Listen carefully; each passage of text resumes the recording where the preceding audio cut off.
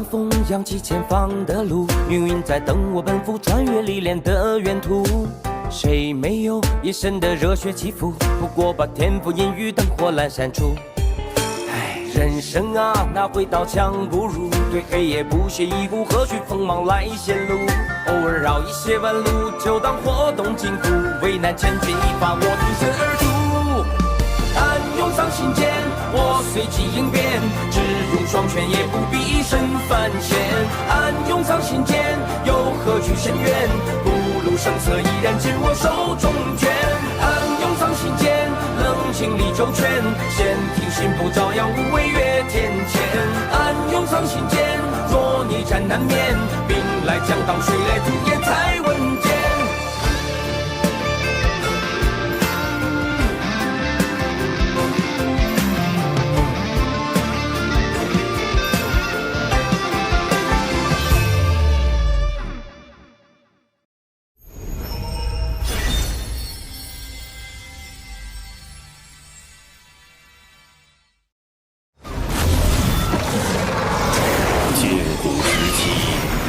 崛起，欺压妖族。妖皇东皇太一于不周山顶立妖庭，与巫族展开一场大战。期间，妖族10太子化作10日炙烤大地，致使生灵涂炭。直到巫族大能羿的出现。大羿连续射落了9名妖族太子，仅剩1名太子陆压侥幸逃脱。大战末期，巫妖2族损失惨重，人族趁机出手，大败巫族，又一举攻入妖庭，将妖族彻底打垮。此后，圣人老爷们联手，将破碎的妖庭改为天庭。妖族没落之后，陆压为报复天庭，四处为祸。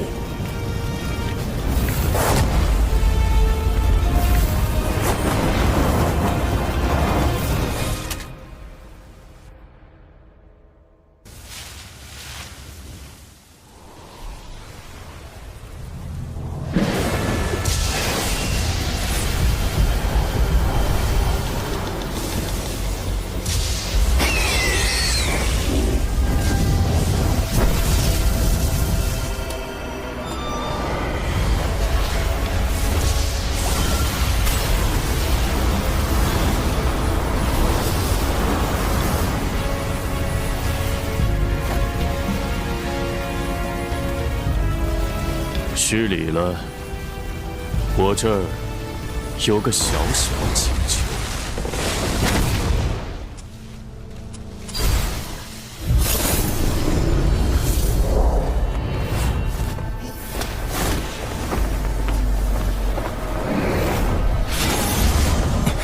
陆压意图复兴妖族，今日竟将目标盯上了。师父。还不够快，要再快点，再快，要快！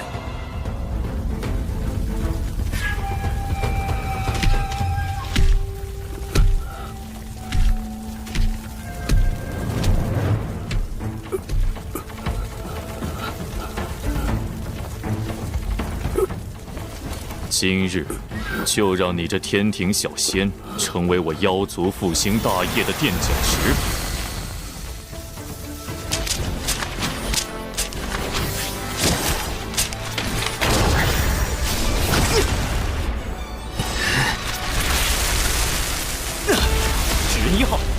出击！没想到堂堂天庭水神，竟还有纸人化身在此处。陆压，妖族与天庭已停战数百年，莫要因一己之私挑起2族战火。哼，满嘴道德仁义，心里却全是算计。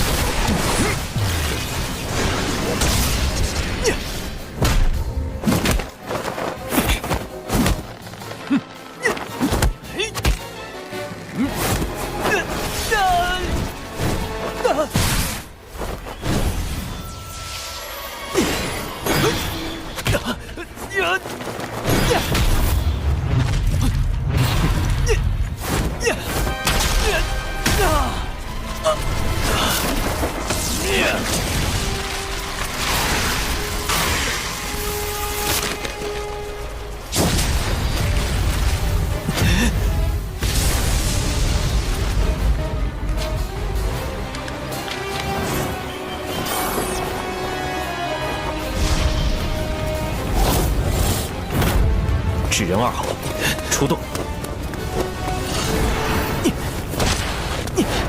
好在提前安排了纸人化身保护师傅。我的目的当然不是跟陆压拼个你死我活。纸人1号被毁，纸人2号和师傅一旦被追上，必定……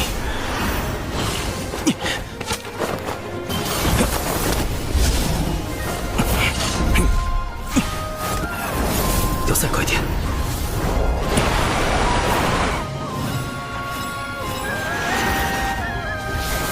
快点，再快点！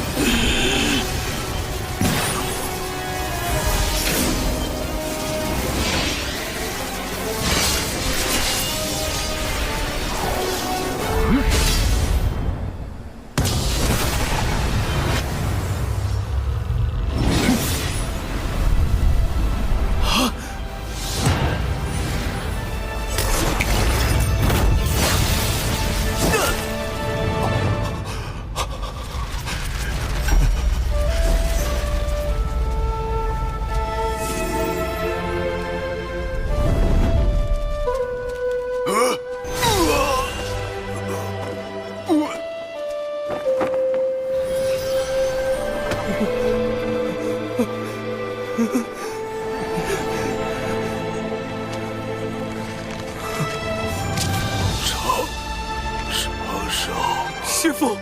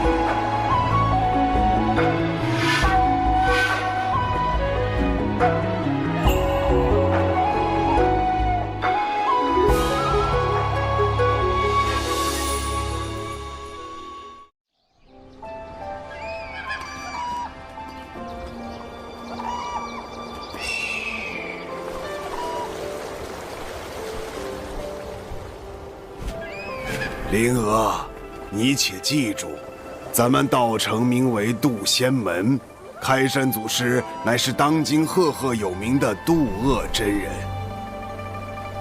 渡厄真人可是与我人教祖师爷太清颇有渊源。太清，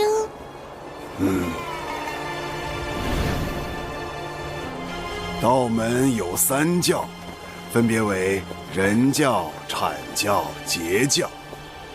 太清圣人便是我们人教的祖师爷，与阐教的元始天尊、截教的通天教主并称道门三圣。三圣的老师名唤红军，被称为道祖。灵娥，今后你要好好修行，争取早日修炼有成，踏仙途求长生。师傅，您成仙了吗？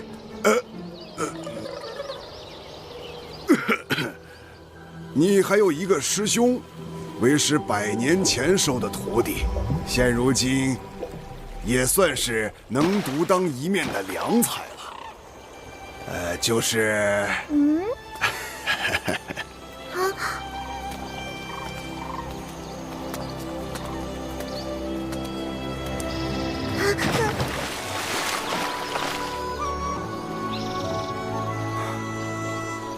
师傅，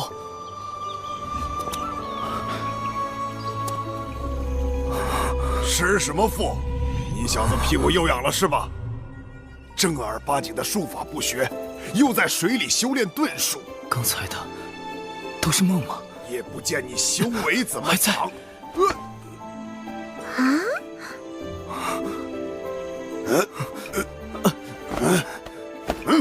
你小子今天怎么回事啊？吃错药了？怎么不躲啊？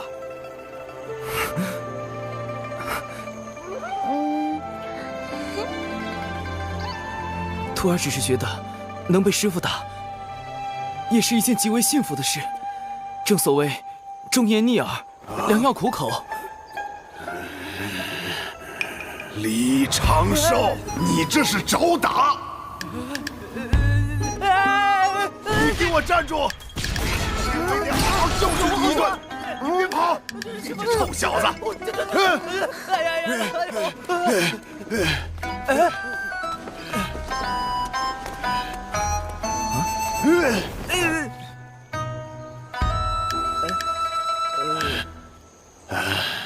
行了行了，总之你没事就好。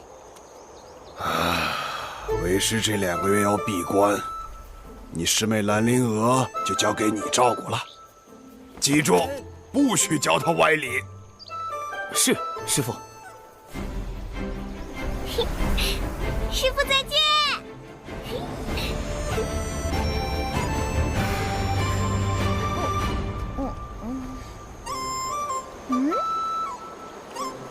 师妹，我是你的师兄李长寿。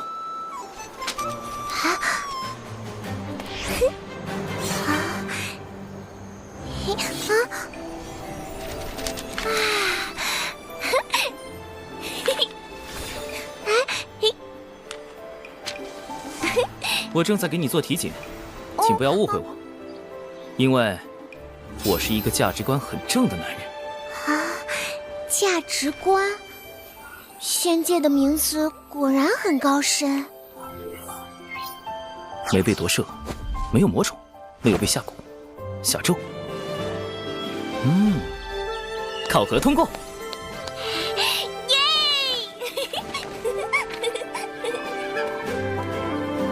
来，我先传授你几招。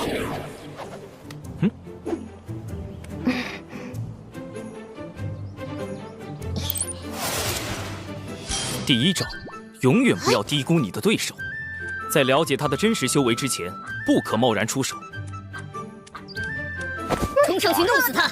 你就是正义的化身。种种无事发生，先跑再说。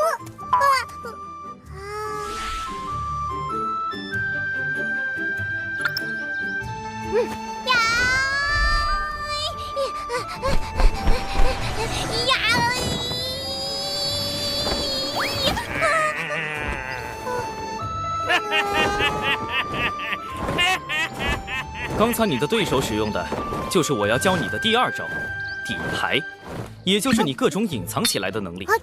底牌越多，最后的反击也就越出其不意。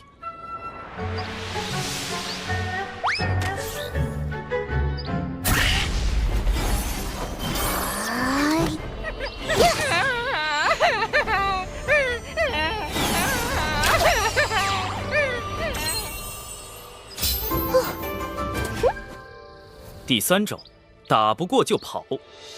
如果你预估下来，觉得自己打不过对手，不如先行撤退，另找高手相救。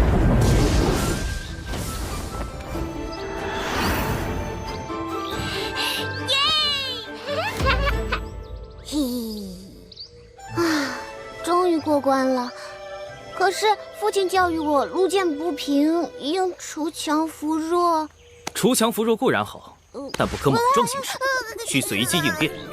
强与弱都是相对而言的，在自己本领不足时，尽量远离危险，躲避因果，一直活下去。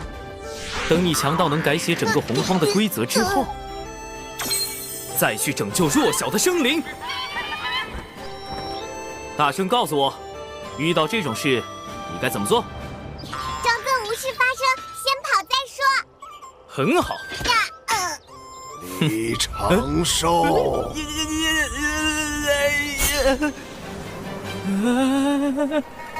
师傅，有话好好说啊，师傅。哎，你当浮尘做什么？站住！大长，饶命啊，饶命！师傅，哎，哎呦，师傅，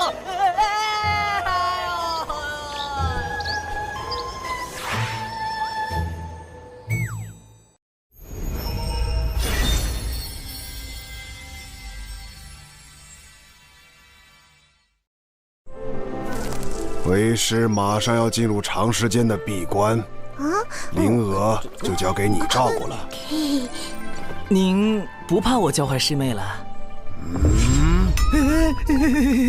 为师不在，灵娥的确需要适当自保。师傅，当然，你那些歪理，为师绝对不认同。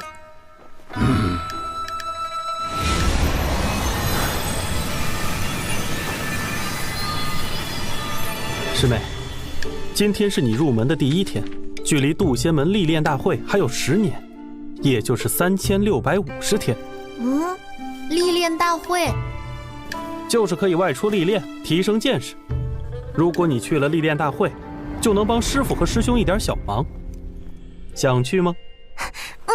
灵儿去，灵儿要帮师傅和师兄。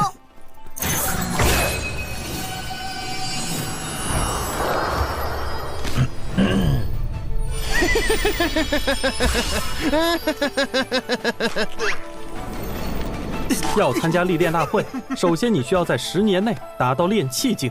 所谓炼气，是修仙的第1重境界，距离成仙还有3重境界。炼气、化神、反虚、归道之间隔了9个台阶。炼气境可隔空控物，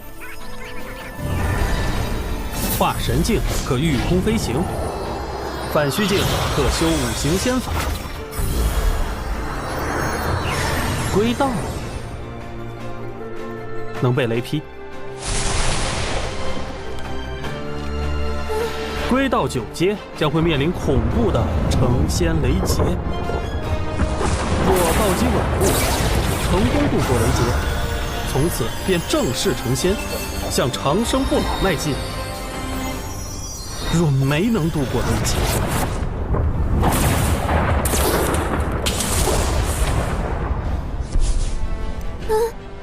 生死道消，很有悟性。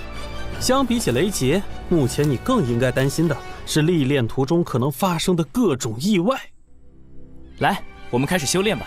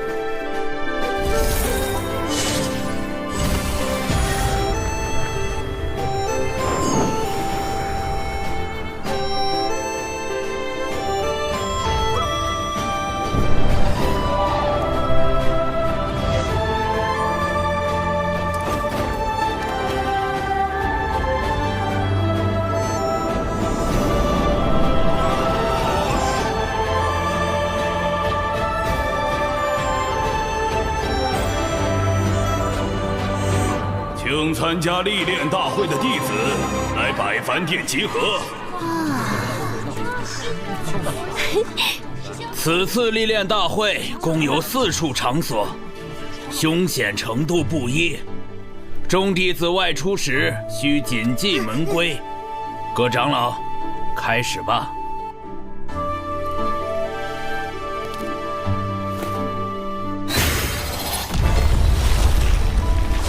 阴阳为爻，八卦形生，坎水、离火、震雷、地坤，起！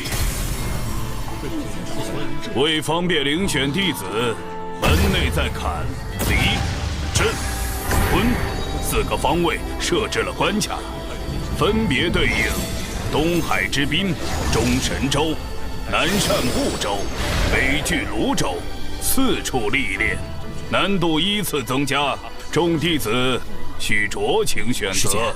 我们真的要去北周吗？北周虽然危险，但奖励也很丰厚。放心吧，师姐会保护你的。果然有北周。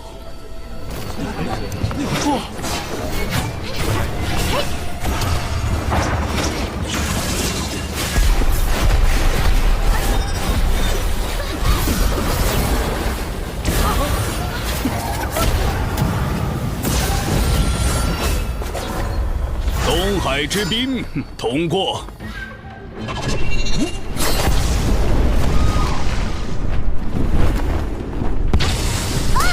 中神州失败。南赡部洲通过。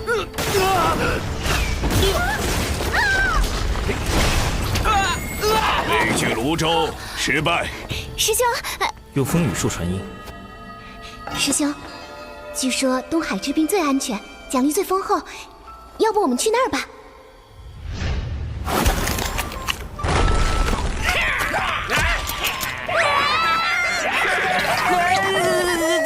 师兄，我怕。别怕，有我在。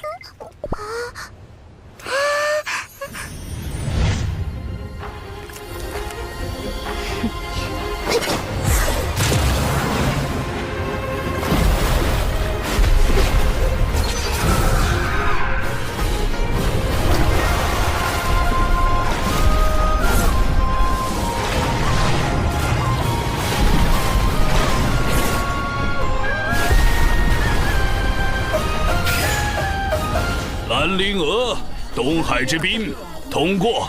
耶！你去东海之滨吧，我自有打算。臭师兄！北距泸州失败。目前为止想去北周的都失败。玄雅师姐来了！玄雅师姐吧，玄雅师姐。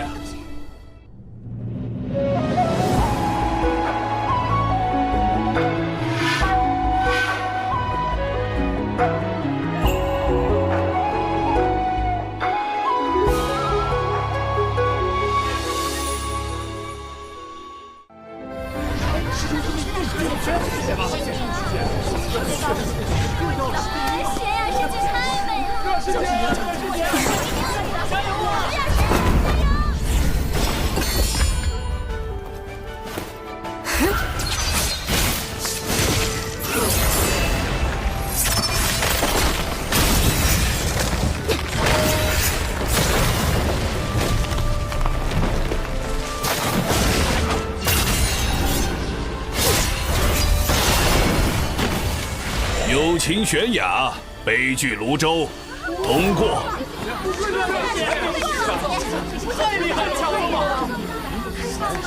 第1个通过北周考核，真不愧是玄雅师姐。既然玄雅师姐去北周，那元清师兄也一定是去北周了。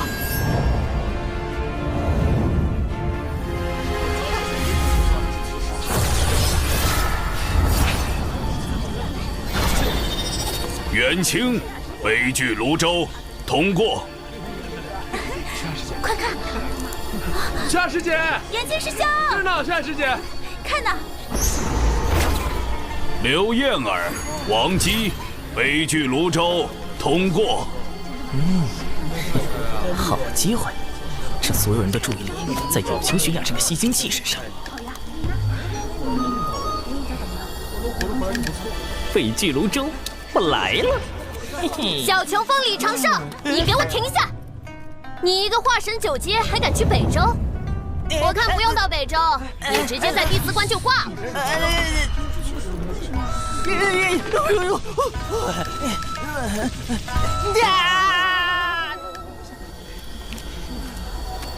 九九师叔，弟子要去北周寻一味草药，门内并未限制化神境弟子前往北周，还望师叔莫要阻拦。你师傅呢，让我盯着你别乱跑。但如果你真的那么想去，那这测试就得改一改。在我手上坚持1炷香，我就放你去。当然，我不会用我的本命法宝，你也不会有性命之忧。如何？弟子愿意一试。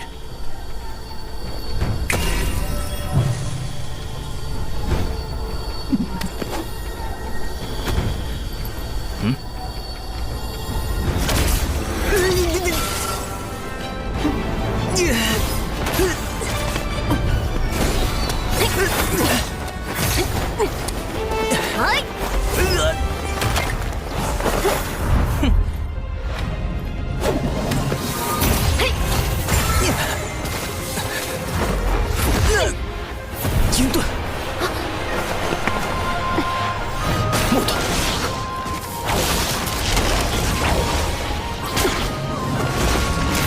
土盾，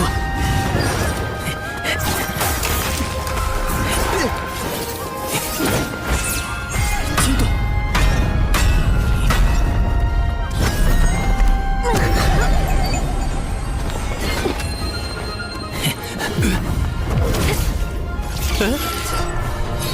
哎呦！哎呀！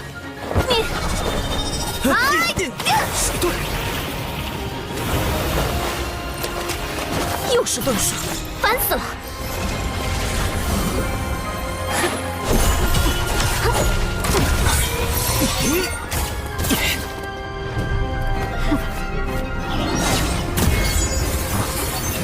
破天风单人剑阵，星罗密布，被这一周击中，几个月都别想下地。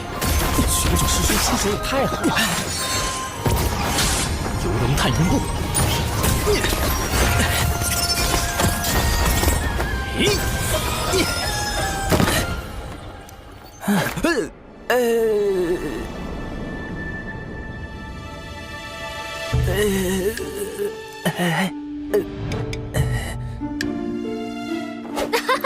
赢了，赢了！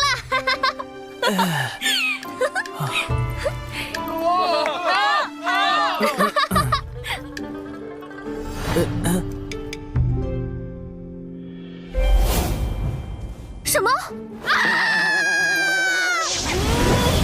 你小子鬼花招可真多！我告诉你，北周可不是什么善地。你要是死在我队伍里，你那个废柴师傅肯定会跑过来哭哭啼啼的，想想就烦死。师叔不必担心，我已在遗书中承诺，绝不让师叔承担任何责任。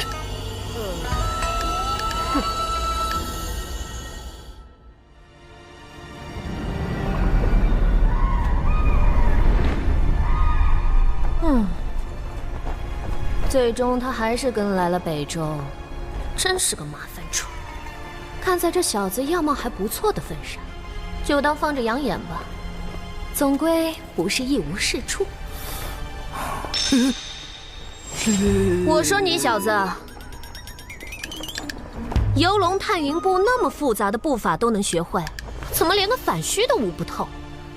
弟子一直努力修行，从未有过半分懈怠。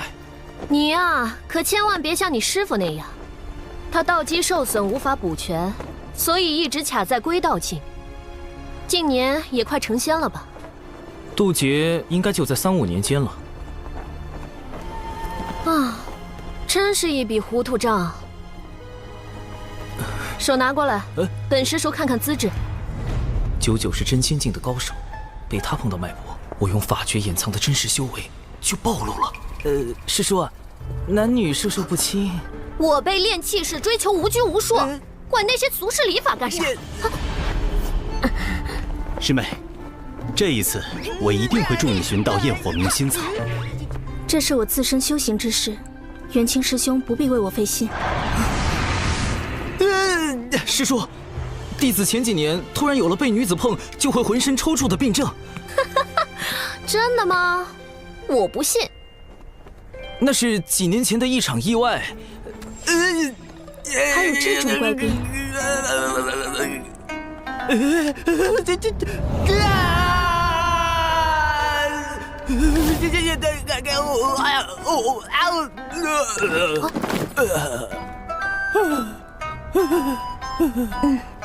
真的。友情悬崖，你不是冰山吗？混蛋！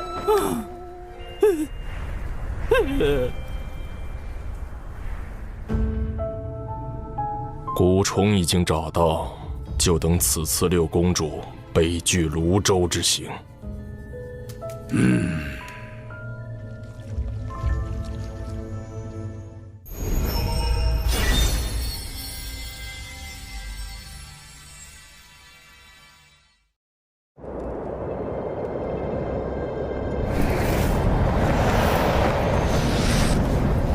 禁蛊巫妖大战时，天柱不周山崩塌，世间将再次归于混沌。人族圣母女娲联合道门三教的祖师爷太清圣人、元始天尊、通天教主，剁下一先天玄龟的四角做成天柱，护住了人间。玄龟也因此郁郁而终，其浩瀚的法力、庞大的身躯，化作了北拒泸州经年不散的瘴气。这瘴气危险至极，寻常人若吸入，云上这位道友跟了我们这么久，有何贵干？啊！有炼气师在追击我们！别慌，有99师叔在呢。我乃东胜神州有秦国殿前守将。有秦。六公主，回去吧，不必为我费心。末将奉国主之命前来。敌国近来蠢蠢欲动，国主担心他们会对您暗中出手，还请允许末将陪您出行。哼，这张嘴不仅口吃，扯谎都不在行。有秦国仙凡混杂，背后更有渡仙门撑腰，怎会突然遇袭？遇袭你不找渡仙门求援，反而大老远的跑来北周，这话真是破绽百出。玄雅师妹，北拒泸州到处都是险地，多了宇文将军，也能多个人照应。元清师侄此前就认识这位将军，我刚才并未听他自报姓名。回师叔，我与玄雅师妹一同长大，也一同拜入了渡仙门中，因此认识这位将军。他名为宇文灵，是玄雅的父王最信任的将领。原来冰山女和大暖男是青梅竹马，看来元清的俗世身份也不简单呐。你想跟就跟着吧，反正一个刚成仙的大块头，在咱手里也翻不起什么浪。谢仙长。哼，男女姻缘，加上权谋国难，唯。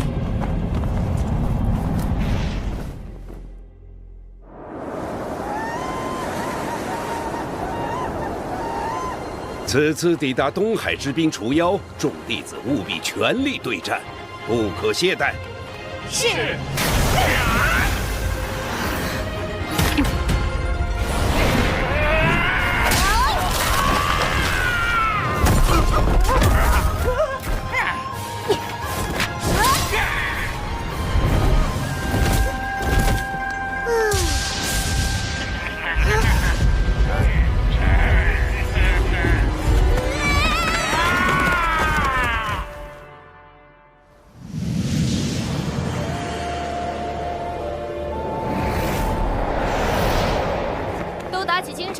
马上就要抵达北拒泸州的边界了。我先带你们去北周东南处的入口，那里离乱帐宝林比较近。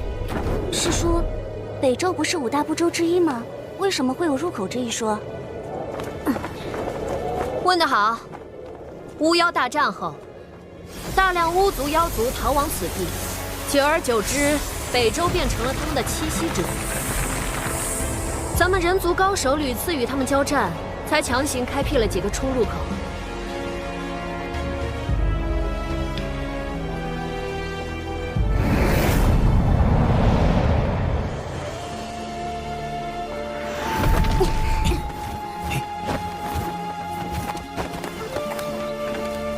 好了，你们先去附近的镇子买避障符和解毒丹，1个时辰后在这里会合。是。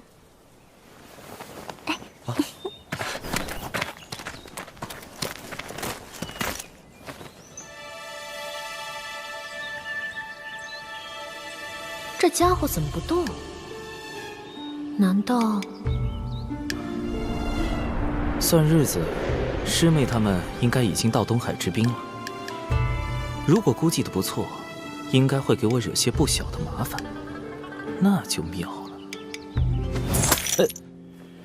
就知道你师父没太多东西给你，也搞不懂他非要守着那个小风头干嘛。快去买丹药吧，别磨磨唧唧。谢谢师叔，这些我都有。你有？你哪有？天上掉下来的？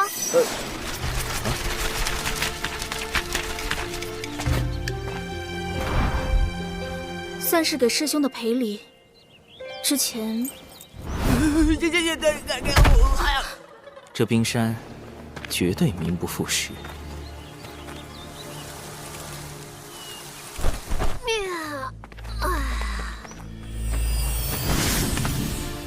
这是传信玉，若遇到危险就直接捏碎，我会前来救援。此次历练共20日，若在20日前动用传信玉或自行退出，便算历练失败。我建议你们不要单独行动，更不要拼了命的找药草。珍贵的药草旁往往有凶兽附体，你们就是他们最好的补品。尤其是你这种细皮嫩肉的极品。师叔还请自重。好滑啊！真羡慕你这种天生丽质。哎呀，本师叔就不行了，皮肤干巴巴的，也没个人在后面天天跟着喊“九九师妹，九九师妹”。好了，你们进去吧。末将奉命前来护卫六公主殿下，还请仙长准许。宇文将军还请在外等候，一切需遵从九师叔安排。宇文将军不必担心，我便是拼上性命，也会护好玄雅师妹。这俩人，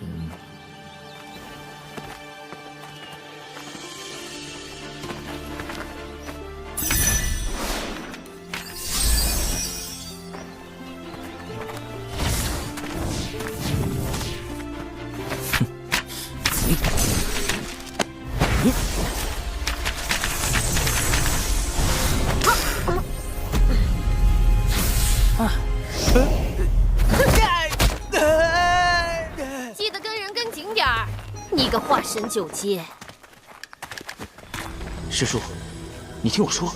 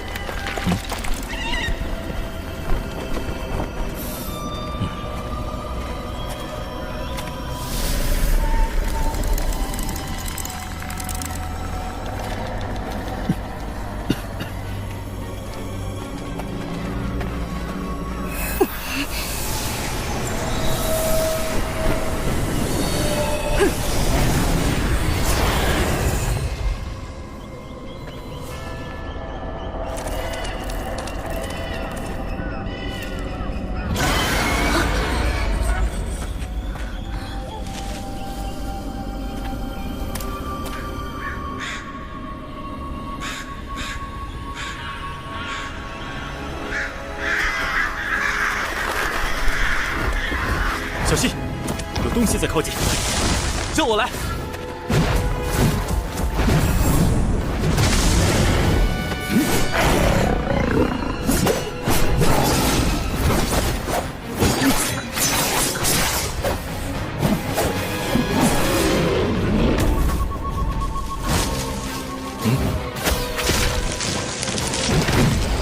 小心右边！燕儿师姐，不要怕。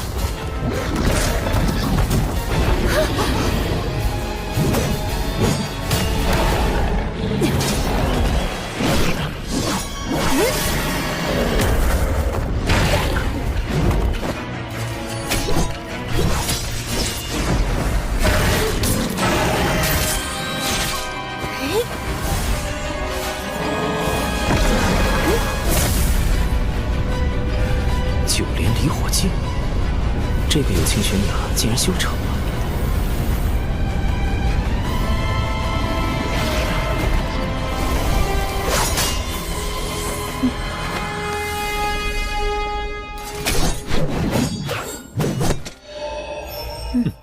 破天峰的弟子真让人省心啊！这下你放心了吧，大块头。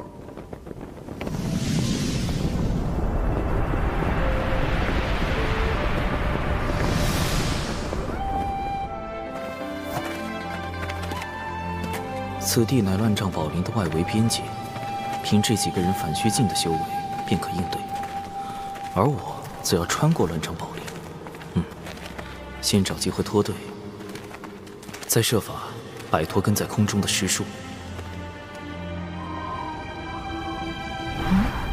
怎么突然停下来了？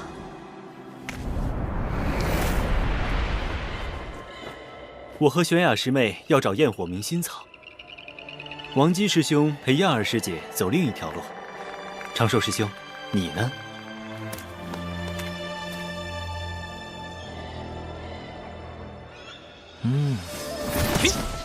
各位，多多保重，不必担心我。这个李长寿随便跟一队不就行了？怎么还分成了3路？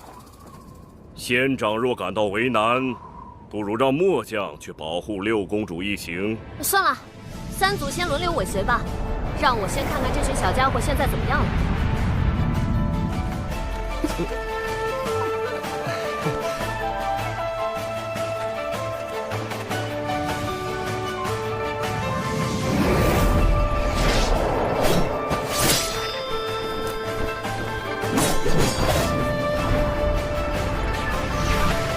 这2队倒是没太多事发生，也不知道李长寿这家伙如何了。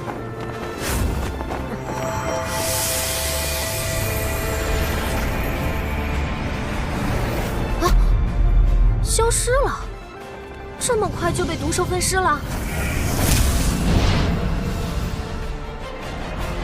完全感觉不到他的气息。传信玉也没有反应，只能先沿着他去的方向找找看了。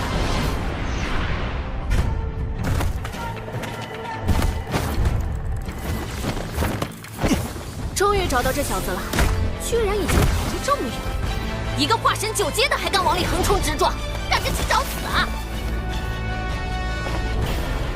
远处的凶兽竟然没发现这家伙。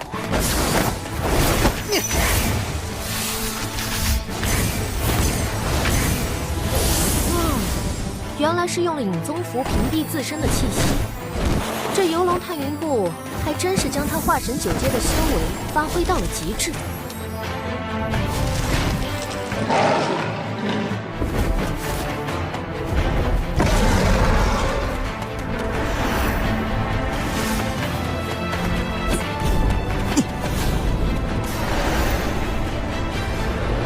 赤阳毒龙血，怪不得毒物不敢靠近。据传，10万年前赤阳毒龙已被龙族清理殆尽了，此物可是价值不菲啊！这家伙做了许多准备嘛，看来确实有迫切想找的药草。他想找什么？仙长不如下去问问。不必了，该去看你家殿下了。可莫要在背后说我这个做师叔的偏心。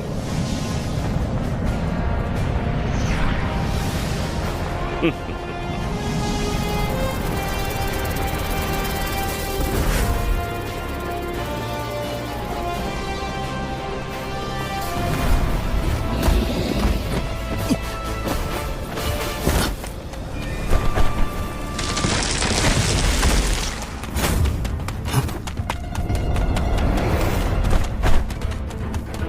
再往里走会更加凶险。若非已无他法，我也不愿来此。还是再玩一手。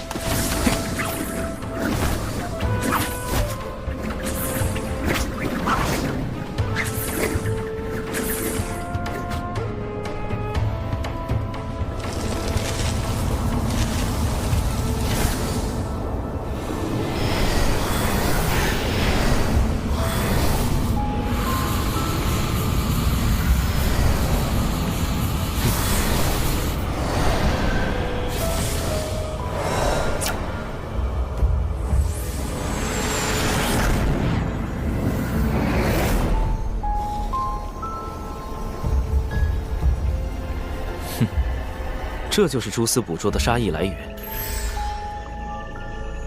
此情果然被卷入了奇奇怪怪的事中了。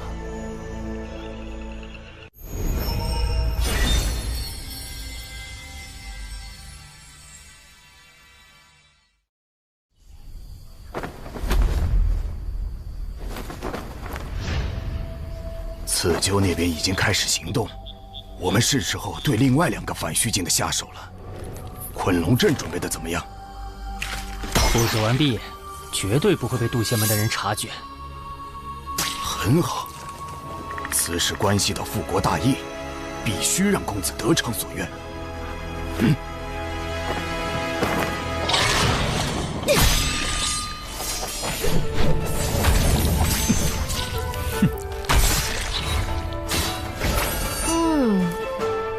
不愧是破天峰的弟子。要是都像他们一样省心就好了。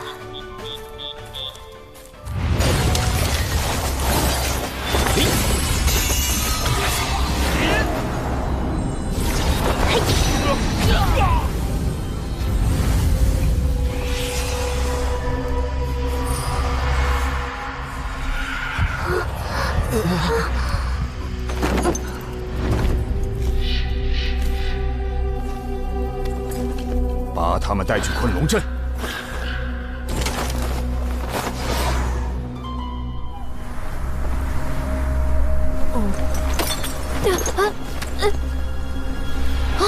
王姬、刘燕儿有危险！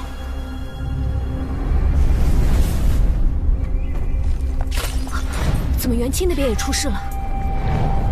仙长，末将回去看看。好，分头行动。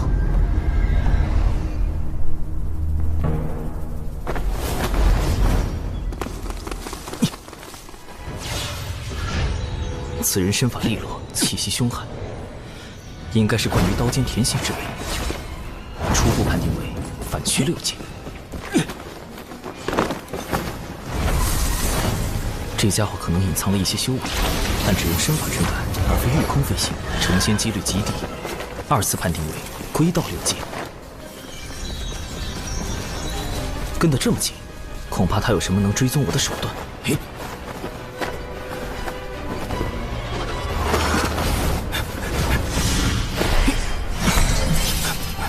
五行轮转，厚德化身，重着无阻，屠者在中。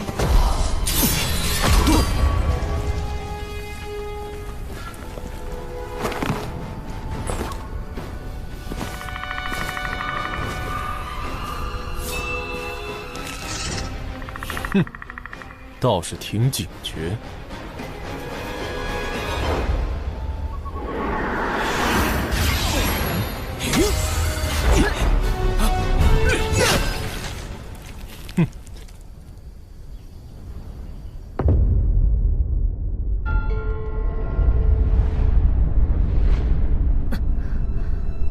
刘燕儿，王姬。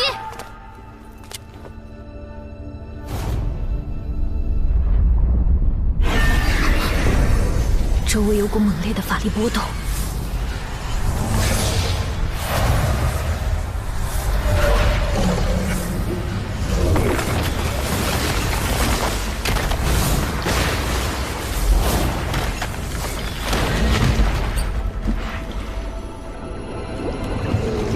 坎水为营，清浪滔天。破！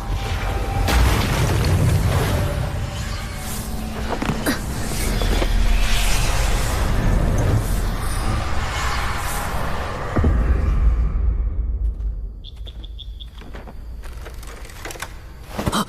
师妹小心！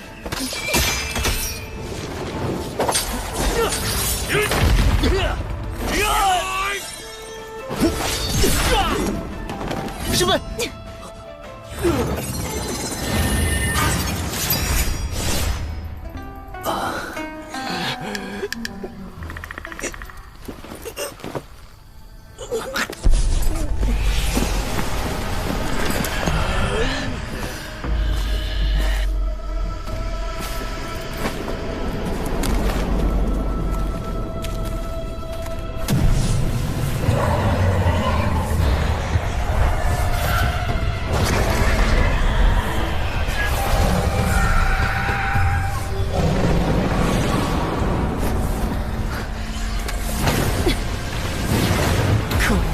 居然是克隆阵！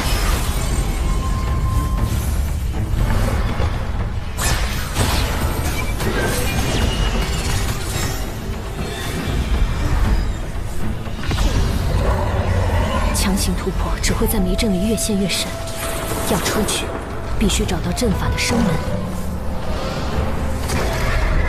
修、生、上、度、静、死、静。生门应该在这儿，不对，或许是这儿，不，那里也有可能。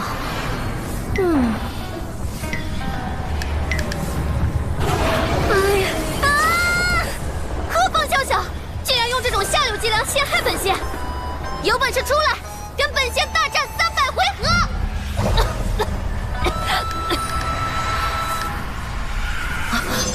怎么回事？长寿和玄雅都遇险了吗？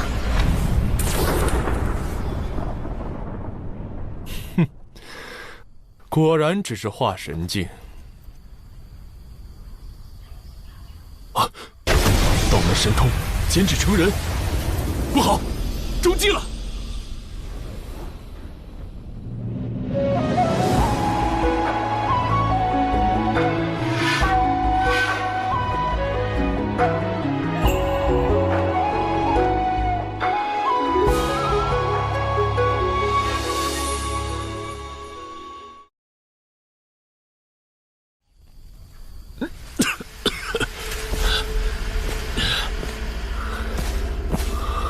好强的迷药！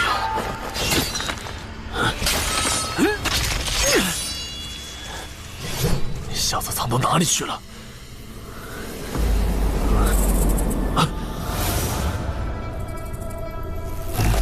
找到了！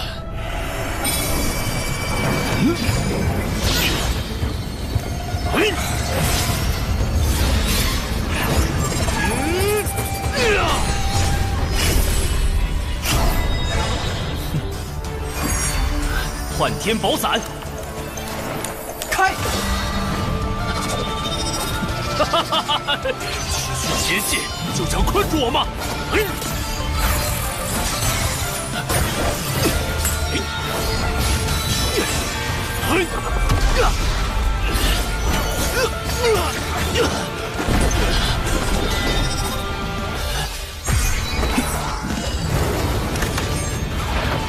第一步，封锁空间，以图制敌。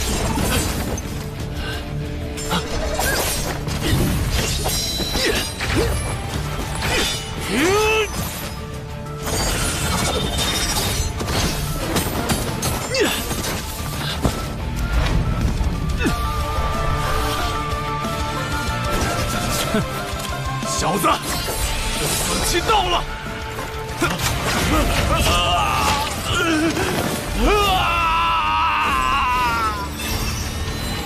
第二步，摄心夺神，身有道效。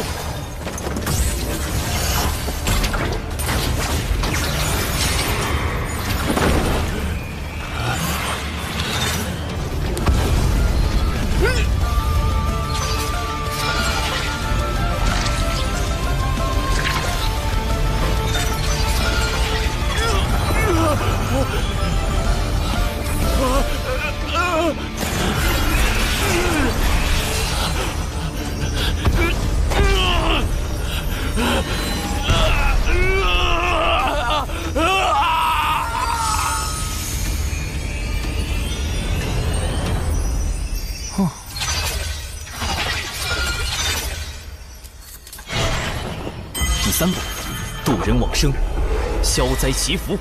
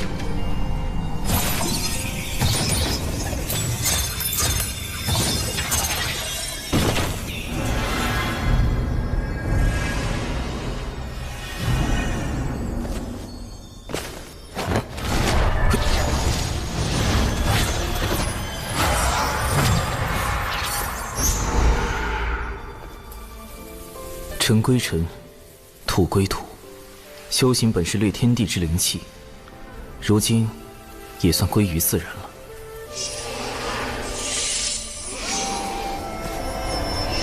损失一个纸人，不过有这家伙的储物戒指做补偿，总体还算不亏。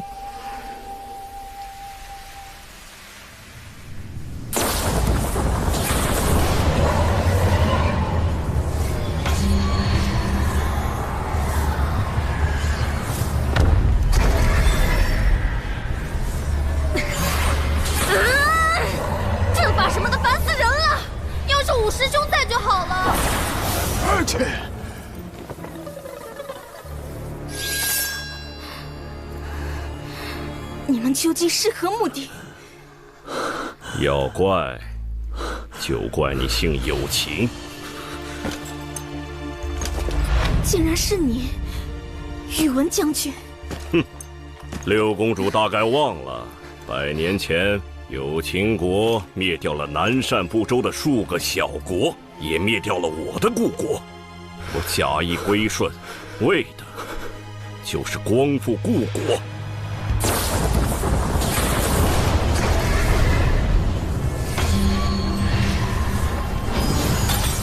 玄雅，宇文林没去救他吗？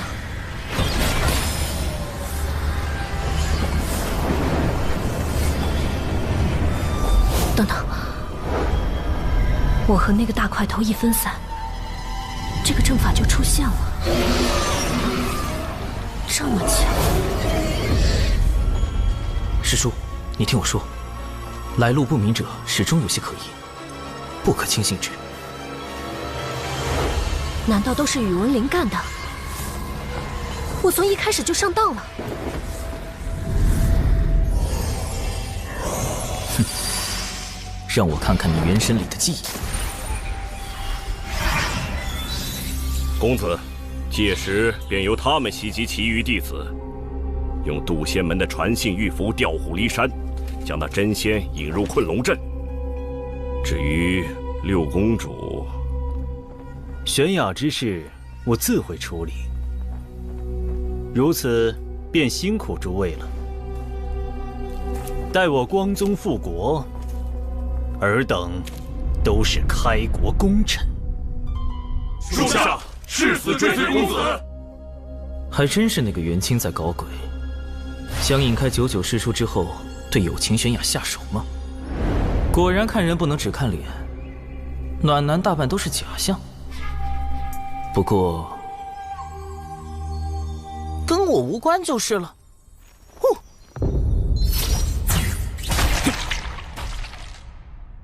在满是毒虫的地方用它来追踪，的确是个妙招。元清大费周章设套，显然是不敢正面和99师叔交手，也怕得罪渡仙门。倒是不必担心师叔他们的安危了。先找那株毒草吧。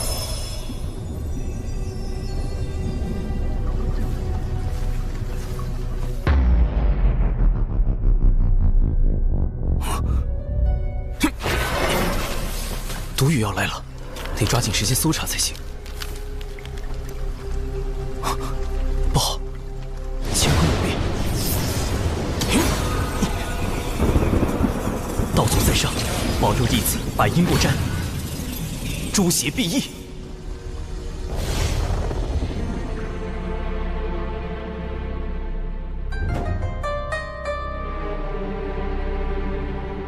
因果大道，从来半点不由人。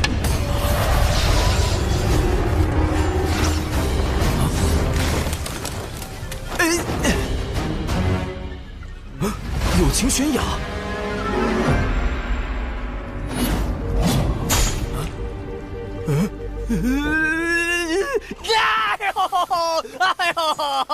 哎呦！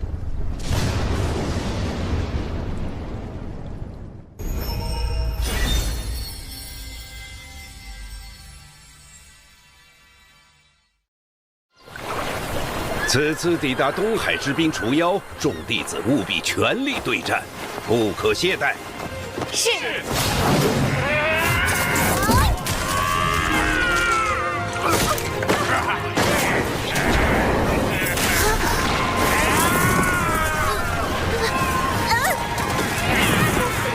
师妹小心！不要过来！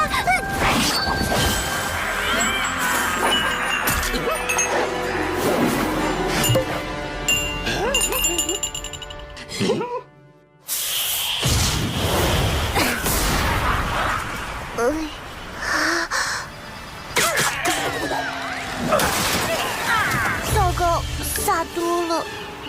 啊！灵娥师侄，你这毒丹哪来的？连我们专职炼丹的丹顶峰也未有记录。都是我师兄炼制的。完了，师兄炼毒水平高这件事也被我不小心暴露了。我们峰中的炼毒大家万凌云长老对各类制毒手法很感兴趣，不知能否赠予一瓶？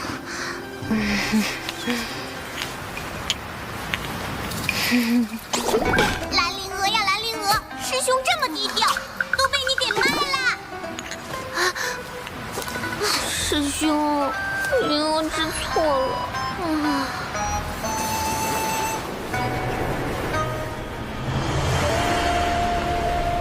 殿下，渡仙门实在太过分了，末将这就下去教训他们一顿。不费吹灰之力就能击败如此数量的下妖，这就是人族的实力吗？我龙族威也。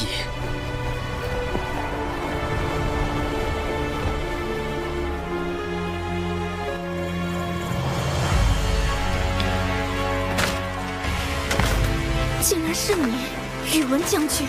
哼，六公主大概忘了，100年前有秦国灭掉了南赡部洲的数个小国，也灭掉了我的故国。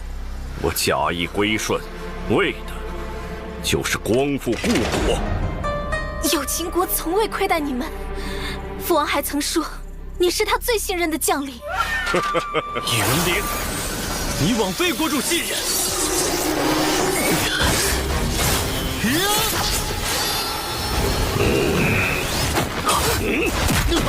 师兄，师兄！元清公子倒是对六公主情深意重，如此绝境，竟仍不离不弃。我爱慕师妹整整60年，怎会弃师妹于绝境而不顾？宇文灵，你若要杀我师妹，便先杀了我。师兄，你不必。既然如此，我便成全他。你还有什么遗言？说吧。我的确有一件心事未了。若我今日不说，只怕往后便没有机会了。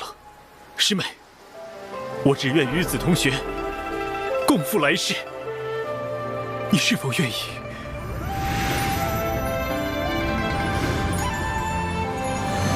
师兄，师妹。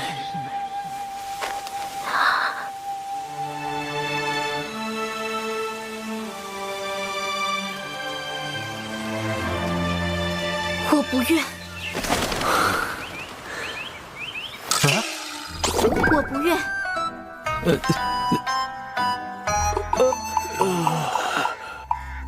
你不愿？师兄，你我皆是修道之人，怎可囿于情爱？我有情玄雅早已斩断情丝，一心求道。今日若死，则是天命所然。若你我侥幸活命，往后更应专心求道才是。看来我是无法打动你了。元清，难道你才是背后主使？告诉你又何妨？我刻意接近你，就是为了成为驸马，争夺有情国主之位。届时，袁家便能以另一种形式复国。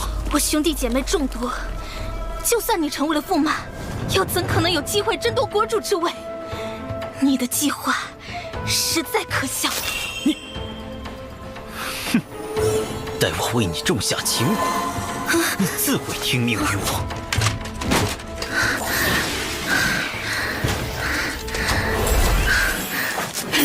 我已保符。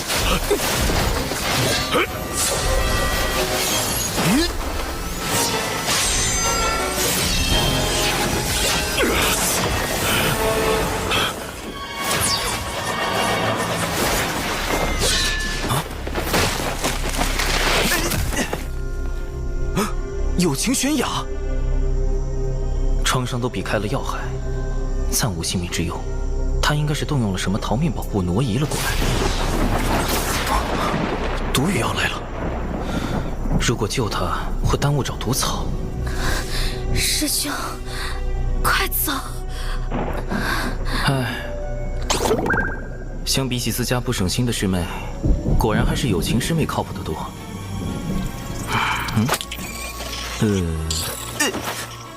带你办成吧。他们很快就会追过来。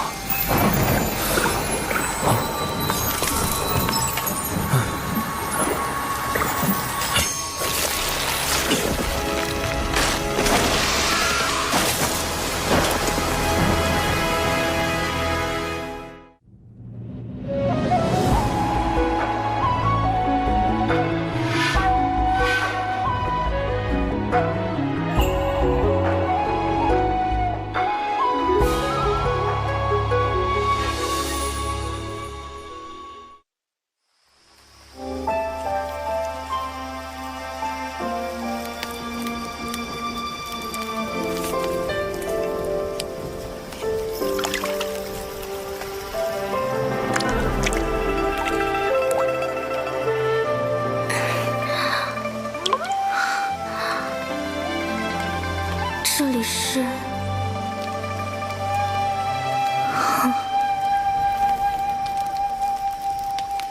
是长寿师兄救了我，他真是个好人。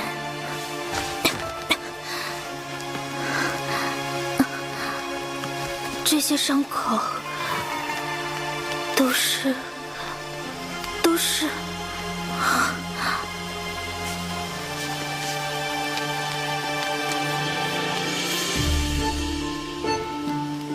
不过，长寿师兄似乎提过，弟子前几年突然有了被女子碰就会浑身抽搐的病症。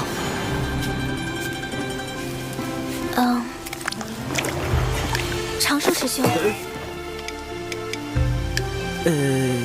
你的病好了吗？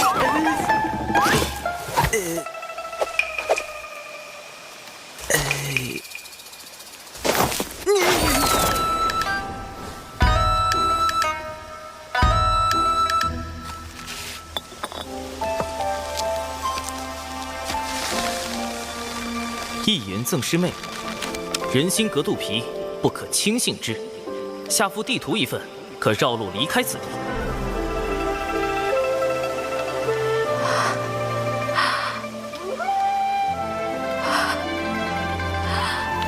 原来如此，长寿师兄应该是觉得我误解了他的好意，才倍感痛心。长寿师兄如此仁善，有情悬崖，你怎可疑他？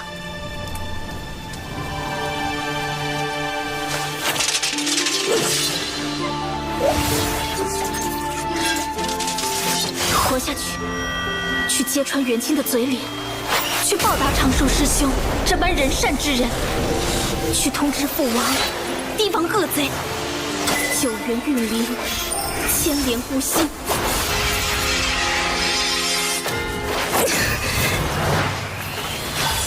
铸剑！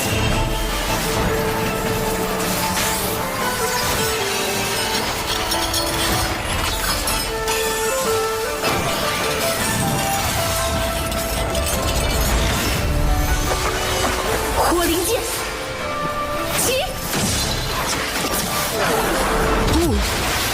好在有情师妹性格单纯，否则真是惹出大麻烦了。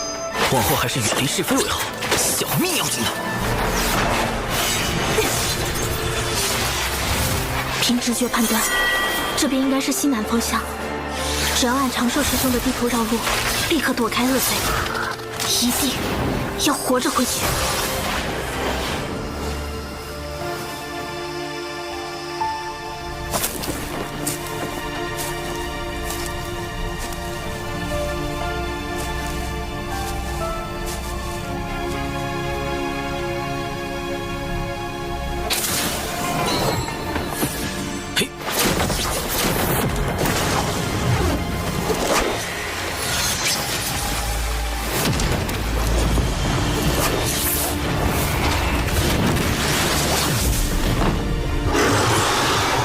进北州找仙节草已经10来天了，一点踪影都没有。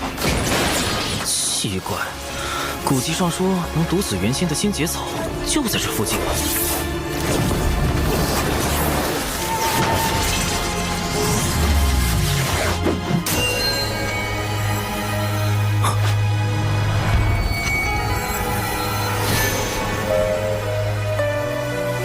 找到了，仙节草。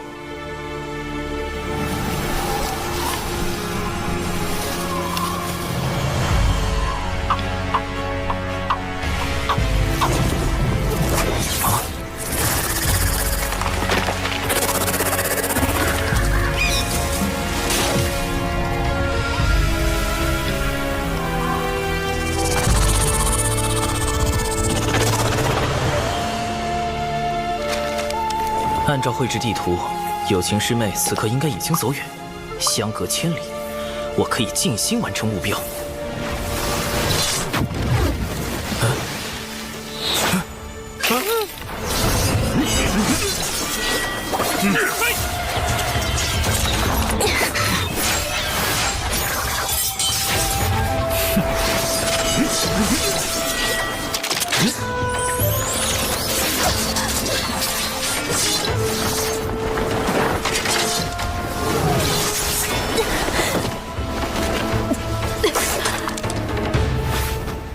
怎么又遇到他了？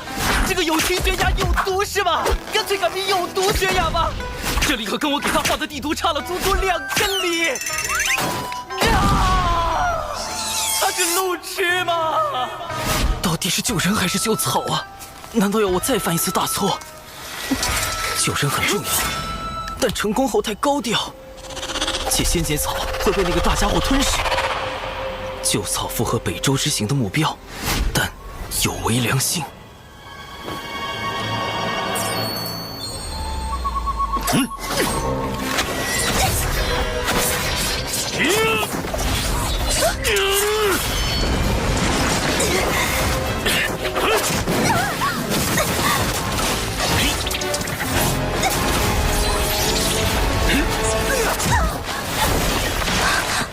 以你此时面朝为前卫，师兄，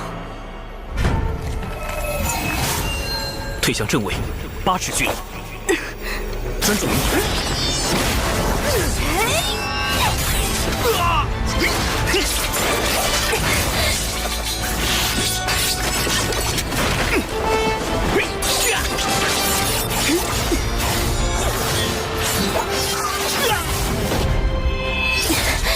好在有长寿师兄指点。仙节草有剧毒，我还是再吃一颗解毒丹吧。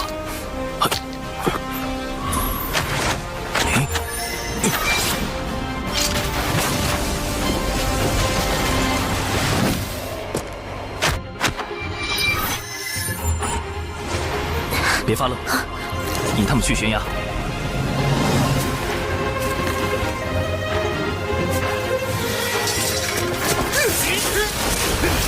六公主已按计划被追至悬崖边，虽有临阵突破之计，但法力已不多。末将这就去擒住六公主。将军费心了。末将也很疑惑，您是如何做到60年都未能打动六公主芳心的？今日之事多有坎坷，还请您做好杀死六公主的准备。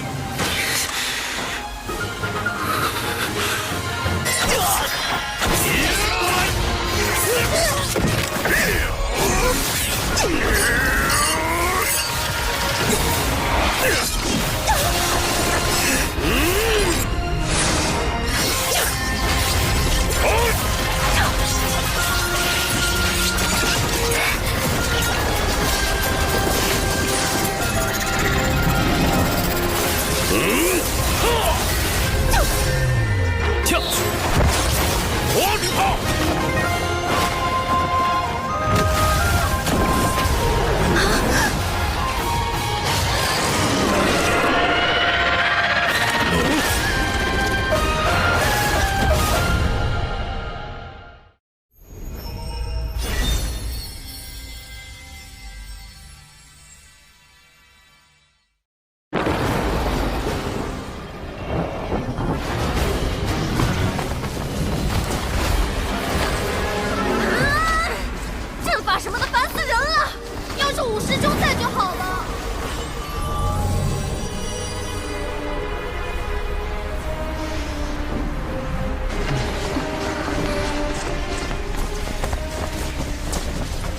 失联这么久，那3个家伙也不知道死没死。哎呀！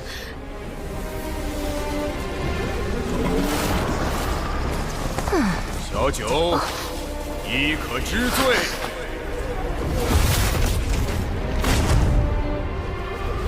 这是偷袭我们的人。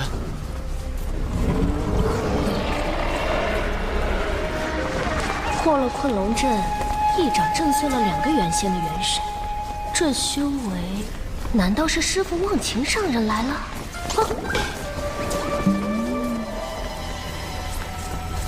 师傅，弟子被人算计，与3名小辈失了联系，还请师傅速速搜寻他们的踪迹，看是否有人得存。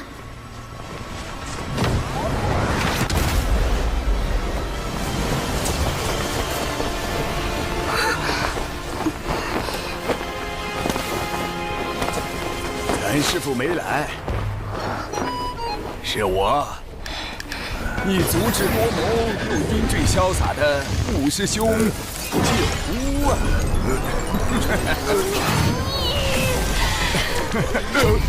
小九，师兄就是开个玩笑，缓解缓解气氛嘛。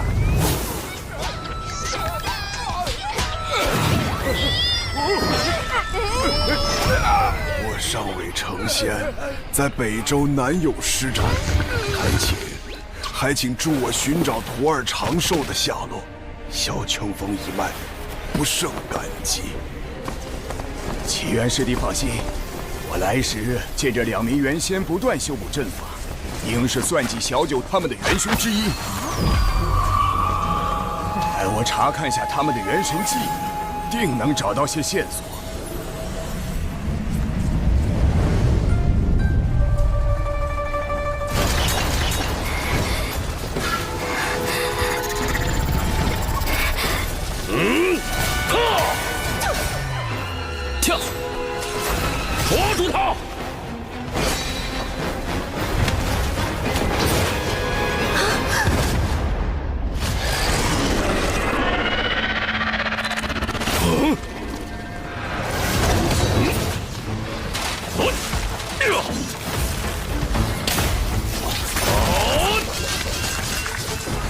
三金碧波蛇尚未成仙，不是宇文灵的对手，你快离开此地。元清的修为虽比有毒高出一小阶，但却不如有毒为重。短时间内，两人难分伯仲。眼下得解决三金碧波蛇和宇文灵等人，拿到仙阶草。必须速战速决，灭诸少子！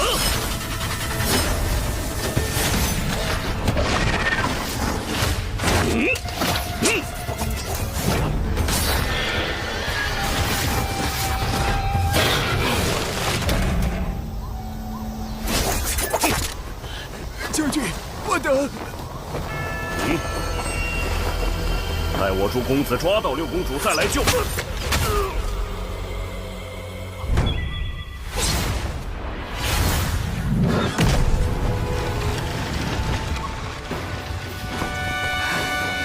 师妹，玄雅，只要你肯助我复国，我便放你离开。为善之人，何必多言？剑势无形，引风化刃。青莲开天，离火耀灵，以气御剑。空有剑势，却无力挡。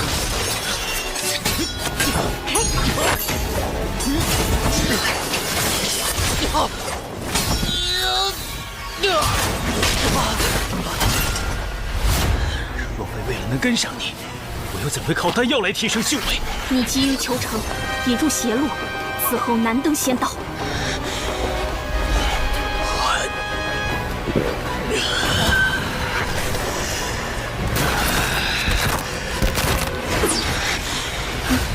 只要能抓到你，复国大业便可成。为此，我愿付出任何代价。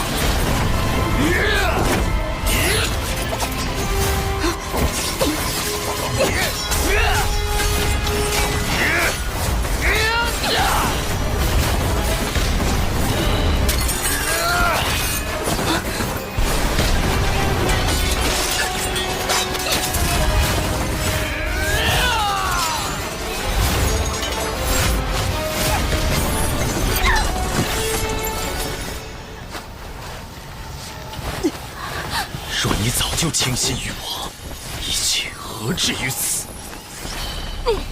元清竟与宇文灵是同谋。按照他们的计划，还有2拨人分别去袭击了玄雅师侄和长寿师侄。长寿只有化神境，如何会是这群人的对手啊？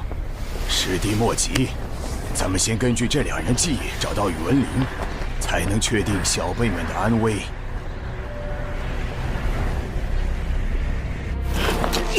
什么人？幻天宝伞，开！休想封锁此地！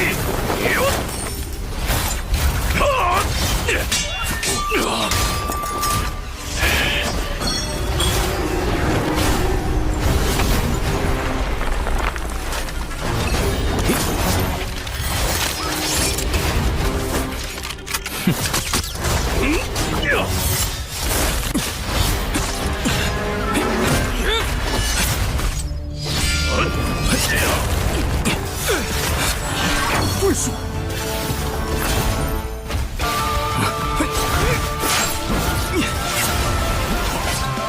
攻敌不备，无穿佛骨。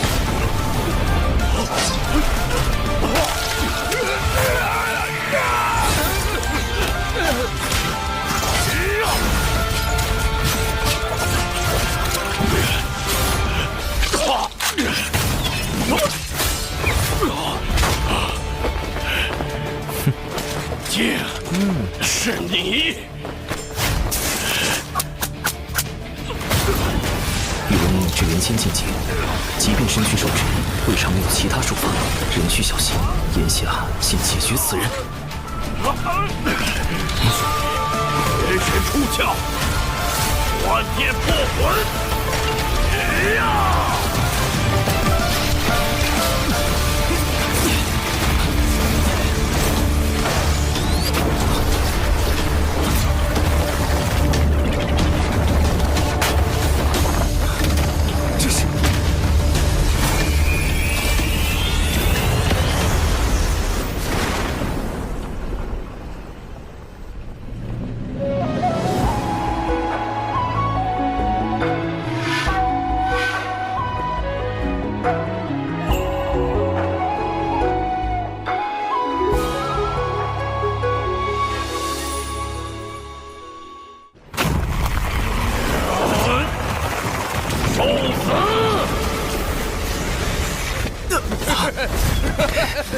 哪怕燃尽三魂七魄，我也要拉你陪葬。师策，哪怕你法术与算计再厉害，但终究未成仙。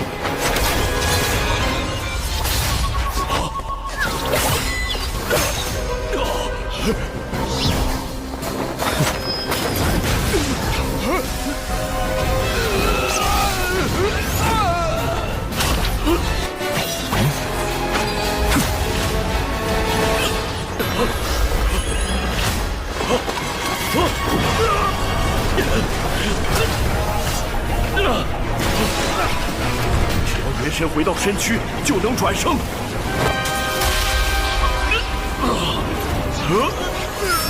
真元锁神，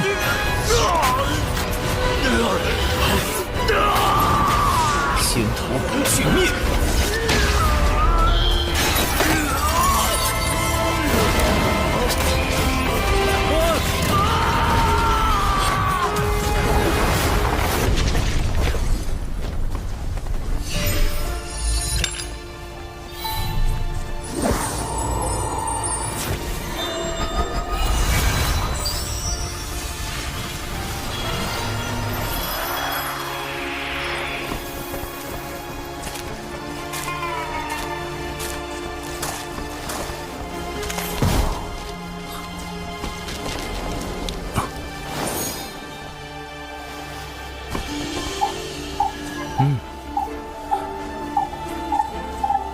元神碎片在摄神珠内很快就会消散，危机解除。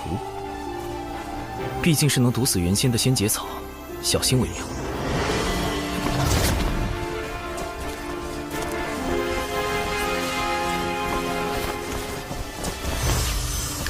采药不绝种，福元免损除。总算到手了，还剩最后一步。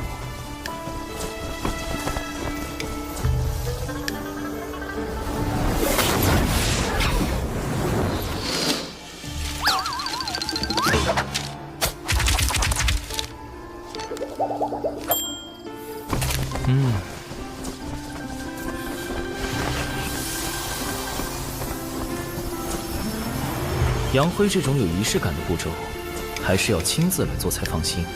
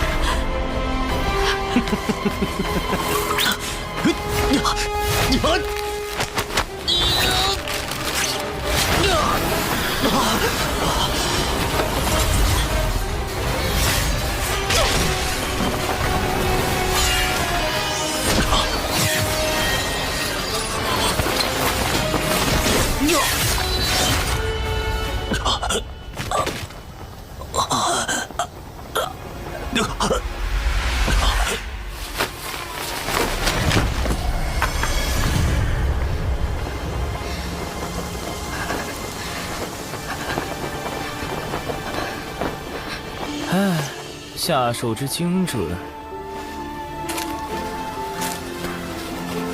为什么不抵抗？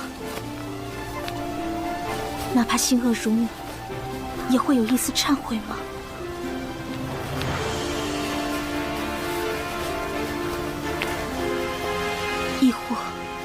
是被人逼迫。我可是有毒师妹，竟然还有自灌鸡汤的本领。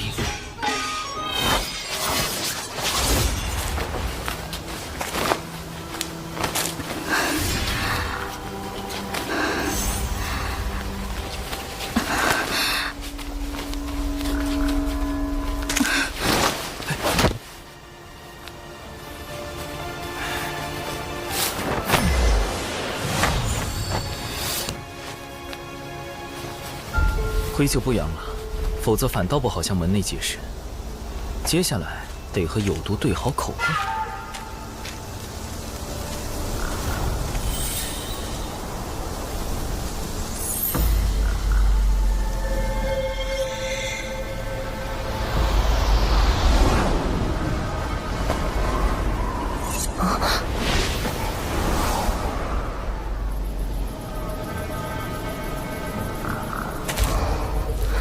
宇文灵的本命法宝碎了，这么说他已经死了？看情形倒像是与这蛇同归于尽了，连尸首也没留下。北周遍布毒虫毒草，长寿会不会也？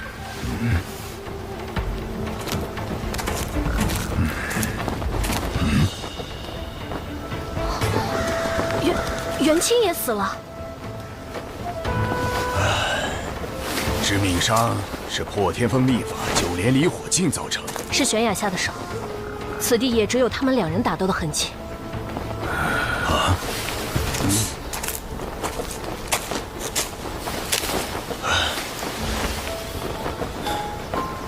重头三头猪的蛛丝，这里有第三人在场，此人潜藏暗处，以蛛丝事物，心思缜密，不容小觑。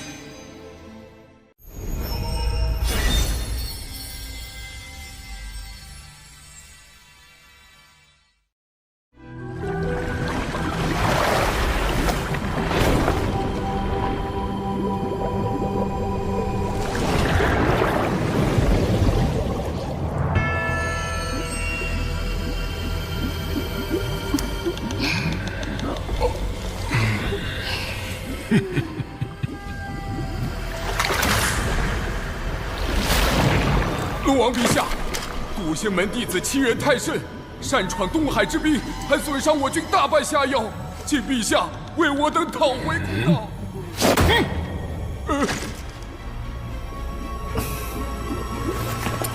父王，如今天道大兴人族，道门背后更有圣人撑腰，不宜与之为敌。二太子殿下，我龙族乃远古霸主祖龙血脉，为天地镇守四海，岂会惧这小小宗门？末将以为，该让他们知道，谁才是东海真正的主人。将军所言有理，随你处置吧。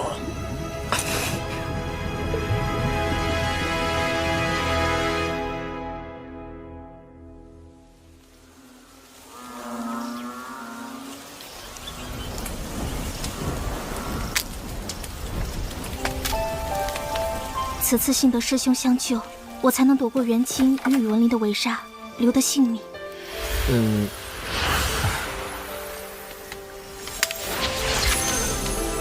我修为不高，只懂些遁法，对战元清没帮到你什么。宇文林那家伙也是与三金碧波蛇同归于尽的，实在不必言谢。那个，有件事我想拜托有情师妹。但凭师兄吩咐，玄雅万死不辞。没这么严重，是我素来怕麻烦，不想引人关注。烦请师妹回禀师长时，不必多提与我相关之事。绝对不要把我扯进风波里，低调才能躲避因果。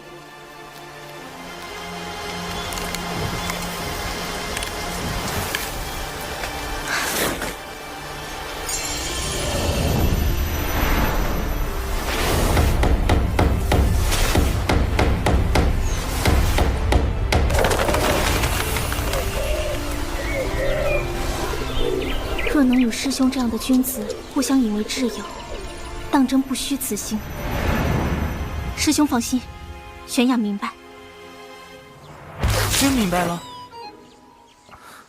实在是摸不准有毒的路子。外面有动静，是门中派来救援的新人到了吗？哎，找到了，悬崖在那儿，和长寿在一起。一直不见踪影的李长寿，正好出现在有情悬崖身边，会是巧合吗？长寿，长寿啊！你可是小秋风的独苗啊！如果有个3长2短，不是还有师妹吗？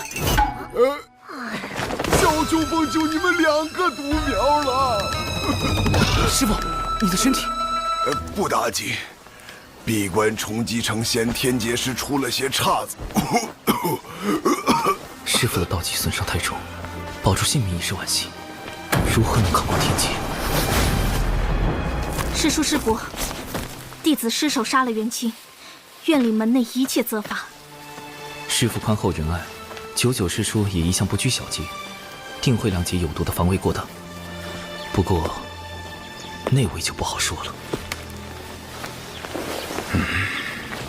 你一个人杀了元清，宇文灵呢？他的死可与你有关？九巫，99师叔的五师兄是本门素有名望的执事，如今修为已在真心境巅峰，此人颇有城府，得万分小心。宇文灵在偷袭时惊动了3金碧波蛇，双方同归于尽。很好，就这样，别扯上我。没有人暗中助你。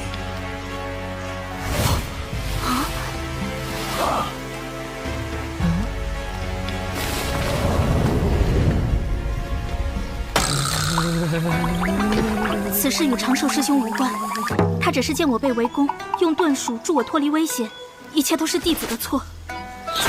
有毒，快住嘴！越描越黑了喂！长寿师侄不为他辩解吗？弟子不知道具体经过，不敢多言。你倒是稳重。悬崖师侄弑杀同门乃是大罪，回山后副掌门自会公正裁决。只是，似乎悬崖师侄还有位帮手，在暗处用重瞳3头猪的蛛丝窥探。正巧，这附近也有不少相同的蛛丝。大意了。 3头蛛丝，那是什么？重瞳3头猪的眼力可观8方，无任何死角。它的蛛丝更能让视线远及千里之外。你怀疑长寿？嘿，要不是他救了悬崖，我这支队伍可就全军覆没了。冷静点，小九，我只是例行询问而已。九巫师兄，我这徒弟老实怕死不惹事，这是他的3大优点。 此事还望师兄明察。弟子本领低微，不得不用些蛛丝来探路，也好规避风险。没想到撞见有情师妹被恶人相逼，这才带她遁走。探路？你原本打算做什么？采药，弟子可为此向天道发誓。只不过采的是门内禁药仙节草而已。采药？ 我还以为有什么小秘密，毕竟重瞳3头猪可是难寻的稀罕物。这小子倒是口风严密，有天道之力见证，想来所言不虚。先提升九巫师伯的信任度，才能投其所好，赚取好感。弟子养了几窝重瞳3头猪，若九巫师伯有兴趣，回去便为师伯送一窝过去。那贫道就不推辞了，小家伙很有心嘛，往后多跟本师伯亲近亲近。此人行事周全，不显山不露水，若是心存正道，往后加以培养，可担大任。可若是心眼用偏了，就得尽早斩除，否则祸患无穷。暂时算是稳住九巫师伯了吧。小气鬼，你那个什么猪自己留一窝，其他的都给你九巫师伯送去。是。北周之行还是太冒失了，蛛丝处理得不够干净，对付原先的手段不够。也不知师妹在东海那边怎么样。我就说长寿是个好孩子嘛。哦，对了，齐元师兄帮他看看病症吧，好像落下了心魔。心魔？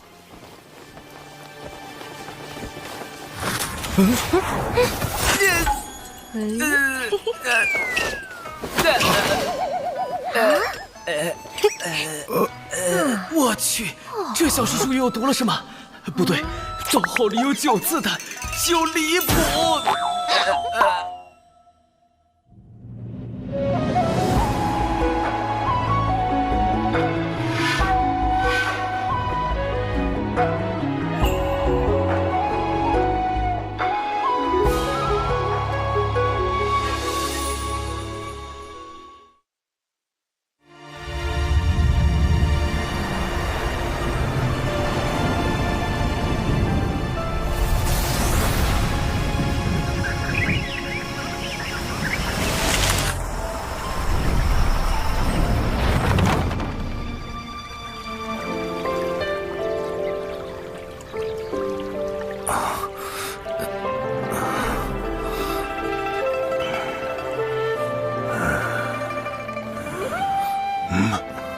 师傅，我们这是回小雄峰了。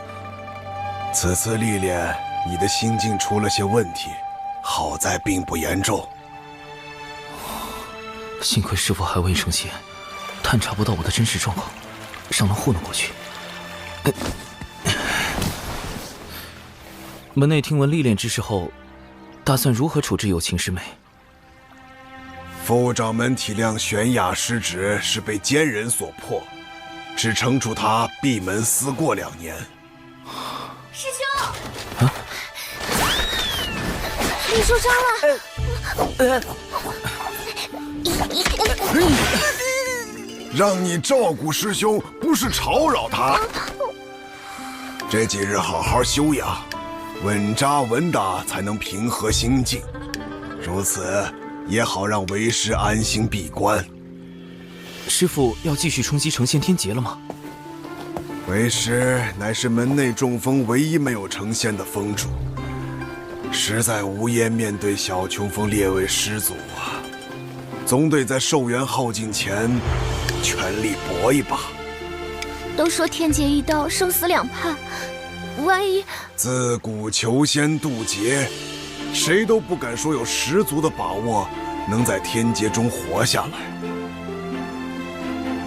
能度过天劫的修士只有1、2成，更何况师父早年道基受损，修为本就不太稳定，身患更比寻常修士弱了1倍，就这样渡劫，完全是必死之举。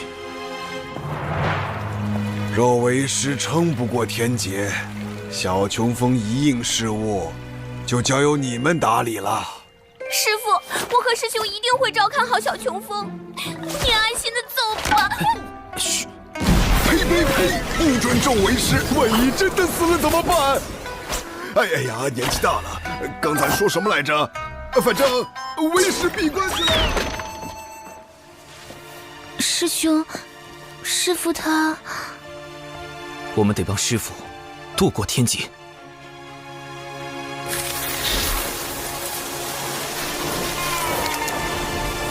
成仙天劫对于所有炼气士而言，都是无法避免的历练与磨难。天道会根据渡劫者开始修导者的资质，降下不同威力的天雷。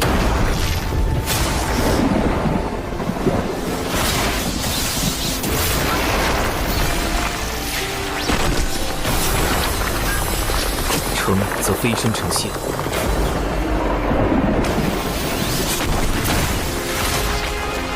败则灰飞烟灭。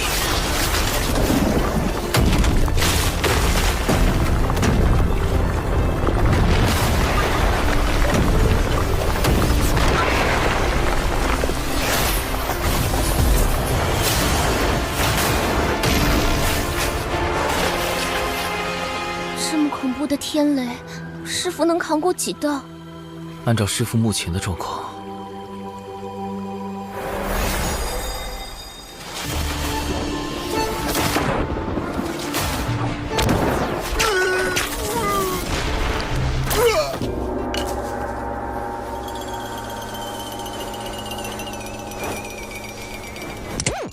那以后就只剩下我跟师兄相依为命了。你是难过呢，还是装难过？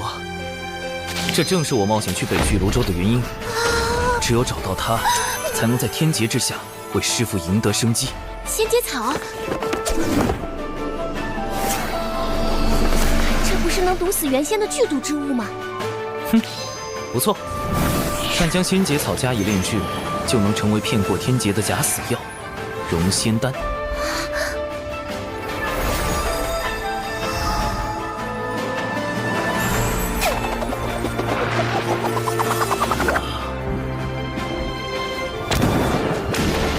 理论上，渡劫者扛住第一道天雷，自身便会产生一缕仙灵气息。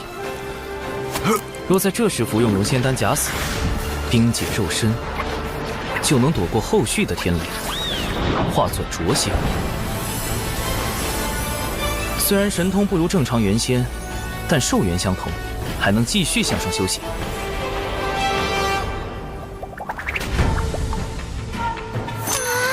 我们必须赶在师父的天劫到来前，将融仙丹炼制成功。这样，师父存活下来的几率就有98%了。哇，师兄真厉害！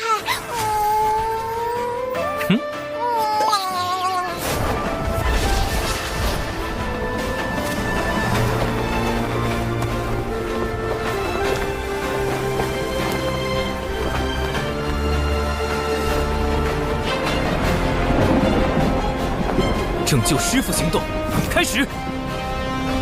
我师兄实在太稳健了。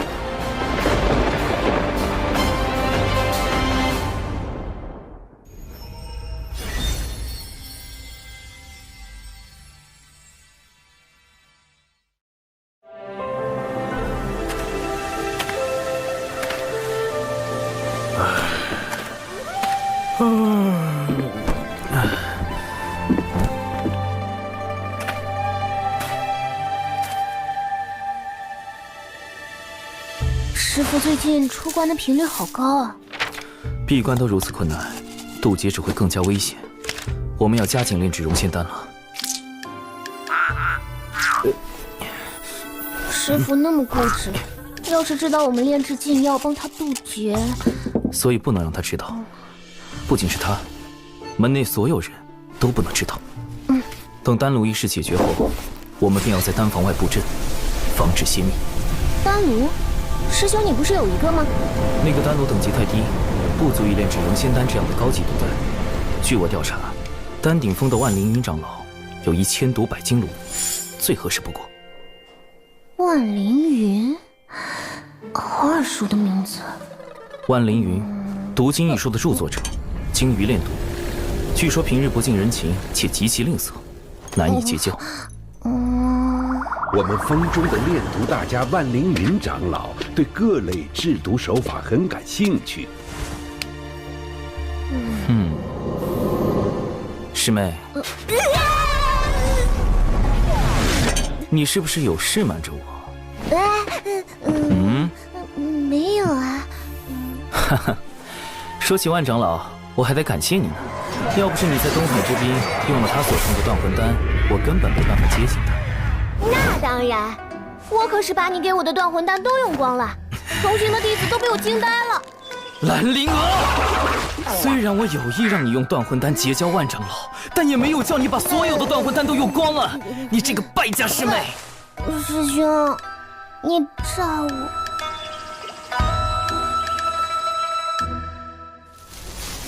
师兄，万长老来啦！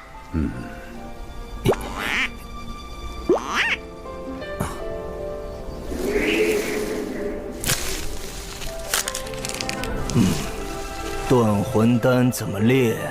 回万长老，取灵狐心金血3分，密屋断魂草4分，红鱼草2分，废寨水少许。若预算只有20颗灵石，如何炼制？好可怕的气氛。终极令则等级考试，应试技巧1：寻找共性，降低心防。他既然抠门，那我就比他更抠门。4分秘无断魂草改为5分寻常断魂草。10颗灵石了，不用花灵石，我与百凡殿葛长老交好，能以小琼峰灵鱼换他5分断魂草。养灵鱼也是一笔数目。灵鱼是师妹在喂养，她花的钱不能算在我头上。没错，就是我。灵狐心金血改为灵狐粪，红鱼草逾10万年可得。废债水可将旧鞋用狗尿腌制，算下来1颗灵石都不用花，就能用10万年培育一颗断魂丹。万长老是不是生气了？10万年，长寿，你竟能抠到这个地步吗？应试技巧2：共事术，建立共情。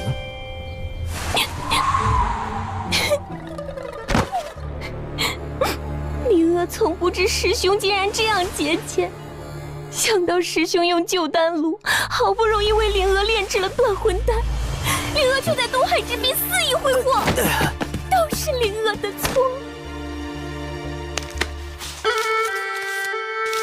我日子过得苦一点没什么，只要师妹好好的就够了。师兄，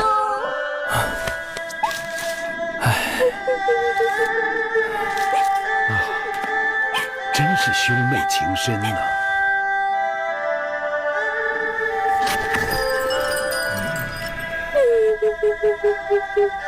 万长老一句话都不说，不会是看穿了吧？保持冷静，随机应变。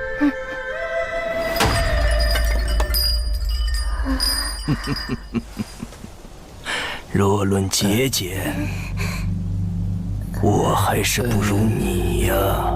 完了，传说中的阴阳怪气大法。没有打探到万长老如此阴阳怪气，看来我搜集的资料还是不够齐全。这样拮据的生活，偏偏还有个挥霍的师妹，让你本就不富的生活雪上加霜。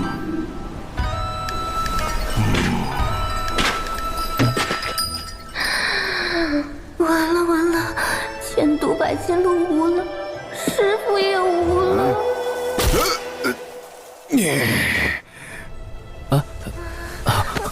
愧不敢当。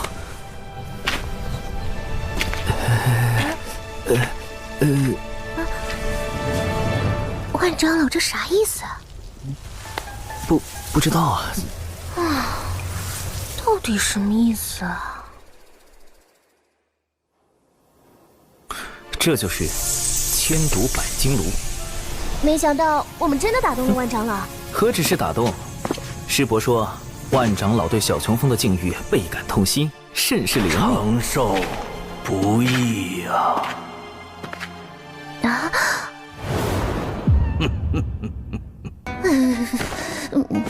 好了，也该让你看看千毒百金炉真正的模样。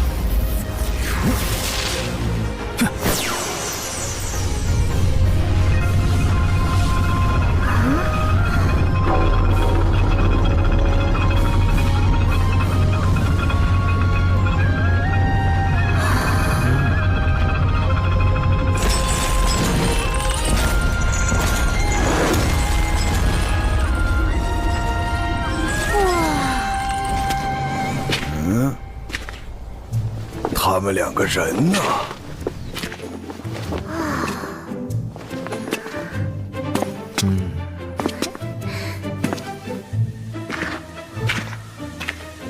你浪费毒丹，该让你长点记性。11、12、13。师兄，人家看不动了。1。哎呀，年轻人真是血气方刚啊！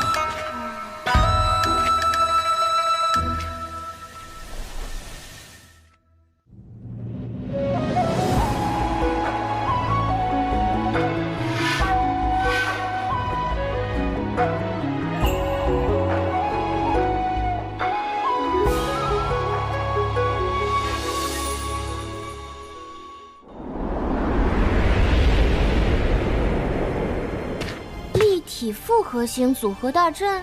这是我精心筹备了60年的原创阵法，与洪荒主流阵法横向分布不同，此阵纵横交错，环环相扣，甚至可以对付真仙境的仙人。师兄，阵法的威力不是与布阵者修为有关吗？我们都不是真仙，怎么困住他们？所以需要一个真仙相助，最好还是一个不同阵法的真仙。99真仙境，不通阵法，破天风忘情上人的9徒弟，与其师兄师姐合称9字9仙人。99就是被其中的959师这对道侣带大的。从同门成为道侣。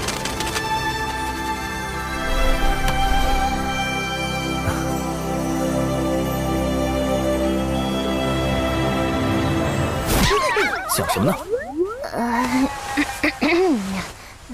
？95，本次行动的重点攻克对象，在北周时他就对我起了疑心，贸然去找99，必定引起他怀疑。所以我们得想个办法，引开九巫师伯。九巫阴险狡诈，普通的办法对付不了他。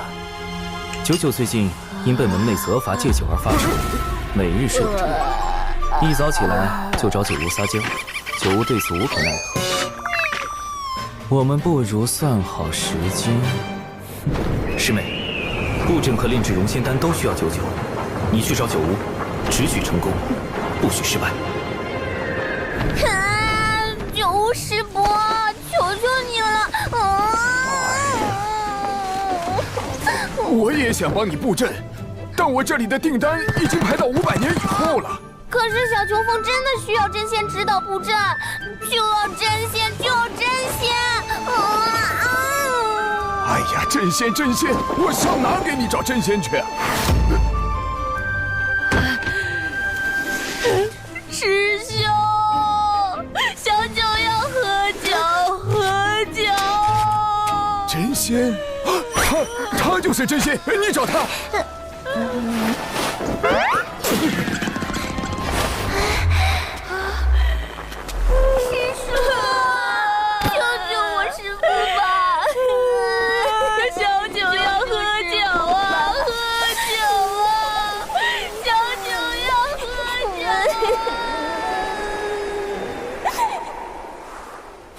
此物名为佳人酿，有酒味无酒气，会让人有喝醉的感觉，但不会破戒。师叔，考虑的如何？不就是布阵吗？咱就是布阵小天才。99师叔已经最迷糊了，哎呀，布阵，看我布阵！救命啊，师兄！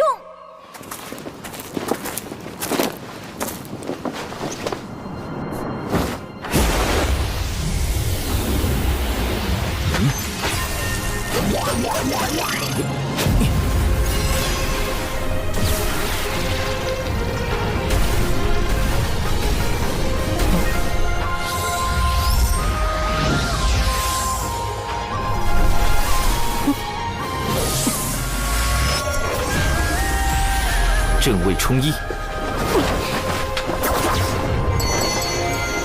对位推6，看位归4，离位进2。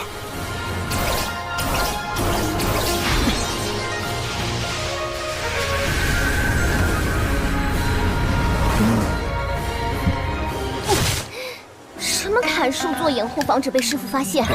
我看他就是想和99师叔单独相处。臭师兄，给我断！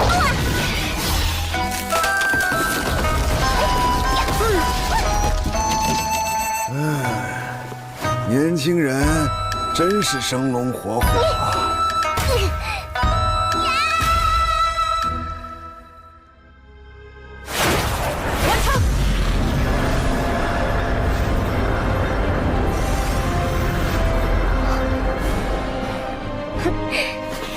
师兄，快让人家看看这阵法到底什么样。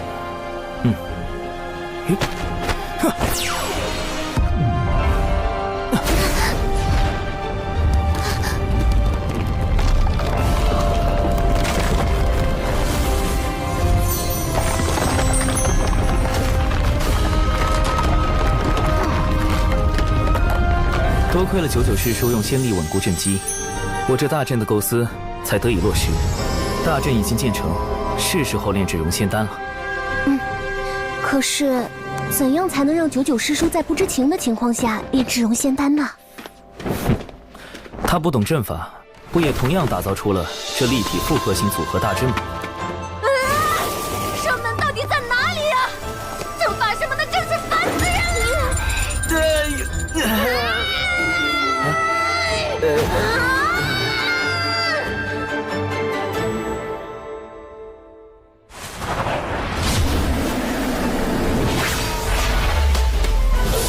起！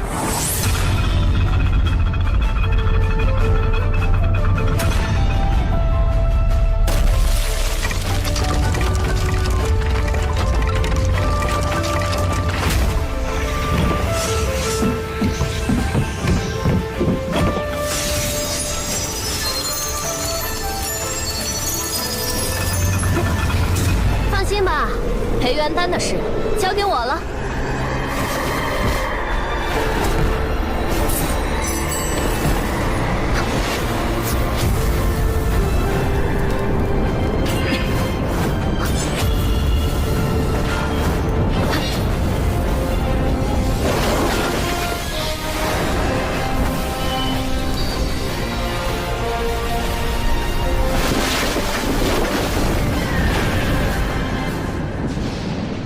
以小九的能力，绝不可能搭出这样的阵法来。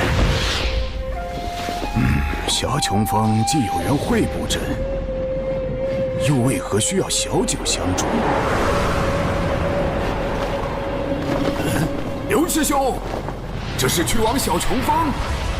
我们峰的万长老让我给小琼峰送个丹炉来。布阵。丹炉，李长寿，你究竟在捣什么鬼？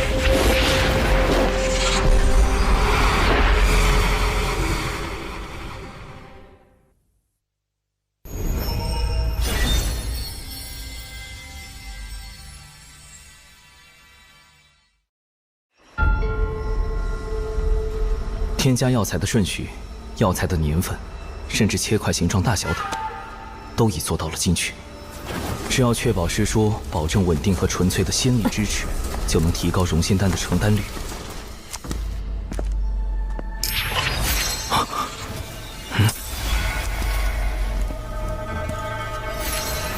99师叔不懂药道，无法通过药材等辨别炼制的是门内禁药融仙丹，但九巫师伯精通炼丹术，一旦被他发现，定难以善了。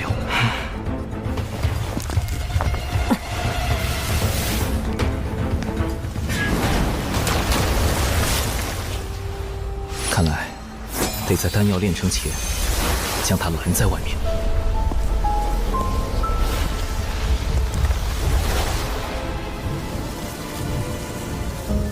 熏风化符，八门尽显。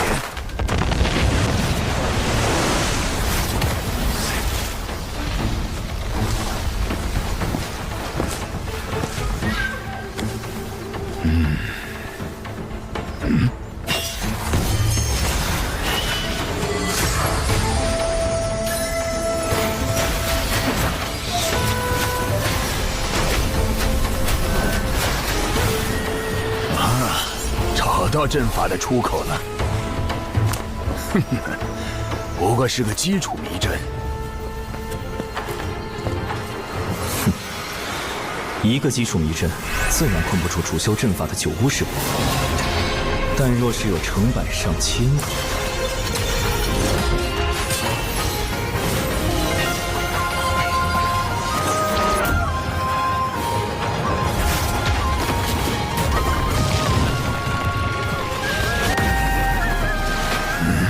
还在阵中，看来是个连环阵。这次是灵月六转阵，此阵生门通常设在某一风穴内，风穴方位对应南斗六星：天府、天梁、天机、天同、天象、七杀。星分四野，为主七杀。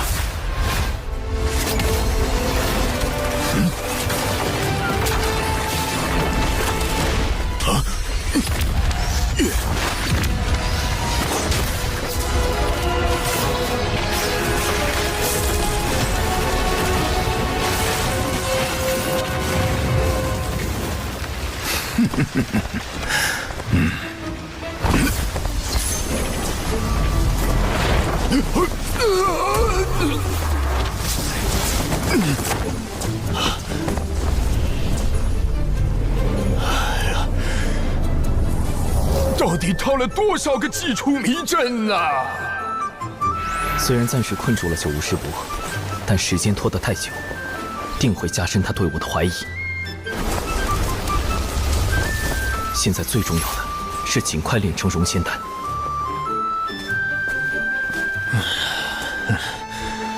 24阵互联互通，又回到了原地。好小子，我就不信奏不出你这小小的连环阵。这次一定不会错。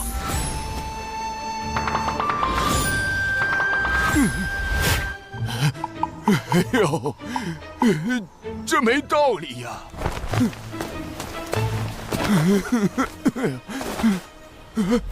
这不应该呀！我堂堂一个真仙，不破了，索性直接轰开这大阵。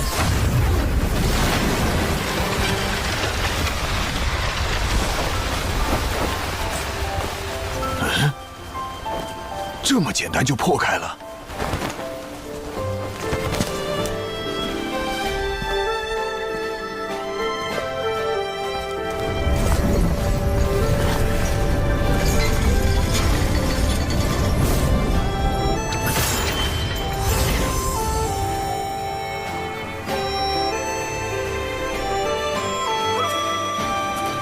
熔仙丹炼成了。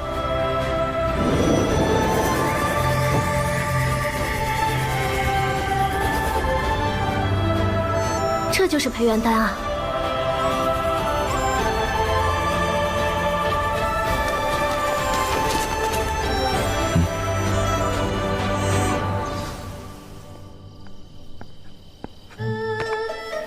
哼，我倒要看看你们究竟在这里面干什么。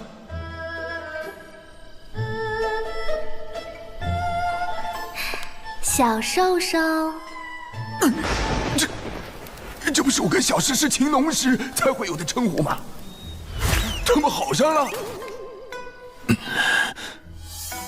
你是不是忘了什么？哎呀，这事儿我怎么和诗诗交代呀？唉，事到如今，只能先回去认错了。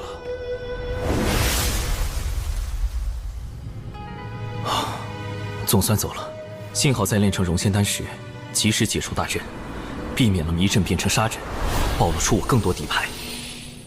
咱们说好的，炼成培元丹后，你要送我1年份的佳人酿。放心，除了这些，待1年后师叔戒酒期过了，我埋的恒河水老白干也送给你。以后还有什么要帮的，都包在我身上。师叔，若有人问起您这段时间在这里做什么，请您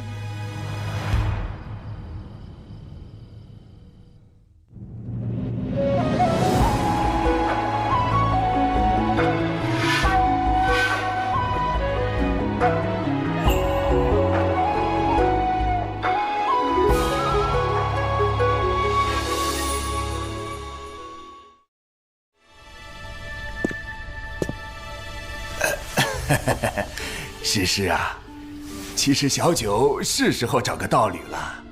你看，起码能帮他收拾这屋子呀。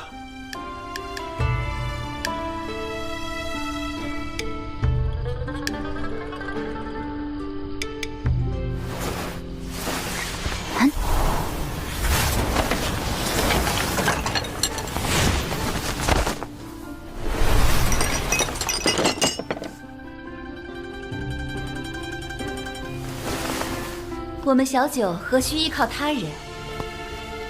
更何况，他才962岁6个月零15天。四师姐、五师兄，你们怎么来了？我刚出关，陪你师兄来看看你。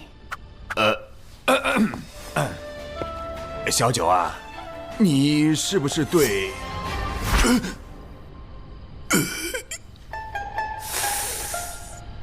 师妹，你没事老去小琼峰干什么呀？布阵炼丹呀。作为回报，小兽兽还送了我一些能代替酒的好东西。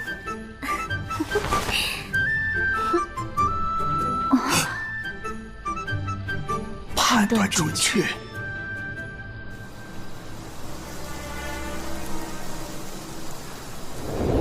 反正99师叔所知有限，让他如实相告，应该能解开今日的误会。至于容仙丹，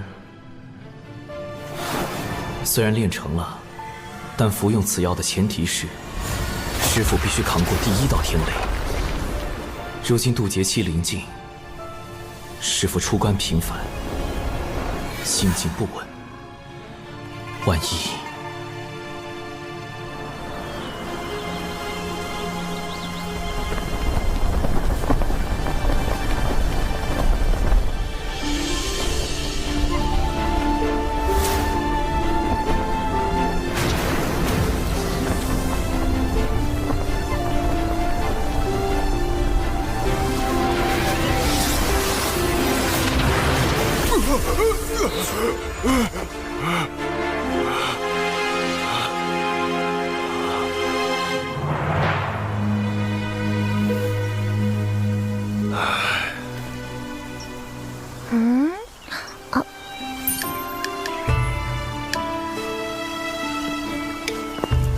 所以师兄，你让我砍树的另一个目的，就是制造第2套渡劫方案的这个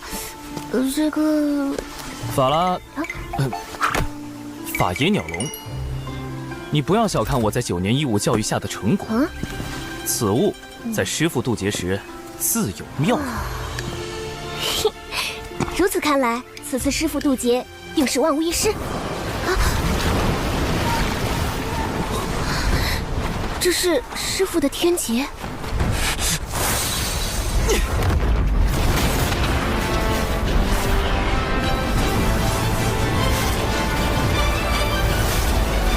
师父不在山中，师父此时不告而别，他定是怀着必死之心离开的。师妹，走，先找到师父，必须将容仙丹和法野鸟笼交给他。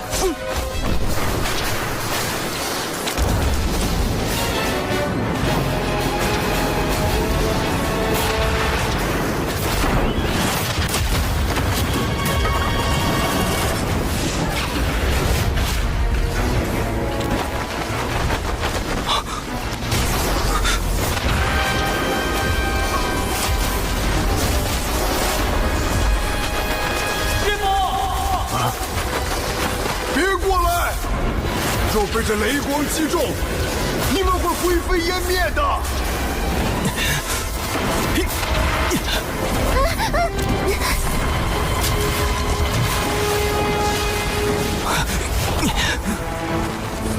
师妹，你在这里等候。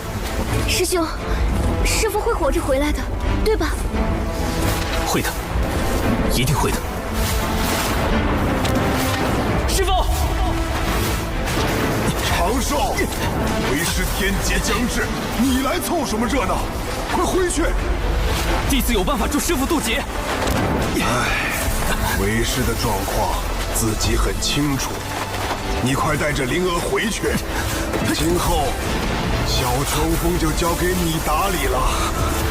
我之前已央求过几个相熟的同门，平日多来帮扶。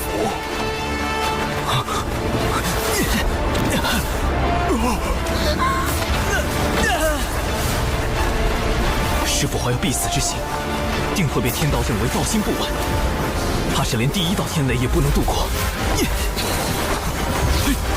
为师让你回去，你没听见吗？你平日的谨小慎微去哪儿了？这天雷不比寻常，以你的修为，一击之下必死无疑。到那时，你让为师如何心安？还有灵娥怎么办？谁来照顾你师妹呀？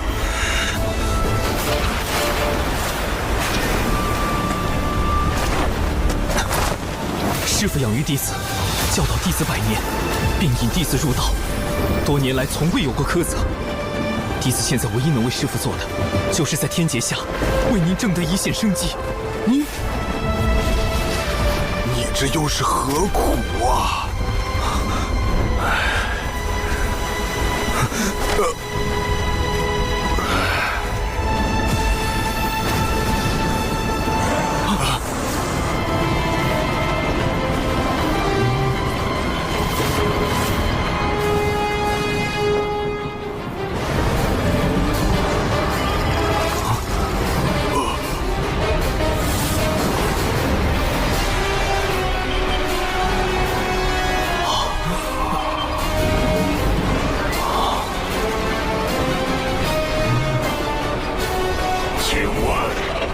仙门怎么走？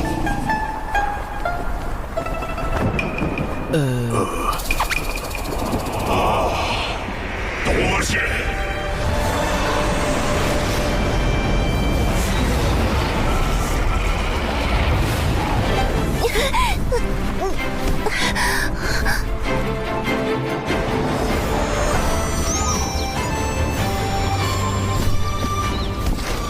等等。现在想来，这雷云虽有压迫感，却非天威，所以刚才不是师父的天劫吗？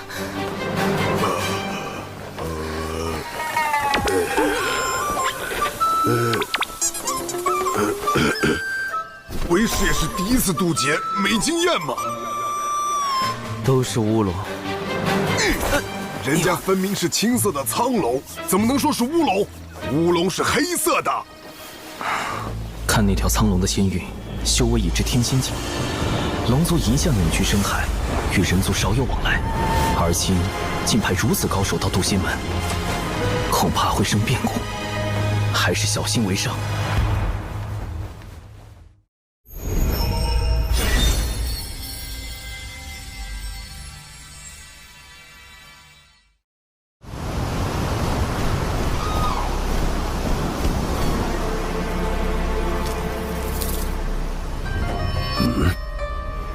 来者止步！此乃我渡仙门地界，休要擅闯！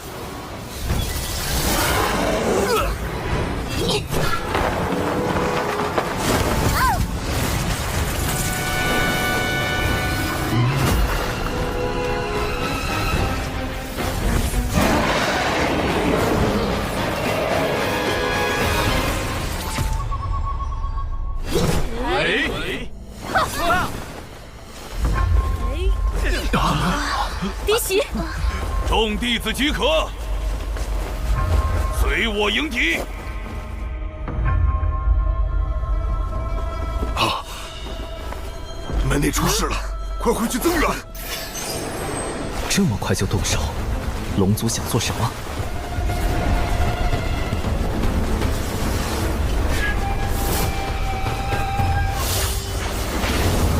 本将乃东海龙宫水军大先锋，特奉王爷前来。渡仙门主事之人，速出来接旨。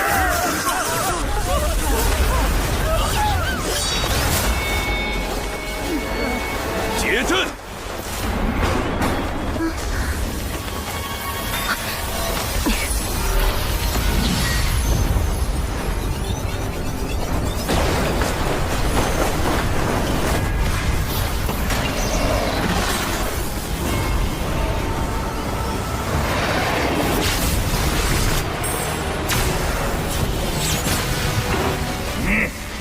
刚修成天仙，就敢来我渡仙门撒野，活腻了不成？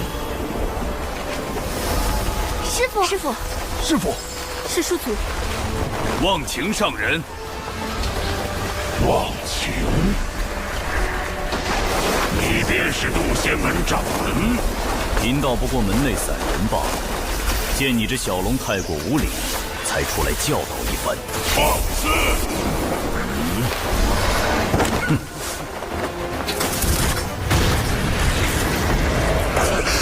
连人世也开始着手。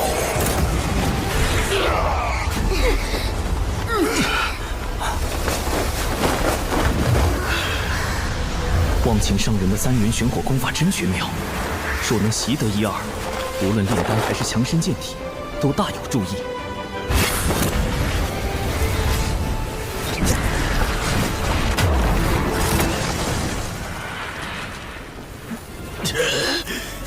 这人族的3元玄火竟强横至此，法力深不可测。你当明白，如今早已不是龙族欺压百族的时代。自祖龙掀起战火，震碎洪荒起，尔等便已业障缠身。贫道奉劝你一句：知止，长止，方回正途。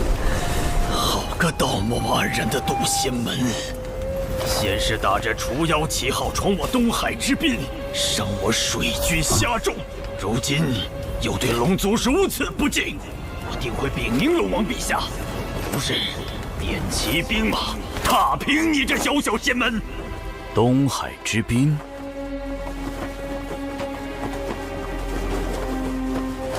望秦上人，此前降妖历练时，小琼峰弟子兰陵娥为保护同伴，情急之下伤了一些虾妖。小琼峰，长寿师兄的师门。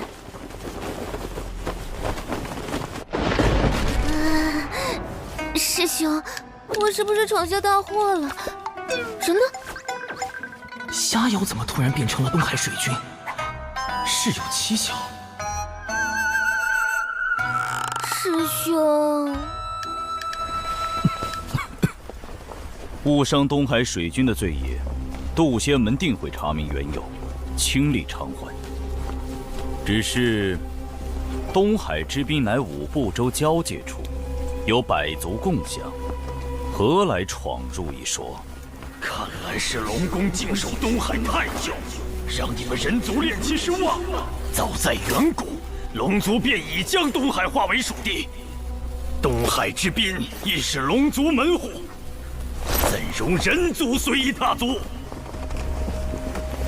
龙王陛下谕旨，3日后召开东海大会，东海之滨归属何处？届时自有分晓。若龙族霸占东海之滨，就等于彻底掌控了通往五部洲的交通要塞，威慑百族。恐怕从布置虾妖之乱到召开大会，都是龙族的算计。龙族避世多年，此番大动干戈，只怕难以善了。将军使命既已完成，贫道就不远送了。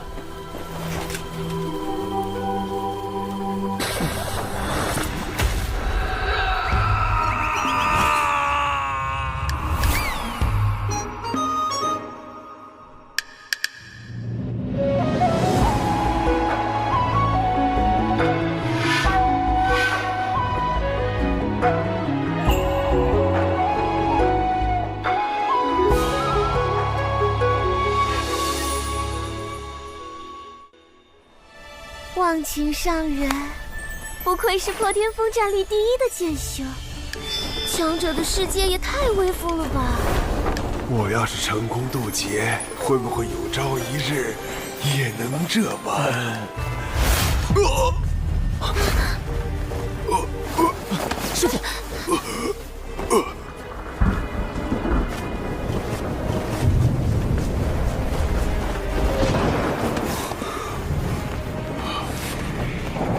师父雷劫已至，必须马上回小琼峰，启动避雷方案。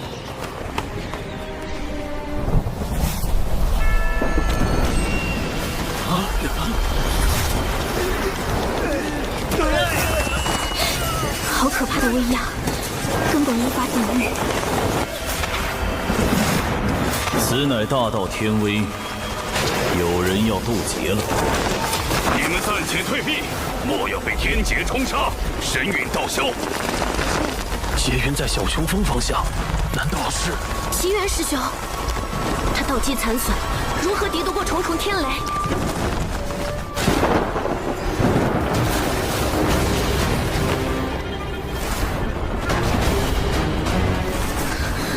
师兄，这次是真的天劫，没错吧？根据云的面积和厚度计算，大约有4道天雷。这么多！天雷就要落下，你们别管为师了，都回去！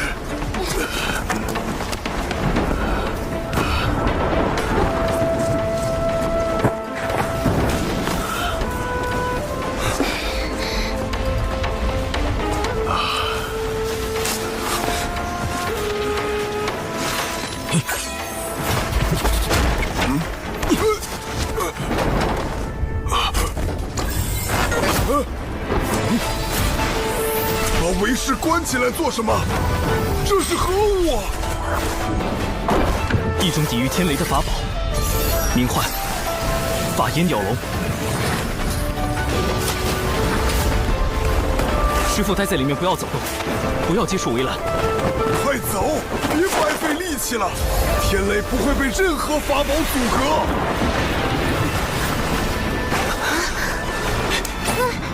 法拉第老爷，科学避雷就靠你了。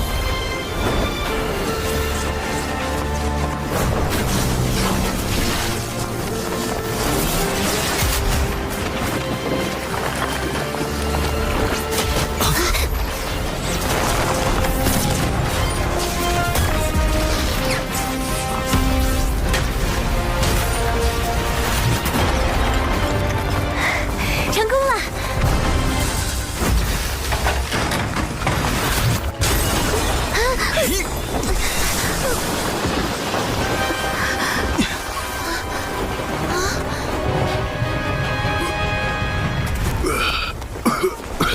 我没事，天雷也消失了。这笼子竟如此神奇！怎么办？法眼鸟笼毁了。挡住了第一道天雷，也算不错。接下来只要让师傅服下丹药，就能平安渡劫。师傅身上怎么没有丝毫仙灵气息？难道是因为没有正面承受天劫？糟糕，没有仙灵之力，师傅服下融仙丹的瞬间，就会形神俱灭。天劫本该由渡劫者一力承担，容不得投机取巧。剩下的天雷，让为师自己来。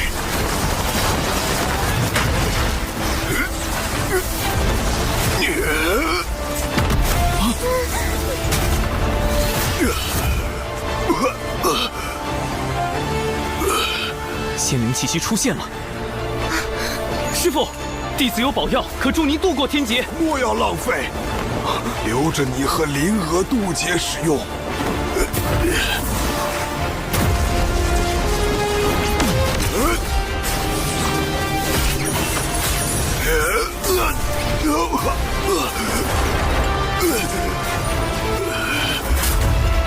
师傅！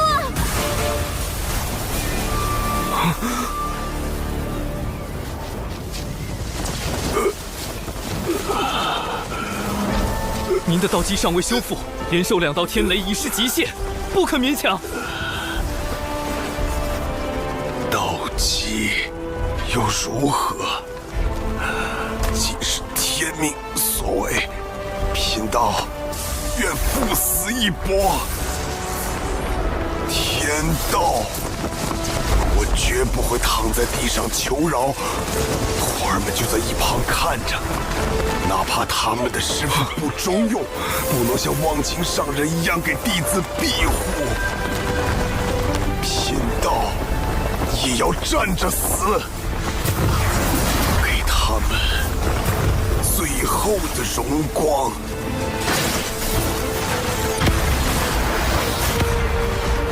这就是人族炼气师的气概，也是贫道的向道之心。不好，师父想要以身殉道。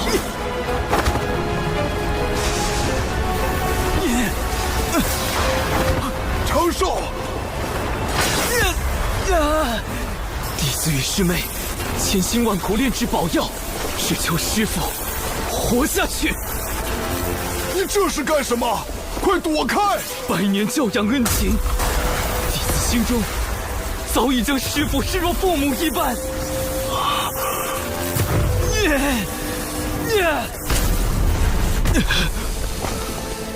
为人子女，如何能眼睁睁望着至亲消陨？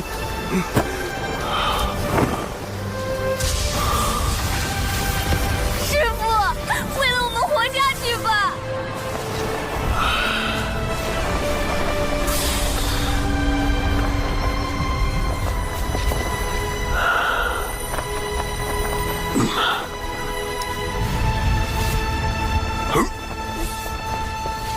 时，尽全力拼这一次。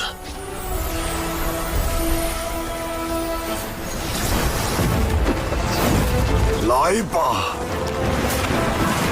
让贫道见见最后一道天雷。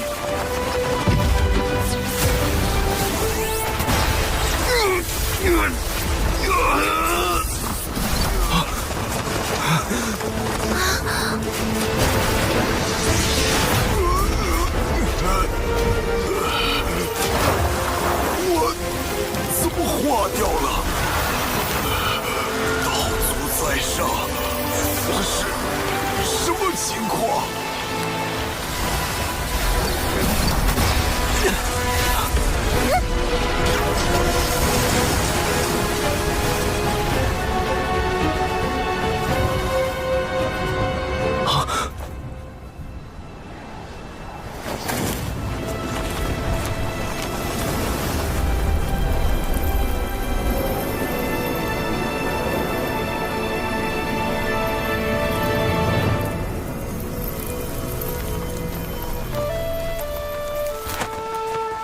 劫运无常，为道心坚毅，得天地西归。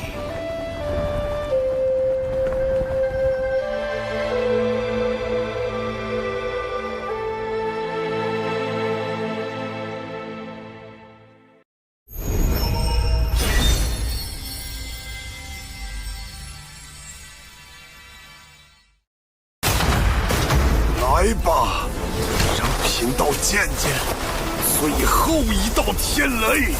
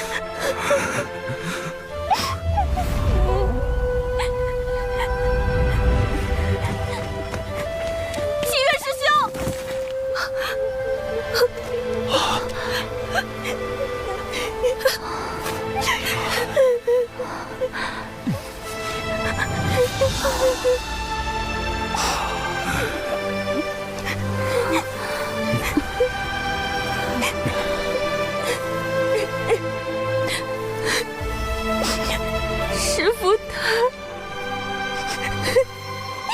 等等，再等等。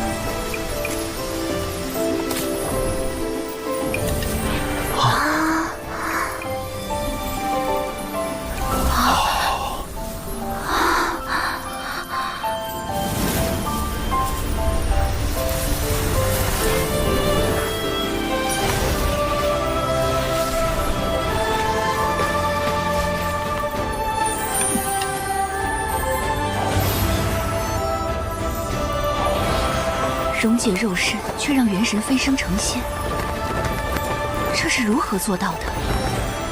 解身得道，是冰解，冰解化浊仙。浊仙虽修为远不如正常的元仙，最高只能到真仙境，但以奇缘师弟亏损的道基来说，这的确是天劫下唯一的活命之法。恭喜奇缘师弟！太好了！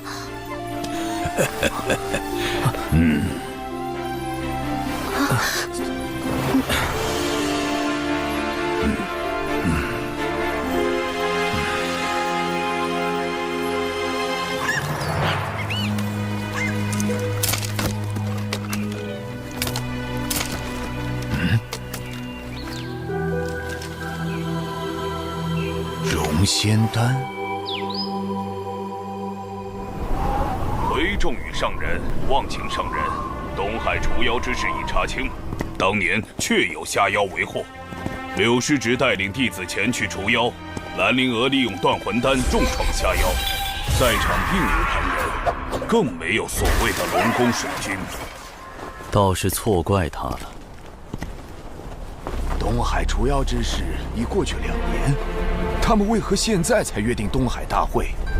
可见划分东海之滨只是一个借口，他们并不想要土地。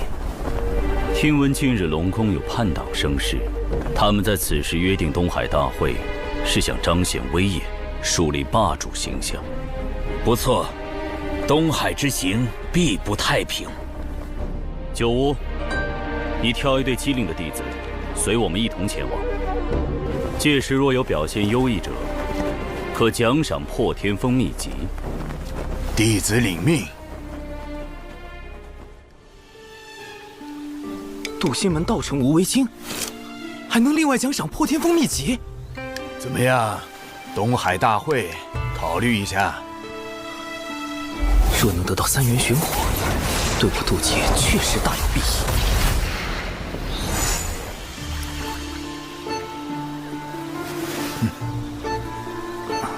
弟子修行尚浅，恐怕要辜负师伯美意了。师侄谦虚了，我知你精于炼毒。你之前给灵娥炼的那个叫什么丹来着？融仙丹。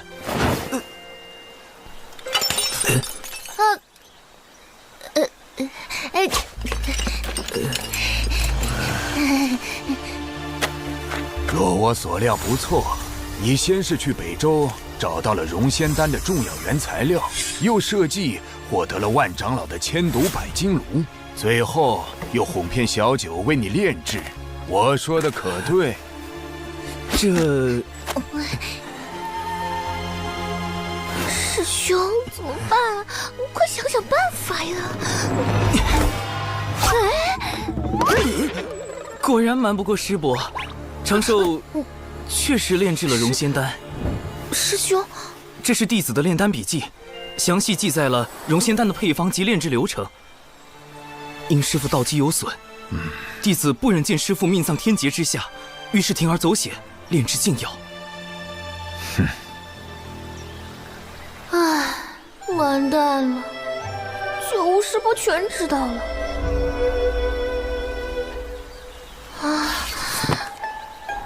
这就是暴风雨前的宁静啊！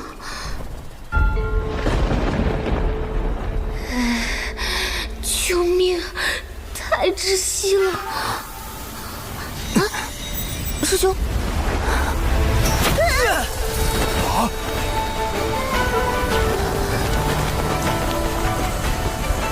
师兄。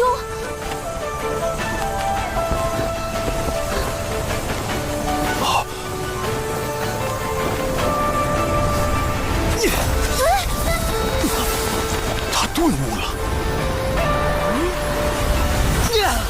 半虚六阶，好小子！我竟然又顿悟了。什么情况？罢了，融仙丹一事我可以不追究，但东海大会你必须去。这，否则我治你一个私炼禁药之罪。弟子领命。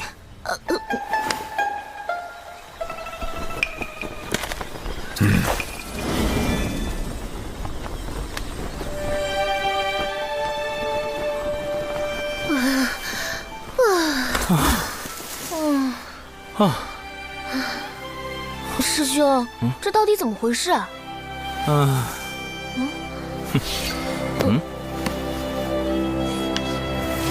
融仙丹主要成分3经碧波蛇蛇头。我故意将错误的炼丹笔记交给九巫师伯，因此他断定我有心无力，并没有炼制出真正的融仙丹。那刚才的顿悟，顿悟是真，修为是假。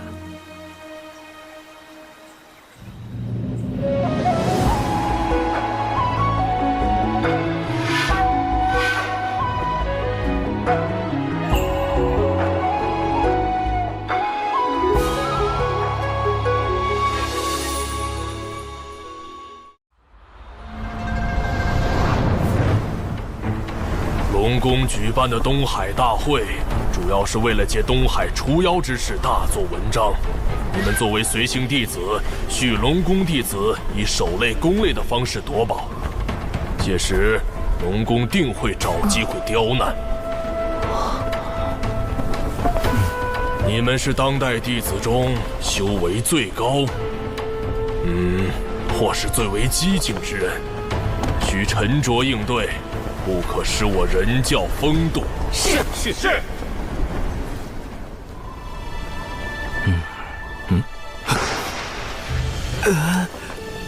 长寿，我近日听闻一偏方，可以治疗心魔。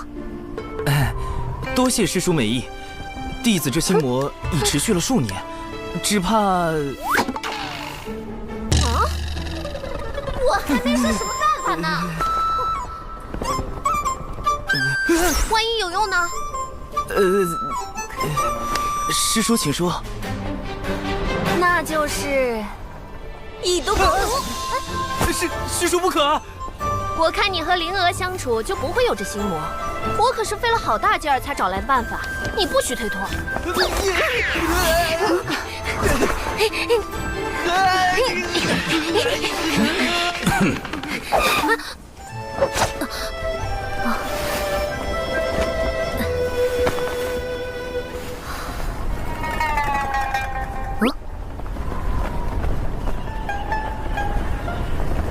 原来99师叔在忘情上人面前这么紧张，倒也有趣。不过，为了避免99师叔再靠近我，得想个办法转移他的注意力才是。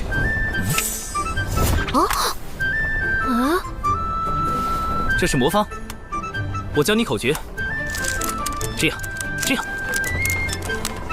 哇！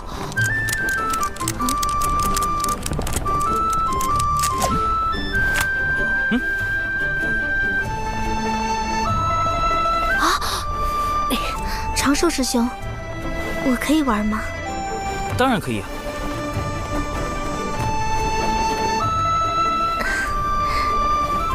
倒是有心了。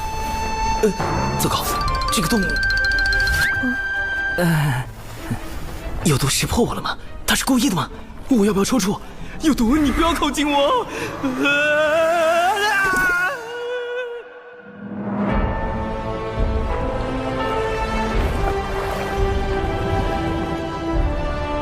欢迎众位仙家光临第1届东海大会，继二太子敖乙殿下10岁寿辰典礼的现场。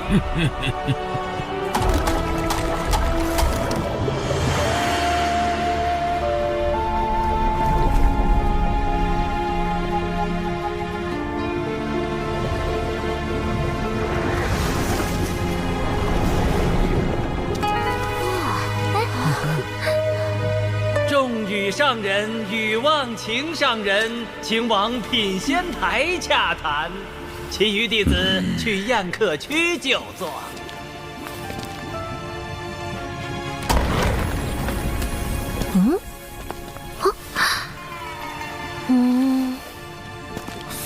哇！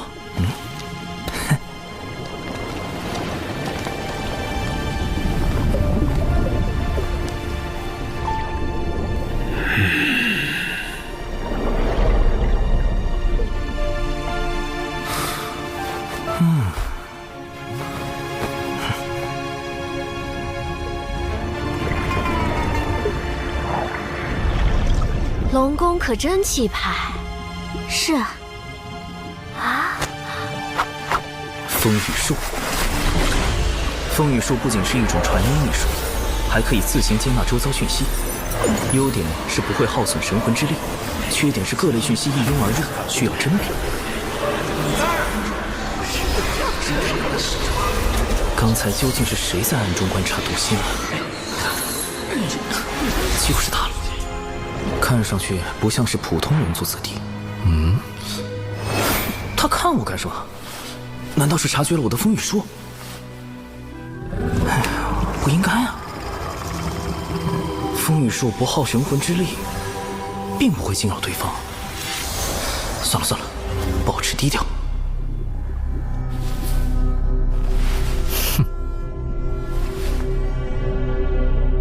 众所周知，我龙族历史悠久，自远古以来便是百族中的佼佼者，底蕴丰富，高手如云。为增强人龙友谊，我们特设弟子打擂环节，并以龙宫珍藏多年的先天灵宝作为彩头。也就是我龙宫实力雄厚，才愿拿出如此宝物，众弟子需踊跃表现。这龙族就爱搞些假把式宣扬威风，谁不知道龙族如今的困境？慎言。龙族现状的确堪忧，经龙凤麒麟三族大战后，龙族气运折损，大不如前。如今天道大兴人族，道门三教盛行，他们却好似还沉浸在往日迷梦中。我宣布，第一场人龙打擂正式开始。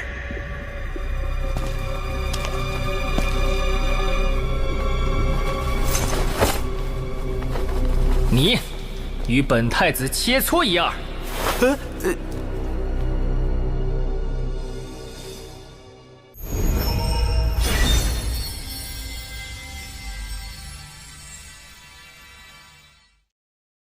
我宣布，第一场人龙打擂正式开始。我方派出的第一位选手就是今日的寿星龙族二太子殿下。此人竟是龙族二太子敖乙，这就是10岁的二太子。今日就由我们的寿星二太子殿下找一位仙门良才切磋一样。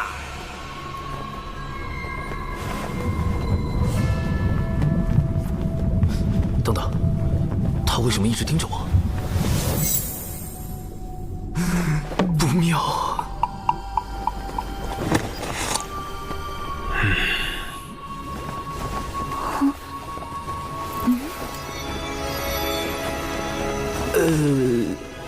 你与本太子切磋一二。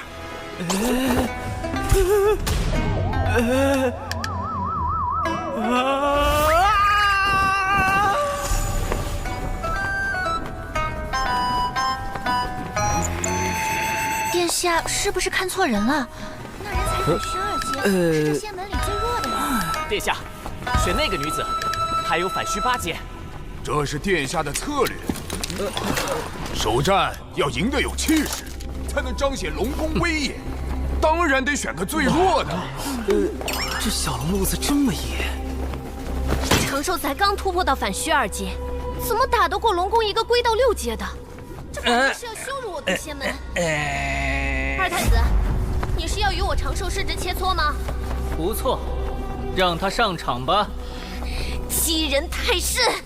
此战绝不能赢，否则比试时气息稍有不稳，就会突破到归道境巅峰。随之而来的便是成仙天劫。你，二太子，长寿自知修为浅薄，不是您的对手，还请殿下另择他人。师叔，弟子愿带长寿师兄上场。我就选定你了，如此推脱，不如让你们师门仙长直接向龙宫跪拜认输。二太子此举有些不妥吧？他的修为境界当日你渡仙门弟子伤我龙族水军时，也没见尔等顾及境界差距。龙宫竟不惜将那群东海叛党认作自家水军，也要给我渡仙门难堪。这场比试恐怕是推脱不了了。你好好叮嘱那弟子一番。长寿，你便与他过几招，万事以自身为重。我渡仙门的面皮，无需弟子流血去争。这句话似乎隐含深意，不用流血去争。流血争，这是让我尽力，即便无法获胜，也不能输得太难看。唉，看来只能硬着头皮上了。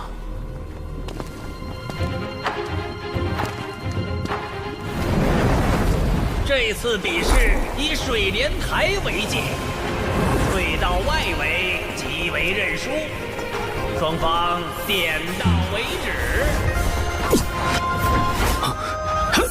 且慢！怎么了，二太子？你我不如转个文斗？废话太多，看打！龙宫大佬云集，稍有不慎就会暴露，必须速战速决。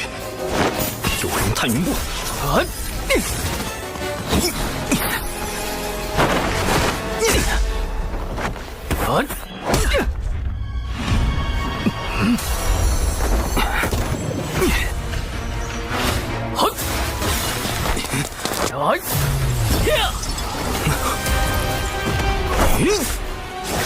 离火为引，赤焰化蛇。此招虽展现出了小兽兽反徐二阶的极限实力，不过以二太子的修为，应该轻轻松松就能夺。啊，打中了！二太子大意了。反正不管怎样，小兽兽是赚到了。连殿下的心甲都没破开，这蛊火也不过如此。殿下注意躲避呀！二太子轻敌失了先手，接下来定会谨慎对战。长寿再想伤他就难了。好厉害的符法！再来！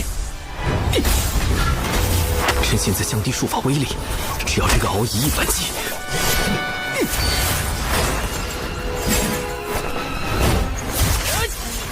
符引旋风，起！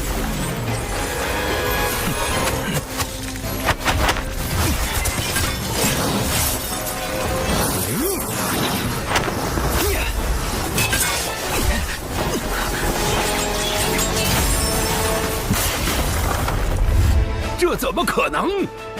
干得漂亮！哼，有什么好得意的？等下就让尔等见识一下我远古最强已经真正的实力。小兽兽，一鼓作气，好好在台上展示下什么叫龙外有人。这不应该啊！到底哪里出了问题？不对，他想输，但为什么呢？这位二太子怕是想故意受伤输掉比赛，好借此让龙宫对笃仙门发难。眼下若想解此困局，并保住笃仙门颜面，最好是让长寿打成平局或惜败给二太子。长寿绝不能赢。不愧是天心的高度和眼界，竟能看破背后这样歹毒的奸计。高贵的龙族啊，为何到了现在还是不明白？我们早已不是最强的了。龙族引以为豪的术法招式，在人族面前不值一提。所谓的远古霸主，都只是过往。这一次，我会彻底打醒你们。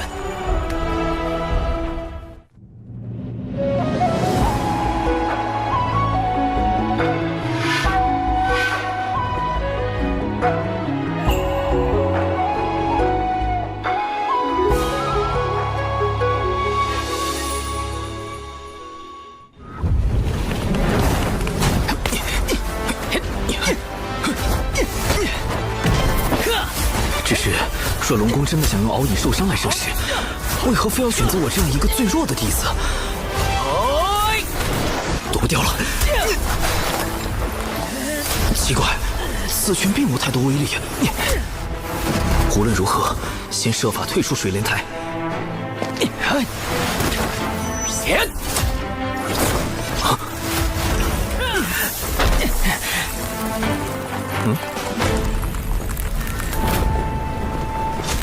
你这是一点机会都不给我呀！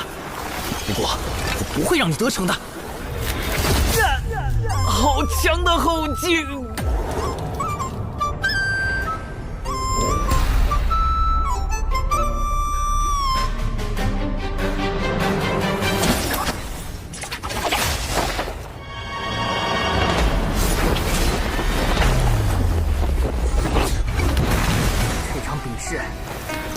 没结束呢。我都被打出台了，你竟然还不放过！殿下不仅招式精妙，连武德都这么高尚。这怎么看都像是要把小兽兽拉回去痛扁一顿啊！不过刚刚那招真的隐藏后劲儿吗？为什么我看不出来呢？长寿尽力了，现在也顾不得我渡仙门颜面了。长寿，无论如何必须输掉比试，哪怕输得难看也无妨。是时候展现我精湛的演技了。接下来，一决胜负吧！我会让你领略到龙族真正的手段。去死吧！无影震雷，妙法归一。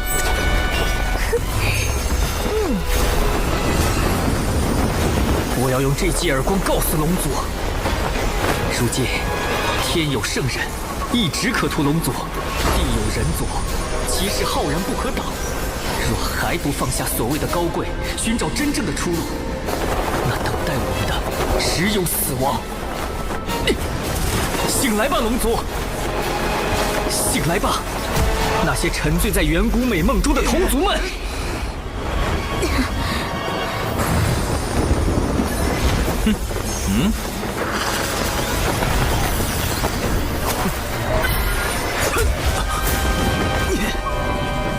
这么狠，完全不留余地！你不要低估本太子的决心！不是你死，就是我亡！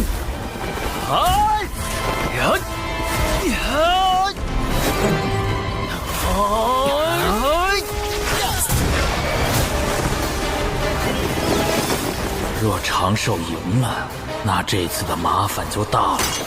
殿下，龙族的威严靠你来维护了。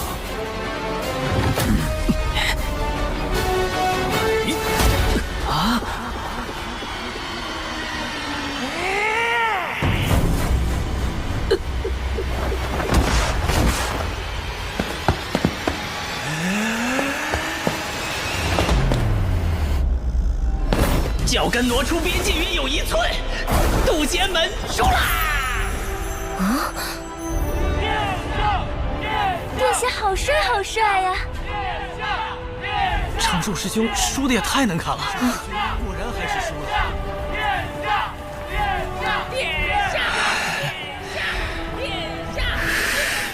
你们殿下一个脚都踏出来了，你这分明就是黑。长寿果然是可造之才，深谙输赢之道。我就知道，身为这一代中最强的龙，殿下是绝对不会输给人族的。既然战局已定，那是时候谈一下东海之滨土地划分的事。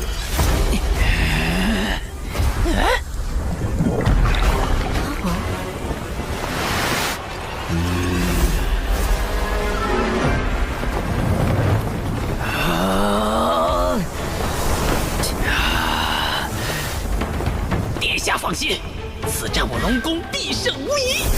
既然你们还有异议，那就接着打。还不死心？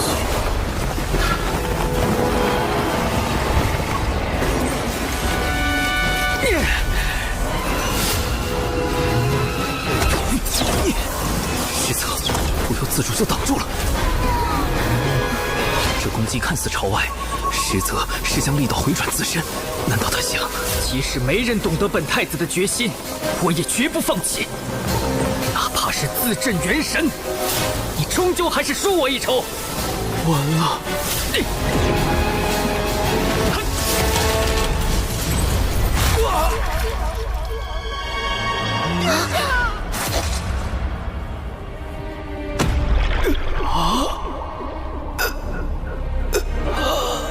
敖乙千方百计要输给我这个渡仙门最弱之人，是想反向羞辱龙族，从而扭转族中不良风气。只可惜，没人明白他的心思。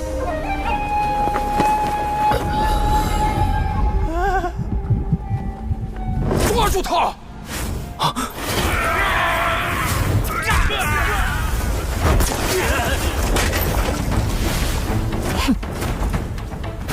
不妙，我的境界快压不住了。混账！竟敢伤殿下元神！弟子修为不过反虚境，如何能伤人元神？还请诸位明鉴。突破的感觉越来越强烈，快被成仙天界锁定了，得赶紧离开才行。谢将军，他说的不错，殿下是因为自身法力太强，运转时出了差错，才震伤元神。多加修养，便可痊愈。不愧是殿下，法力尽强横之子。快带殿下回房休息。我还没有说。陈董，从龙血脉绝不会输。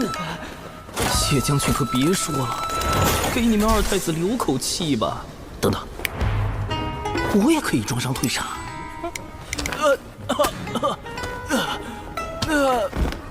长寿师兄，你的伤势如何？无碍。哎呀，伤成这样还逞什么强？那二太子实在太过分，摆明要欺负人才故意选了长寿。玄雅，咱们一会儿为他报仇，让那些龙子龙孙知道渡仙门的厉害。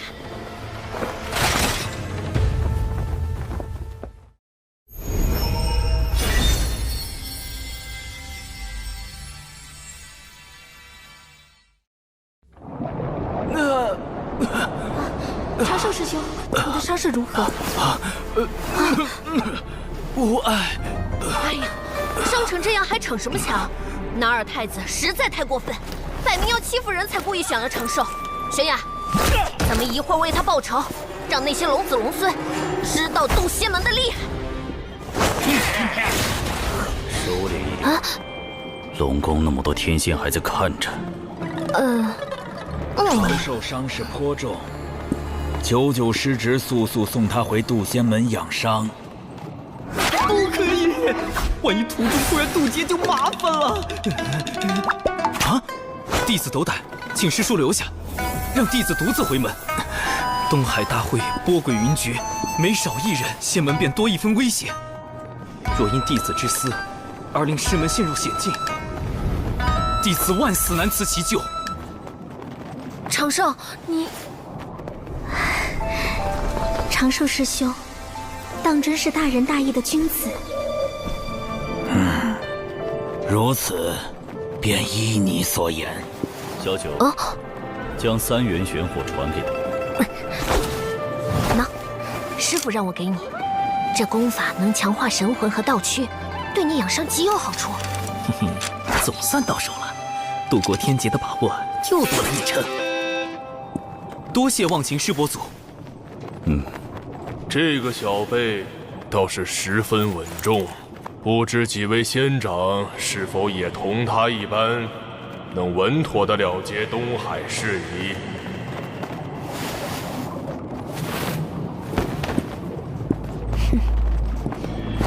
接下来，龙宫的对手是我。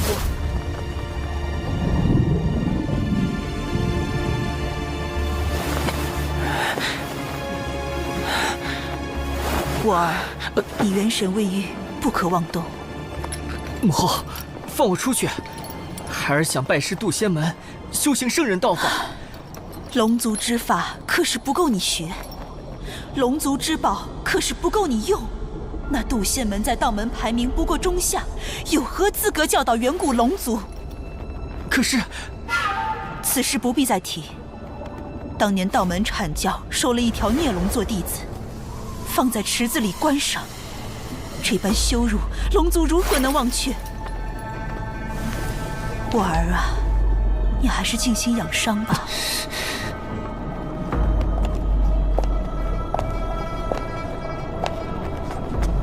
谢将军，务必看住二太子，伤愈前不可出龙宫半步。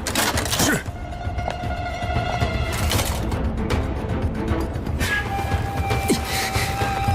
母后，你不懂，只有我这个二太子败在小小渡仙门，才能撕碎龙族扭曲的骄傲，找到挽回龙族气运的新出路。渡仙门，我去定了！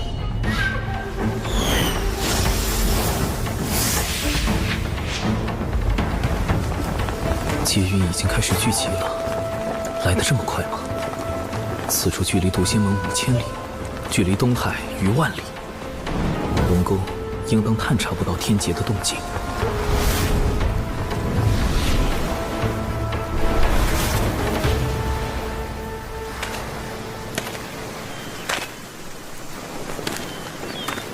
糟糕，妆化了！果然，易容术和幻形术还是容易出差错，再加上防水特效妆，才算3重保险。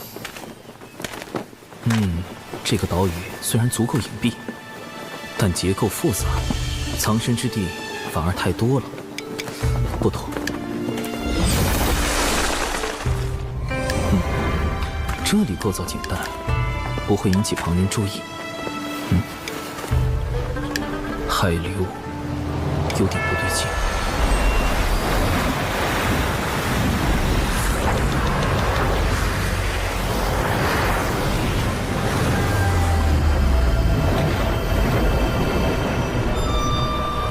海下竟有洞窟，还有天然的逃生通道，倒是个渡劫的好地方。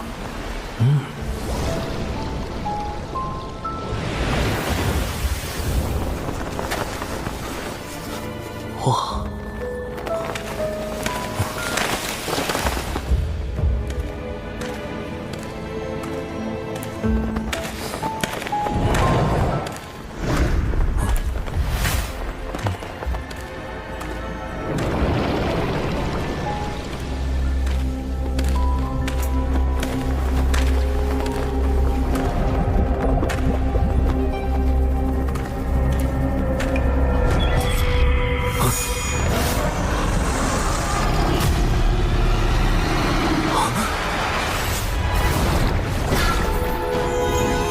谢将军想看住我，做梦！本太子6岁便已掌握我族万里影宗术乾隆诀，待我抵达渡仙门，就当众拜人族为师，让龙族颜面无存。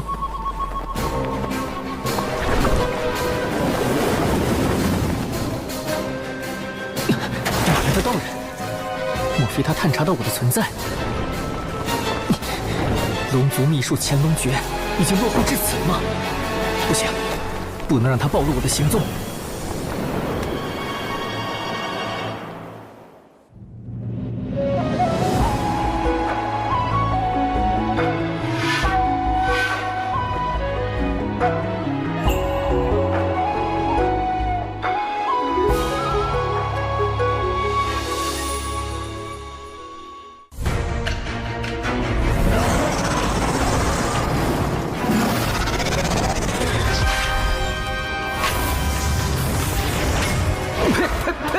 不对，我吃的是什么？药！龙宫居然在此设伏，好险，差点中计了。幼龙抗药性都这么强，看来软仙散还有改进配方。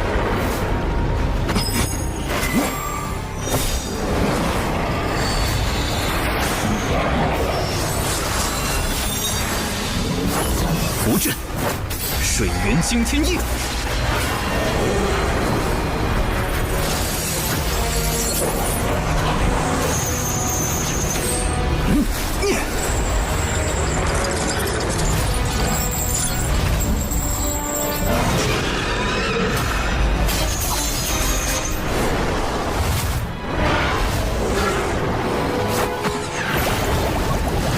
好快的遁法！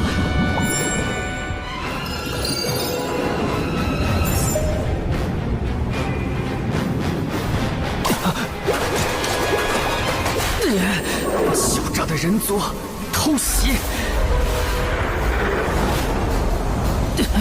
还下毒！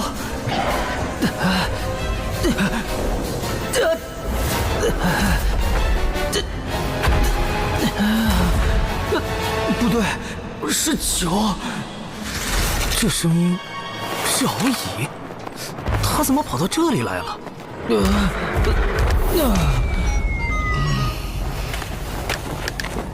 难不成他打算到道门拜师，继续刺激龙族？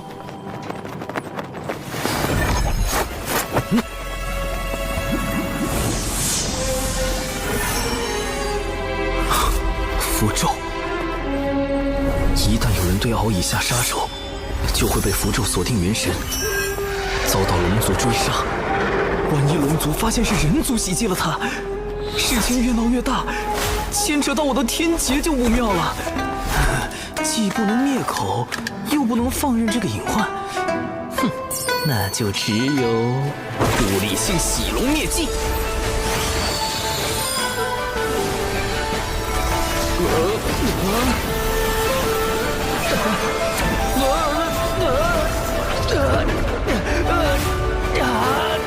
调戏式。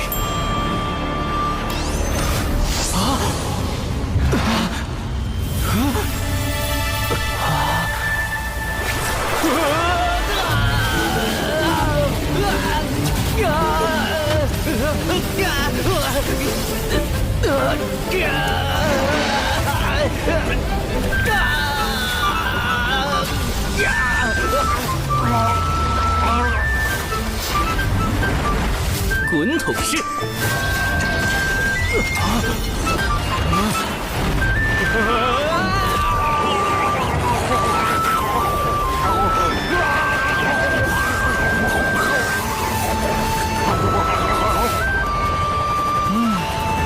甩干式。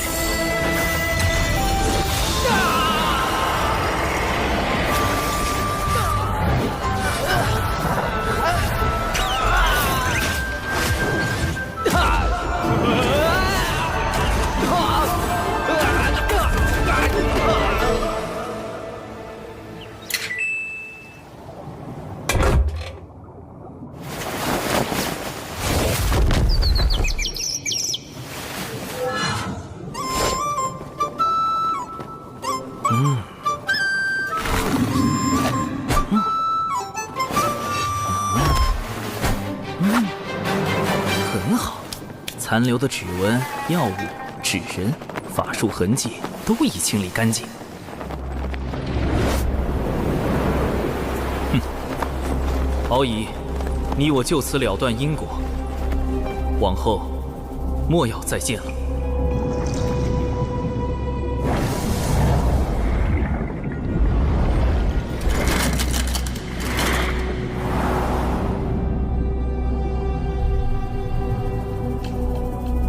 找到了，殿下在那里。殿下，殿下！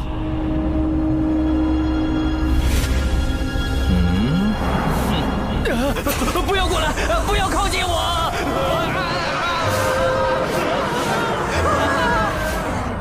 人族真的太可怕了！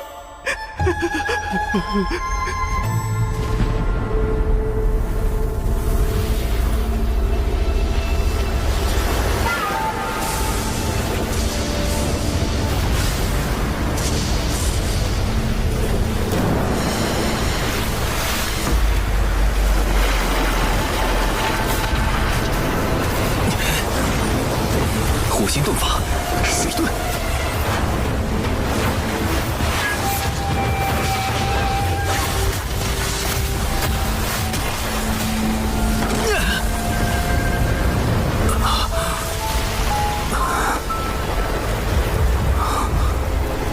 不愧是大道之力，容不得丝毫伪装。土遁。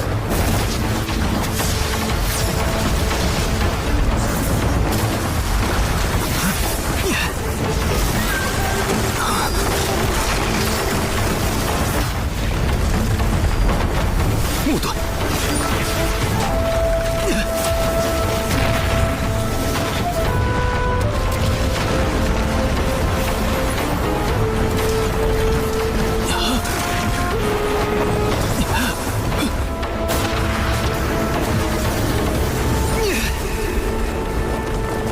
金盾，还好前些年为了防止意外，多准备了几处渡劫地应急。成仙天劫终于要来了。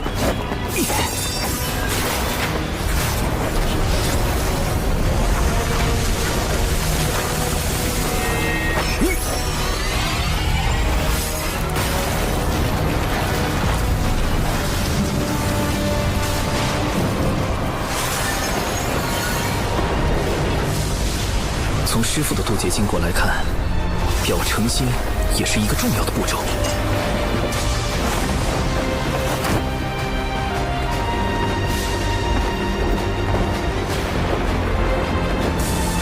道门弟子李长寿，惊起苍天。弟子诚心立自身之道，成无忧之仙。天苍地明，我道长宁。感念苍天落下成道之劫，将成仙机缘。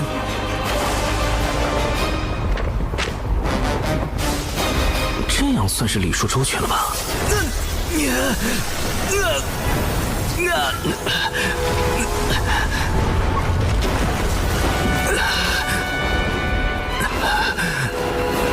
好强的道域，难道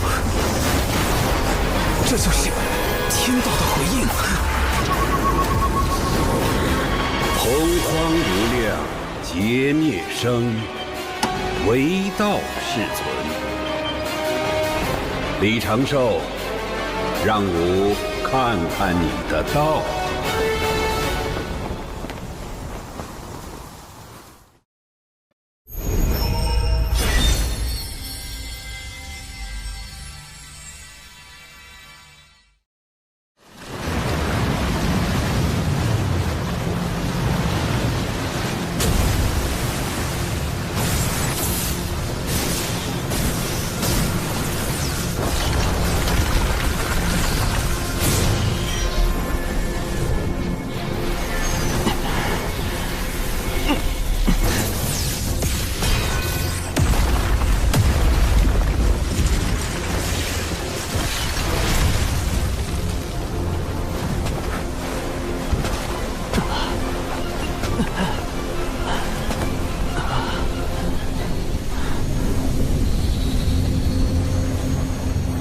仿佛成了一个遥远的梦，短暂且美好。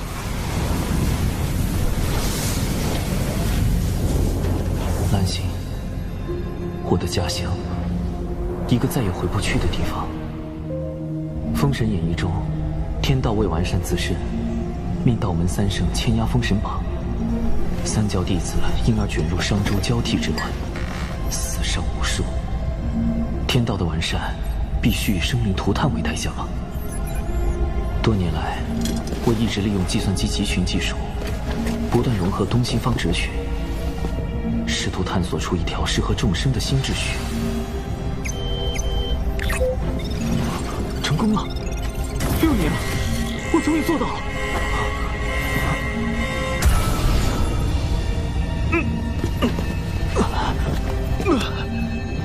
这破答案要解密6年，我叫你这电脑有屁用！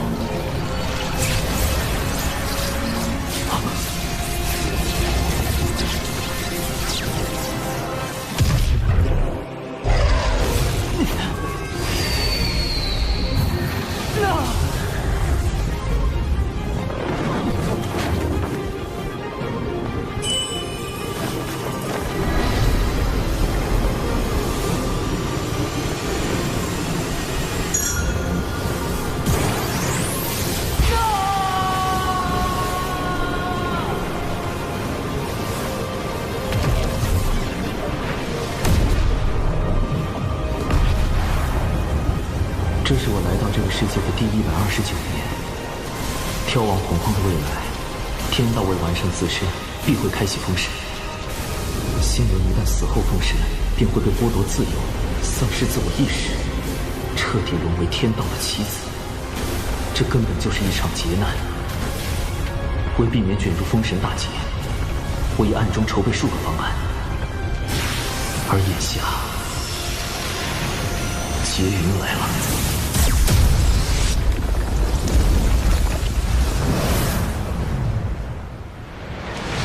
韩爵，此次随为师前往截教道场讲经布道，感觉如何？师傅，汉志今天终于见识到了，我教弟子众多，人与妖混杂，好热闹。不知和龙族的东海大会比起来，哪个更热闹？龙族向来骄傲自满，你可不许学他们。你天资聪颖，颇有悟性，为师相信，不久后你就会迎来成仙天劫。师傅，上次您夸赞的那位弟子已经隐命了。不夸了，不夸了。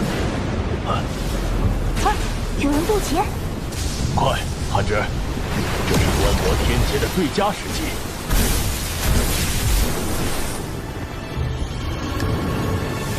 渡劫好像已经结束了耶。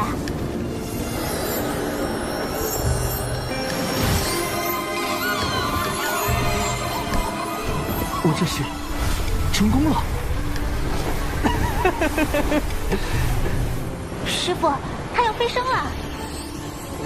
这大门后便是仙路吧？不错，依我看，他潜力无限，马上就要飞升成为天仙了。这位不知名的道友，你自求多福吧。成仙，成道，这就是仙路，这就是。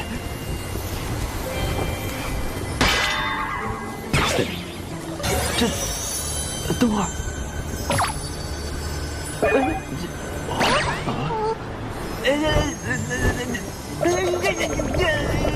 什么情况？为什么只有上半身变为了仙躯？现在该怎么办？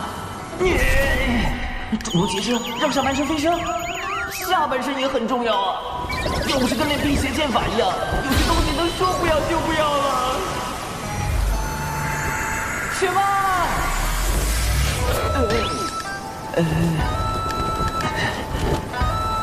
莫非是天道错判我的实力，以至于没有降下足够强度的天雷，导致我如今只有半身仙躯的情况？等等，莫非……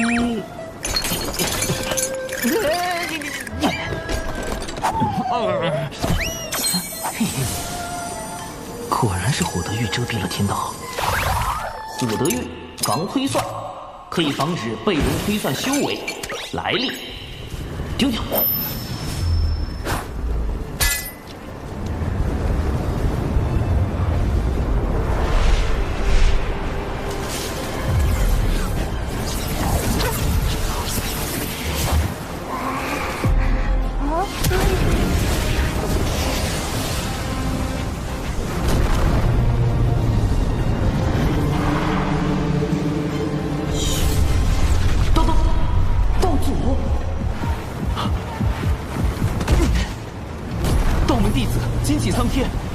截肢变数实非弟子有心算计，恳请苍天令弟子修行不易，再上天劫，也请苍天允弟子换一渡劫地，以免不测。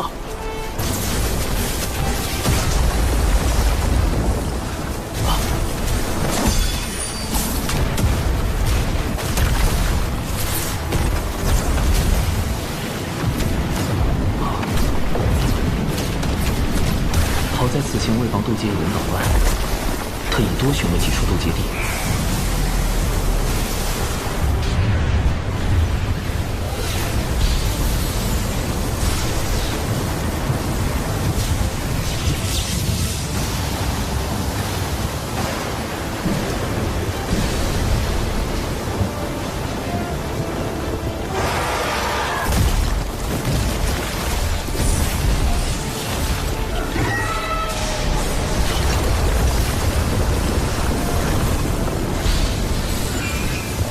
厉害的劫云，是排行第2的九霄神魔劫。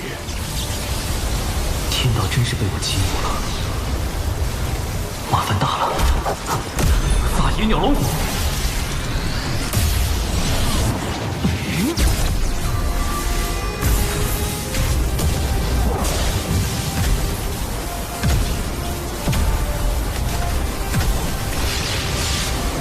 看来此人多数要死在天劫之下了。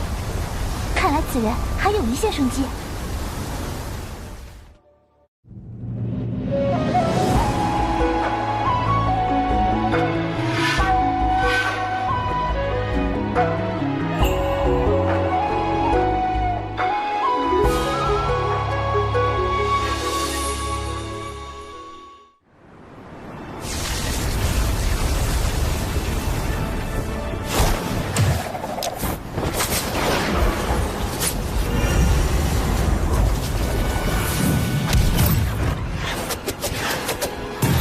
3元玄火，不更。不更，人族先贤神农所传，所形成的果子可以形成某种阵势，以作抵挡。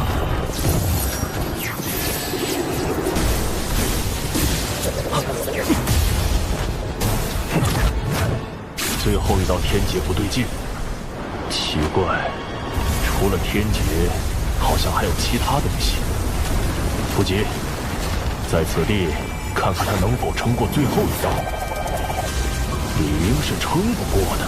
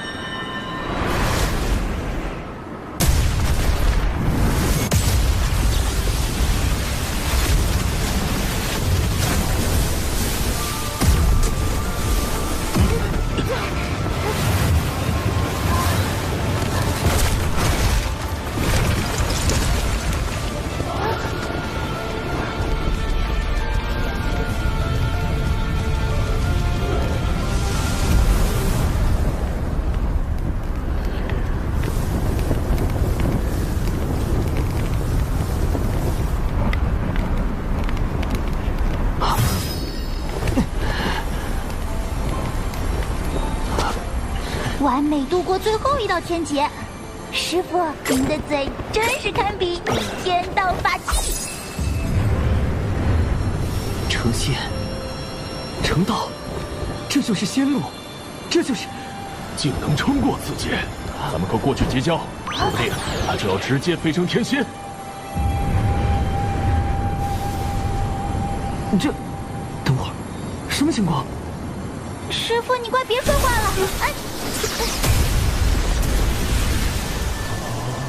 是天罚，天道判定此人有违常理，降下天雷责罚。不讲武德！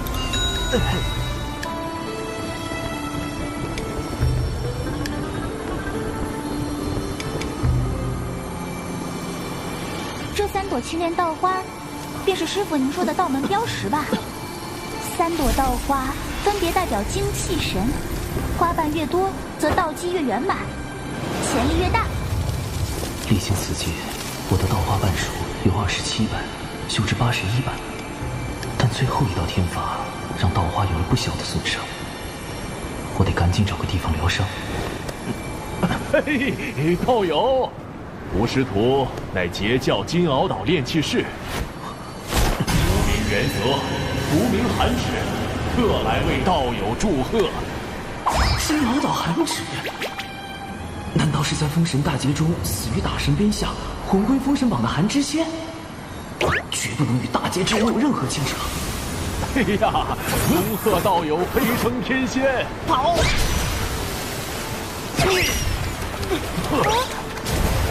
往后修行之路必定顺遂无比，还望道友入我截教。师傅，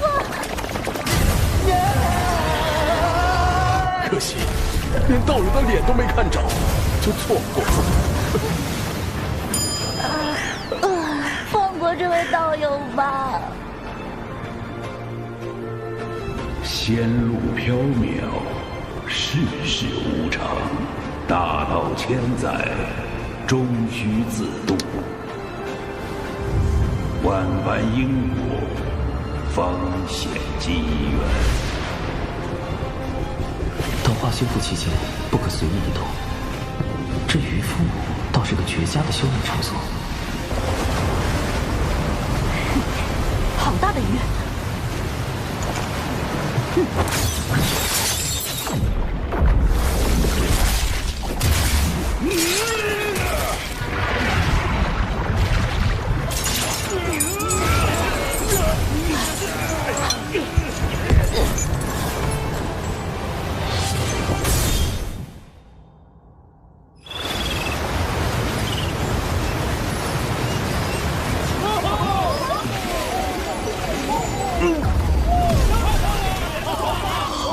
扰啊！为什么要打扰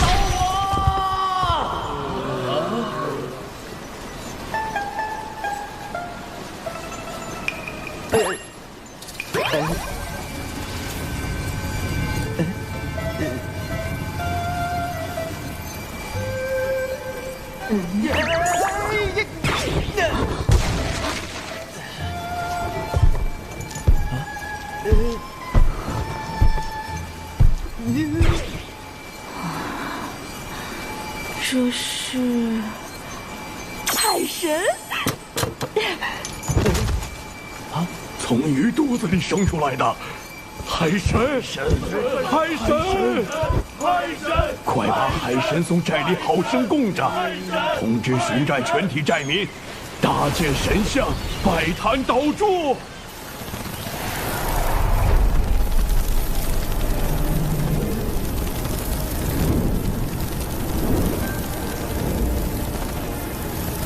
哪里来的海神，也敢和本女王大人抢地盘？女王大人，熊寨之事便交给属下吧。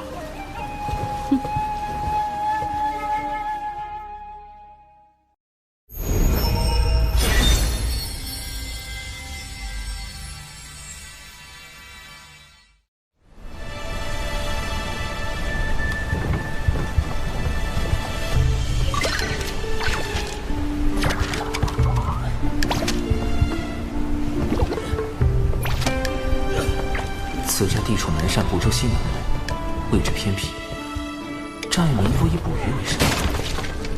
奇怪的是，寨民们都像吃了猛汉药一样，身形几乎都非常壮硕，吃食也都很正常。奇怪，莫非是祖传体型？这真的是人类会有的体型吗？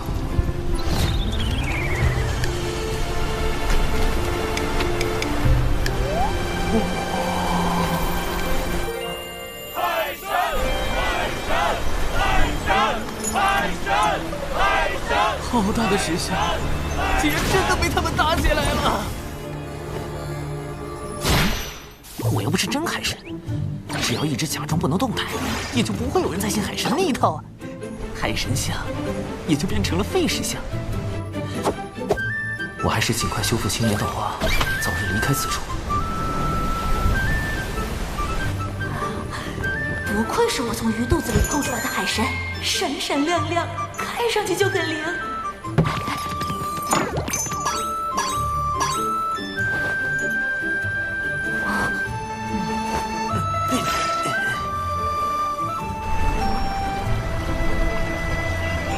道花总算彻底修复，我可以隐藏修为，模拟出未成仙的模样了。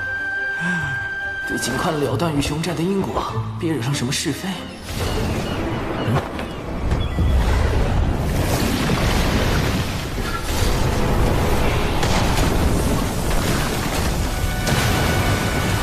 好重的妖气！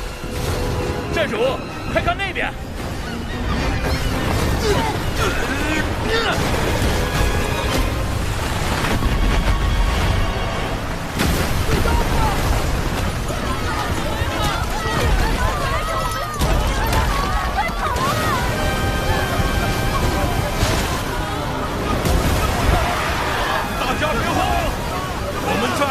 海神庇佑，一定会平安无事。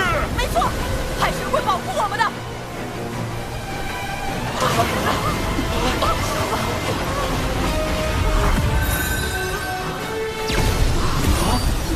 金榜超凡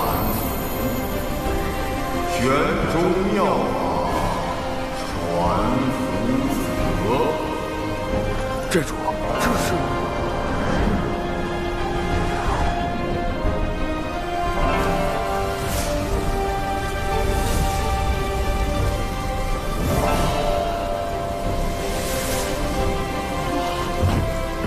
快看，那些人是神仙啊！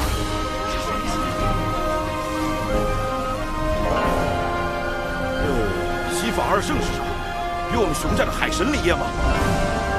此乃我我西方教大教主结英圣人，二教主尊提圣人，诸位与我西方教有缘，二圣算到此方有难，特遣我等前来降妖除魔。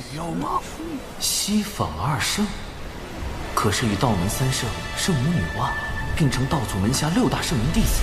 不过与其他4位亲传不同，结英尊提只算近辈弟子，这才被分配到了贫瘠的犀牛贺州。据说结英尊提当初为了成圣，曾发宏愿要振兴西方，打造世间净土，于是创立西方教。如今道门三教日渐鼎盛，西方教却因为地处偏远，门下人丁稀少，与道门的差距越来越大。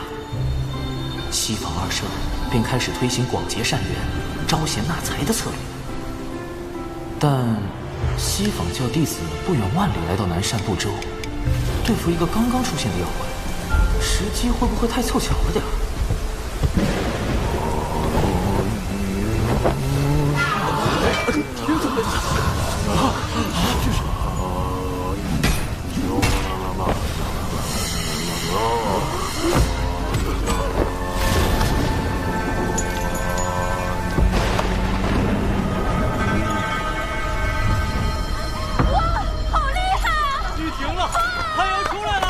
看来你们的海神不怎么灵啊，还得靠我等出手。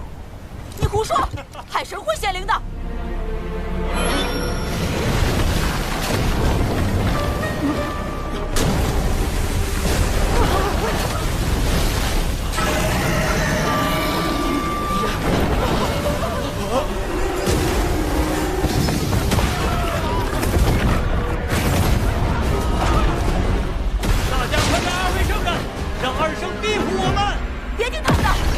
还犹豫什么？你们想被鱼妖吃掉吗？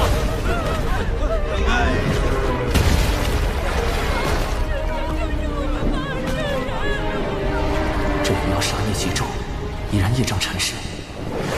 从妖气来看，约在真仙境，修为远在那群西方教弟子之上，但他却只出招式法，哪里出了问题？摄神珠，摄取元神。让我看看你元神的记忆，到底想来熊寨做什么？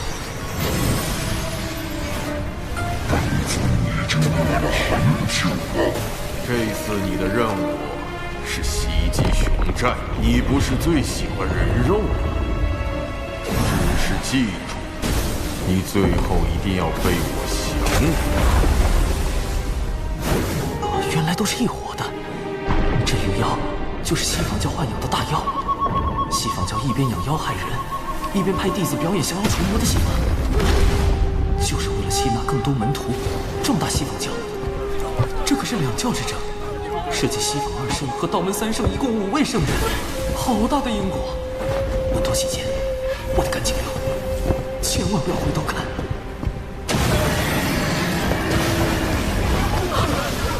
圣灵里海神没啥用，快来拜圣人老爷！我相信海神大人，他一定会救我们。西方二圣，救救我们！救命啊！救救我们！救命啊！孽障，胆大包天，西方二圣在上，请赐予行道力量。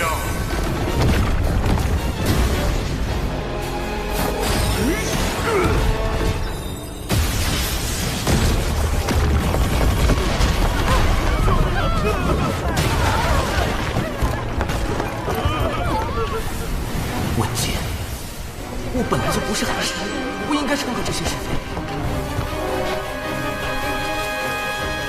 是那个女孩太天真了，不是我的问题。二圣，救救我们吧！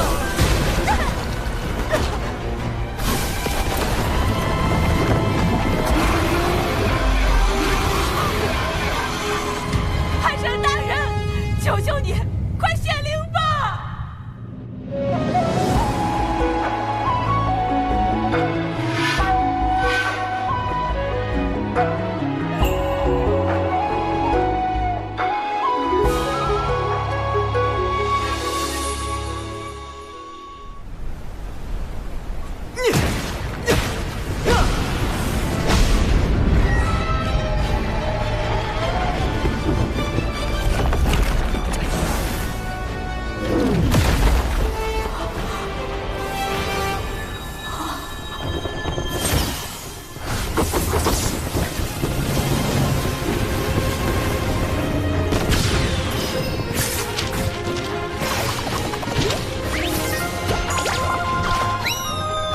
药教人施约，灵感来自于知名童话故事《一颗极刀撒网》。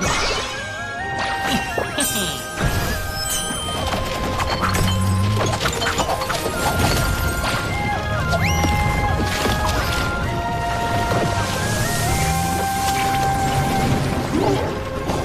这是偷袭本尊，好危险的毒药，我发不出声呀！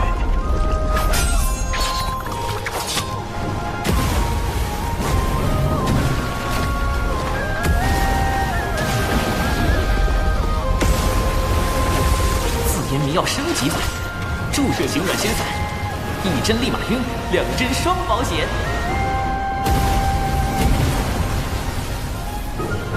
紫炎符阵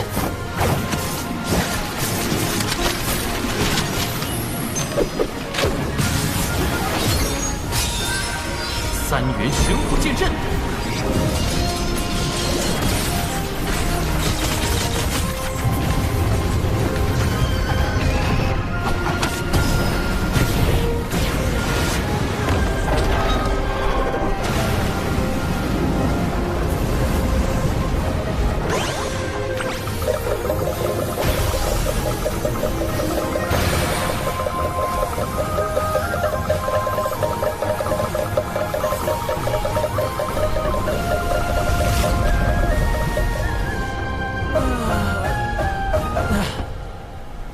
永不相见，莫再转生。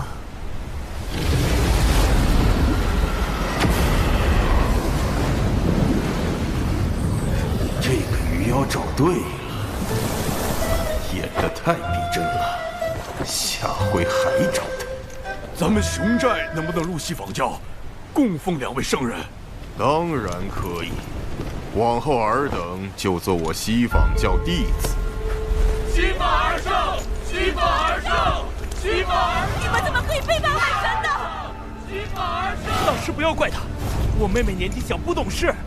无妨，不如让他随我西去，接受圣人指点，定能将他度化。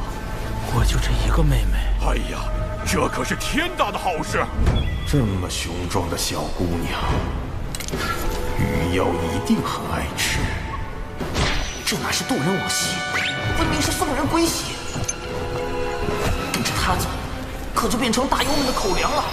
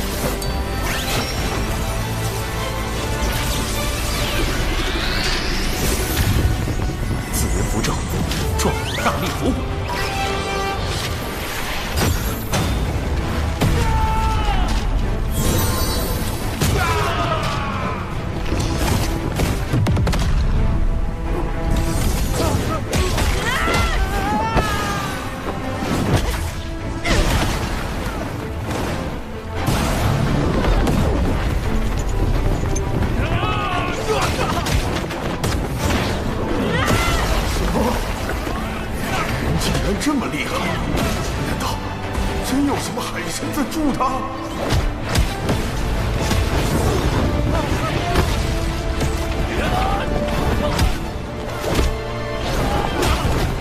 我说过，我们寨的海神是最强、最灵的。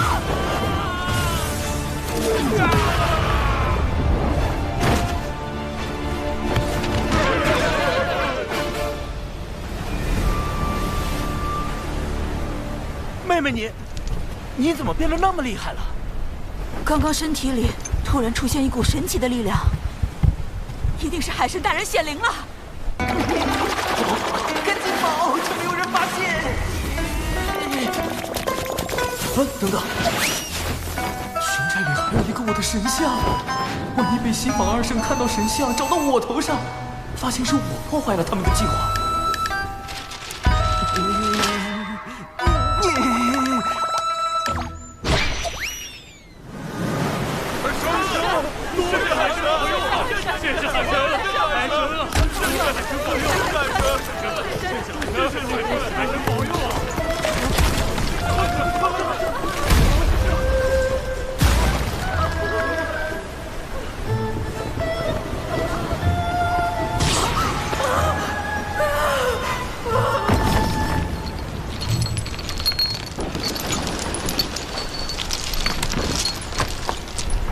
在下并非海神，特此备下薄礼，以谢贵寨收留之恩。令符炼器士入门手册若干，少年强则雄寨强，无需求仙拜神，自可修炼仙寨。他虽然不是海神，但他是英雄。我也想成为他那样的人。你现在立刻马上回到道门的地盘。西法二圣只是道祖的记名弟子，我道门3位圣人老爷却是正统的亲传弟子。有道门3圣罩着，就不怕那西法二圣了。能拜入道门回响渡仙门，真是一大幸事。昏皇太邪恶了，人心太复杂了，因果太害人了。以后还是得贯彻在小雄峰老死不外出的方针。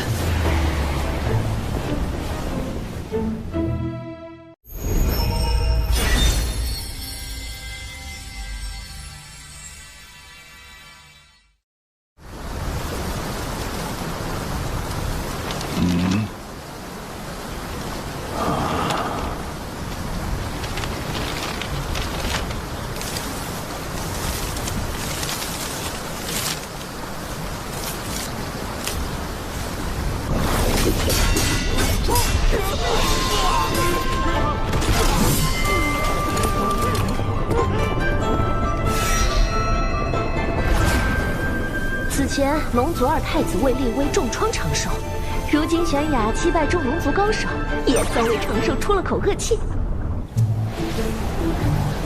出来这几天，小雄峰应该没事吧？走前叮嘱师妹要好好休息。师傅刚成卓仙，应该也在闭关。师兄，你终于回来了！到底是谁布下了这连环困阵？究竟有何算计？啊，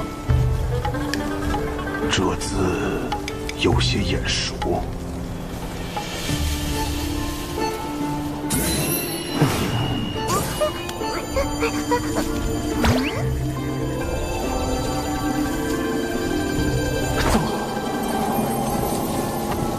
还请不要破坏此地的一草一木。此路通往一处没有隔音阵法的空地，难道还留了出口？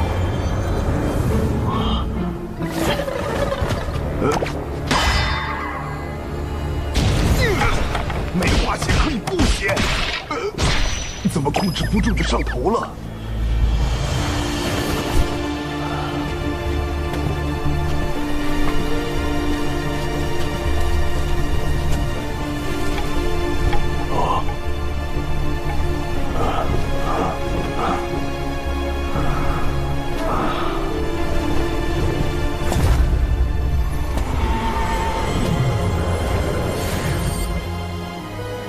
当初在丹房外设立体复合型组合大阵，是为防止有人发现我私炼禁药融仙丹。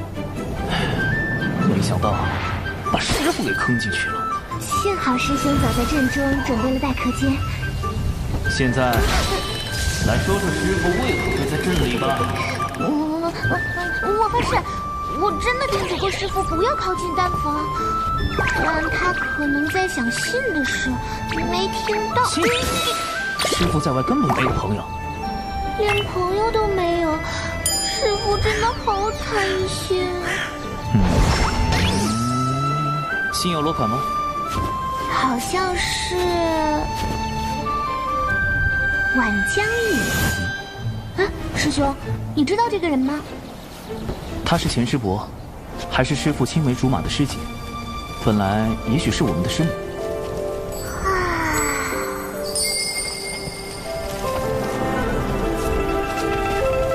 能看上师父这么认死理的人，晚师伯一定是一个很好的人。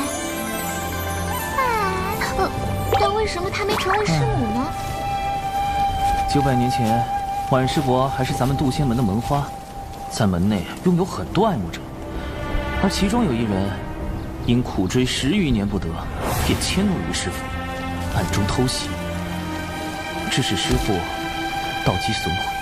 前场失业就背后下黑手，活该他一辈子单身狗。难怪婉师伯看不上他。后来，婉师伯为了给师傅寻找修补道基的宝药，便离开了渡仙门，自此再无音讯。师兄，你说婉师伯是不是找到了宝药，所以才约师傅见面？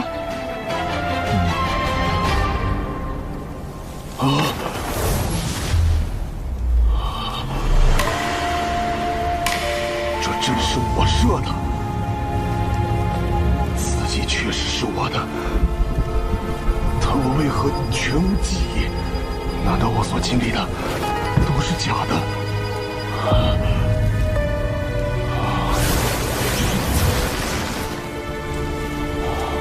师姐，师弟，这次门内大比已是第14年，进步不少。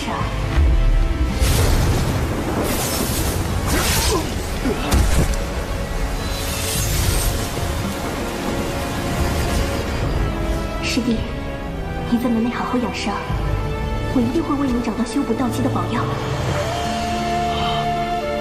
师姐，不要走，不要走！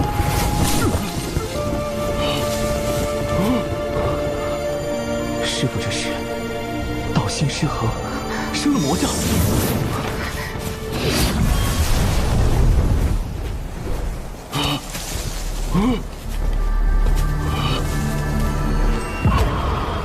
道基残损，心爱之人离去，挣扎半生只修成一个浊仙，你的过往还真是凄惨啊！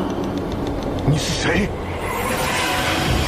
你我是同一人，境遇却完全不同。我的过往里，这些都没有发生过。我的道基没有毁，世界也没离开。没错，但世上只能有一个起源。你认为谁活着更好？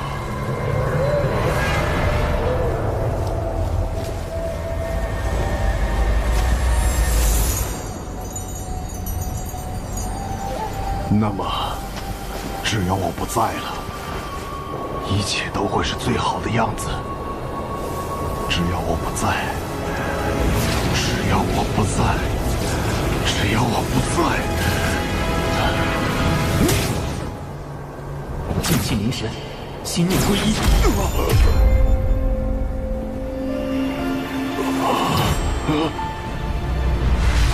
长寿，灵娥。为师好像见到师姐了。师傅果然是被五封信乱了道心，生出心魔。你们怎么进来了？朕呢？我师兄很不凡这件事，要告诉他。这是弟子设计的，但弟子就是用来防贼而已。防贼？小春风穷的叮当响，哪来的贼？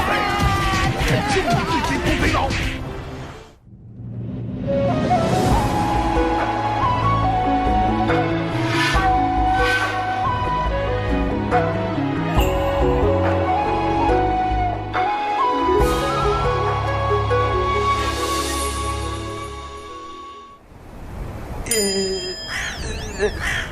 为师有要事得出门一趟，小琼峰暂由你打理。信我就是。师傅，婉师伯多年未回，门内应该已经将他从小琼峰除名了。安门归等于叛出师门。师傅身为一峰之主，若与他私下会面，该如何向长老们交代？那你说该如何做？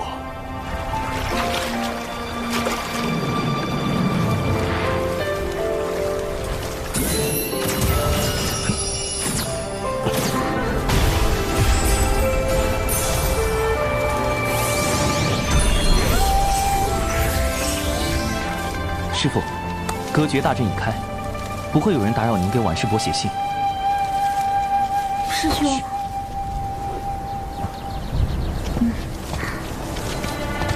师兄，你真要去给师父送信啊？万一……最坏的可能就是婉师伯已经遇害。这封信是有人要引师父外出，除掉的。啊！师兄，你是不是已经有怀疑对象了？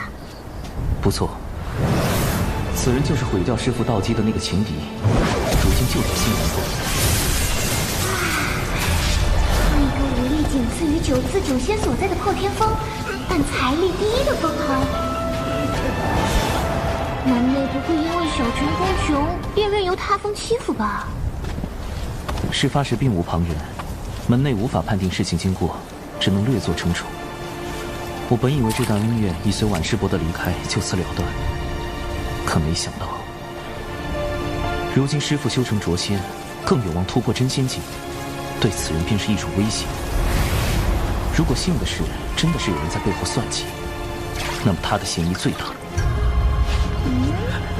师兄，这人是仙灵峰峰主的弟子快思。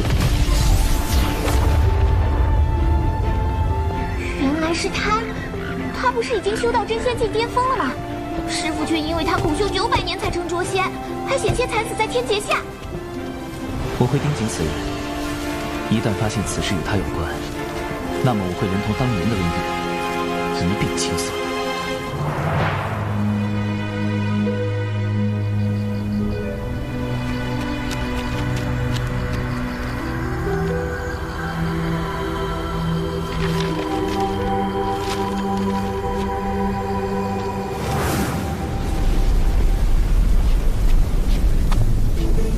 此外，赴约途中也有风险，还需增加底牌。师兄，这是要干什么呀？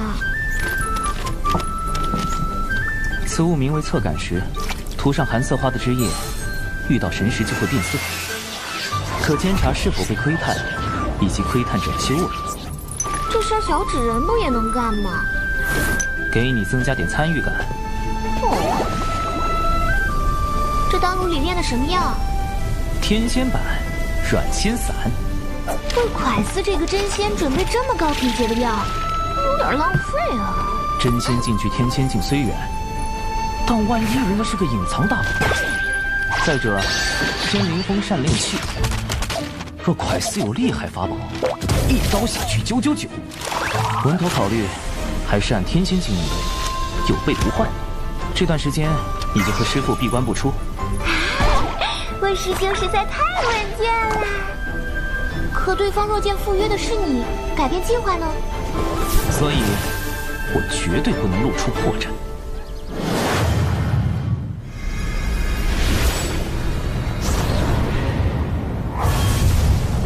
怎么刚好碰上从东海大会回来的人？假装没看到。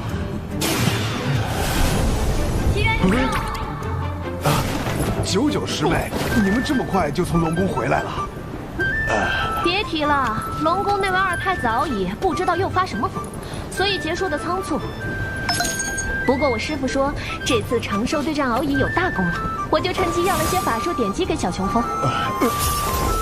师兄，你不用太感动啊，回头吩咐长寿陪我喝酒，喝到我满意就行了。这闪避动作这么丝滑，小寿寿是身体有病碰不得，你这老头还守身如玉了。多谢99师妹关心，但长寿实力低微，目前还用不到太高级的修炼典籍。已经在龙宫大出风头了，要是再少些东西，我不就成门内最亮眼的仔了吗？就算不为长寿，齐元师兄刚升浊仙，也很需要典籍巩固修为吧？99师妹的好意，师兄心领了。贫道正准备去南州历练，稳扎稳打，提升修为。啊，这风格改变的这么突然。齐元师兄900年来不是一向闭关修行吗？齐元师叔，此次长寿师兄舍命护我渡仙门颜面，玄雅钦佩不已。不知他伤势如何？目前已无大碍，劳玄雅师侄记挂。倒是你这一身伤。玄雅在擂台上把龙宫弟子揍了个遍，给长寿报了仇。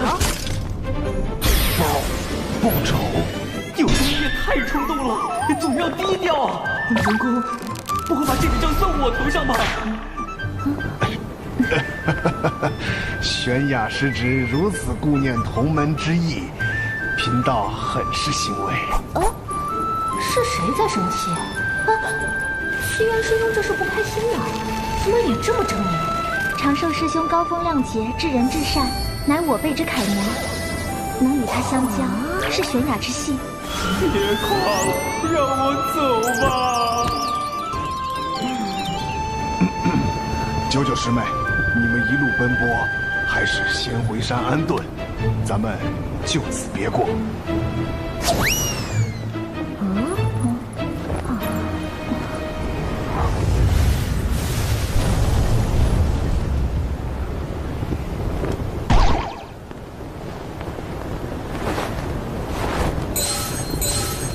侧本是有反应，我被神识锁定了。竟然有人愿意花那么多灵石买这个诛仙的命，倒还真是一笔划算的生意。待他抵达南州灵东城，我们便立即下手。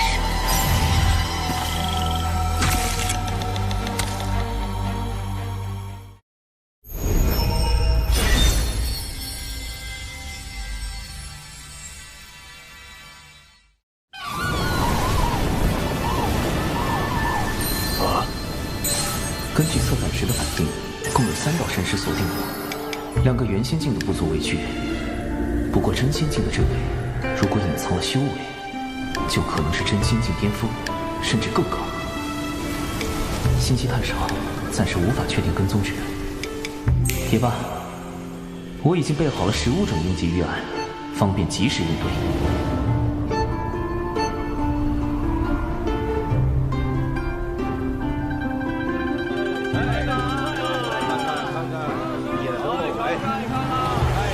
这就是信中约定的见面地点。南州不愧是人族气运汇聚之所，都开始追求精神需求了。不过，神识锁定解除，这就现身了。我还什么都没做呢。依然是你。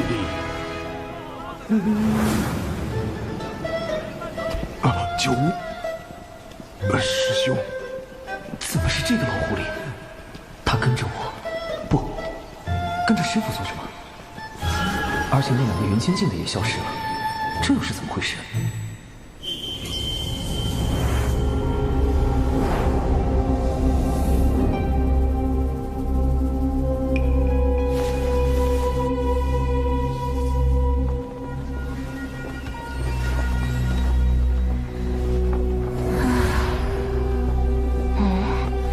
他旁边那人是？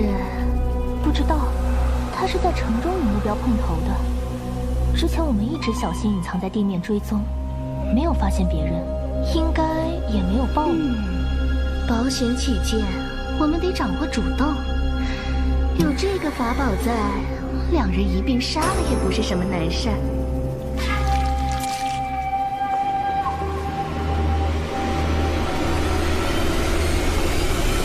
师兄，你怎么会在这里？小九担心你独自外出不安全，托我暗中相护。想不到，师弟，你向来洁身自好，怎么升仙后突然性情大变，往红尘俗世里钻呢？九无师徒暗中相护也是好心。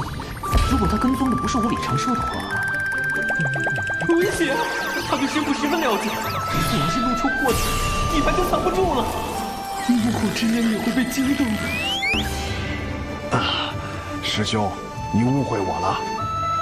吾辈炼气士一心求道，岂会恋慕俗世污浊？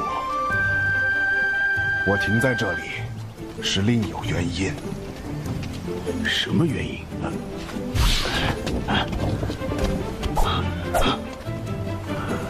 城中如此繁荣，凡人温饱不成问题。这些人却脚步虚浮，跟恶鬼似的，着实古怪。唉，想不到师弟如此单纯。师弟自梦晚将与师妹近1000年，一直很寂寞。我这个做师兄的，确实不该过度苛责。总感觉他在想一些不礼貌的东西。确有一些人阳气虚弱，寿元无多，像被妖族吸食了精气。而里面正好有3个妖怪，一个真仙境，2个元仙境。方才我没能一眼看出，师弟，你的眼力不错呀。我升仙之后，确实眼力有些长进。看来之前跟踪我的，就是这2个元仙境的妖怪。师兄，事关重大，我们是否马上返回门内禀报？师弟何时变得跟长寿一般思虑周全？此事目前只有推测，却无证据。不如先暗中探查一番，若确有其事，咱们联手除妖，护一地清明，岂不美哉？师兄果然是义薄云天。就我师伯轻易就能发现我与师父的细微不同，我必须更加克制，不能越线半分。末世3姐妹加场表演马上开始，走过路过不要错过呀！加场表演。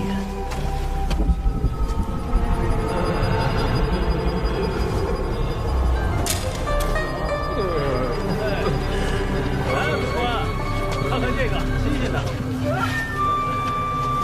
幕后之人为了引师父入局，真是煞费苦心。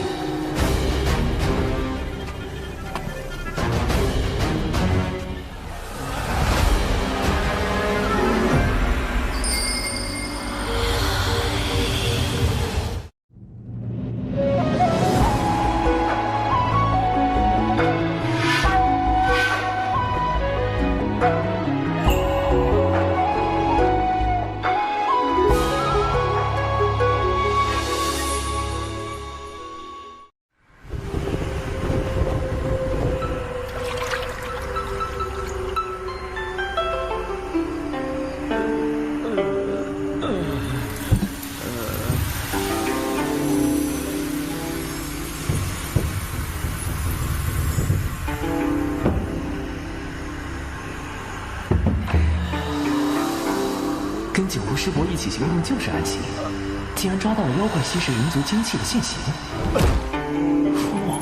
话说这么熟练，他们到底吸食了多少精气啊？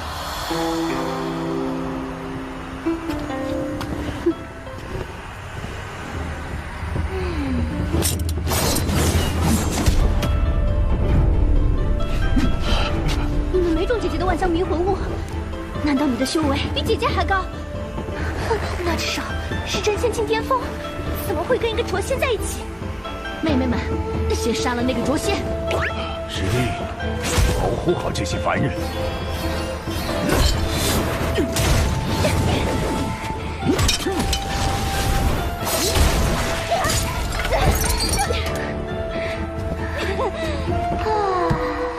好吵！发生什么事啊？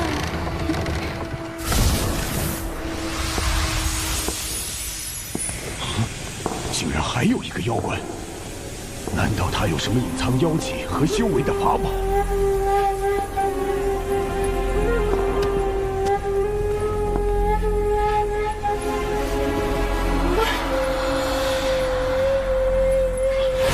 掌柜的，他打伤了我的2个妹妹。小兰姐姐，你也要为我们做主啊！敢在我店里？师弟，千万保护好自己！我绝饶不了你！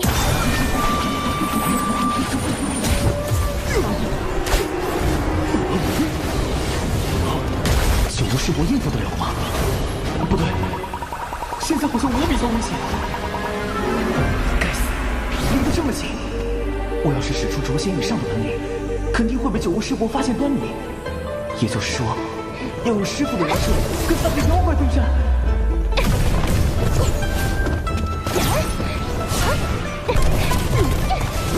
一个糟老头子，怎么这么能跑？为了装师傅，我饶命了。没事儿，他跑不了。万飞小混物集成了。不妙，情深中竟然暗藏无形水雾，逐渐令人窒息。虽然我本身的天仙境修为足够抵挡，但显然师傅这个浊仙是抵挡不了的。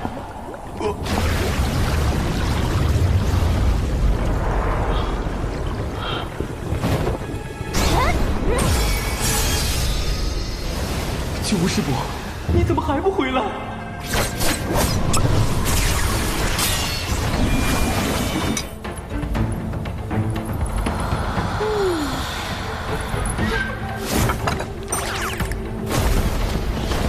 不好，事体有危险，必须马上了结这个妖怪。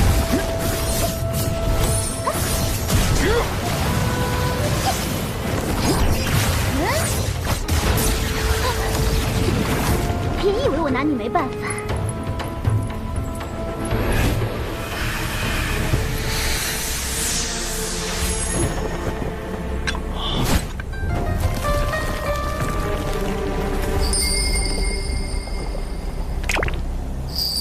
你是青丘狐族？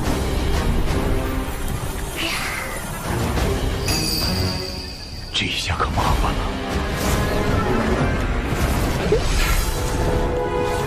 算了，求人不如求己，启动地界抛命锦院。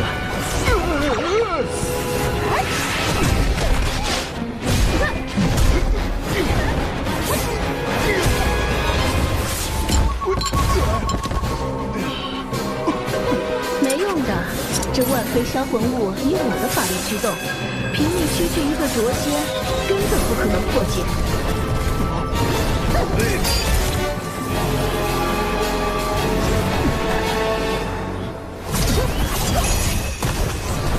贫道自己法力低微，大仙绝不会向你们这些作恶的妖怪屈服。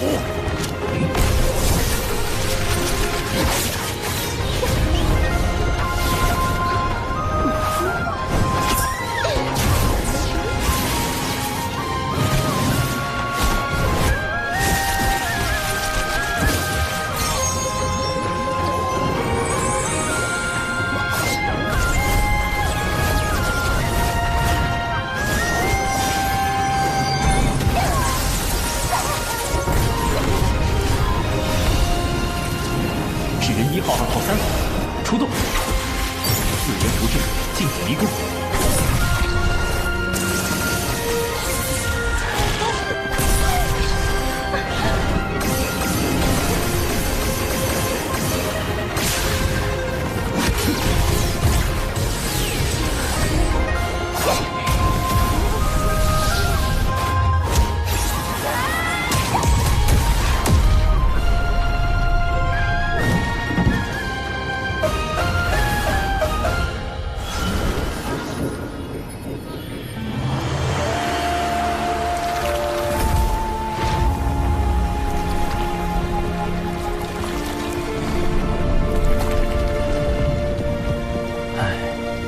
人类总是会被表象所迷惑。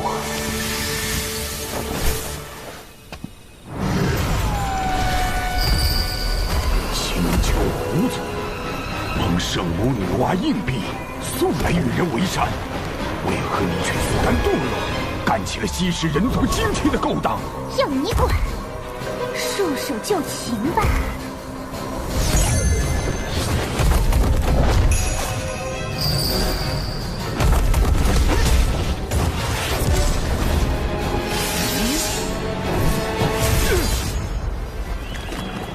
我要杀了你！妹妹们，把力量借给我！又来了！万毒噬魂物！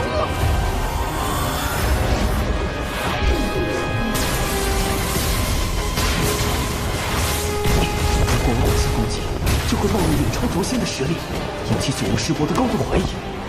但如果任由毒雾蔓延，师傅的人设是保住了，人就很难保住。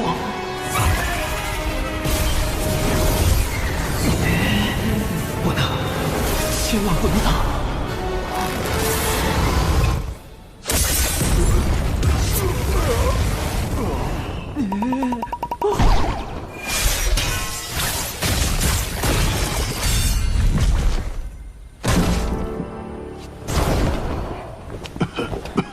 师弟，没事吧？这3只妖怪着实厉害，多亏师兄大救。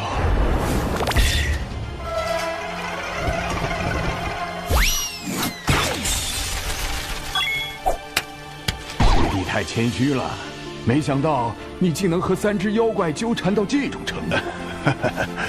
出门前，长寿给了我许多符箓防身。原来如此。长寿师侄那么多鬼主意，别说元仙遭不住，真仙栽跟头，待他成仙，怕是连天仙都敢算计。你师父的一世英名，我忍了。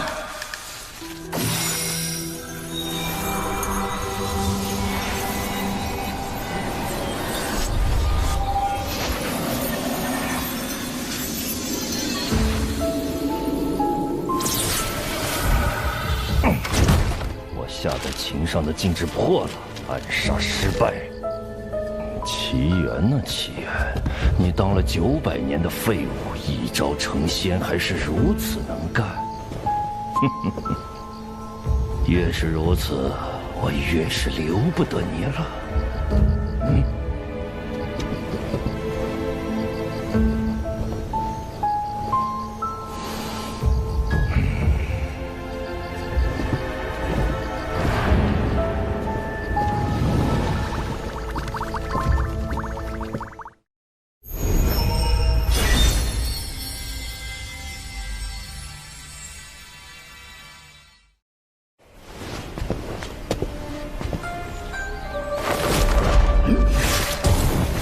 小指一件事，基本可以确定快思就是幕后真凶。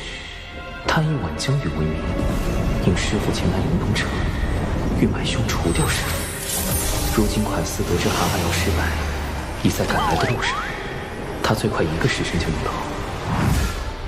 麻烦就麻烦在九无师伯。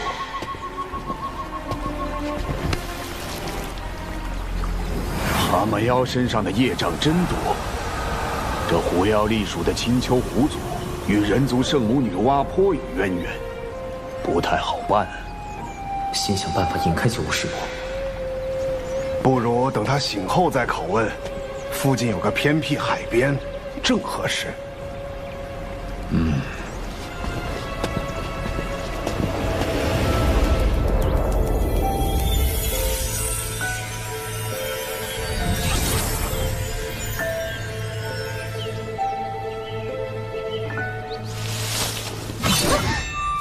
行了，你这狐妖为何在人间作祟？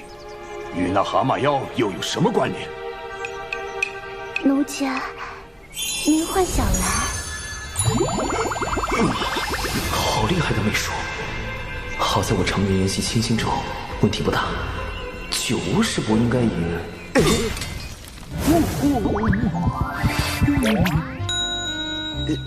九无师伯，你冷静一点啊！师伯，对不住了。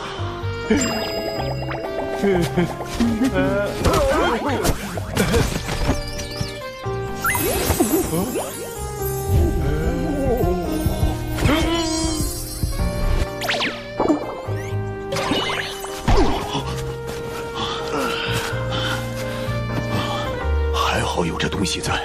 这是长寿化的白眉老后符，炼气时修道静心，抵抗媚术，必备良品。好厉害的法宝！哼，竟敢用媚术激我的魂符！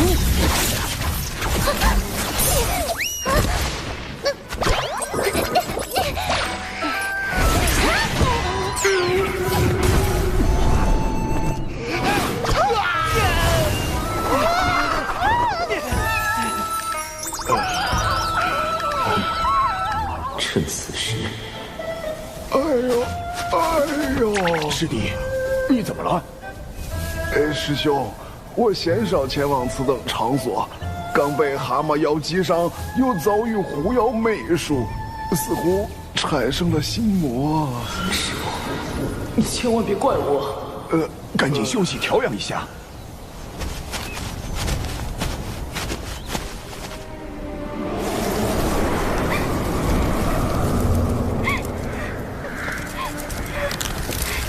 姐们，你们死得好惨！说，那个谪仙是怎么杀死你姐姐的？他有什么特别手段？姐姐们已经死了，告诉你这些又有什么意义？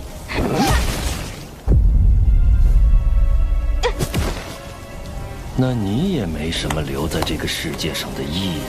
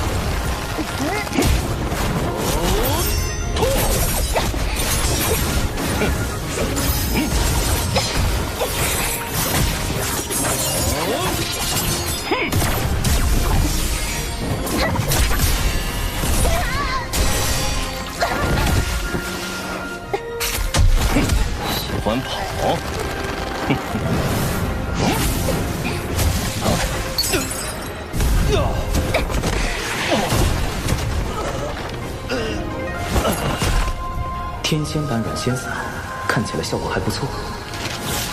稳妥几剑，总归要确认一下，杀错人可就不好了。还是进行一下搜魂吧。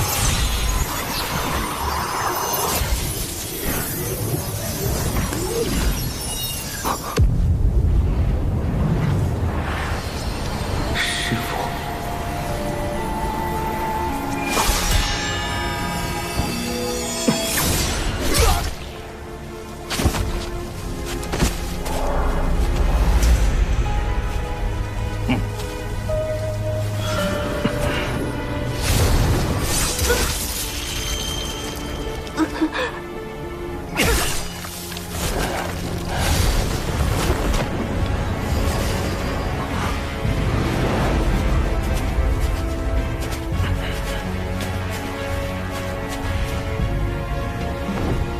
果然，快似买通蛤蟆妖，欲在此地杀死师傅。师傅，万事不枉，凛东城百凶杀人事件确认完毕。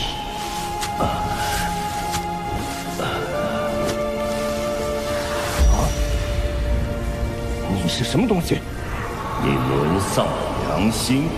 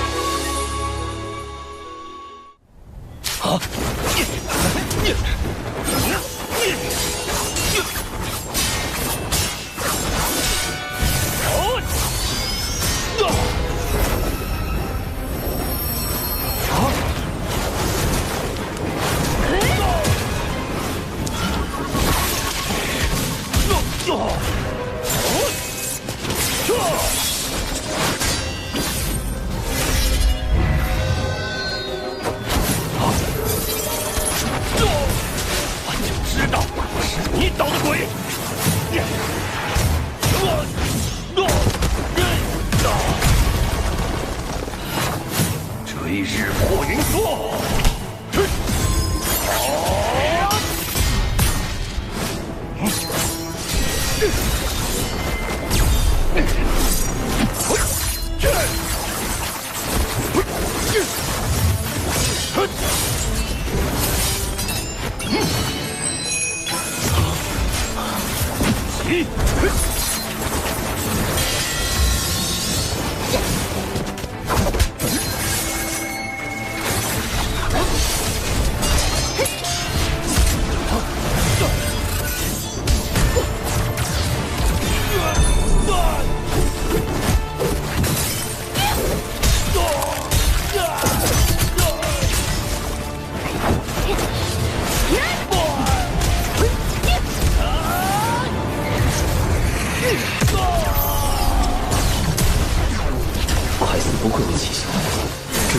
速竟还能变换多种攻击形式，学习了。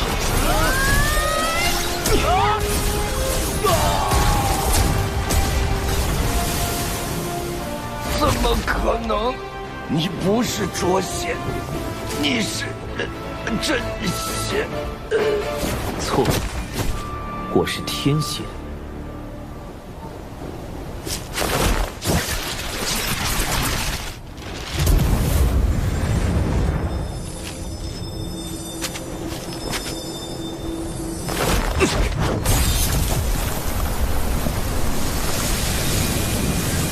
望为永世，无法转生。我确实没有参与吸食人族精气，不信的话，竟有功德。一般来说，行善带来功德，作恶带来业障。等功德积攒到一定程度，便可获得成圣契机。机缘上佳者，可凭借功德成圣。当今6圣都是以功德成圣，道门3圣以教化取功德，西方2圣以发宏愿取功德，圣母女娲则以造人取功德。但这狐妖身上的功德，这是祖传功德。我族祖先曾在巫妖大战期间救过人族，因此获得功德传至我辈。你们若杀了我，我身上的功德便会转化为你们身上的业障。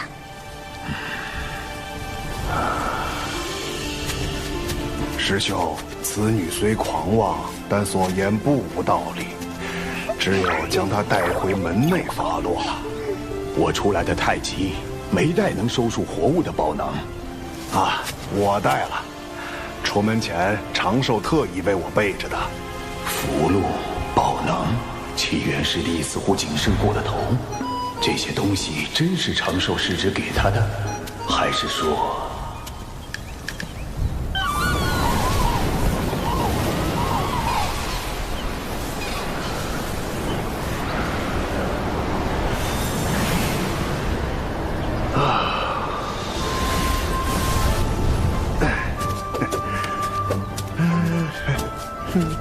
师弟，不知长寿师侄最近在干什么？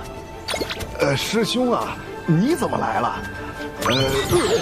长寿啊，应是在修炼吧？他为什么突然问起我？正好，我来这里坐坐。师兄不去趟赏罚殿吗？小兰之事仍需门内定夺。麻烦了，一定是这老狐狸发现了什么。稍后我自会跑一趟。怎么，小琼峰不欢迎我？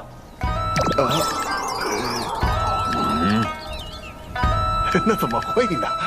师兄造访，必令小琼峰蓬荜生辉啊！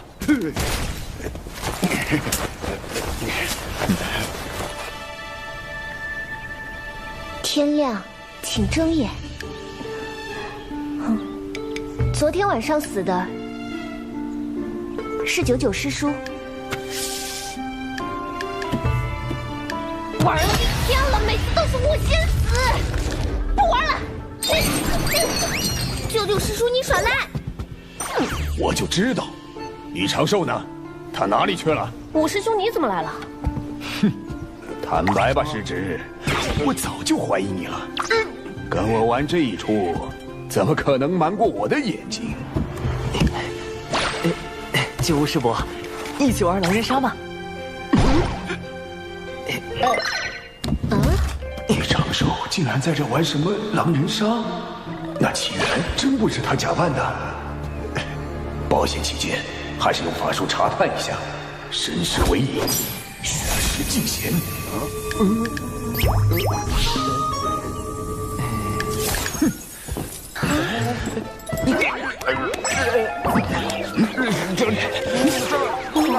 你是我，真是我想多了。哎呀，既然你们在这玩游戏，那我就不打扰了。这就走了？九师伯，好险，还好我身上有火的预防茶炭，否则方才直接被九无师伯看穿了纸人化身。看来是我扮演的师傅不够像，才引起了九无师伯的怀疑。明明是你啦！往后定要仔细观察师傅演习，进一步提升演员的自我修养。这次我与纸人兵分3路，击杀蒯斯的同时，利用九无师伯制造师傅的不在场证明，用99制造李长寿的不在场证明。其中多有风险，往后需好好复盘。只是师傅那边……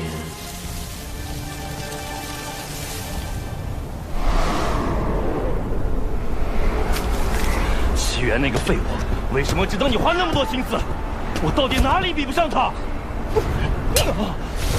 你这样心思歹毒的人，也配和七元师弟相提并论？也配和七元师弟相提并论？既然如此，你就别怪我心狠了。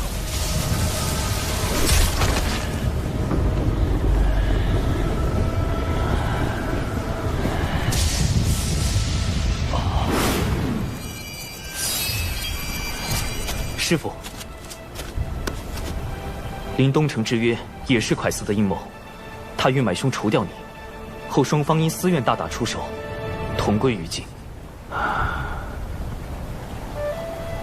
你回去吧，为师想一个人静静。婉师伯虽死，但仍有魂魄留存于世，也许师傅和婉师伯真能有重逢之日。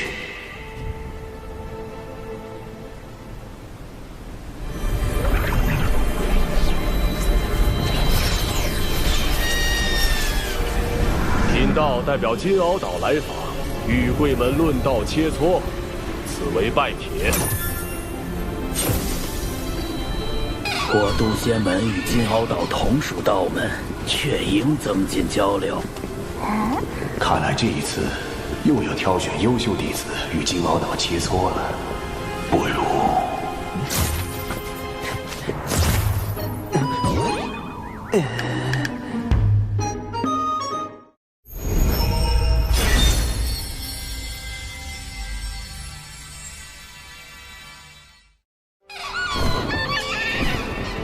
我等想与小琼峰的高徒切磋。小琼峰，门内最弱的峰头，金鳌岛此举何意？难道想故意折入渡仙门？应该是想避免道门争端。小琼峰实力如何，稍加打听便知。金鳌岛获胜面上有光，咱们渡仙门也不算失了面皮。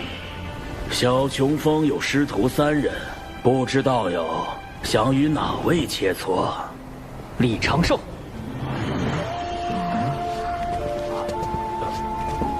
敖乙，他拜入了金鳌岛。龙族一向傲慢，如何会与道门为伍？为了打败蓝衣老道，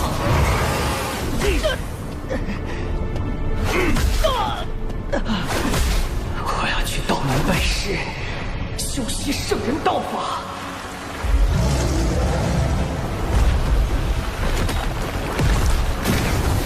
为了重整龙族，我要扬名四海，引领族中弟子拜入道门。扬名计划第1步，洗净龙宫一战的污点。回众吕上人，我师兄李长寿修行遇到瓶颈，必死关了。还好准备了避敌计划。着实不巧，敖乙太子不如另择一位弟子切磋。友情悬崖，愿向敖乙太子请教。你是小琼峰弟子吗？不是。那便不行。师兄，我是为了你才不稳健的，不许罚我超说。小琼峰弟子兰陵娥，愿向敖乙太子请教。我的对手非长寿道友不可。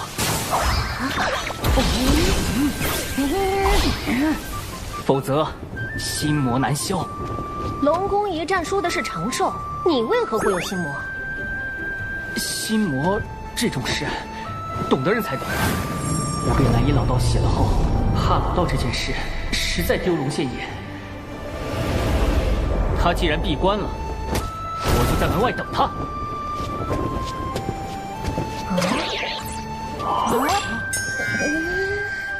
这小人做事这么绝，都开始堵门了。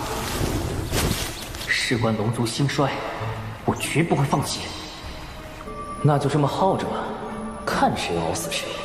我龙族寿命长得很，熬死你还不是绰绰有余。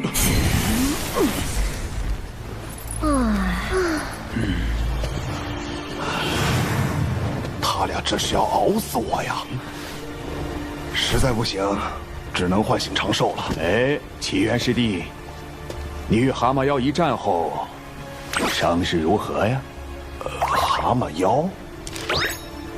难道是长寿说的快死孤兄杀我那个？好多了，老九无师兄记挂。还好对过口供。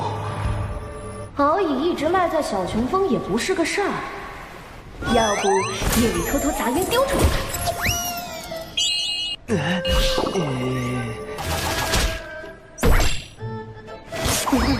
我会被龙族暗杀吧？小妖精，赶紧出关，调整两层伪装。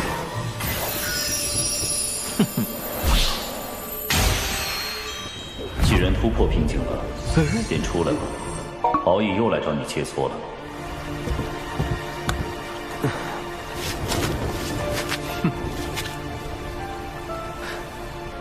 敖乙已渡劫成仙，而弟子不过反虚境，怕是难以取胜。师父，弟子有一个既不与敖乙交手，又能让渡仙门稳赢的法子。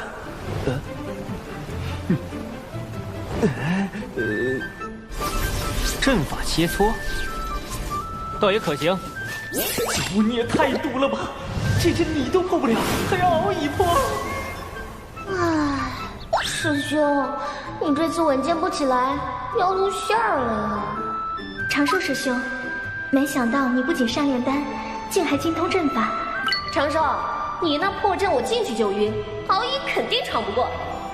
长寿，此战过后你定能得到门内重视，快和为师谢过九无师兄。举手之劳，不用谢。谢你个鬼呀！苍天啊，把这坑神带走吧！只要在不强行冲破阵基的情况下走出这座大阵，便算敖乙太子获胜。请。只能随机应变了。此阵将是我扬名四海的第一个垫脚石。敖乙师弟，这阵法看着并不玄妙，一定困不住你。为兄等着为你庆功。敖乙师叔，自求多福吧。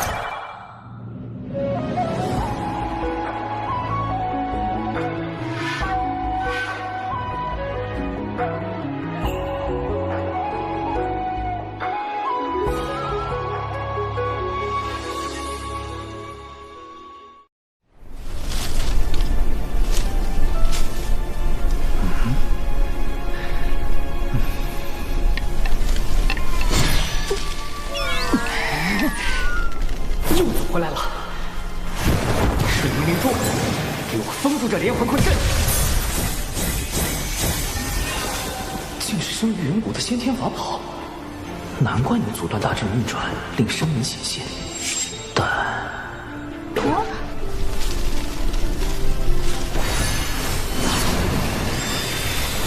凌离剑，给我斩了这方寸之地！又一件先天法宝。敖乙真是旷里有家，只是阵法造诣差得令人发指。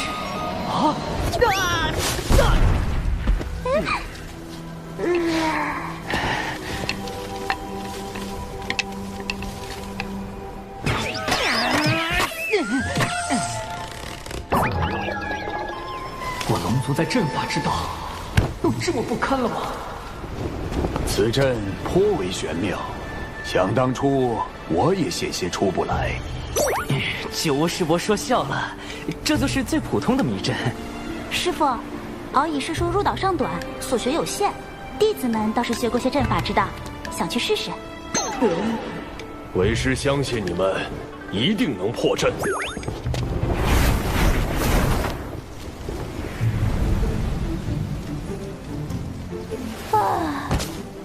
要的师傅长了一张嘴。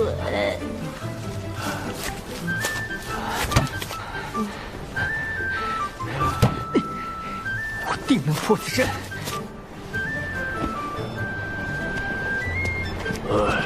终归是败了。也罢，贫道这就将他们带出。前辈且慢，我来开。是时候展现我金鳌岛真正的阵法造诣。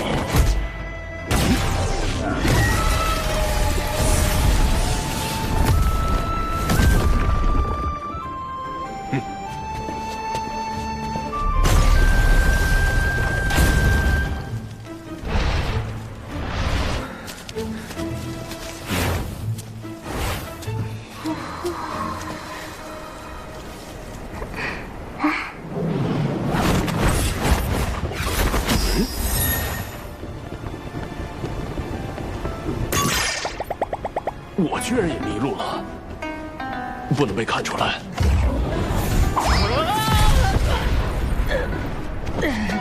我龙族还能站起来。鳌宇师弟，为兄来救你了！连天仙都被困住了。长寿在阵法上的造诣确实不凡。长寿啊，这个优秀仙苗，你当定了。谁爱当谁当，不要给我！金鳌岛也不过如此嘛。九九师叔，既然你主动吸引火力了，一定不介意我再把祸水引向你吧？此阵能有如此威力，九九师叔居功至伟。这座大阵一直是靠您浑厚而又纯粹的法力在运转，对吧，师妹？可不是嘛，阵基里的每颗灵石都是您嵌进去的。九巫师伯推荐的就是靠谱。可是小琼峰真的需要真仙指导布阵，就要真仙，就要真仙。真仙？他就是真仙，你找他。师兄，好像是有这么回事。难怪我在镇里一直兜圈，原来是九九师妹所拨。是吗？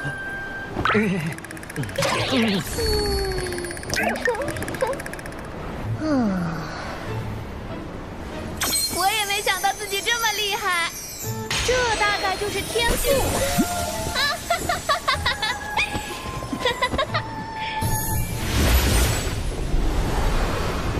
九九师叔实力强横，众位道友闯不过去，实属正常，切勿因此沮丧。我输了。道友阵法之玄妙，敖乙领教了。师傅，你怎么也在这里？为师是来找你们的。如今是我金鳌岛输了一阵，不知小友能否和鳌宇师弟再比试一番？当然，绝对不是为了输赢啊，只是想助我师弟摆脱心魔。一个成仙的挑战一个没成仙的，这公平吗？请元泽师兄将我的修为封到反虚境。这倒是公平了。那便再切磋一次吧，莫要让人觉得咱们渡仙门拒战。这熟悉的剧情走向，弟子遵命。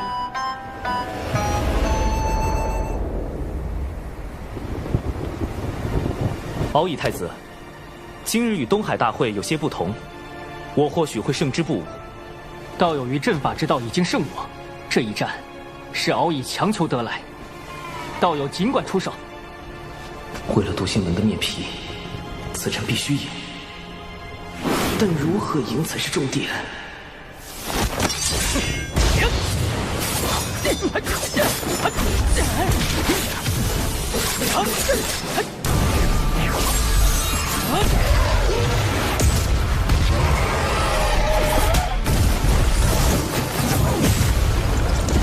好快的盾法！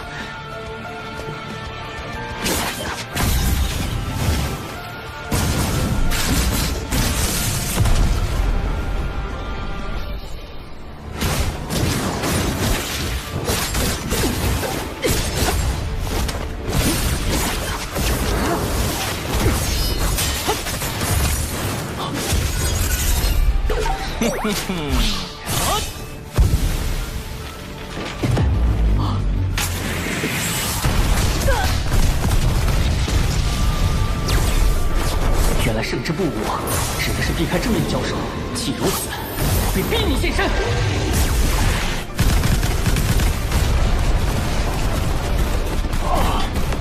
都炸成这样了还不出来，这人的打法真是一言难尽。总之，敖夷太子拿土遁没办法，承受也算立于不败之地。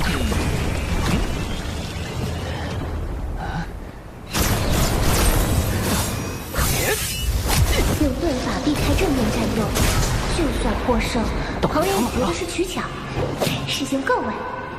符火破不开他的心墙，得换点尖锐的法器。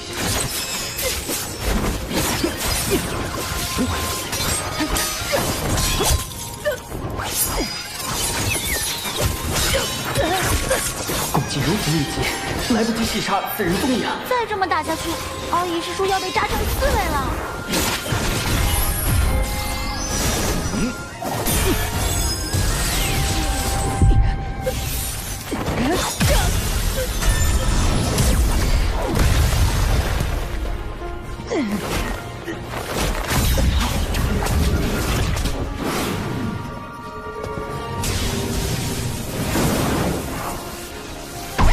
这是什么法器？一棒砸下去还能喘气吗？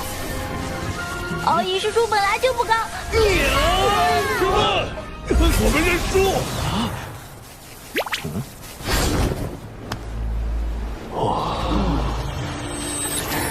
输了，我又输了，多有得罪。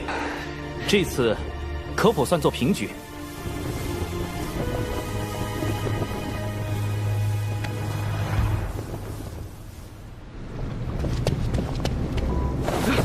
女王大人，咱们派到南海传教的弟子失联了，让压神的人去查看一下。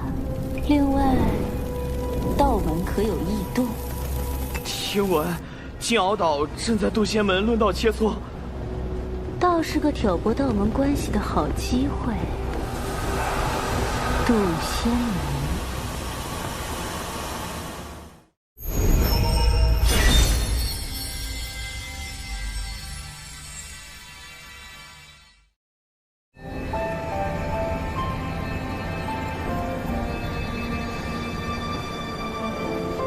长寿道友，不，长寿兄，如此光风霁月，已心有所感。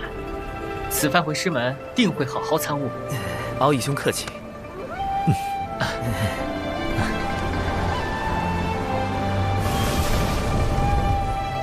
叨扰数日，贫道这就回去了。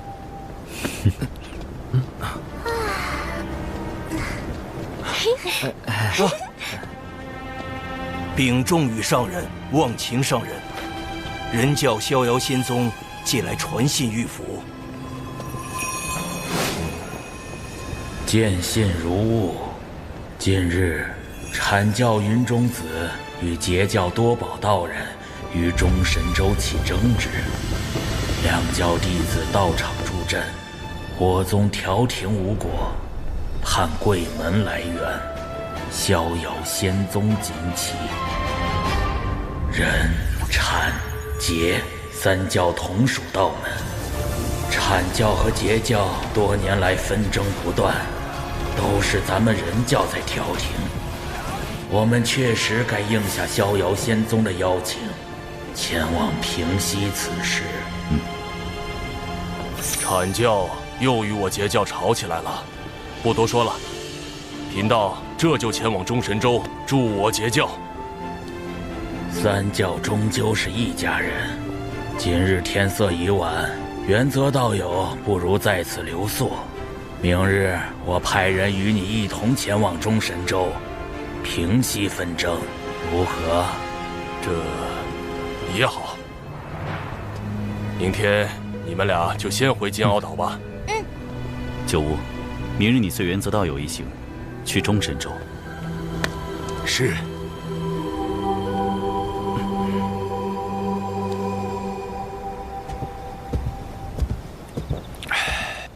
师伯，这是万凌云长老炼制的辅仙灵魂丹，可用以防身，用时需闭气，以防自伤。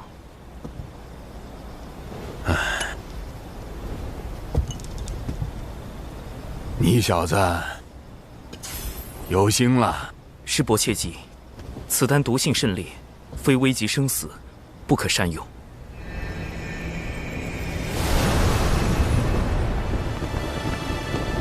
师兄，阐教和截教吵架究竟是怎么回事？门内那么急着派人去劝架。这次冲突的主角，阐教的云中子和截教的多宝道人，听说他们都喜欢法宝，只不过云中子喜欢仿造赝品，而多宝道人则喜欢收藏真品。也许是因为法宝，二人吵了起来。那法宝是假的，你的法宝才是假的。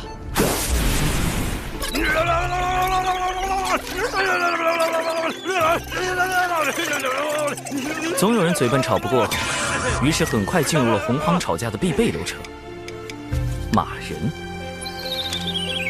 二人都叫来了各自的师兄弟，两人的争吵升级为两教的矛盾。这样一来，作为道门三教之一，从不参与阐截之争的人教，不得不出面调停。逍遥仙宗劝架无果，又发动骂人战术，叫上了咱们渡仙门。就为这么点小事，闹那么大？阐截两教的矛盾由来已久，甚至要追溯到两教圣人立教之时。九无师伯前去劝架，但愿别是吃力不讨好。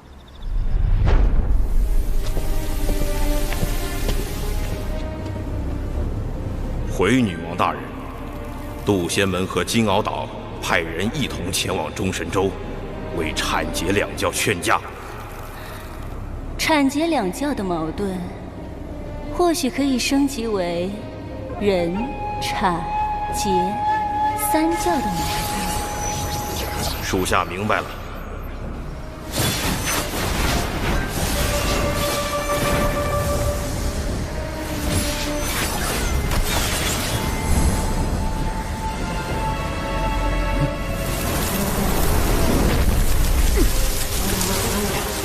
蚊子也太多了，有埋伏，是隔绝法阵。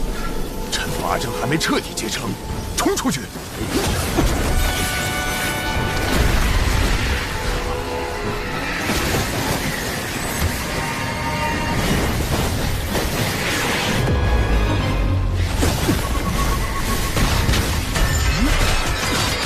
我赤鸟向来性情温顺，怎会突然出手攻击？事有蹊跷。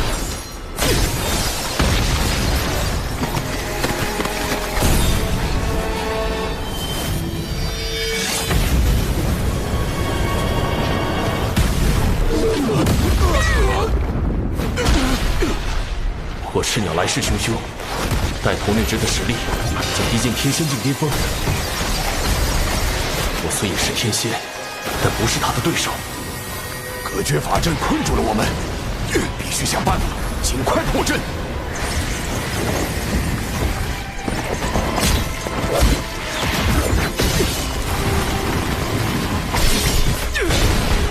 震雷离火，天使造化，摩天扬雷，起！天光熠熠，黑影如梭，万影剑阵，去！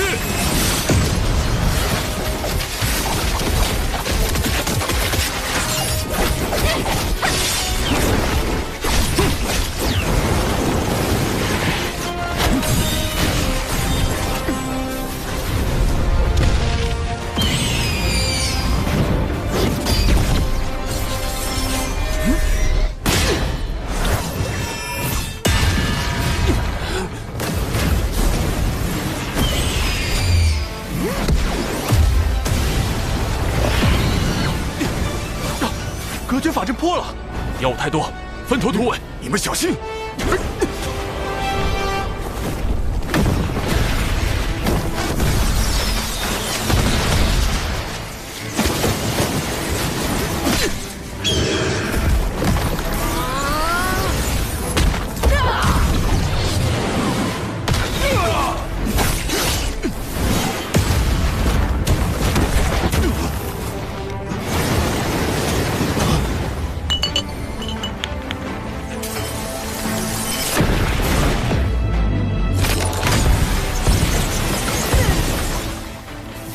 丹药此瓶禁制被破，九无师伯出事了。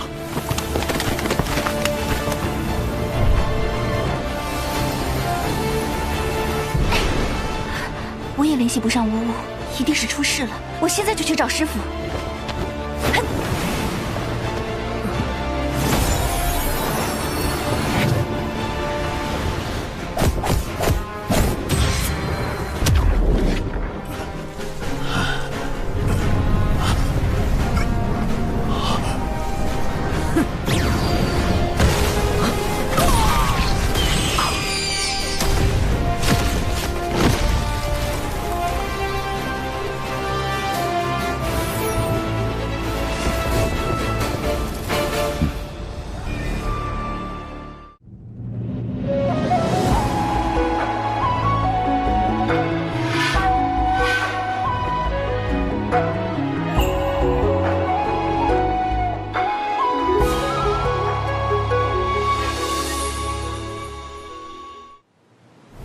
长寿，要不是你给的毒丹，我真就见不到你了。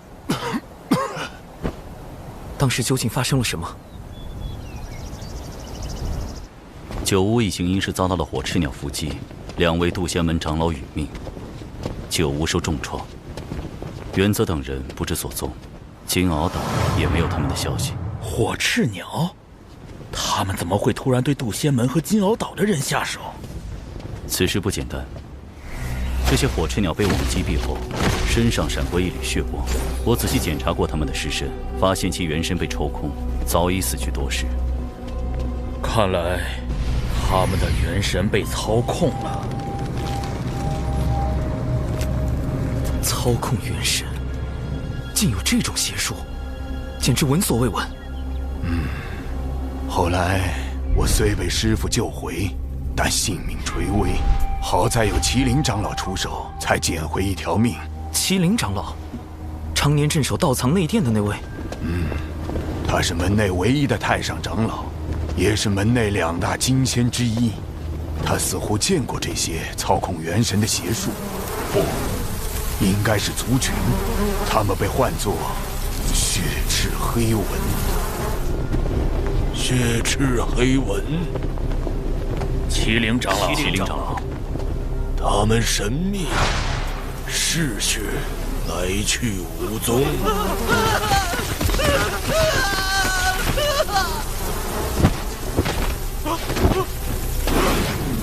通过吸附他人骨血，从而附身操控。操控火赤鸟的真凶，只是一群蚊子。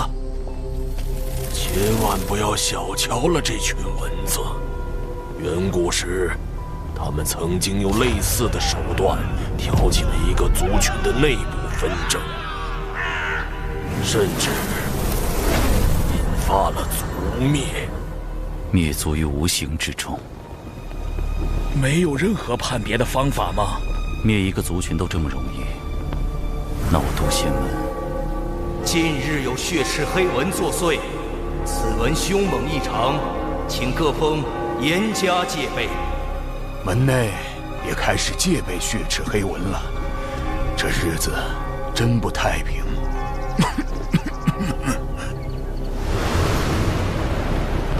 蚊子。封神大劫之时，西坊教真提道人手下确有一只蚊子，能够操控他人元神。他害死截教内门弟子，啃坏西坊教镇教之宝，莫非就是这血赤黑纹？血赤黑纹消失已久，此时忽然出现，定有缘由。难道与产劫之争有关？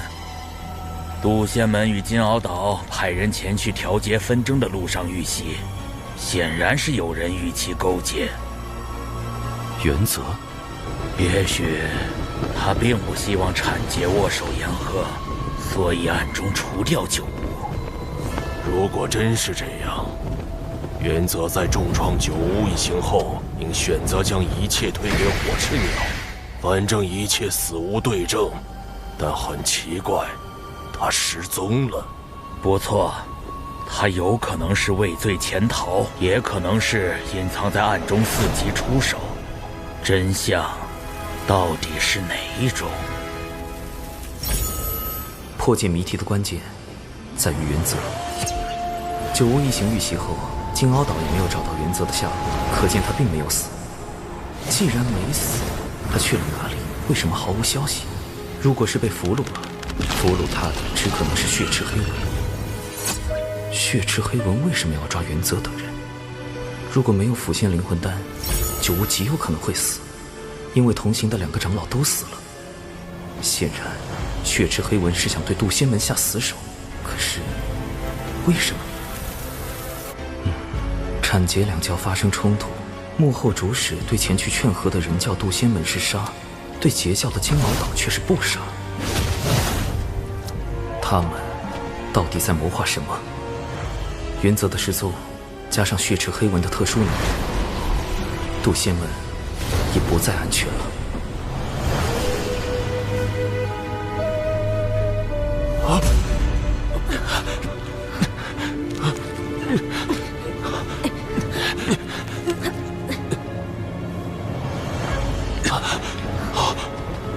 我乃金鳌岛原则，你要干什么？告诉你，别想威胁我，我是绝对不会听你的。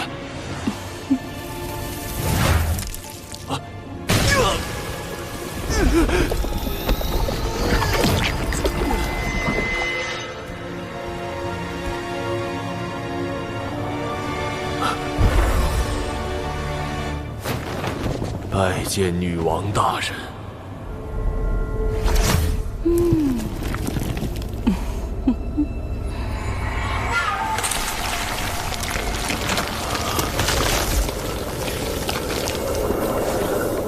吸收完血莲，你们便可以一跃成为金仙，然后带领妖族去覆灭渡仙门。记住，覆灭渡仙门。是。安排火赤鸟偷袭，再以血池黑纹掌控金鳌岛炼气室，攻击渡仙门。女王大人果然高明。这回定要让他们道门3教吃个大亏。只有这样，上面那位才会满意。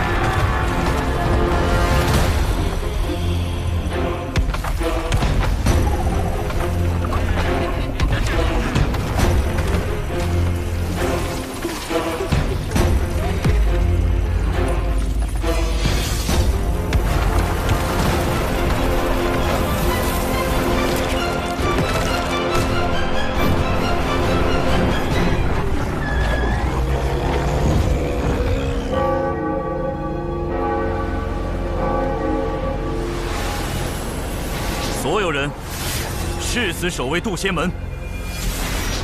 门内有数千人，未成仙弟子占大半，元仙以上弟子、长老有数百人，不知有多少会葬身在这场血腥浩劫中。誓死守卫渡仙门。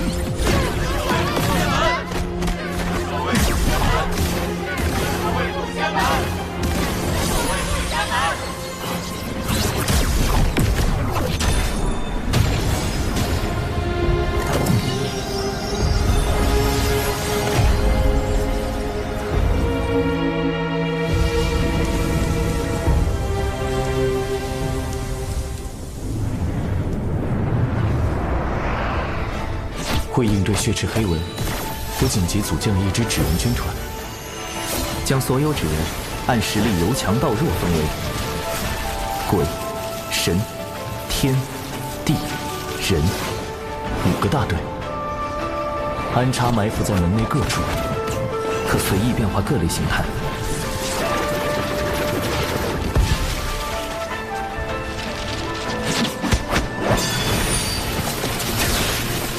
但愿能守住宗门。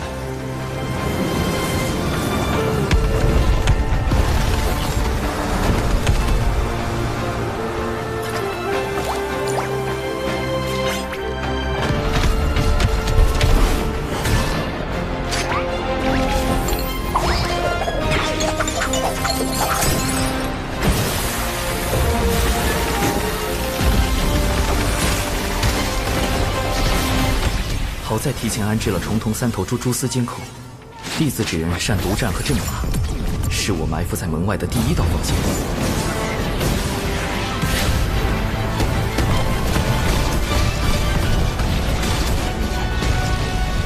虽成功击退了先锋军，但宗门的这场大战避无可避。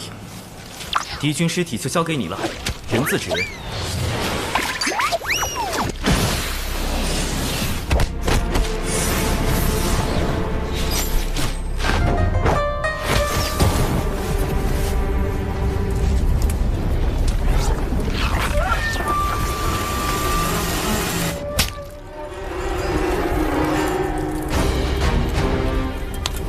是何方高人？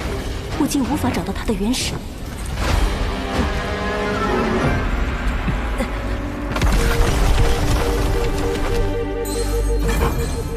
来了，3000里外，西北方向出现敌军。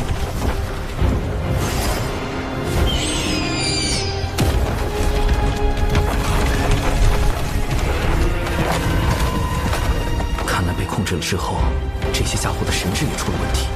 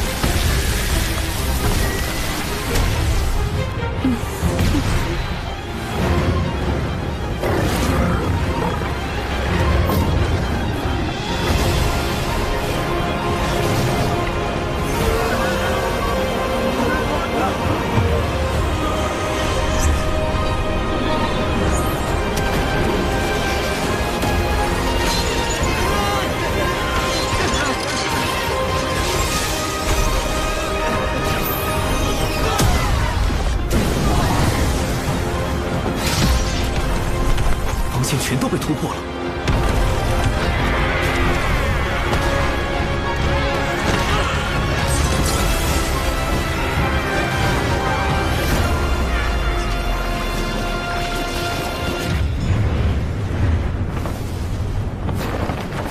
接护持大阵。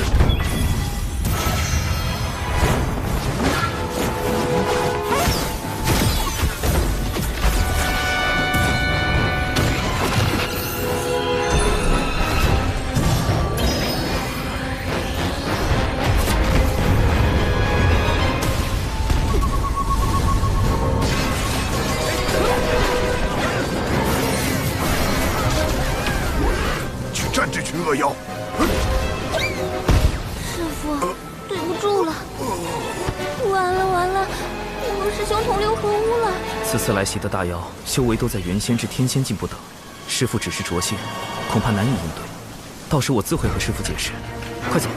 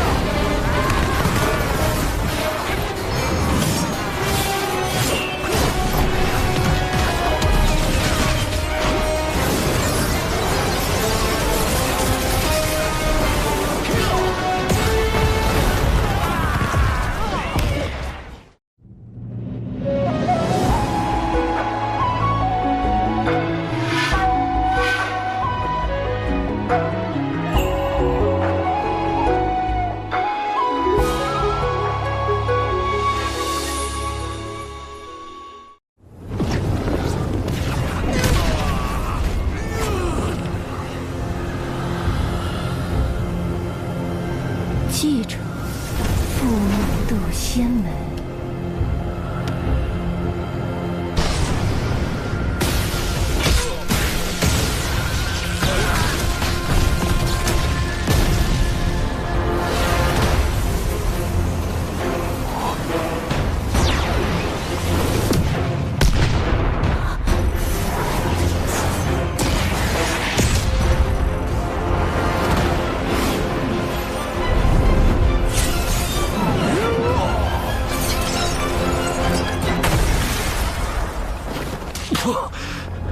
竟是3名金仙，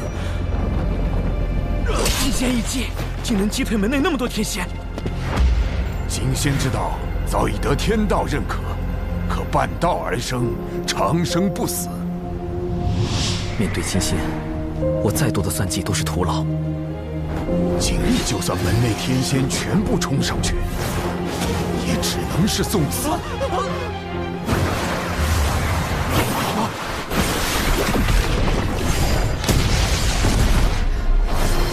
门内金仙，麒麟长老以1敌3，好死！幻影剑阵。门内只有2位金仙，还有1位便是掌门，但掌门闭关数年，不知。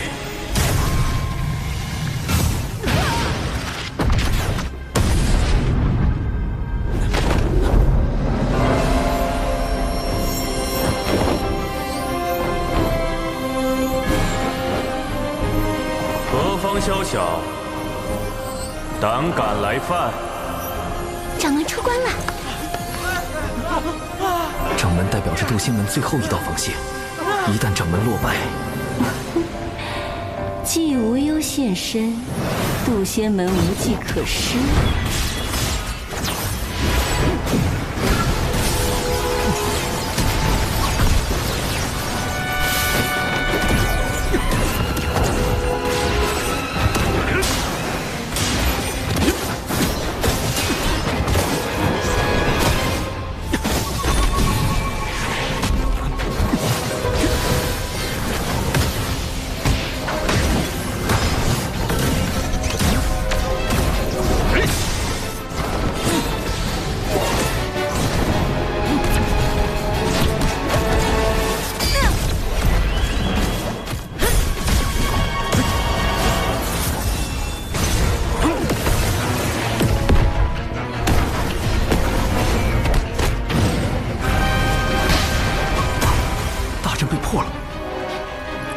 九无听令，开启挪移大阵，所有未成仙弟子立即进入大阵转移。挪移大阵已开启，此阵顺地脉方向挪移，瞬间便可出现在万里之外。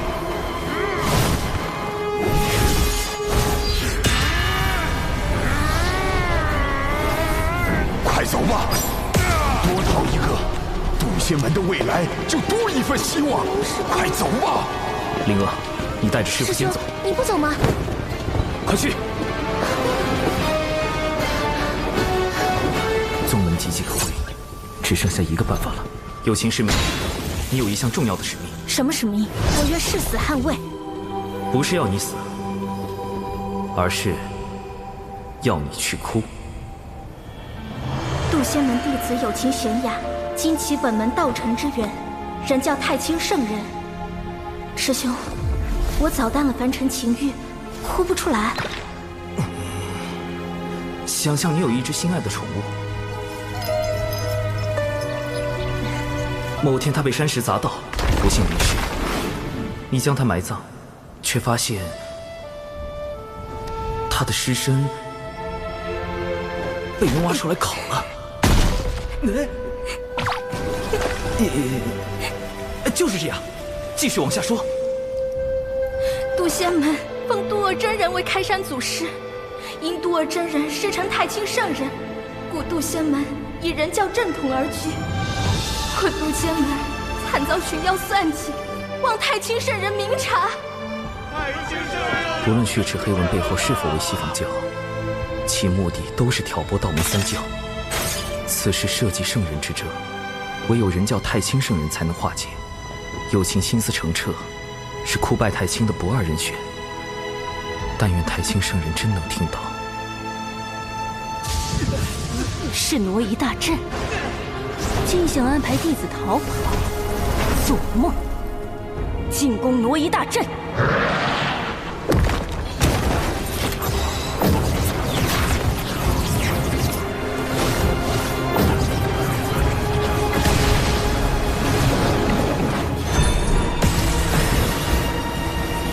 阻止他们！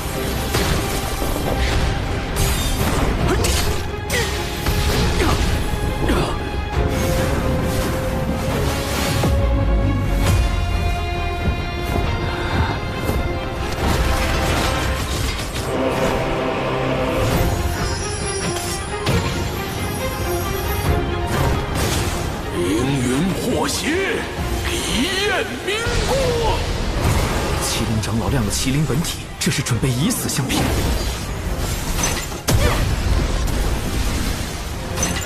原则，他们怎么成了金仙，还出现在这儿？既然被你们发现了，那就别怪我不客气。给我上！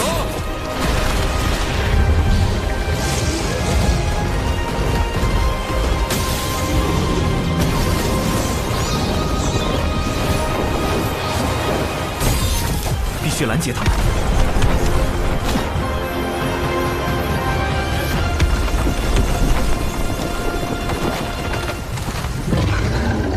群妖攻山，何其猖狂！我二人路过，斩妖除魔，护卫人道。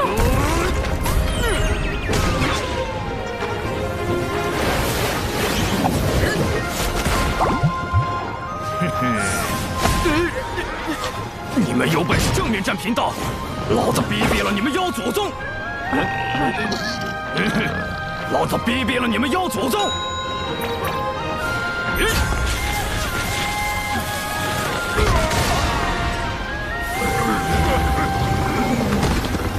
让我撕了他！天子只人善于应变，用以诱敌入阵。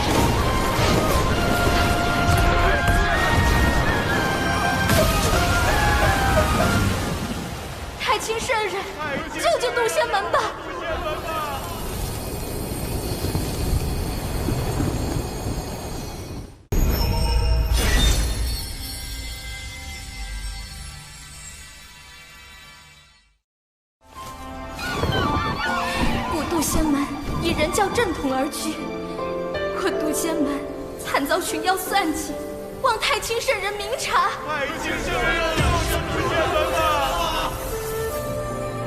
老师，他们拜的是您的太清圣人像，您不愿走动，弟子也想安心修行啊。也罢，让我看看发生何事。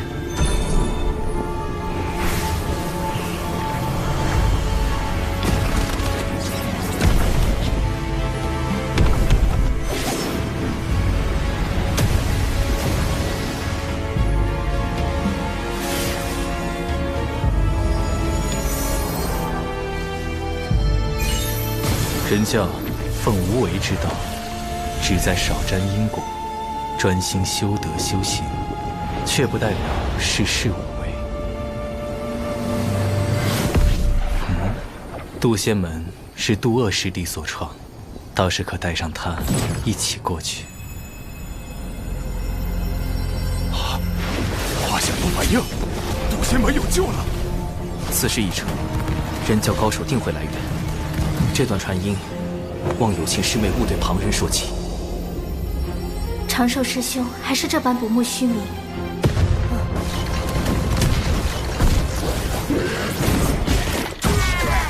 快挡不住了！弟子，肃静挪移大阵。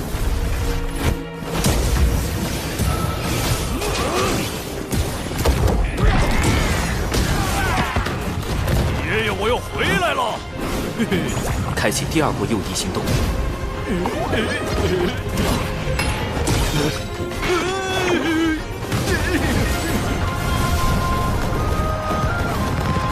还剩最后一批弟子，必须保证挪移顺利进行。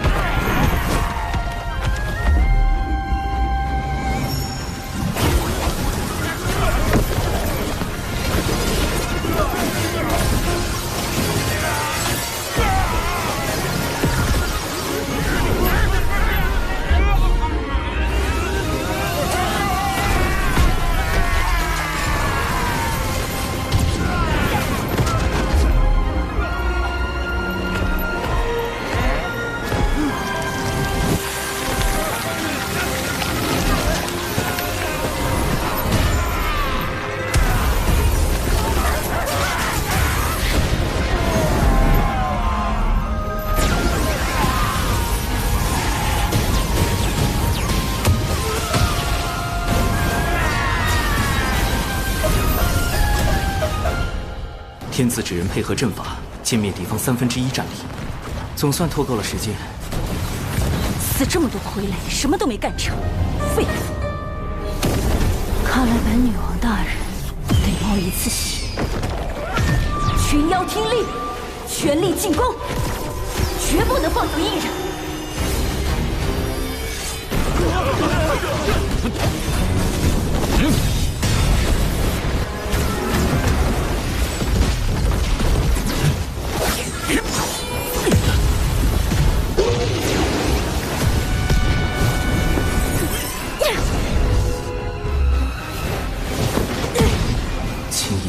天仙境怎么比金星更有威压？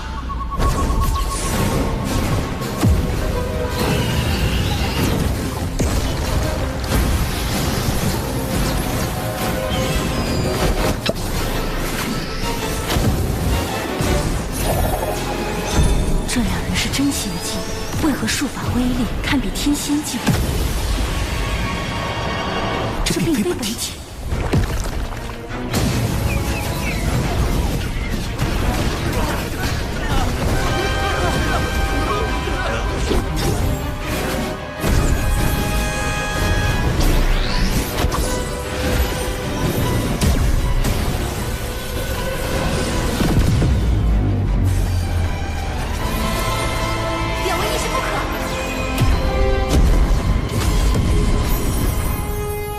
这2个天子指人已经完成诱妖任务，且沾有因果，是时候一了百了了。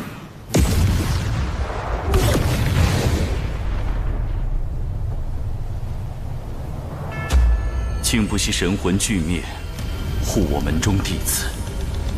若渡仙门得存，贫道定要为2位义士立碑祭奠。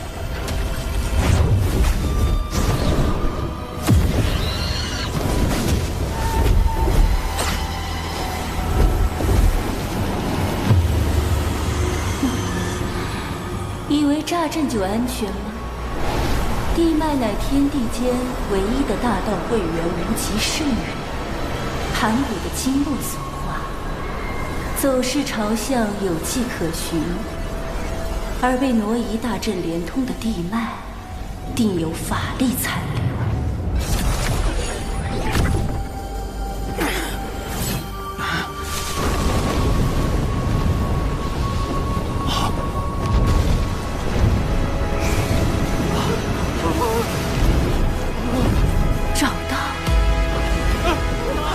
急了，此妖修为在我之上，与他硬拼也无胜算。弟子有一法，可退强敌。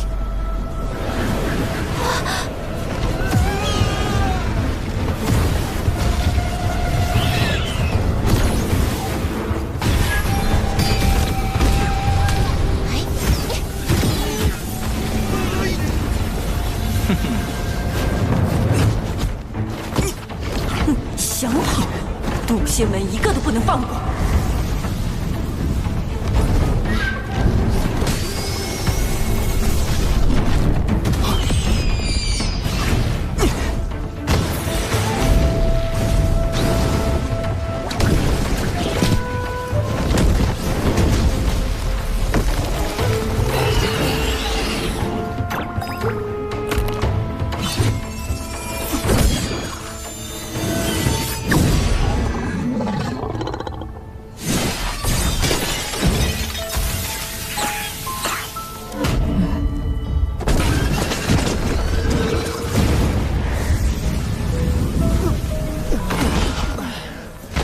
迷药计划失败，我带友情师姐土遁溜走。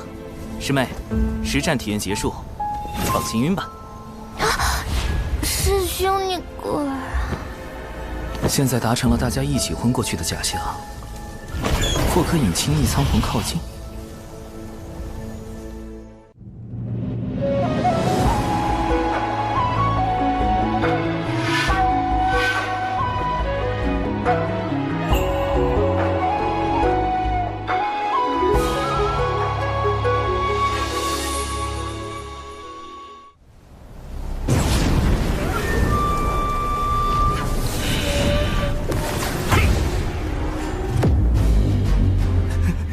补刀，这是一道同道中，这对手竟如此难缠。神字指人，出，在鬼、神、天、地、人5个等级中，神字指人的修为仅次于鬼字指人，且携带诸多法宝，最适合高端斗法，还能伪装九巫师伯，骗过幕后主使。微型版72阵。开！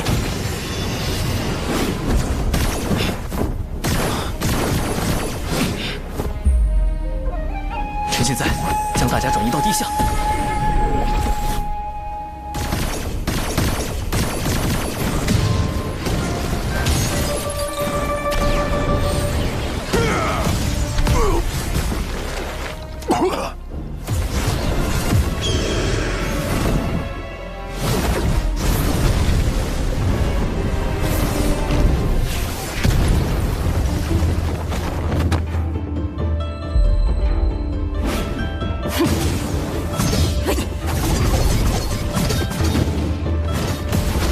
碧水困阵，起！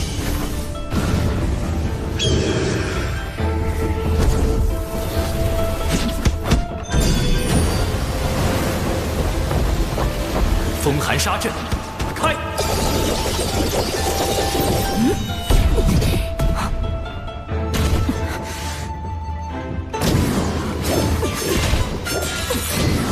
腐化毒阵，散！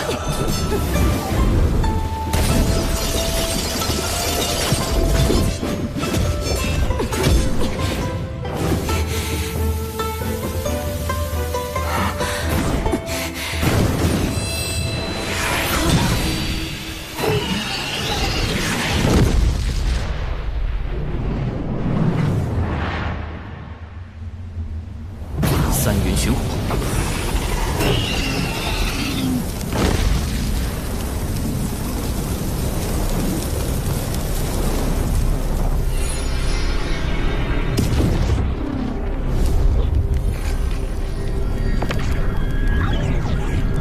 文道人，8成是了。不过，管你是大罗金仙还是洪荒狠人，此时此地。也只有一缕神识而已。唉，这才渡劫多久，就跟上古凶妖文道人间接打了个照面。洪荒比我想的还凶险。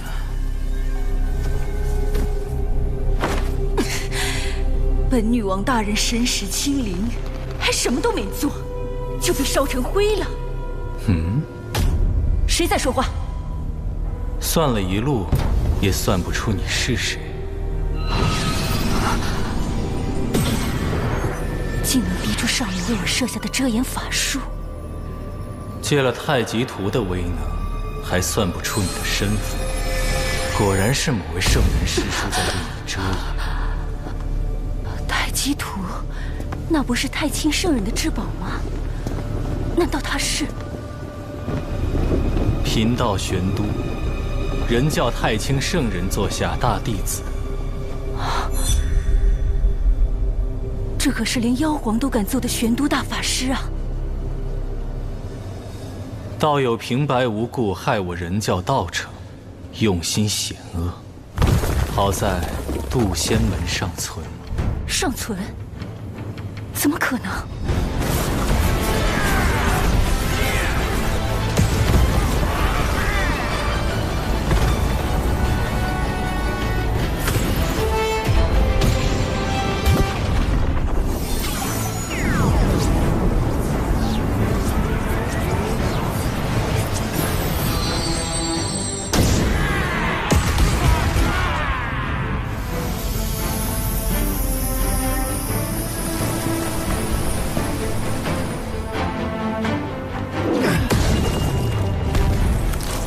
师傅，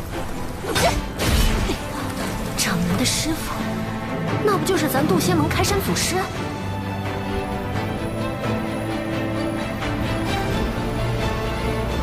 渡恶真人，一下来了俩圣人弟子，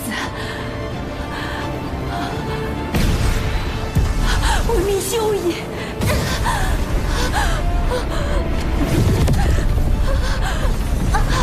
贫道暂且不动了，请转告那位圣人师叔，与其让道门内耗，徒增业障，不如教化人族，积善行，攒功德，方是正途。至于你，若再敢犯我人教，任谁也护不了你。计划失败不要紧，闻命要紧。惹不起，惹不起！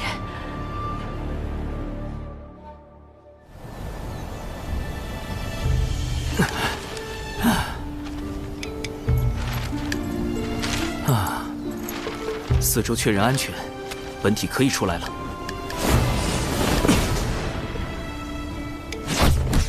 纸人军团开始回收。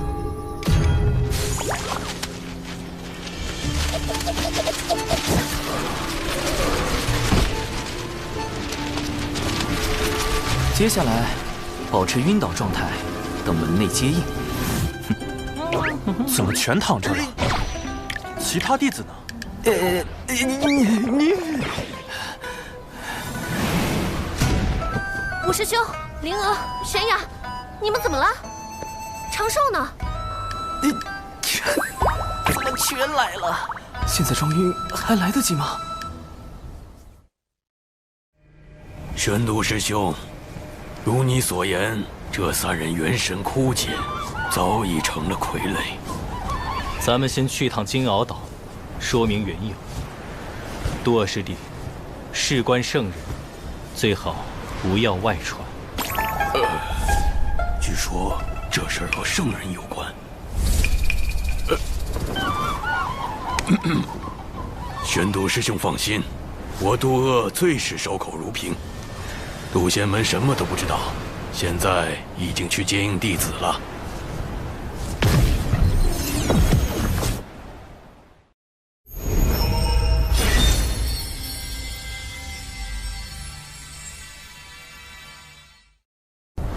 长寿，你在哪儿？长寿！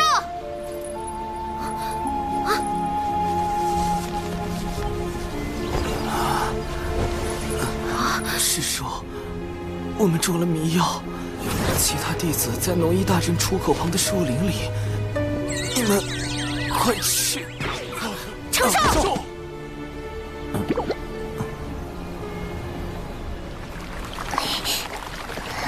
长寿，师父，弟子没事。弟子此前将你迷晕。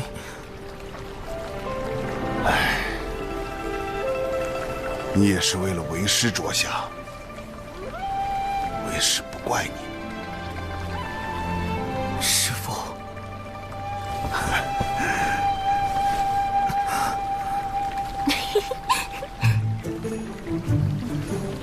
我这倒霉师妹露馅了。李长寿，你装病骗我！我没有啊，师傅。我都说了我没事，您自己误解的嘛。抓到师兄了！这件事都是师兄逼我做的，不关我的事。兰陵娥，李长寿，师兄你教的，死两个不如死一个。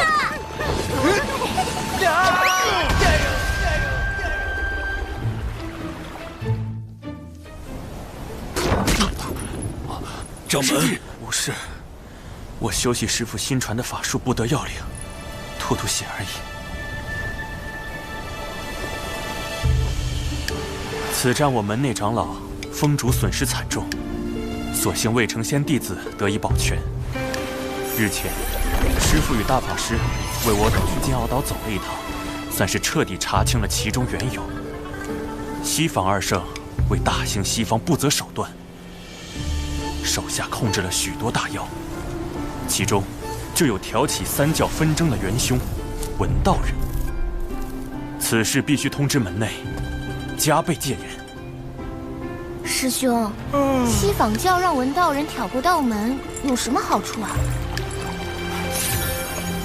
昔年西坊二圣以宏愿成圣，即向天道贷了一大笔功德贷款成圣，并许下大兴西方的宏愿。在道门三教遍布洪荒的今日，西坊教根本没有大兴的机会。如果还不上贷款，西坊二圣恐怕会面临严峻的天道责罚。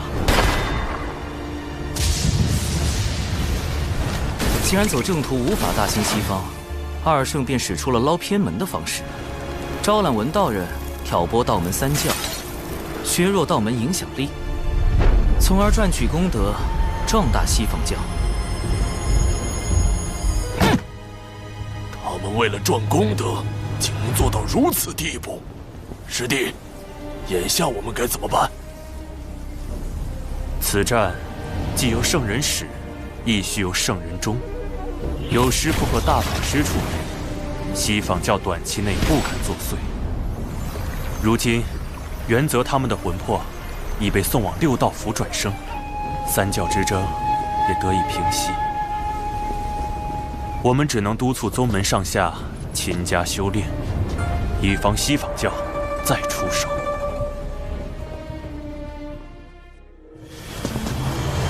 六道府原打算安排元泽转生人族，可谁知元泽和忘忧汤前说了句话。说什么了？他说：“放心吧，转生这般小事，应该出不了问题。”然后呢？他刚喝下忘忧汤，就被六道河的浪花卷起，打入了一旁的畜生道。下一世应该会是一只黑皮豹。是。西坊那两位，当真可恨。大法师，这便是渡仙门最近将成的姻缘。渡仙门经大战后，人丁损失不少。我有心想助其兴旺，可老师又不准我多收弟子，为胜加速促成道侣，繁衍后代这一条路，只好来麻烦月老您了。大法师，请看。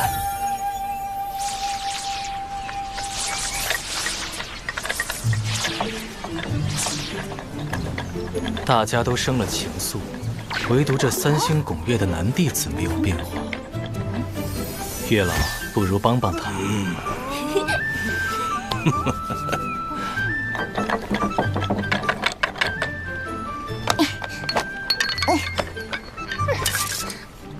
啊，无知钟爱。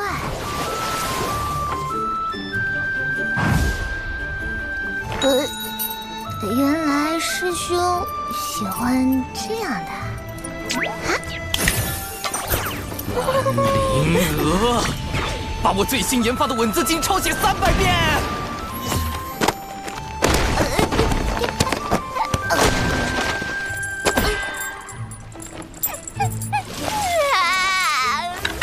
最近突然心绪纷乱，带我查查典籍。小兽兽，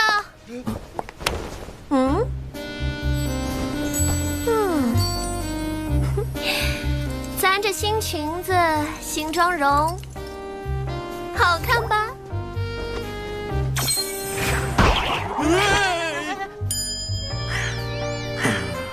师叔，宗门刚刚经历过一场生死之战，相比起容貌，我们更应该注重提升修为才是啊。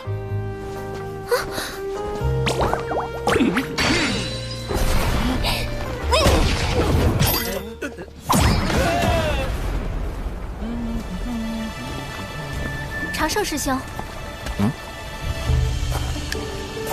长寿师兄，我有阵法上的问题向你请教。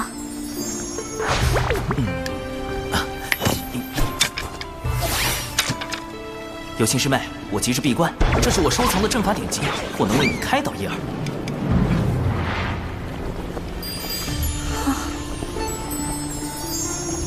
时间紧迫，我先走一步。这位仙门良才似乎过于断情绝爱了些，那他到底想要什么？生来往，莫管情，先已故，难争先。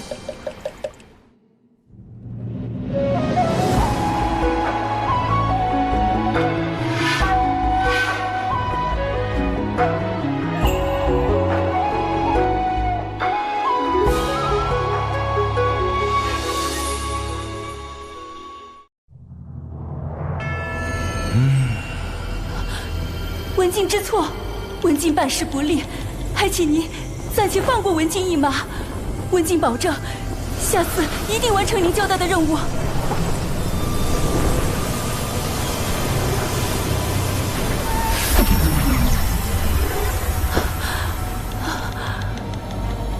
女王大人，进来吧。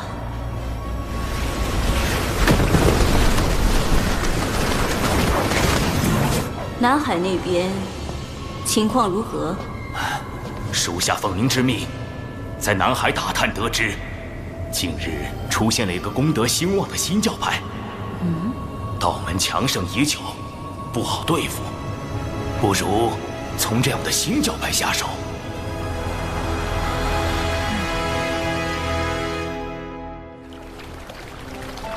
西方教此战虽落败，但绝不会就此罢手。复盘此战，我杀了不少业障大妖，应该得了不少功德吧？天道为世间每个生灵设立了个人账户，用于发放功德和业障。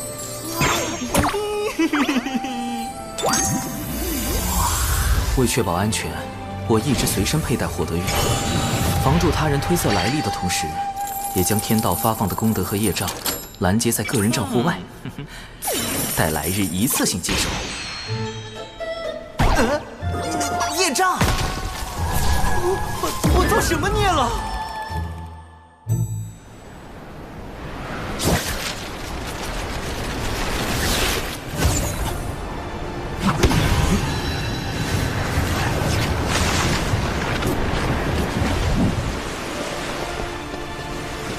近日虾妖为祸，杀伤了我神教大量教众，双方交战时竟还误杀了无辜的百姓。虾妖，此事竟然还和龙宫有关，太过分了，这是在挑衅。就是寨主，咱们不能任由他们欺负啊！就是啊，对啊。大家的心情我都明白，我们举办大典，就是为了祈求神的庇佑。大家只需捐出香火钱，将鱼买下放生，神感受到诚意，必会加倍保佑大家。不对呀，卖鱼放生和神有什么关联？况且大部分教众本就以打鱼为生，到处都是鱼，为什么要找寨主买鱼放生？看来是寨主欲借神之名谋利。放生，吉祥！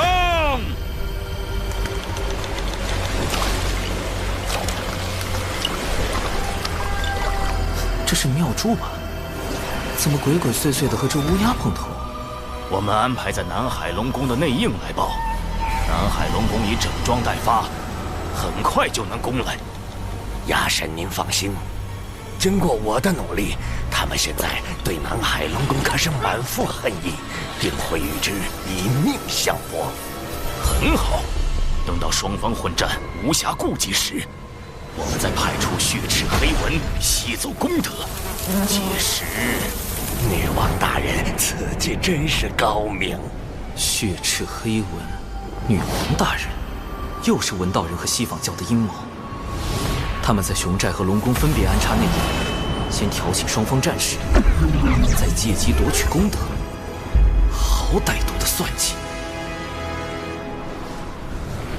大太子殿下，数日前我们刚整治过他们，今天他们居然还敢举办大典。我已召集所有南海附近的龙族子弟前来相助，好好收拾他们。敖某表兄。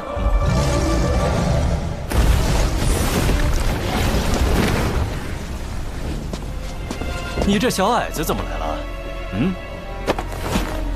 敖某表兄，我近日在南海金鳌岛修炼，得知你召集龙族子弟欲进攻熊寨大典。表兄，大典上有许多无辜百姓，贸然开战会给龙族增加更多业障。龙族背负滔天业障数千万年，何惧在天上几笔？南海水军听令，踏平熊寨！奇怪，这些破事跟我的功德又有什么关系？熊寨的神教，难道就是保佑我们吧，海神！海神！海神！海神一定会保护我们的。海神！海神！海神！海神！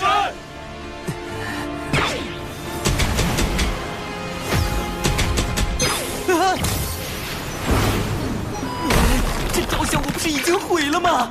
怎么还多了1620座？龙族和海神教交战，杀伤百姓就是我产生业障的原因吧？而一旦海神教卷入战争，我这个名义上的海神也会背上一笔滔天的业障。少则引动天罚，多则招致灭世之灾。必须阻止战事发生，之后再想办法解散海神教。指挥军团出发。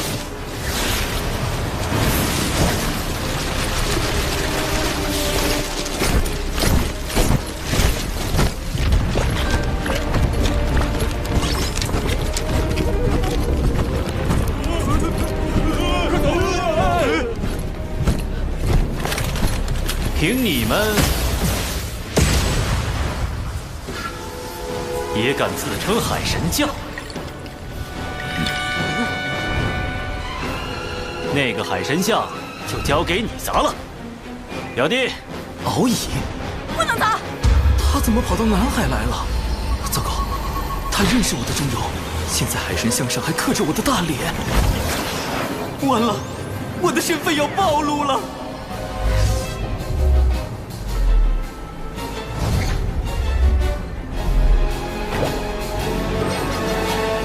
长寿兄，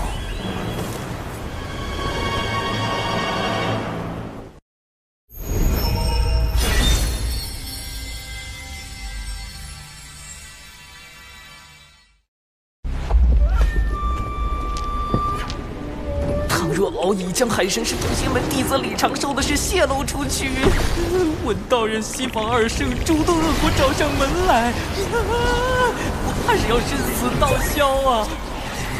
稳住，长生稳中取，富贵稳中求。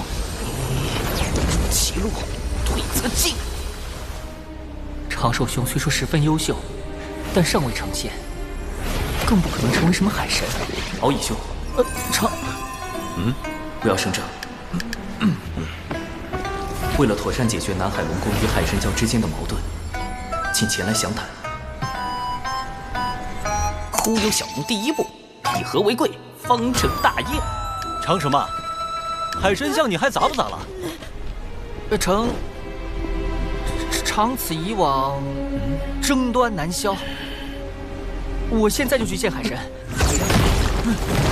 兄，在我回来前千万不要动手。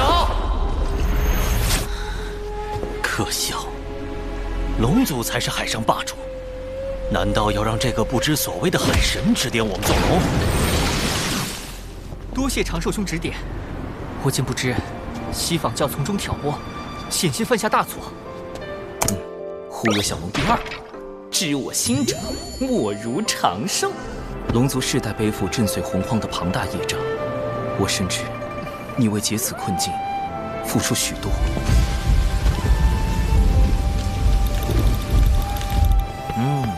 长寿兄果然懂我。不过这海神教，忽悠小龙第3步，以退为进，演技之王。唉，此事说来话长啊。总之，海神教并非我立起来的，这种身不由己的滋味，你应该明白。这就对了，圣人们也需要功德加持，人教圣人不便自己出面，便选中长寿兄来代管海神教。唉，偏偏他这般不慕名利。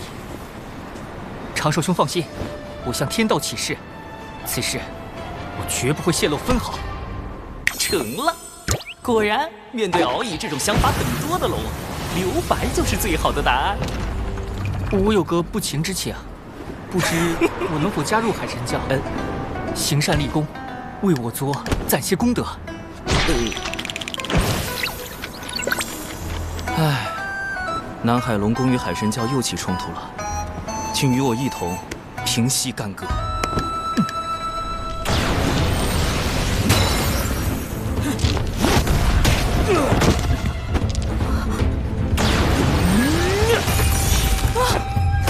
表兄住手！尔等休要再徒增杀戮。是海神。海神大人显灵了！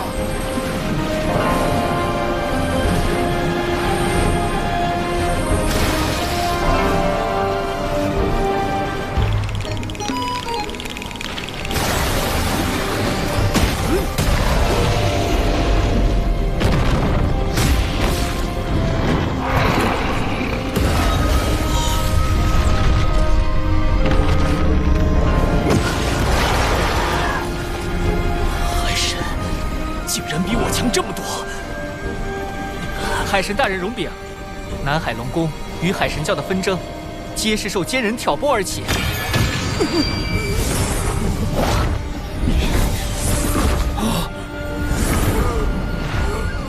哎呦，海神大人饶命！我招，我全都招。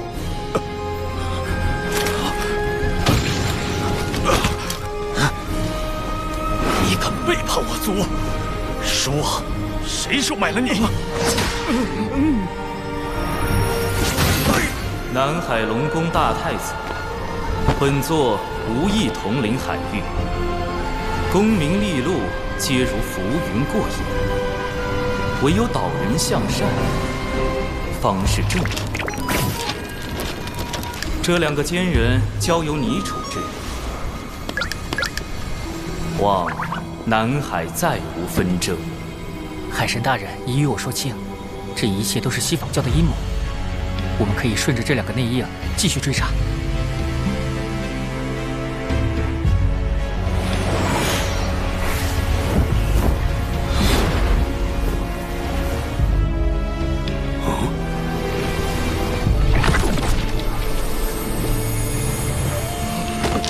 海神大人，我不该善用您的名义敛财，求您责罚。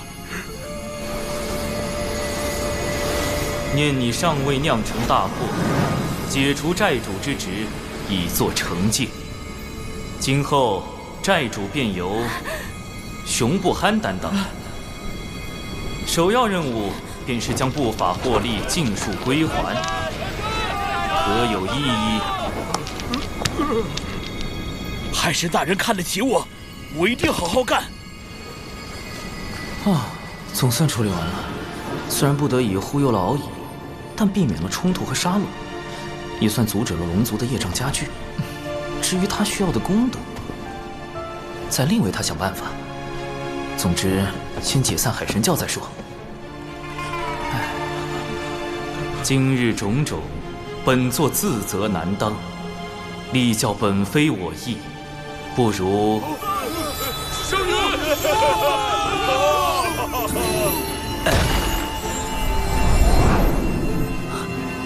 这是天道功德凝成的祥云，天道也被至教有方的海神大人打动了。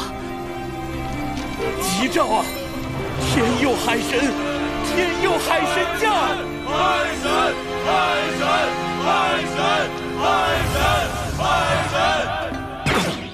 教中情绪这么高涨，肯定不会同意解散啊！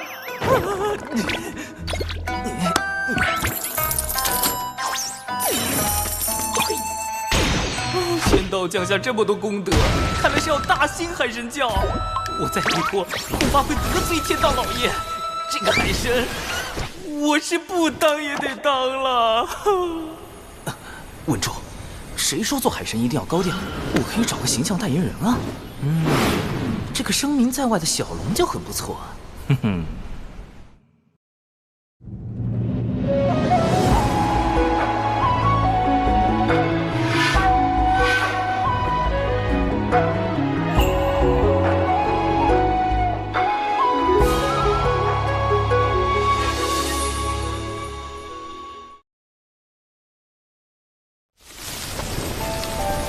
东海龙宫二太子，今日幸得你相助，不知你可愿加入我教，担任二教主兼护教真龙大护法之职？海神大人对我实在太好了，我敖乙誓将海神教发扬光大。我表兄本性不坏，镇守南海多年，也算经验丰富。您看？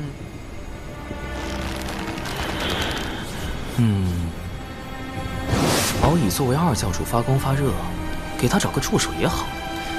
我可以安心在后方做好一切预防，顺便藏好我的底牌。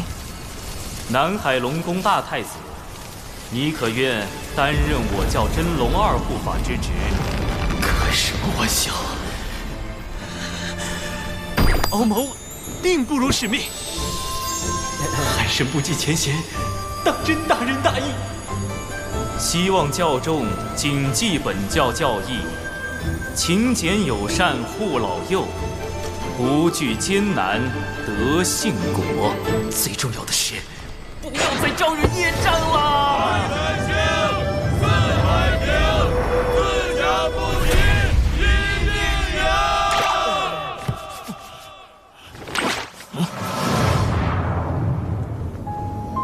女王大人，接下来。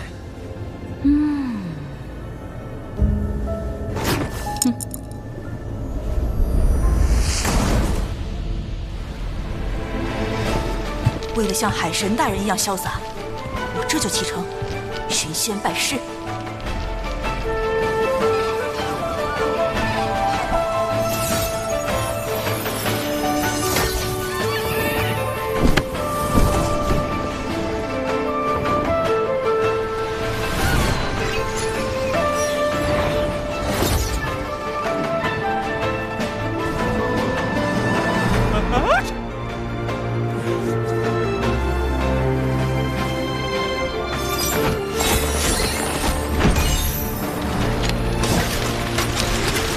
四眼法术，画中如幻影。这是一种面容模糊术，让人转眼即忘，绝不留把柄。啊，总算给这1621座海神像都化了妆。以后这个形象就代表着海神。希望不会再有人联想到人教弟子李长寿。这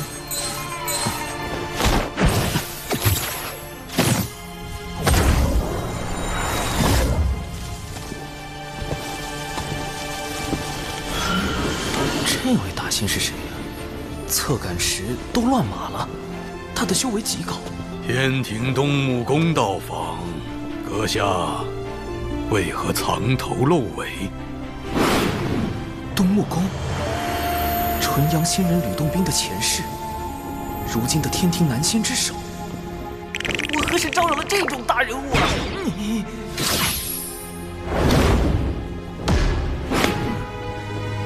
东木公来此，有何贵干？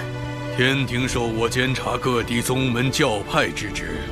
近日有人控诉海神教通过阴险算计，夺人功德，危及四海。还请阁下跟我走一趟，说个分明。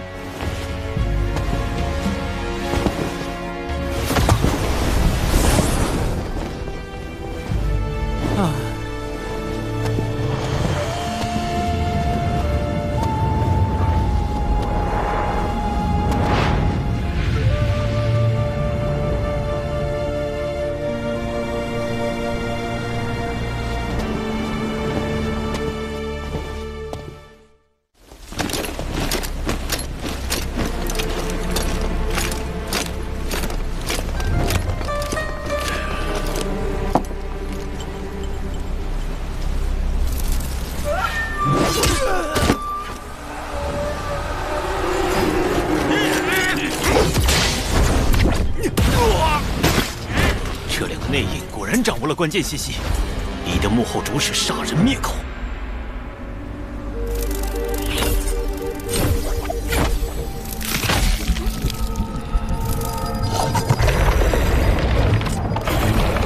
他们都被控制了。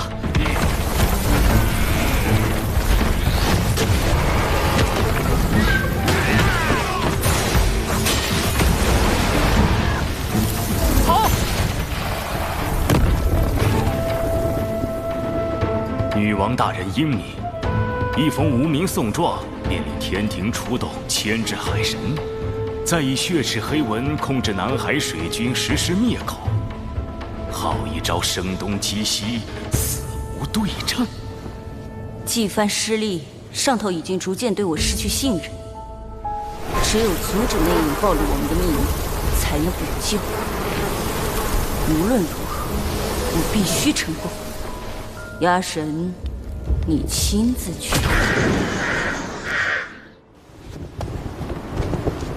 啊，惨了！东木公一句解释也不听。虽然天庭目前处于初创的艰难时期，但等到封神后期就会一统天地。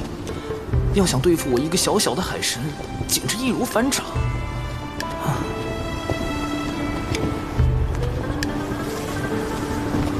阁下总算来了，这为何不是真身前来，而是来这一纸人？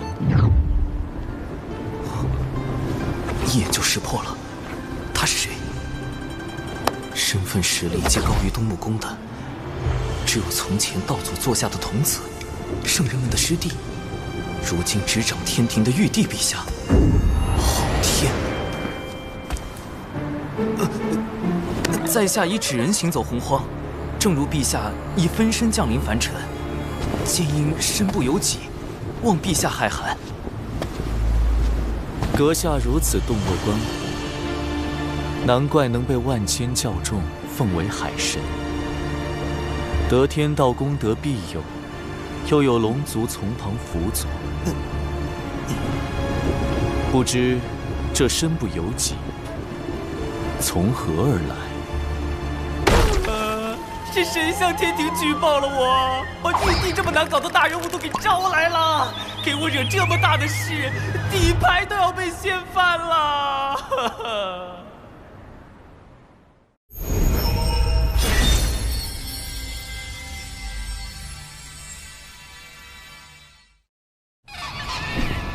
阁下如此洞若观火，难怪能被万千教众奉为海神，得天道功德庇佑，又有龙族从旁辅佐，不知这身不由己，从何而来？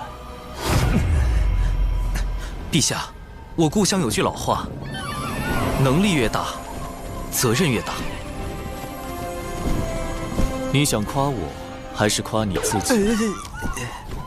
罢了，你竟能识得我的身份。目识得，心不识得。你何意？众生所认识的玉帝，本该居九重天阙，助道祖维护天道。然而，陛下现凭借一纸诬陷，便亲来捉拿我，实在有损天道威严。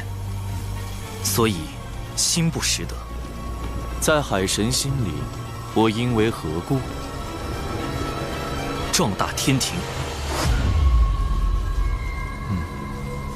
六圣拜道祖红军为师，随后道门三圣和西坊二圣各自立教收徒。道祖遂立天庭为天道的执行机构，管理众生，由玉帝您执掌。然三界只闻六圣之名，不知天庭。陛下令不传五洲，法不通四海，所以急需广纳人才，以壮天庭。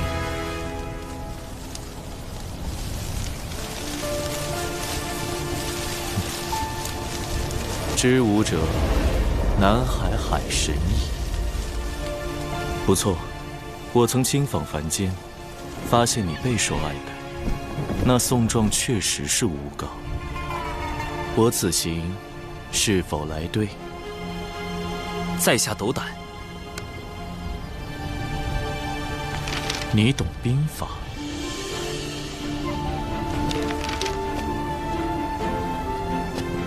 兵者，诡道也。故能而示之不能，用而示之不用。何意？用兵之法，其实计策很简单，关键是戏怎么演。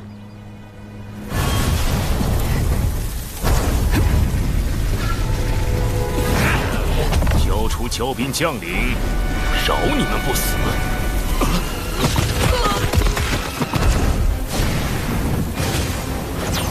今日死的是你们！龙族水军现身！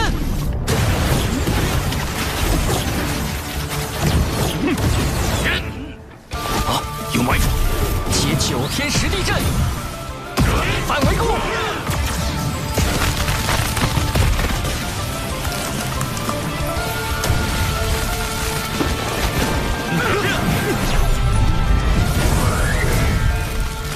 我们揪出了西坊教的内应，他们必不会罢休。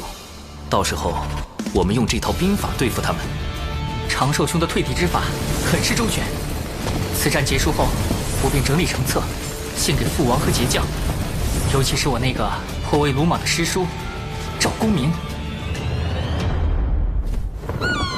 妙，丝丝入扣。多谢我蓝星孙武前辈所著的《孙子兵法》。哪怕在洪荒，也是兵学圣典。看来玉帝对兵法非常满意，不如为避免卷入封神大劫，我已在暗中筹备数个方案。这数个方案，因为玉帝的出现，可行性最大的一个已然揭晓。即积累一定功德后，入天庭为官。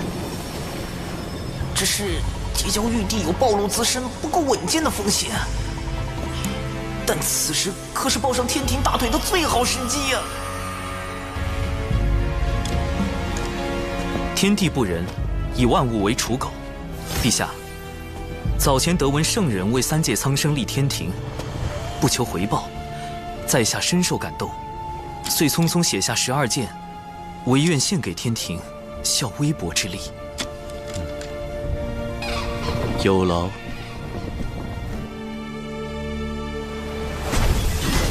龙族竟然会暗中设下埋伏，莫非背后有人指点？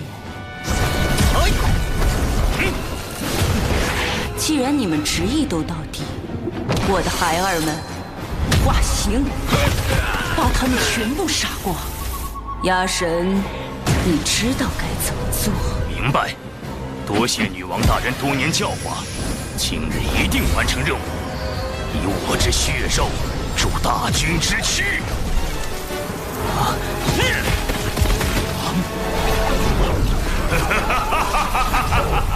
血池黑温泉，竟能通过稀释血肉，强化自身。啊！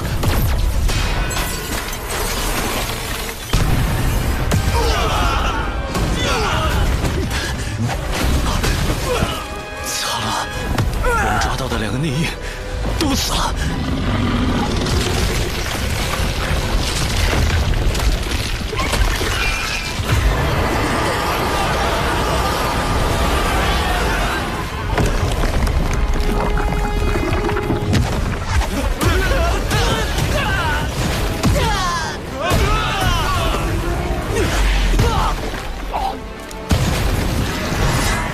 长寿兄，为何一直没来？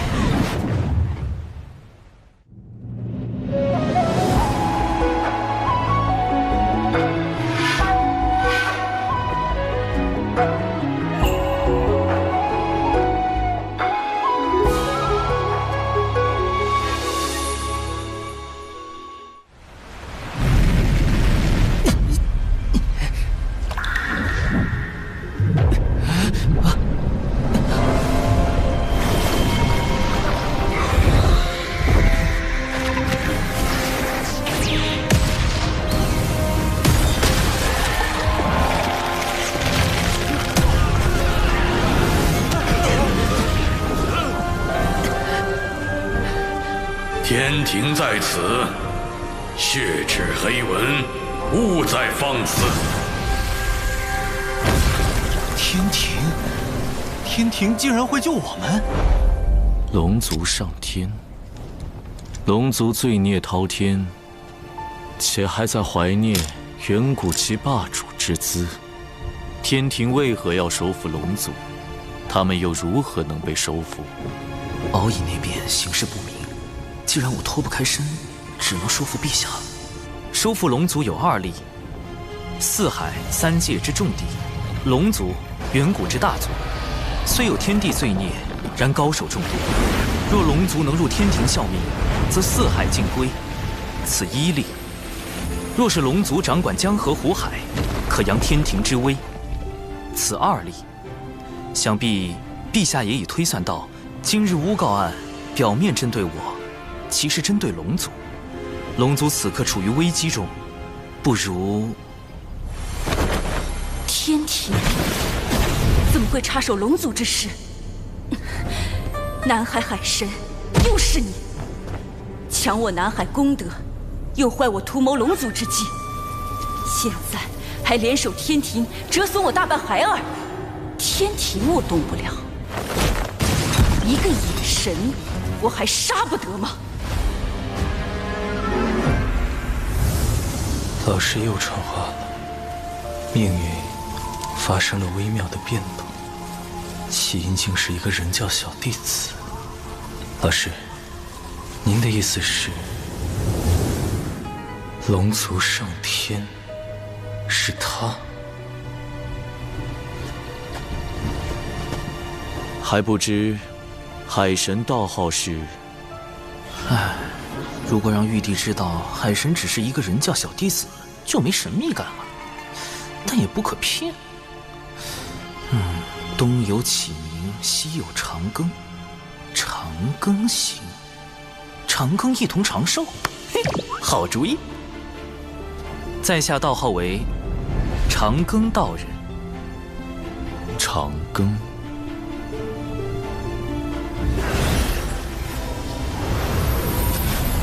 没想到我竟因祸得福。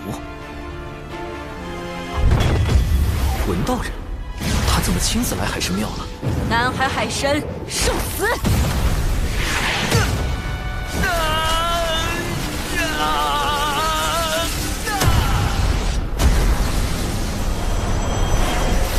什么情况？你是何人？竟敢如此嚣张！不能动了。刚自爆太快，心神被扯得好痛，万不能和他沾上因果。好在本体没有受到损伤。又来人了！24颗定海神珠，你是截教赵公明，为何定住我？南海海神乃是我师侄敖乙的兄弟，道门一家亲，竟逼得海神化身自爆，看打我！他自爆，我也不明白啊。前辈，我是南海海神，真身无碍，你快停手！此事恐会引发西方教与截教之争。那直接杀了他。不可，晚辈有一对策。起来，我要去灵山讨个说法。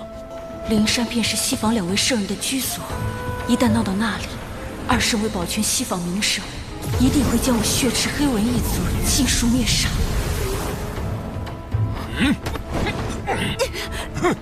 碰瓷！我被你震伤了道基，伤势为证。你要不要面皮？我也会。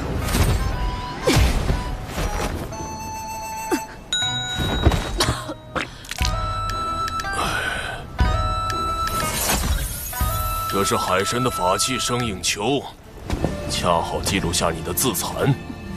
你可是想借此挑起道门与西坊教之争？赵公明，你到底想怎么样？咱们不如小事化了，否则我只能拿它去找各教好友观摩。你看，太精彩了吧！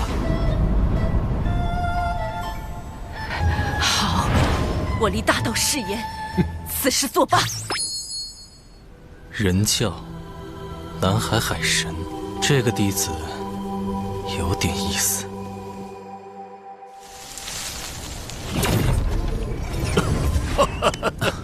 贫道截教赵公明，路过此地结识海神，倍感爽快。大哥，虽然你是未来的财神爷，但我不想结识你，更不想跟你义薄云天。你集体荣誉感也太强了些，难怪封神大劫中。算了，后话了。贫道长庚道人。我忘了，我还得去找同门商议三教源流大会之事。就此别过。三教源流大会，旨在道门三教一起追根溯源，化解矛盾。师兄，掌门传话，由师兄做弟子领队，3天后随宗门前往三教源流大会。我不去，那里可是整个洪荒因果汇聚之地。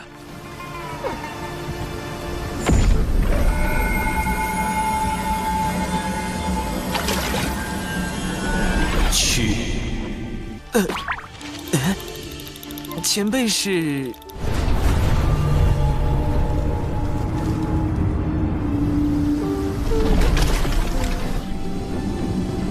玄都大法师。玄都大法师，据说是女娲娘娘捏造的第1批人族，也是人教太清圣人的唯一1名弟子。那最近大佬们怎么上赶着找我？好慌啊！他为何要我去三教源流大会？长寿兄，多亏了摄神珠摄取西坊教内应的残魂神石，我已发现他们的阴谋。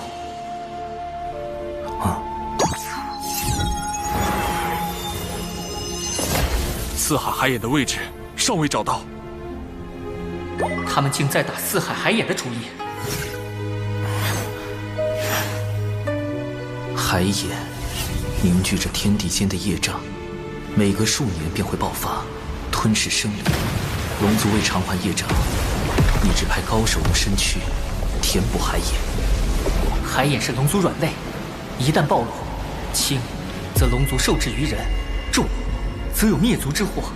事关紧急，我必须将此事告知父王，让龙族防备。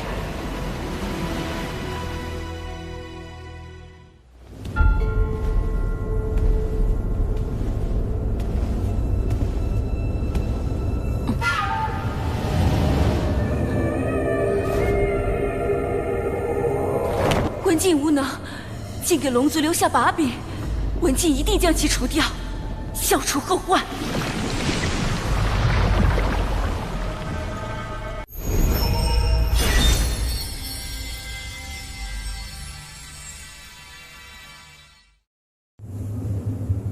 道门的注意力都在三教源流大会上，不会留意东海。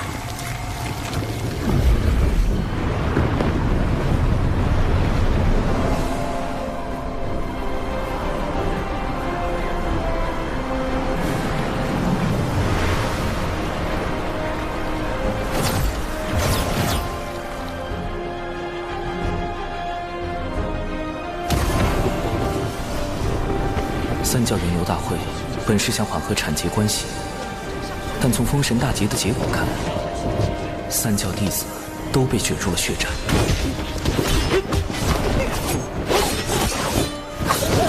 都说了产劫弟子不得互殴，你们当我人教逍遥仙宗是摆设吗？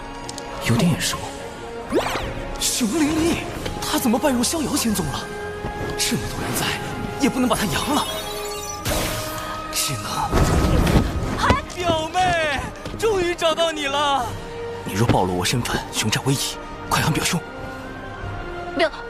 表兄，好险！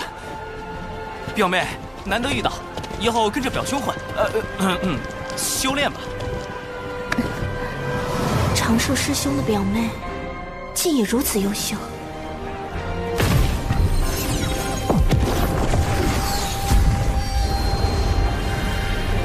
阐教元始天尊座下，广成子前来赴会。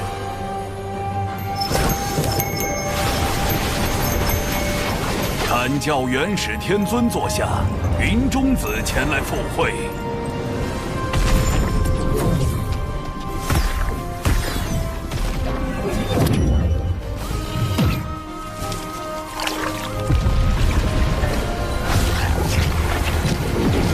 截教通天教主座下，赵公明前来赴会。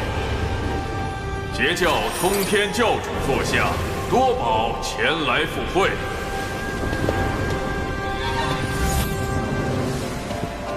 截教诸位师弟气势汹汹，是要作何？自然是来凑个热闹。如今产劫两教尚是口舌之争，待封神大劫降临，就会成三教混战。阐教仙多被削去顶上三花，失了大半道行；截教仙更是死伤无数。三圣下场也无法阻止众弟子被禁锢在正神之位，永受天道操控的命运。我得尽快完成龙族上天，以此抱上天庭大腿，躲过封神大劫。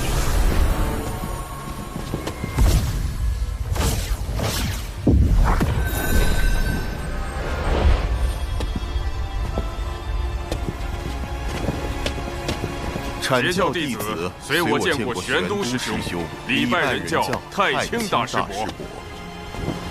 诸位不必多礼，老师和两位师叔，乃大道圣人盘古元神所化，又骑入道祖门下，三教本是一家。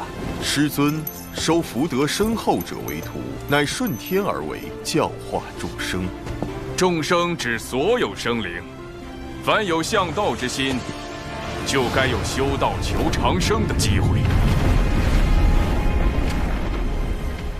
大法师命我来此，究竟有何要事？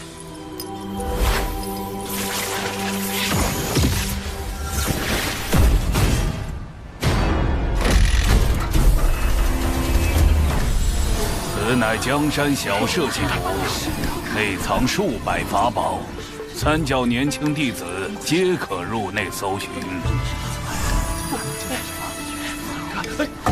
连圣母女娲的法宝江山社稷图都敢仿，云中子不愧是洪荒赝品大师。贫道也添1、2千个法宝做彩头。多宝道人，这位截教大师兄真是人如其名，我就不去给毒仙门丢人了。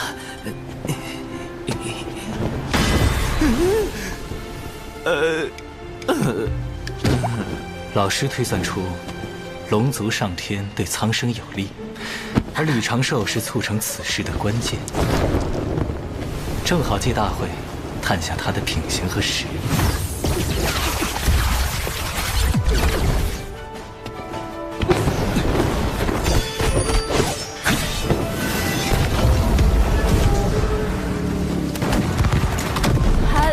表兄，我一定会守护好你的。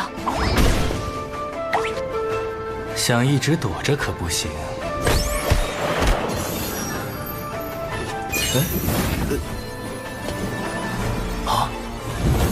人教扬威，原来大法师想让人教大出风头，但这是有一个专业的人形吸精器更合适。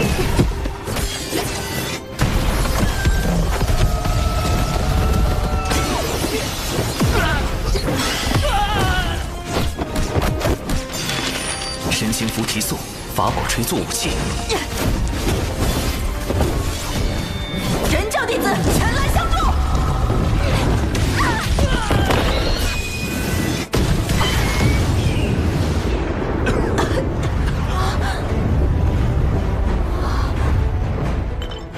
毒粉已涂至火灵剑，凶手处置即死。有情师妹，放心冲杀。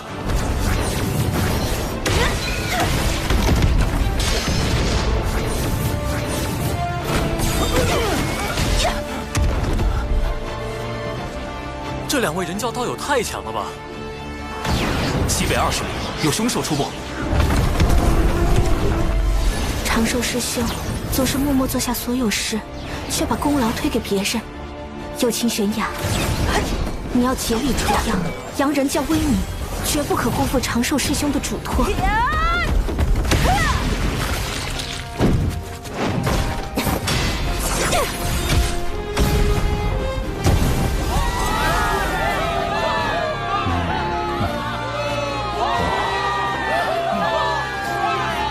凶手可是熊灵力，冰山剑修有其玄雅。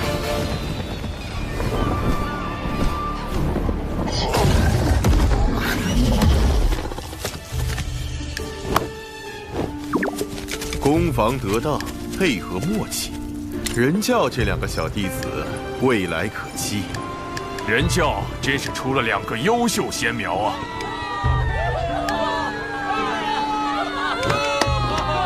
长寿种种行为，皆是围绕稳字。强为不如无为，强争不如不争。清净可循自然，万法终归妙境。今日倒从长寿身上感悟良多。若他能成为我的小师弟，入兜率宫中处理人教教务，老师定会欣慰。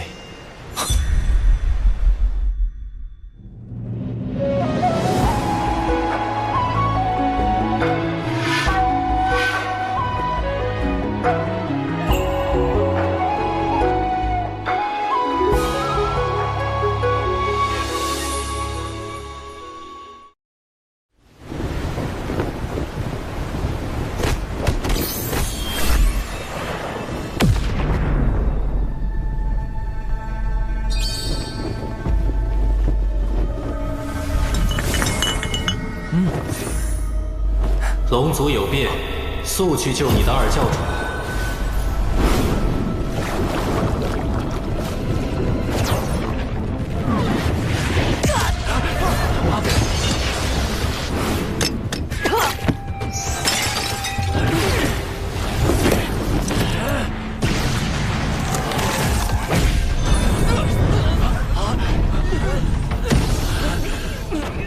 西方交响毁证据，杀龙灭口。2教主，海神教的事，您都知道了。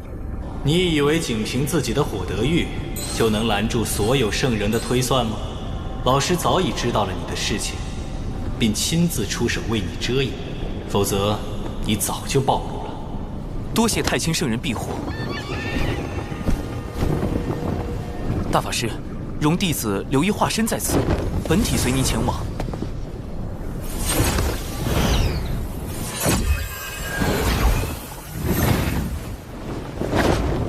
诸位师弟，贫道有事，先行一步。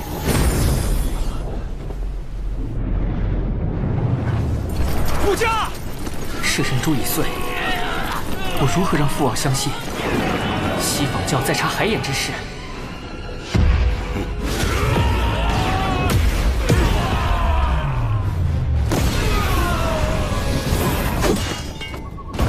竟是个金仙，但根基不稳。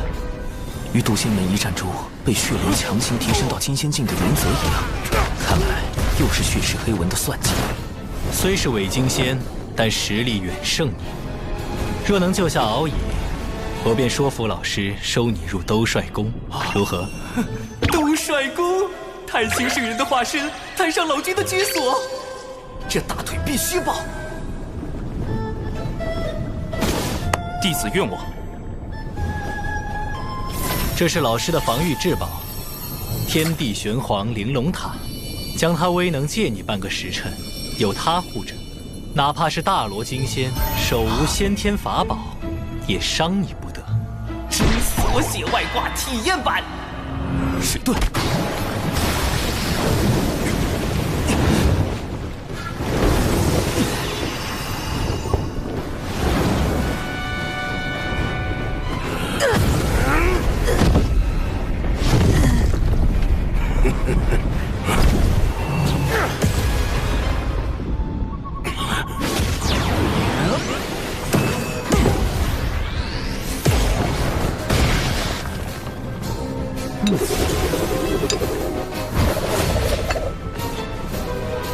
今日有我玄都小法师在，谁也伤不得敖乙殿下。从大法师话中可知，所写外挂并不绝对安全。万一有大罗金仙，比如幕后主使文道人，手持先天法宝突然发难，一下就能给我破防了。玄都小法师，他与玄都大法师有何关系？亦或是故弄玄虚？区区天仙境还想蹭玄都大法师的威名，找死！一气化三浊，这分明是道门神通之减脂成人。长寿故意喊错，想震慑对方，抢占先机，但这纸人确实做到了以假乱真。这一气化三浊，莫非也是人教秘法？第一重，枷锁困阵。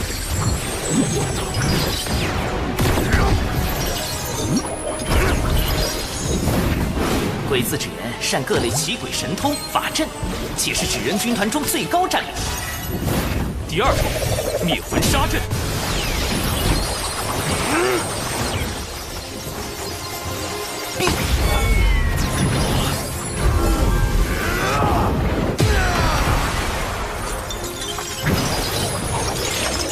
第三重，惊雷毒阵。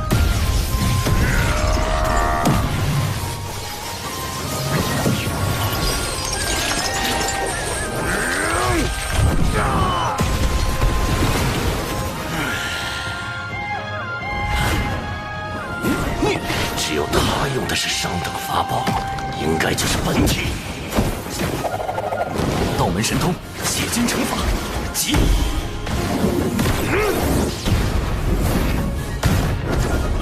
中计了！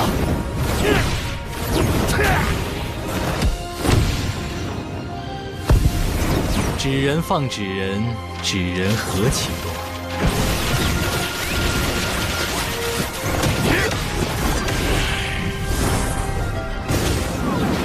一门减脂成人，搞出这么多花样，若换成天罡36法之撒豆成兵，岂不是能做出更多新玩意儿？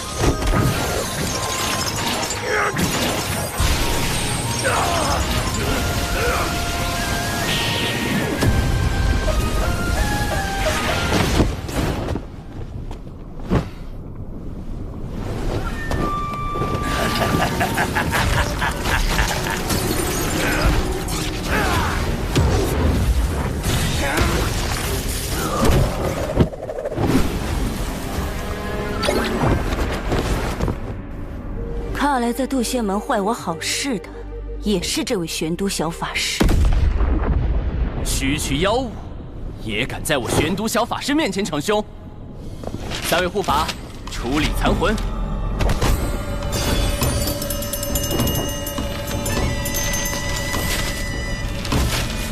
唉，金仙当真是不好杀。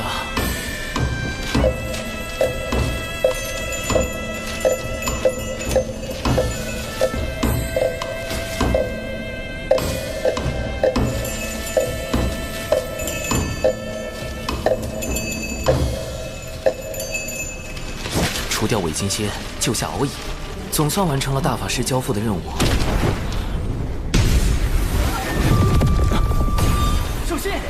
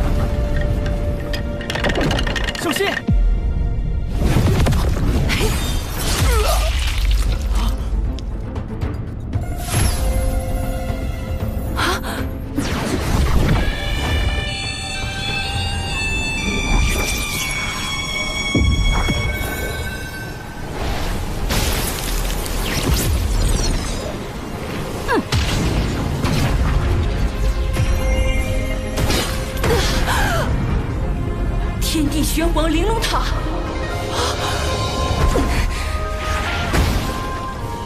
他真是玄都小法师。太清圣人什么时候又收了个徒弟？这就走了？还好有大法师给的这层外挂。二太子殿下，二太子殿下，臣护驾来迟。原来道友是人教高手，一定要禀明父王，好好答谢。贫道还要找陛下复命。敖乙殿下，咱们就此别过。陛下，除龙族外，洪荒有此称呼的，天庭的玉帝陛下。不直接点出救兵是玉帝小师叔派来的，而是让敖乙自己退出，既降低龙族警惕性，又增加天庭好感度，这分寸拿捏得很到位。龙族上天的重任非你不可，我赠你一门神通，此为天罡36法之撒豆成兵。另外，日后若有麻烦，可亮此牌。保命底牌+1，我这玄都小法师也算是持证上岗了。弟子谨记。不过也不用太担心，西坊教暂时不敢对道门出手，他们豢养血赤黑纹，残害道门弟子之事，我已告知老师和阐节两教的圣人师叔。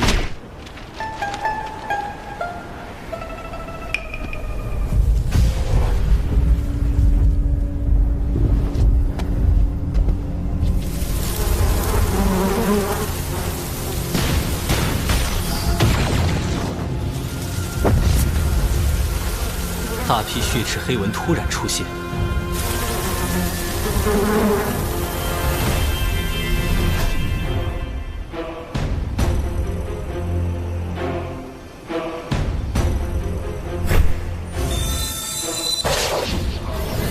西坊教此时将他们放出，难道是孽畜？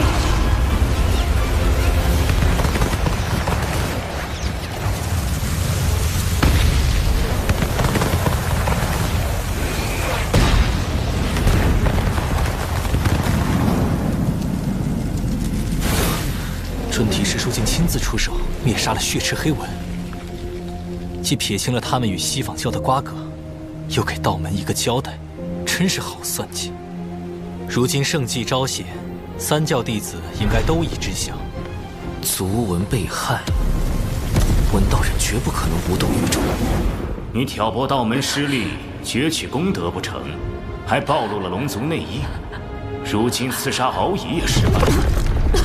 我灭你3成族文，在人前划清界限，以示手下留情。之后我会另派人来接手，你不可妄动。但凭圣人吩咐。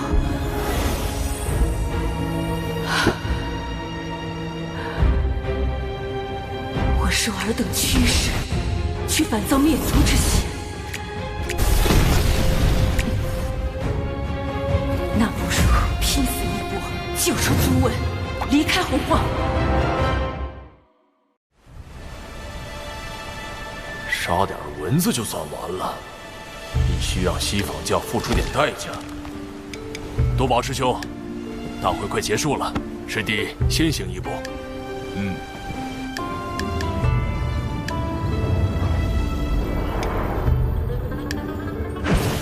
总算回来了，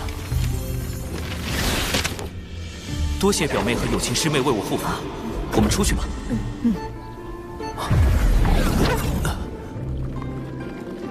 怎么刚和大法师分别就有事交代了？不对，是他师父太清圣人。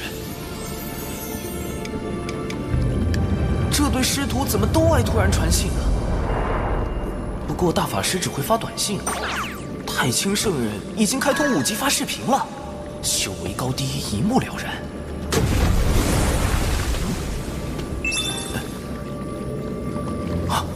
西坊教镇教之宝。开天辟地后，天地功德凝成的12品功德金莲，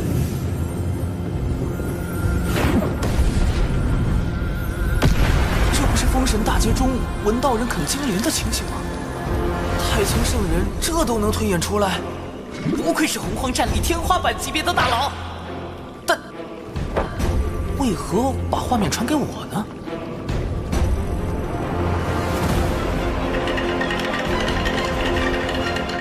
根据计算机解析的《封神大劫》剧情，文道人啃金莲是因，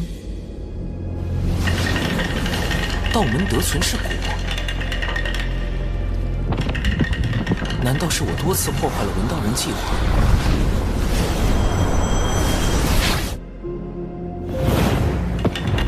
改变了他的命数，影响了未来？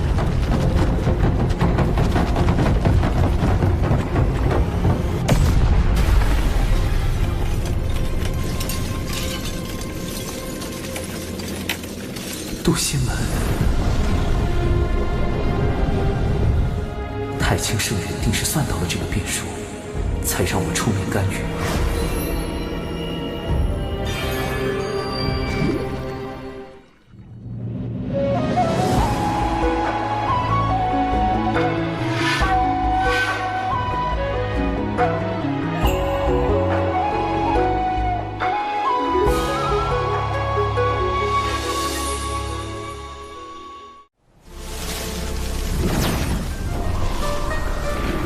为确保他能在封神大劫时啃金莲，道友留步，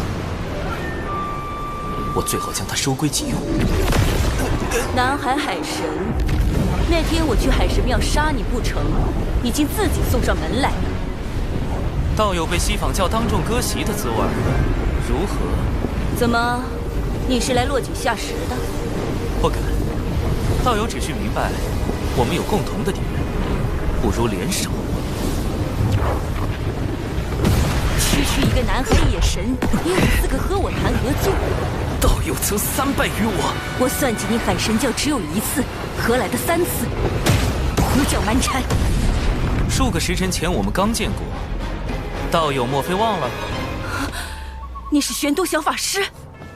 此前渡仙门一役，轻易苍庞也是死于我手。南海海神，玄都小法师。背靠人教圣人，原来自始至终，我都败于你一人之手。现在，我们可以聊聊了吗？好，我且和他聊聊。若真有问题，直接杀了他。文道人的修为远在我之上，稍有不慎，我恐怕就会大祸临头。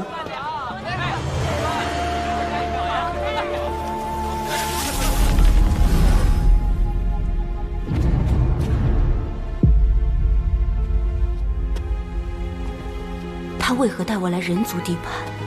不怕我出手杀人？除非是陷阱。这里人流密集，能消除他的戒备，方便我进一步套话。接下来，这就要动手吗？一点征兆也没有啊！道友，不累吗？他发现了吗？那他为何不躲？苍天啊！我说这个有什么用啊？他还不是要分分钟碎了我！看他神情如此淡定，难道还有后手？等等，这招有用？众生有玲珑心，故有千百张面孔。道友且看，世人为生存奔波，为衣食烦恼，被迫摆出虚伪的面孔，咱们又何尝不是如此？洪荒如其，圣人之子。你我皆是棋子，道友和你的族文不也因此受制于西方？少给我来这一套！你竟敢坏我大事，让我在教主前颜面扫地！我要把你抽筋剥皮，吸干你的骨血，让你永世不得超生！我要吃掉你的伙伴和信众，让他们直到最后一刻都后悔认识你这样的神！我要让你灰飞烟灭，魂飞魄散！让你的海神教荡然无存。那如果我可以用我的手段扳倒西坊教，为你文族报仇雪恨呢？那你会成为我最好的朋友。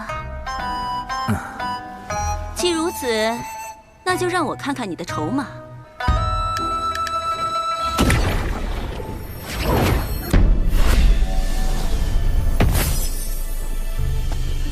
万物有阴有阳，此地要崛起，除了明面的威仪，还需暗处的丰润。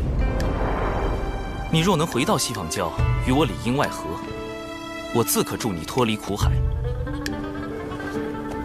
西方教自以为做事滴水不漏，但这南海海神背后的太清圣人早已察觉，并反过来算计西方教。人教真可怕，南海海神真可怕。我什么都没说，这是你自己想的。我可以答应你。总算用天庭稳住了文道人，但他这把毒刃若用不好，反伤自身。但有一个条件。什么条件？截教赵公明和他那个二妹，最近一直在找西方教的麻烦，我也深受其害。你若能阻止他们，我便信你。赵大爷不会又去碰瓷了吧？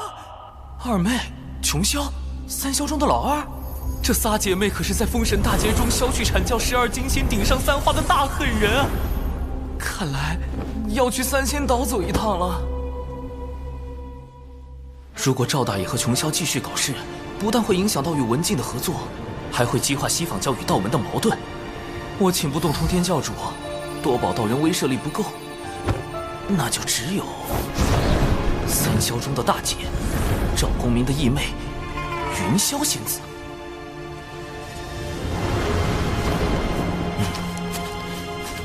以云雾为阵基，看似柔和，实则遍布杀机。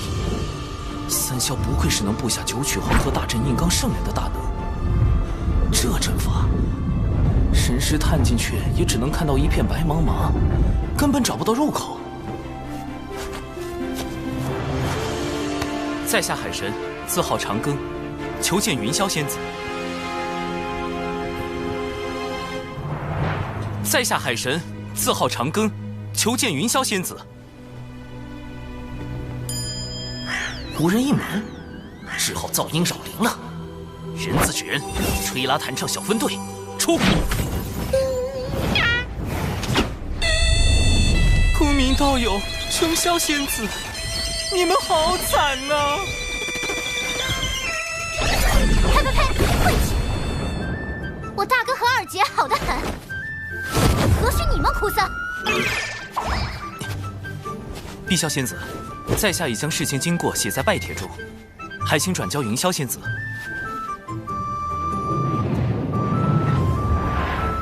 碧霄，琼霄仙子的双胞胎妹妹，三霄中的老妖，据说是个古灵精怪的整蛊专家，必须小心应对。你等着，要是敢骗我大姐，我非教训你一顿不可！哼！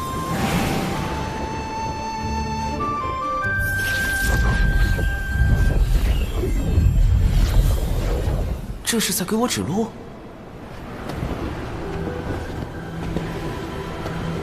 这里就是三仙岛，神识还是无法向外查看，似是被某种阵势挡住了。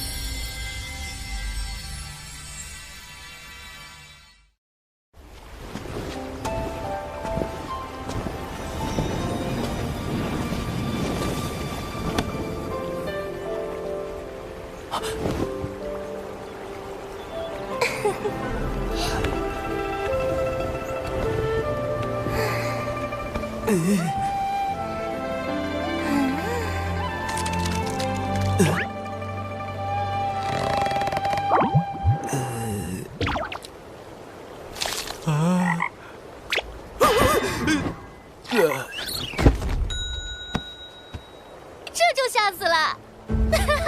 海神竟然这么脆弱，我还给你们安排了进错院子嫁对郎的戏码呢，可惜啊，可惜！好你个海神，敢用纸人化身戏耍我，我这就把你本体找出来大杀了！碧霄仙子，在下真有要事。公明道友正与琼霄仙子向西方教寻仇，须得请云霄仙子出面阻止，不然西坊二圣怕是会对他们下手。这么严重？我去找大姐。搞了半天，他也是用云人化身和我的纸人化身飙戏，个个都是戏精啊！这次该见到云霄了吧？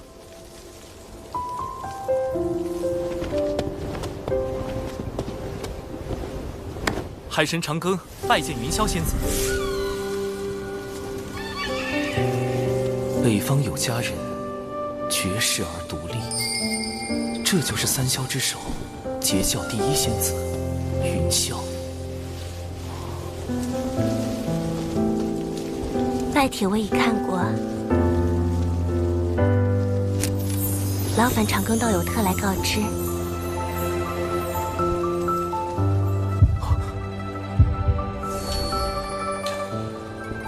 有些激动，怎么回事？难道中了什么摄魂术？不，周围没有法力波动，这不是法术，是我的因果在变动。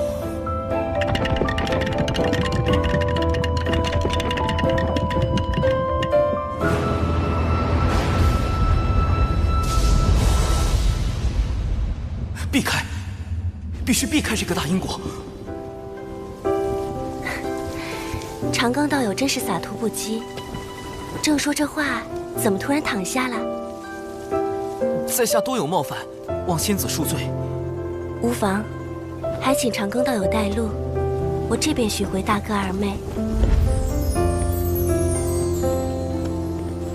云霄重情重义，可惜有3位兄妹做拖油瓶，终究会卷入封神大劫。要接近公明道友，还需麻烦仙子这般。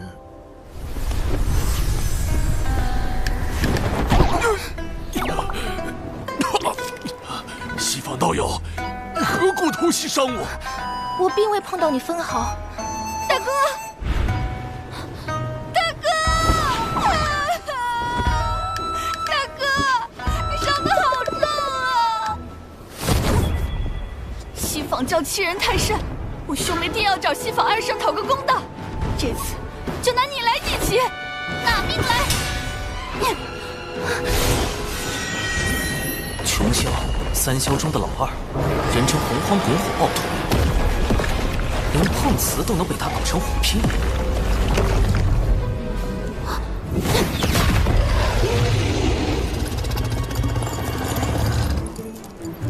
大妹，大姐。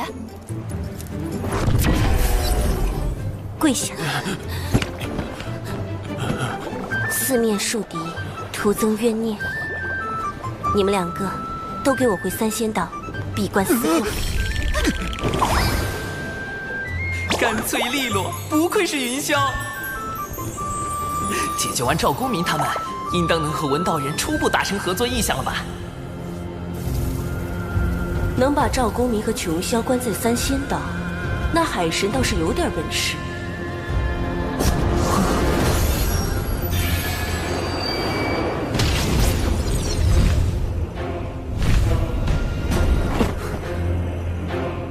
西坊二圣派来的竟是他，圣人弟子。他与海神，我该如何压住？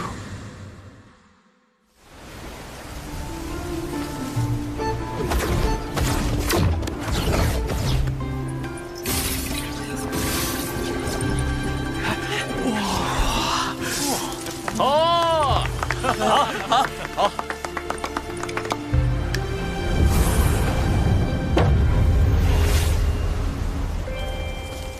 今日幸得长庚道友相助，容我以此建议图，表表谢意。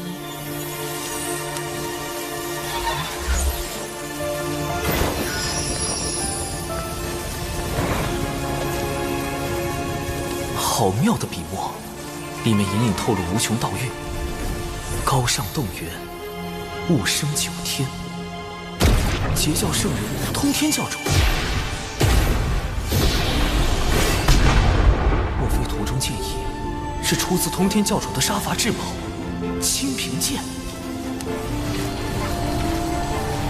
好厉害的悟性，只看一眼就能感受到师尊剑中道韵。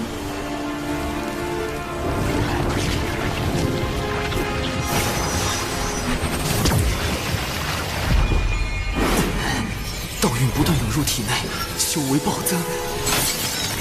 这具纸人化身要撑爆了！表兄，你怎么了，表兄？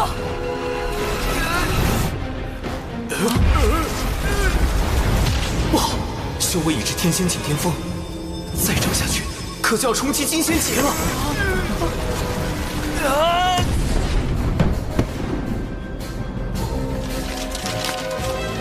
长寿师兄是纸人，连我也没看出他是具化身，还藏有如此道韵。这个弟子不简单。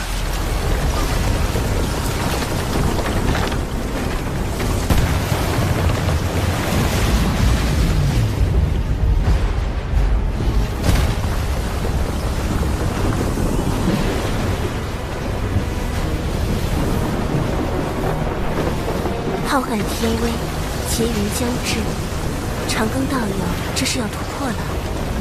我还没做渡劫准备啊喂！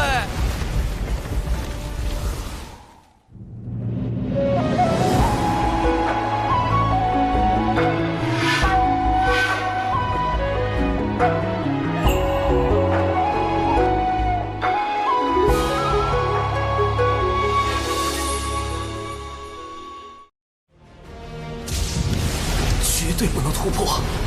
金仙劫云比成仙天劫更恐怖，天雷将直击道心，稍有差池，道心破碎，仙路断绝。近万年没有几个熬过金仙劫的，我这不是送死吗？道花修之不易，道友何苦自伤？在下有幸参悟圣人道韵，却未参透真意，自斩道花，重新修行，以求大道圆满。原来如此，是我唐突。天雷来了，仙子快退开！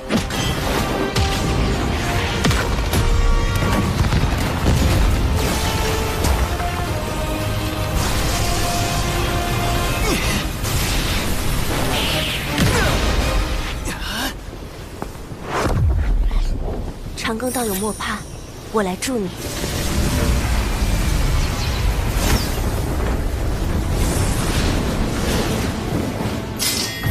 行道多歧途，不为自劫通天路。混元金斗，开！这就是号称装进乾坤并四海的顶级法宝，在封神大劫里，捉龙鸦、求阳涧，生擒阐教12金仙，必圣人出手的混元金斗。凌霄仙子，多谢。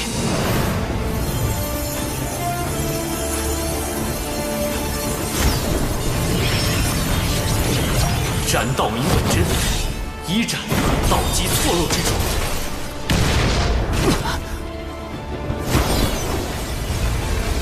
二斩会死不明之处。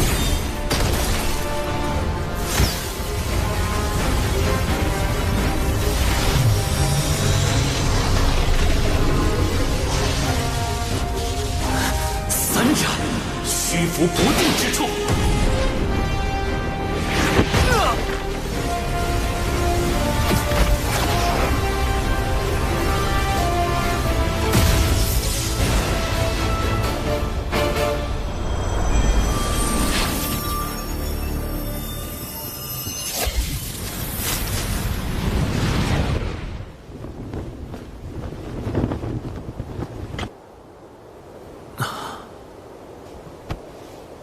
完了，欠了这么大一个人情，因果已经结下。好在已经恢复成原本的修为，接下来还得去了结一下都仙门那边纸人暴露的事。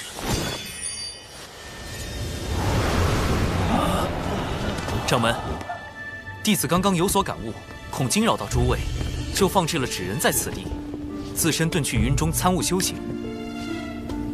你悟到何事？化身竟散发深邃道韵。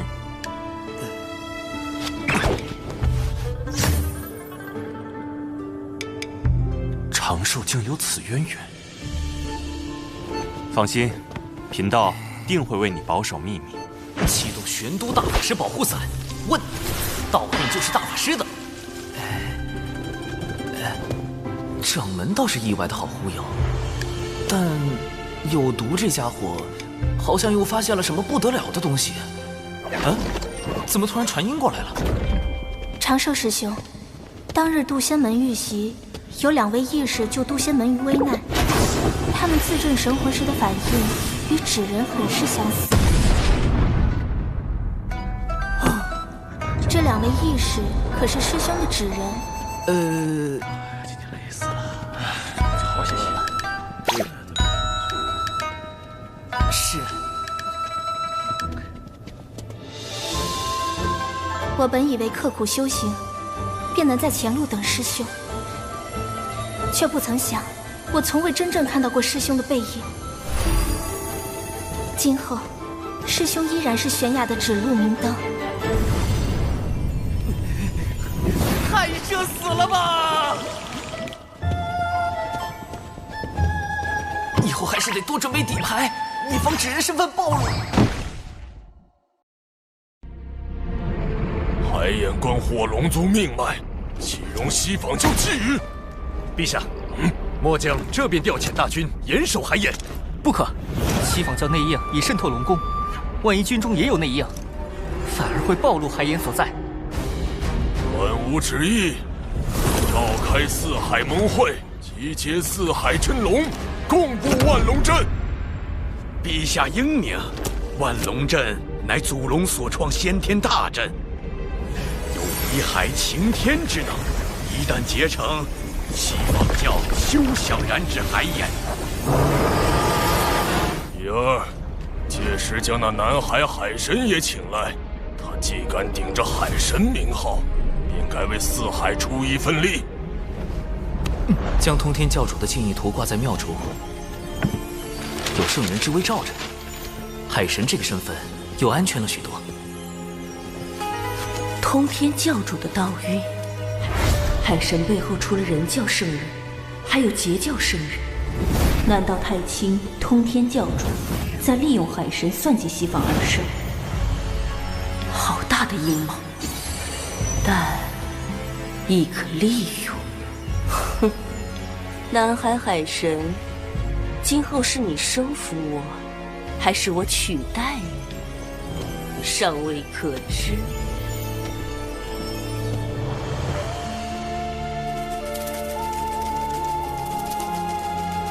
文道人，这么快就适应间谍身份了？西坊二圣派遣了一位弟子前来主持四海事宜。圣人弟子是谁？他与我同是上古凶妖，却不知为何入了二圣法眼，将他收为记名弟子，予以功德豢养，命其名为金蝉。金蝉不就是东土大唐那位玉帝哥哥的前世身？他有何打算？离间四海。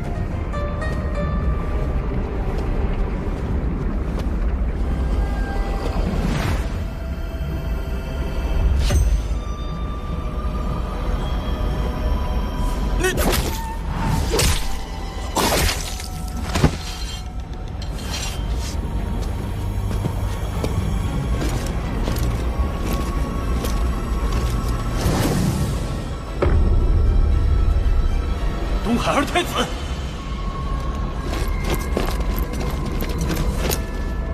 丞相大人，快禀报陛下，东海二太子私闯北海，刺杀北海丞相。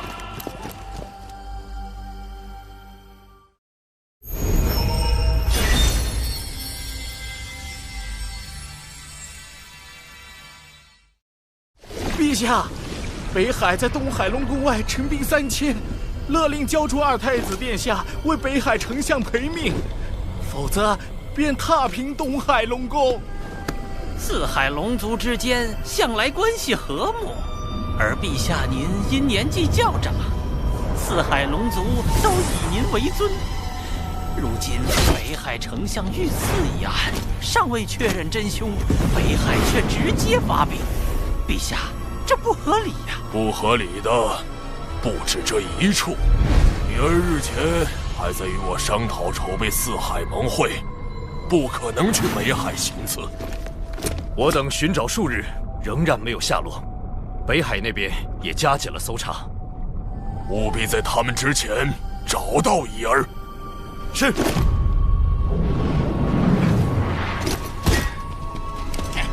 一定要找到奥义，让东海给个交代。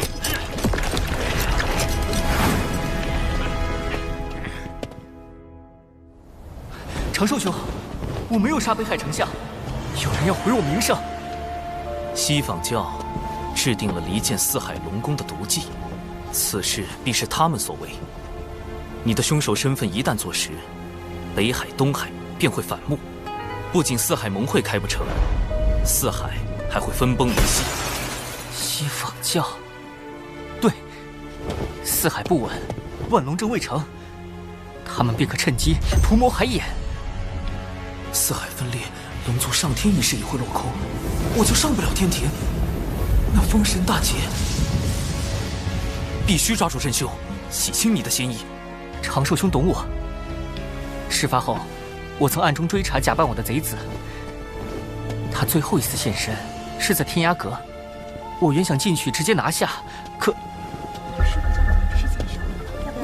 天涯阁是方圆百里最受欢迎的女子武馆，由洪荒富户卞氏家族所创，唯一能进出的男子，只有天涯阁少阁主卞庄。天涯阁背后势力不小，不可贸然进入。不过，那贼子是怎么混进去的？他用了化形的技巧。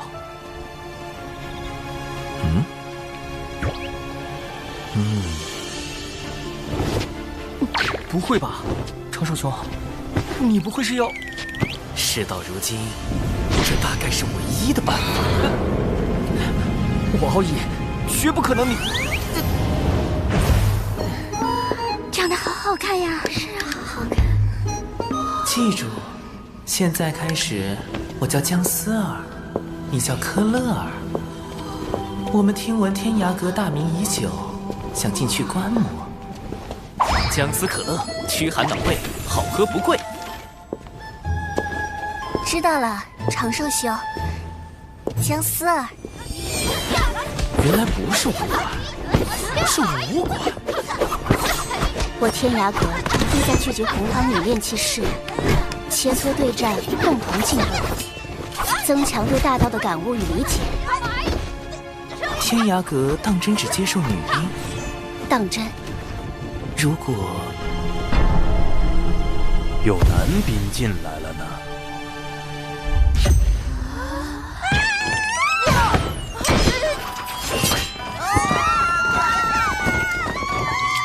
何事吵嚷？是时候用风雨术探听周遭信息。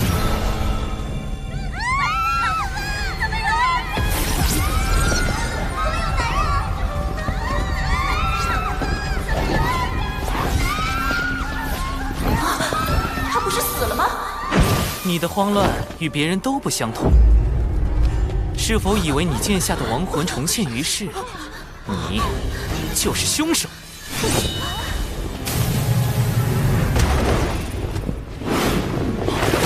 都别过来！再过来，我杀了他！少阁主，姑娘，有话好说。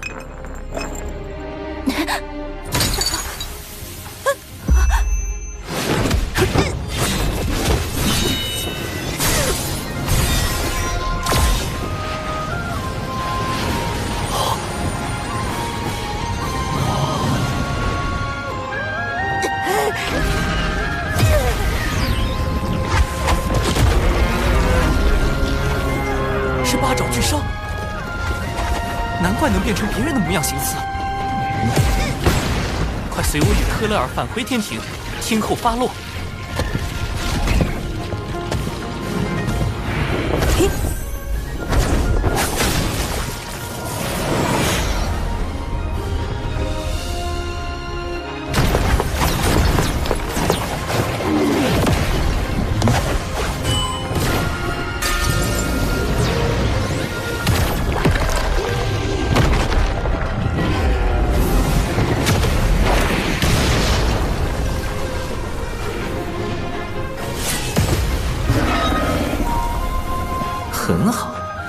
这波路人舆论算是拿下了，顺便给天庭刷了一波好感。感谢二位相救。那个，我乃天涯阁少阁主卞庄，敢问科勒尔仙子芳名？芳龄？我是说，仙子可有道侣？这般奇女子，只是看一眼就让人割舍不下。科勒尔，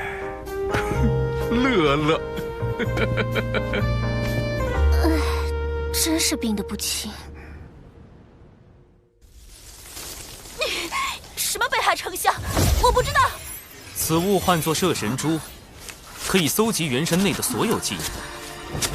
即便你畏罪自杀，摄神珠照样可以读取你生前的记忆。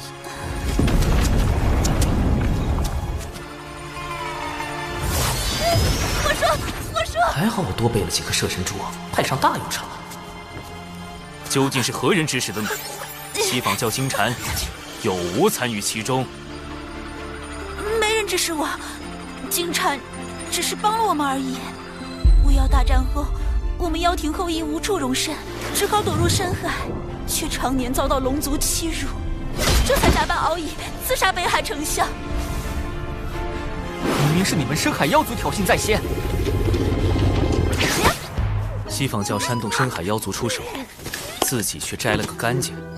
好在你我乔装入天涯阁，他们暂时没查到你。快将他带回龙宫吧。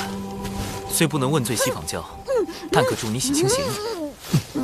长寿兄，这次北海与东海的事情闹那么大，北海与东海会不会也被西坊教渗透了？极有可能。我这就去禀告父王。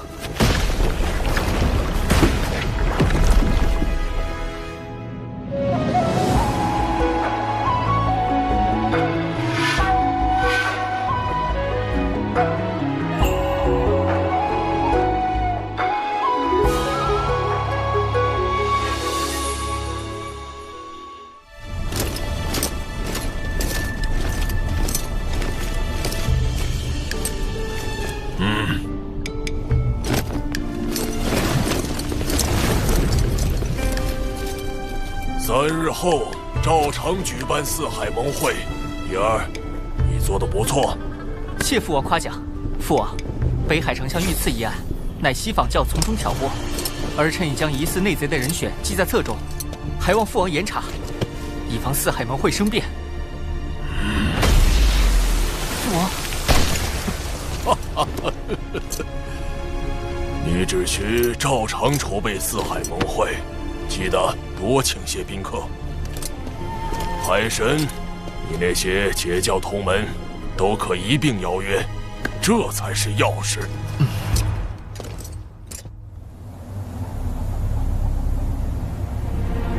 金蝉突然召集这么多金仙，难道又有什么大动作？此次挑拨四海之计不成，还招来了天体。你们中有些人是不是透露了风声，自己心里清楚？糟糕，金蝉开始起疑了。当然，四海盟会举办在即，我不会同你们计较。只要你们好好表现，届时定有风声。是。金蝉大人，四海的内应已全部就位，只等你一声令下。好，此次行动兵分12路，每路妖军则由在座各位统帅。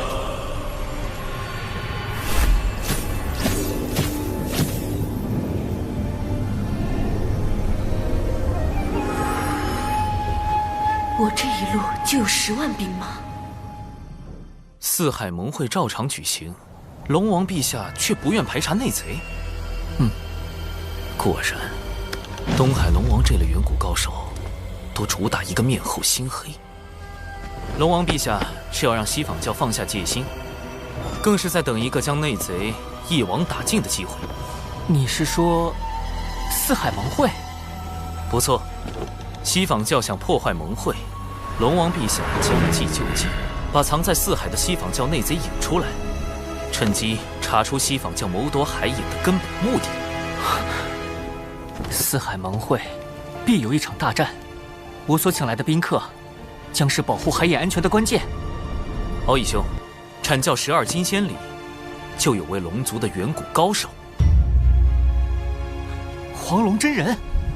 龙族虽因旧事与他断绝往来，但在龙族危难时刻，他定会出手救援。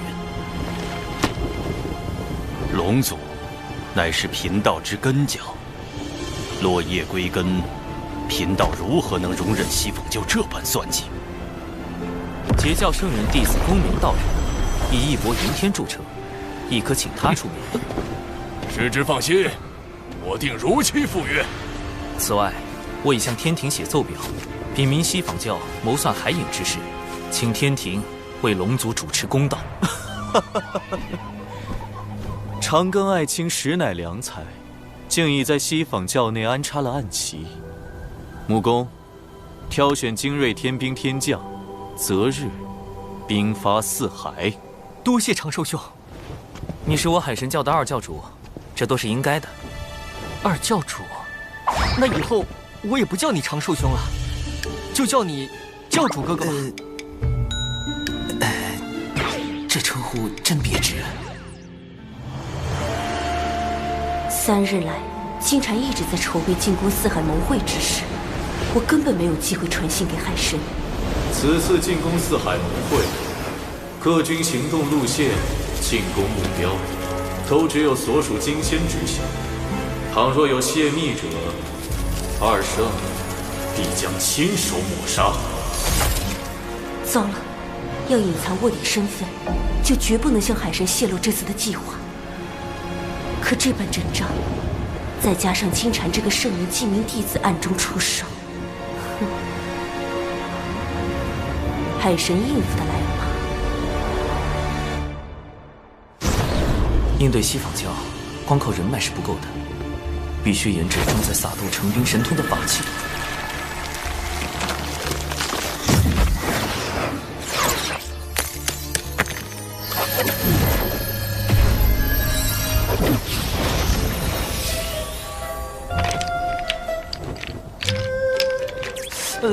原版的撒豆成兵看着不太聪明的样子。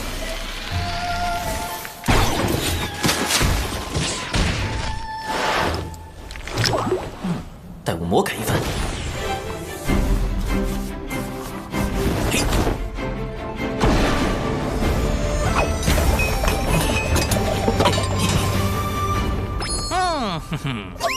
或许是看在玄都大法师的面子上，掌门将熊灵帝从逍遥星宗过户到渡仙门，并收作记名弟子，安排他住在小泉峰，倒也方便了我魔改撒豆成兵。万长老也出力不少。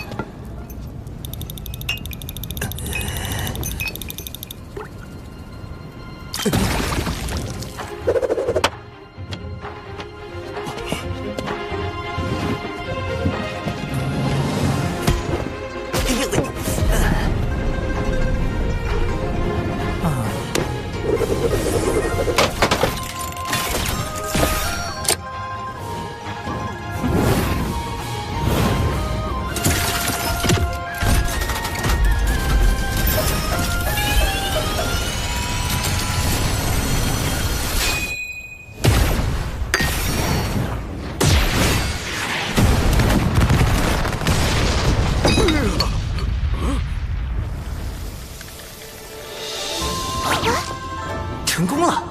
自研法器，仙斗加特林，届时配合天庭大军，嘿嘿嘿。今日就是四海盟会了，文道人那边怎么一直没动静？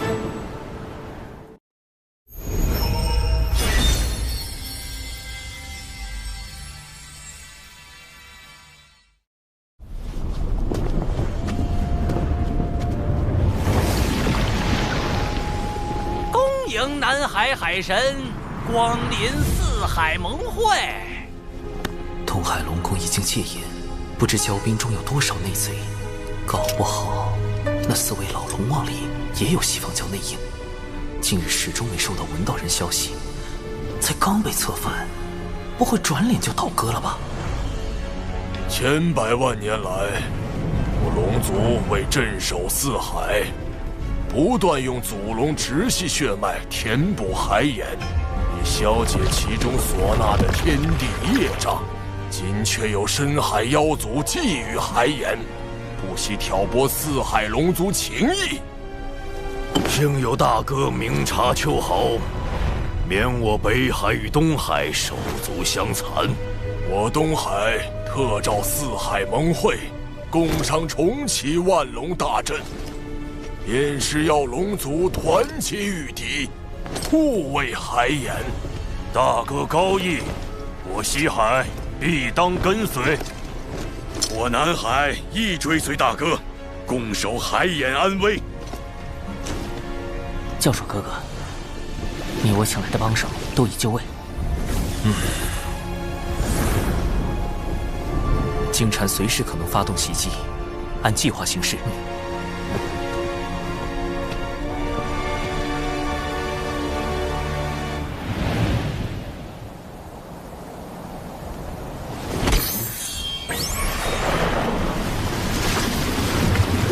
海灵之劫将至，不知长寿能否妥善应对，顺势推动龙族上天。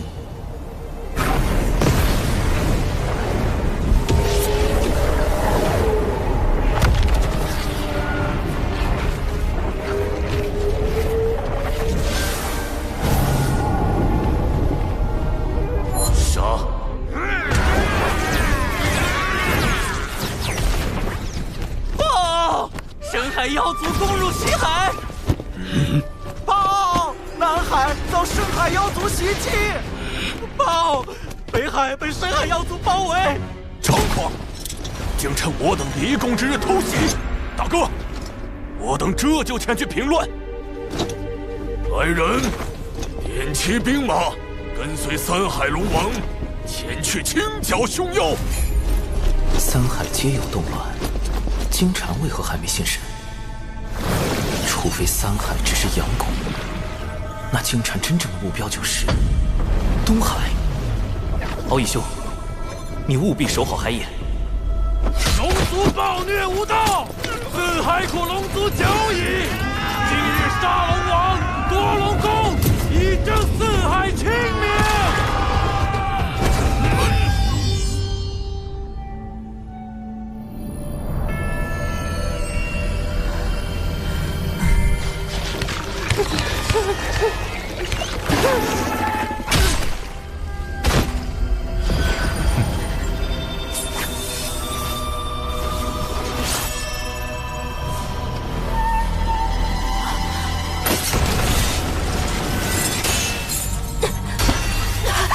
金蝉大人，海眼情报我已掌握，我来带路。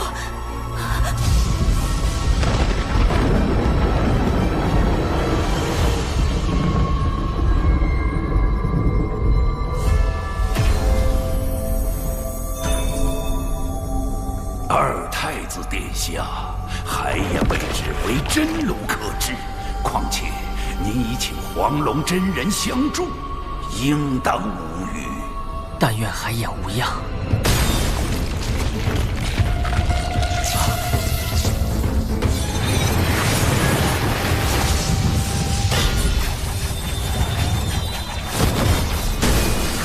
八爪巨兽怎么逃出来了？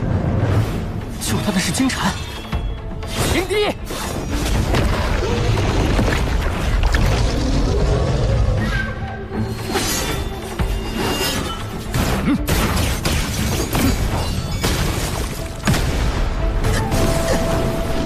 有我东海二太子在此，谁都别想染指海眼。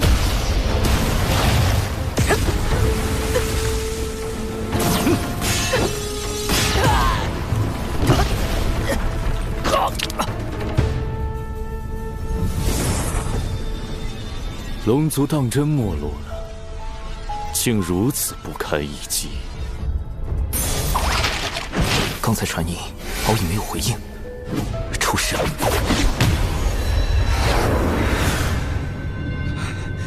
龙族远古为祸洪荒，为赎罪孽，只得不断用祖龙血脉填补四海海眼，以致如今血脉凋零。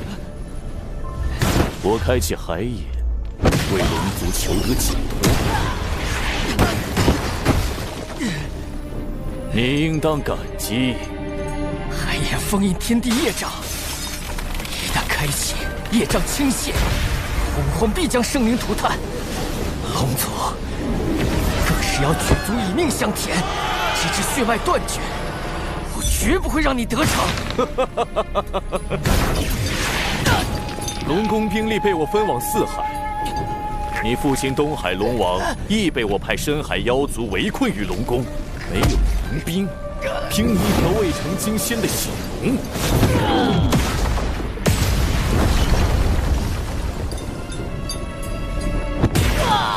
还妄想守住海眼？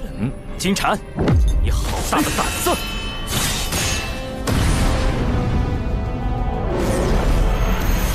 贫道乃南海海神，你胆敢图谋海眼，贫道特来替天行道。区区南海野神，连神位都未得封，倒管上东海的闲事了。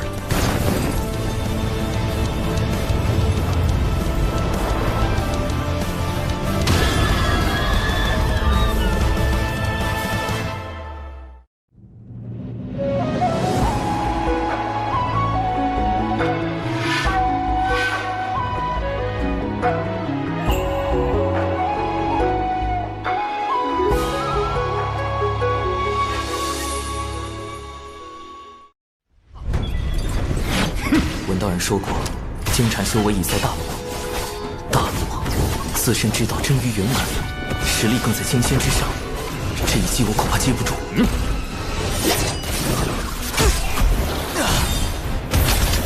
南海海神不过如此。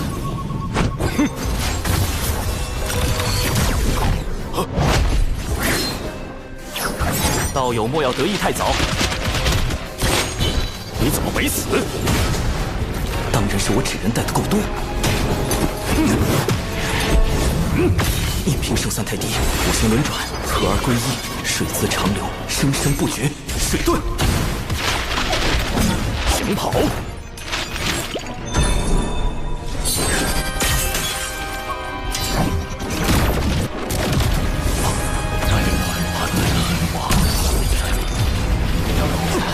好厉害的生活攻击，可能降速，师傅别演了。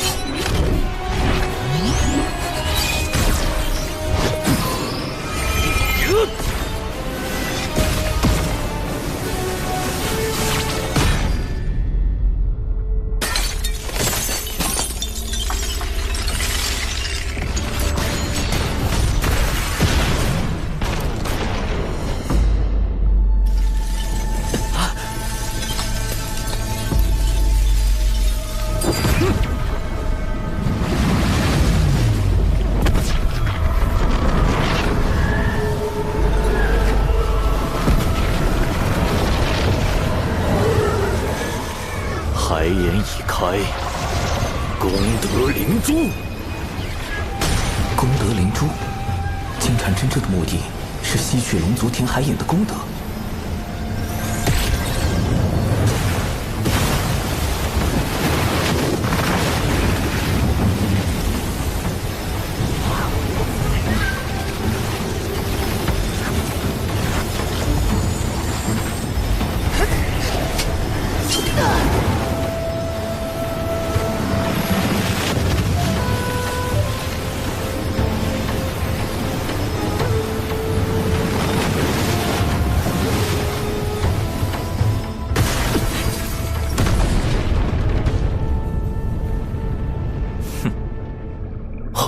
不该这样，海眼怎么回事？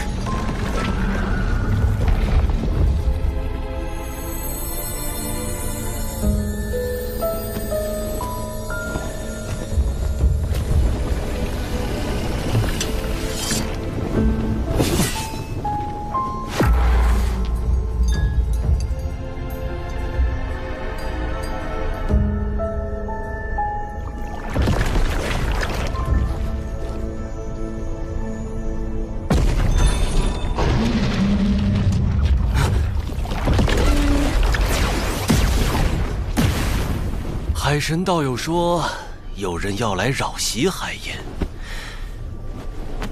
没看到人呢。还也是假的。啊！海盐有真龙镇守，遍地白骨轮魂。我的确探听到，海盐就在此处。啊！中计还不自知，蠢货！这里一切布置都比照真海盐，唯有海盐本身是假。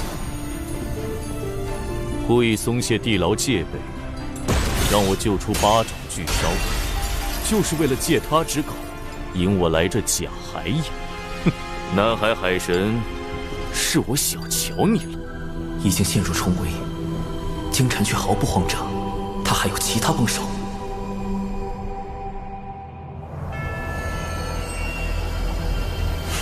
海神老弟要我埋伏在这条西方教前往东海的必经之路，不知何人会来。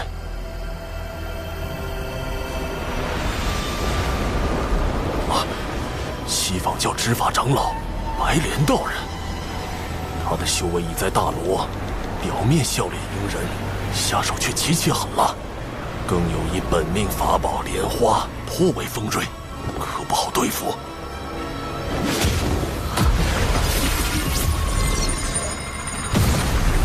熊妖，哪里跑？西方二圣命我等前往龙宫救援，请道友莫要阻拦。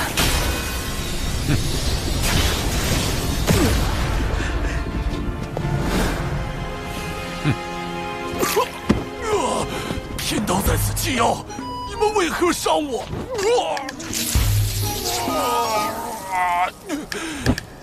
你们损我道基，我要找我师尊通天教主评理。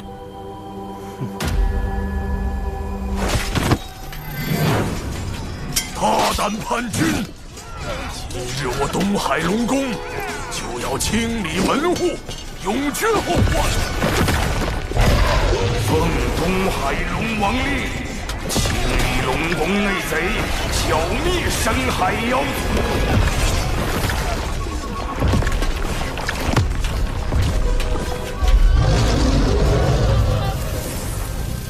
提前埋伏兵，预备将内贼和深海妖族尽数捉拿。这帮龙也不是太蠢。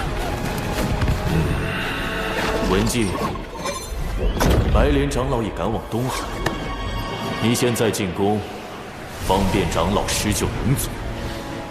白莲长老也来了，金蝉的计划倒是瞒了我许多，不过还要本女王出手。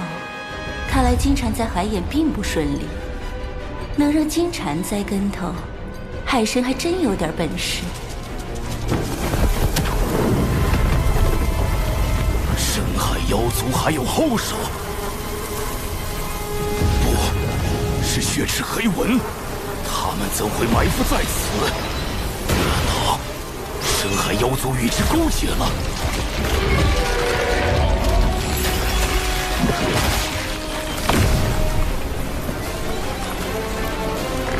南海海神，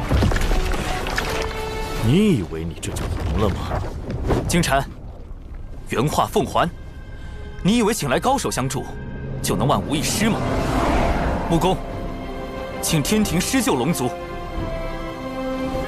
今武混天将军化傲天听命，四海有难，玉帝陛下特命尔等前去清剿凶妖。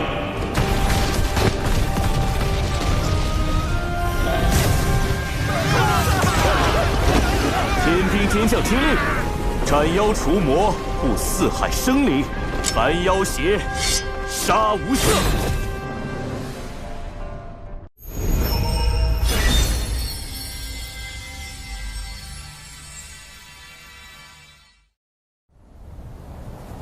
天道在此纪要，你们为何伤我？赵公明，我等何曾动过你？莫要阻拦贫道6人前往东海。先偷袭再营救，手段这么脏，休想得逞！你西方教的词，我碰定了。你竟有暗劲偷袭，幸好被声音球录下了。胡说，贫道根本没用力。来呀，打我呀！给你随时录下来。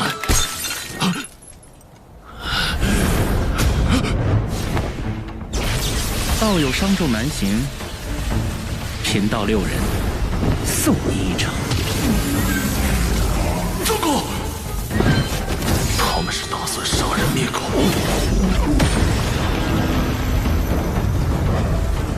贫道告辞。赵公明，你竟敢坏我教大计！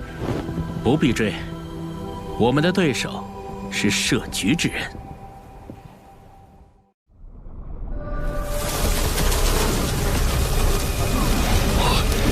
深海妖族与血石黑门联手，再打下去，龙宫肯定失守。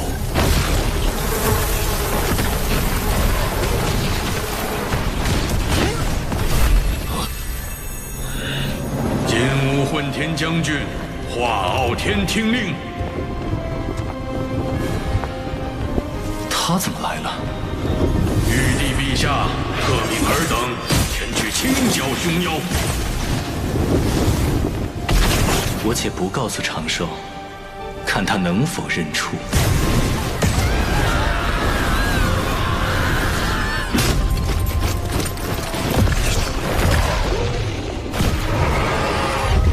设计海眼，掏取我教墨力，再设伏阻拦白莲长老，最后让天庭登场，获取龙族好感。海神，你以为凭4万天兵就能扭转颓势？再加12万呢？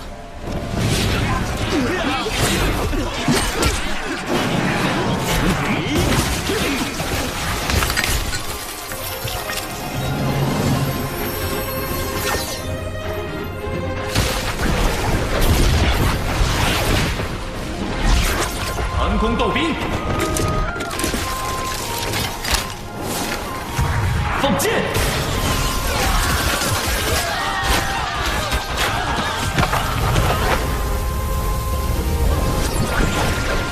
神盾斗兵，掩护进攻！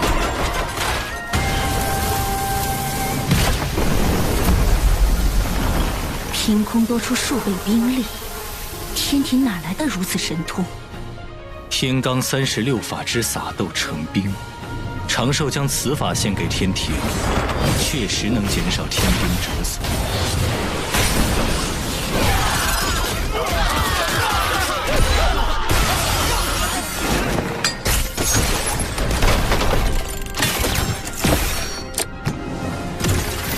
仙斗加特林，开火！竟能让斗兵发挥如此威力，长寿这脑子装了不少鬼主意。上！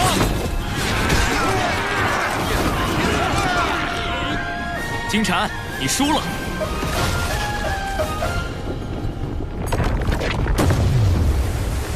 南海海神，我们还会再见。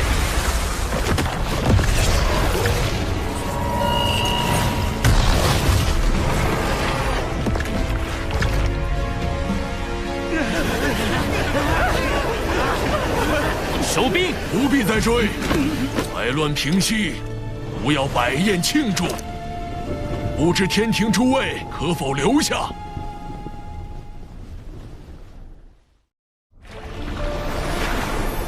能逼金蝉撤兵，海神有点本事。本女王赠你个消息，此战你为何没提前传信？金蝉疑心太重，我也才刚脱身，他接下来会对付你。我知道了，西方教开始正视我对龙族的影响了。只是东海一战，虽能让龙族对天庭产生些许好感，却不足以令他们俯首称臣。如今对龙族而言，最迫切的事，便是用功德洗清自身业障，从而摆脱天道让他们填补海眼的惩罚。若我奏请玉帝，以功德相佑。龙族护佑四海生灵有功，想来天庭定会降下不少天道功德。这个化傲天不简单，不仅有征战东海的实力，还有洞悉龙族困境的见识。我从未听说过天庭有这般人物，他到底是何人？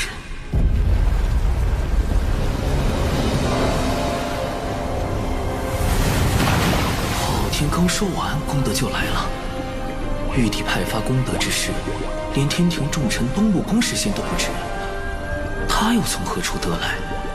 难不成化傲天就是玉帝？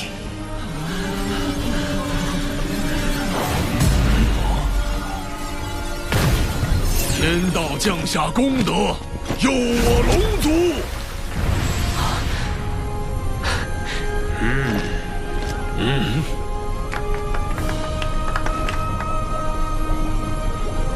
奇怪，明明有6道功德落下，这第6道功德去了何处？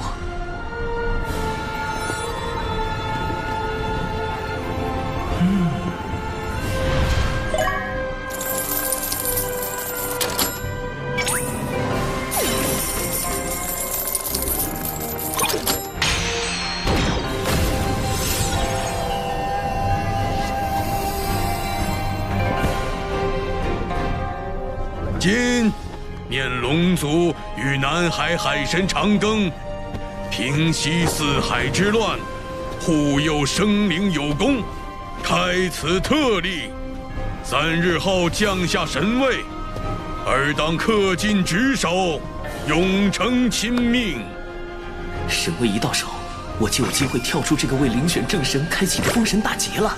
上天庭计划迈出重要第1步。长庚，教主哥哥真正的道行，果然高深莫测。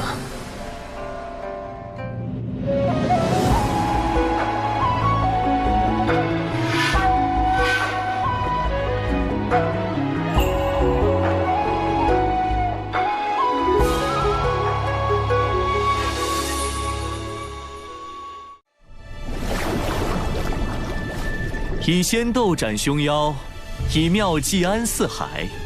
玉帝陛下得海神相助，果幸事矣。天庭大运如此，我不敢居功。陛下有桩，我也桩。多亏天庭义助，方能清除叛党。如今四海海眼已被万龙阵封藏，暂时无虞，龙族不胜感激。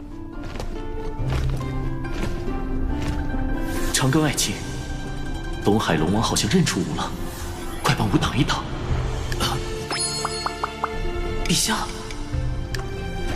不知玉帝有何喜好，吾明日便备一份厚礼。吾这化身在天庭为官数万年，若被当众爆出，有损玉帝威仪。原来化傲天是玉帝藏在百官之中，监察天庭各处的化身。龙王若再上前，便是冒犯天威了。多谢龙王美意。天庭虽刚起步，却是秉天道、立秩序之地。而今四海生灵惨遭劫难，陛下特遣华将军维护天地清明。那吾便以此酒谢华将军，谢天庭相助。长寿果然认出玉帝小师叔了。这小子行事周全，既截胡西方算计，又促成天庭与龙族的往来。但此诏既出，长寿拆台西访教一事，便瞒不住了。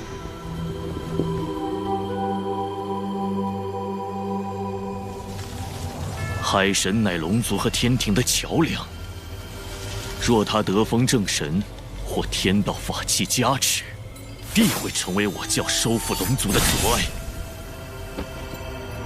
小金蝉，白莲长老，明明你看起来比谁都小。海神背后势力庞杂，未免惹祸上身，最好是借他人之手除之。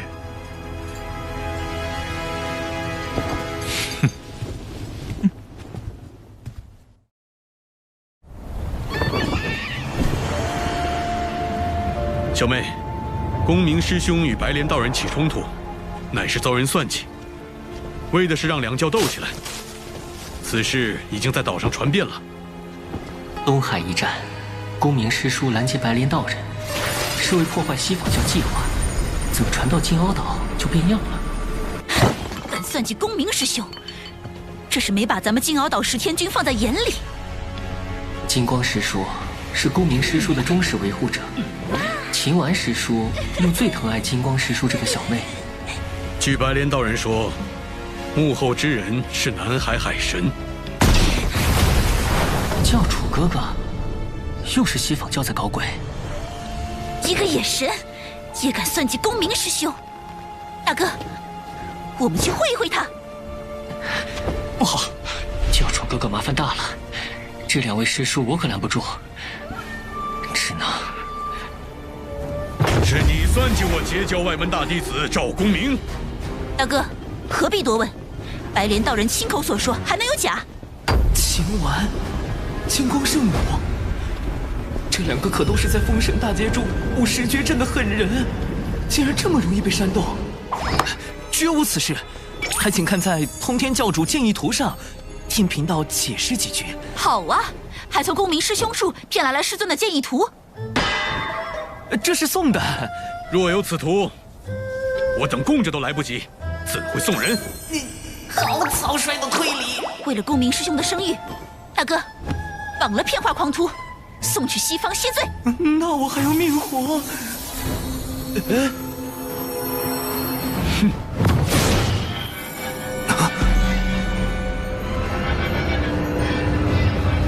秦丸最善不杀之，小命要紧，土遁。地裂阵。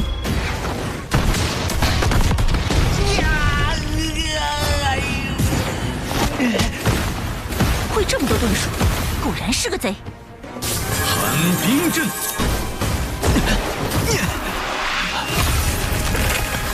妙啊，阵法还能被遁术破解。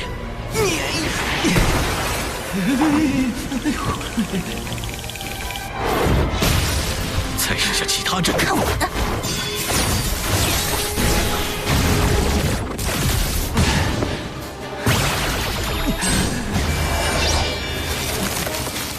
根本打不过。要不子阳的这句之人，但谣言的事也没解决。住手！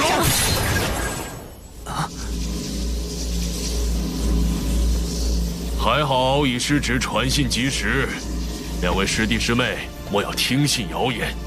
长庚乃我挚友。多谢2位。原来是误会，还请长庚道友给贫道一个赔罪的机会，咱顺便到镇里逛。长庚道友，都是我的错。你是公明师兄的挚友，便是我的挚友。今日起，谁敢说你，便是与我作对。金光圣母难不成是赵大爷的铁粉？误会虽结，但还需到金鳌岛彻底澄清谣言。云霄仙子竟险些将我看透。长庚道友能想出劫西、救龙、应天庭，自然能看破谣言背后的算计。一切小心。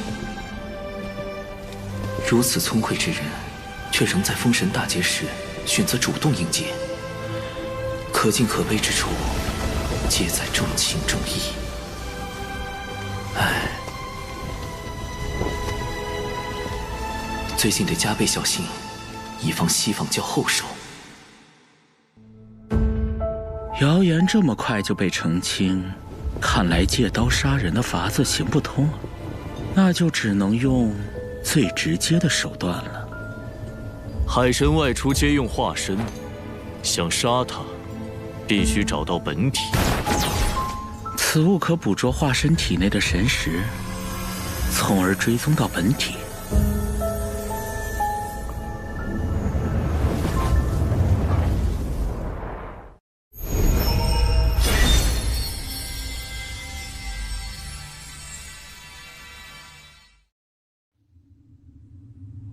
2天后便是海神册封大典，想要击杀海神，这2天是唯一的机会。你先想办法将他的化身引出，然后再用这锁神追魂碟。是。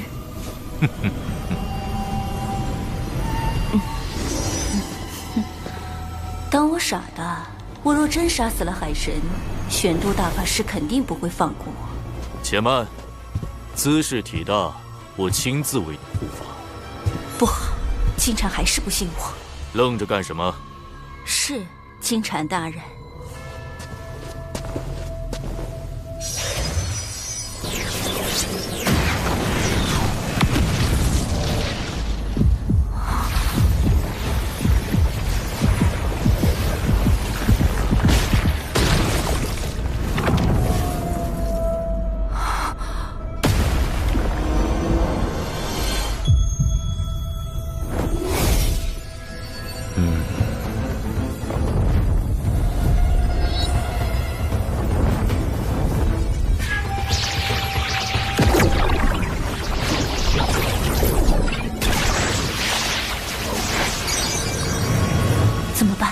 在他眼皮子底下，我根本没法统治海神。凶战出事了！南海海神，你再不现身，我就杀了他们！利用血池黑网的攻击，既能防止金蝉怀疑，又可向海神暗示我的身份。是文静，他叛变了。不，东海一战后，他刚给我传过情报。应该不会，先观察下。神子之人，出！灭魂杀阵。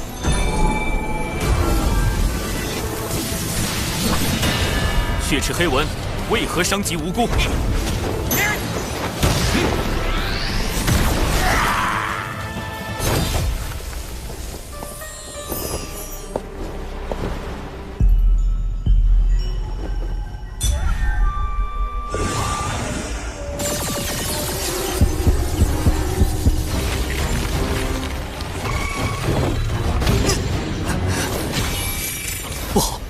蝶能捕捉神识，并追踪到我的本体。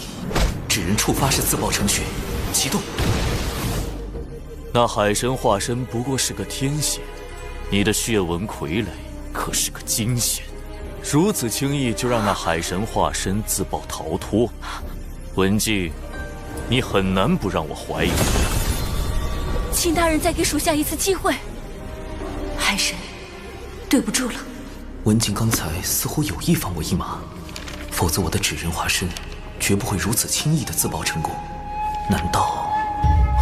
我明白了，怪不得文静行为有疑，定是金蝉在旁威逼，试探文静取我性命。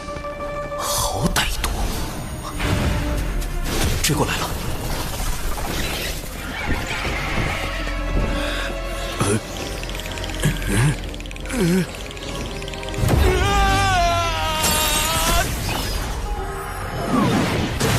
我安插在外的纸人全都被这蝴蝶找到了，再这样下去，迟早会被他找到本体。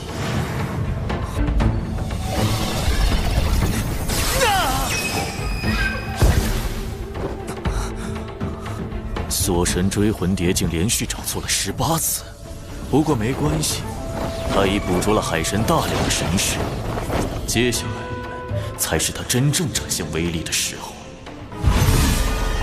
不好！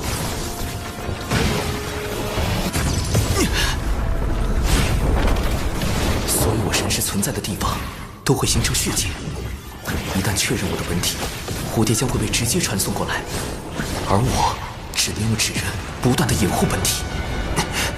这蝴蝶变强了。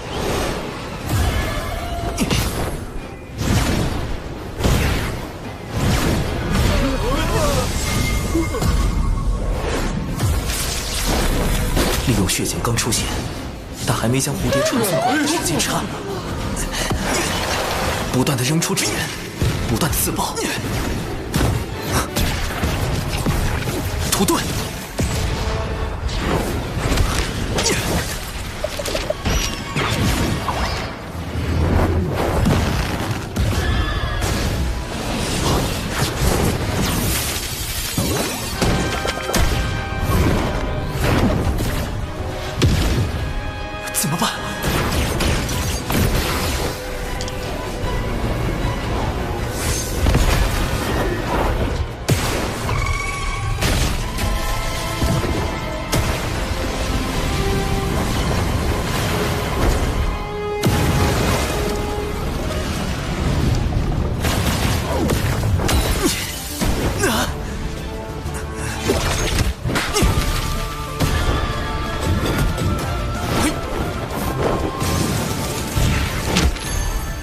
只要拖满2天就有希望，既保住文静这个暗器，又保住我的本体，这是唯一的办法。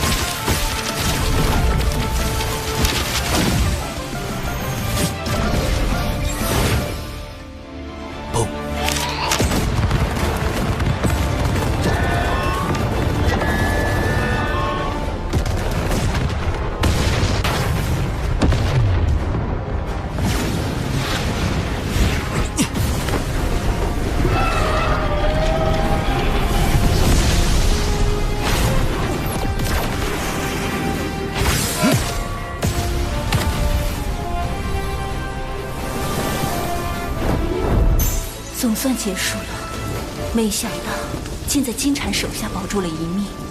海神为助我掩护身份，连扎了2天的化身，倒真有几分本事。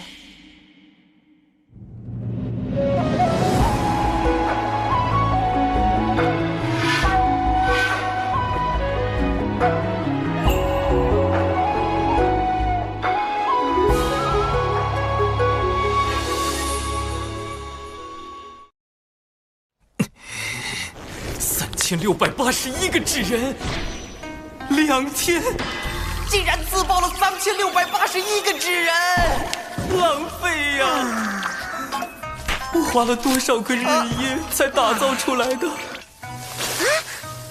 苍天啊！应对这次危机紧急预案太少，对抗蝴蝶的法宝不足，回去之后一定要好好复盘。他背后有天庭，我背后亦有灵山。灵山，他要去找尊体圣人，我必须马上通知海神。金蝉竟请动尊体出手推演我本体所在。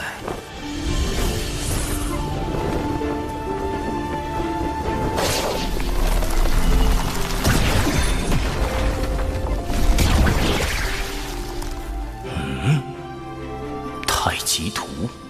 不过，谁背后还没个圣人呢？太清师兄在为他遮掩。哼！前面就是海神册封大典的现场了，先受封成为海神，再做打算。他也来了。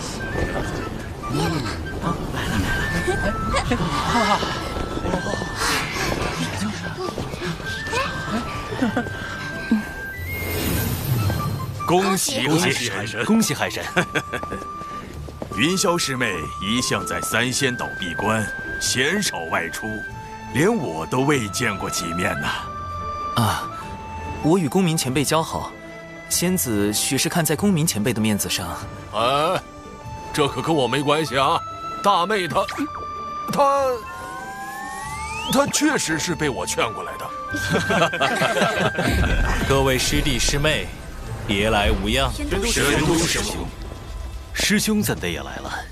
海神是我人教子弟，我自是要过来的，也要多谢各位师弟师妹前来观礼。教主哥哥竟然能请来玄都大法师，真厉害！我目前只是个真仙，想要振兴龙族，往后还要向教主哥哥多学习才是。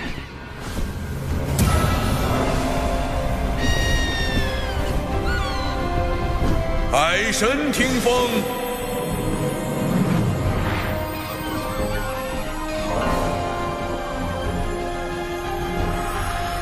经过此次海神册封大典，我被正式封为天庭海神，主要统管四海斗、温、冰、火之事，从此享受天庭待遇。每年都会有固定的功德收入。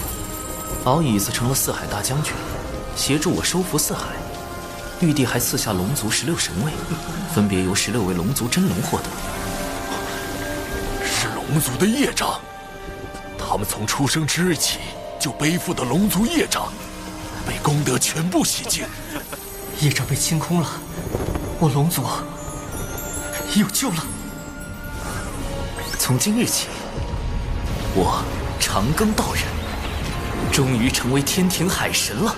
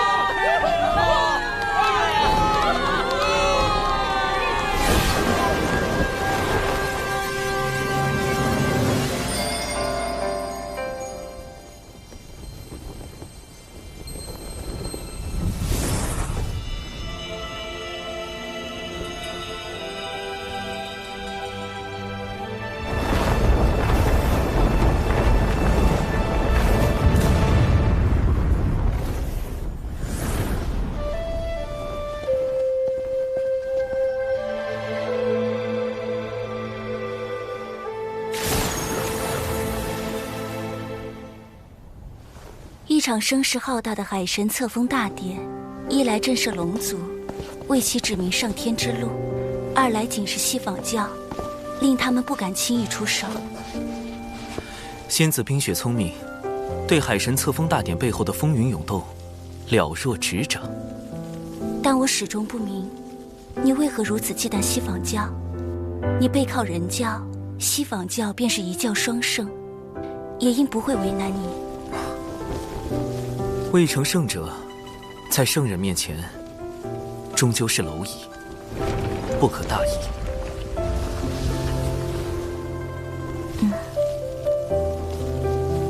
你所言不无道理。唉，实在不忍云霄仙子殒命封神大劫之下，忍不住出言提醒，也不知是否真的能影响到仙子。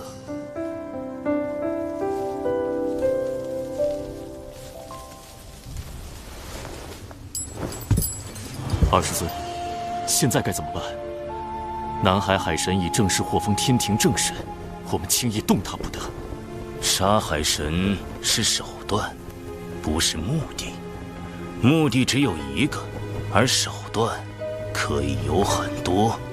您是说，龙族？我且问你，通过这场海神册封大典，你看到了什么？天庭自龙族16神位。龙族挑选了16条出身高贵、毫无实际的真龙受封，此前颇有功劳的低等骄兵，反而未得封赏，无怪乎龙族叛党四起了。四海龙王为何没来观礼？海神册封大典，龙族高层一个都没来，这对龙族而言，是一步可进可退之棋。哦，进可促成龙族上天。退可延续其海中的霸主地位。以今日局势来看，想要让四海龙王都臣服于天庭，恐怕还有很长一段路要走。表面上来看，龙族似有上天意愿，但实际上，龙族对天庭更像是一种观望态度。他们仍然是可以被争取的。很好，你知道该怎么做了。多谢20尊提点。我们安插在阐教的暗旗，可以发挥作用了。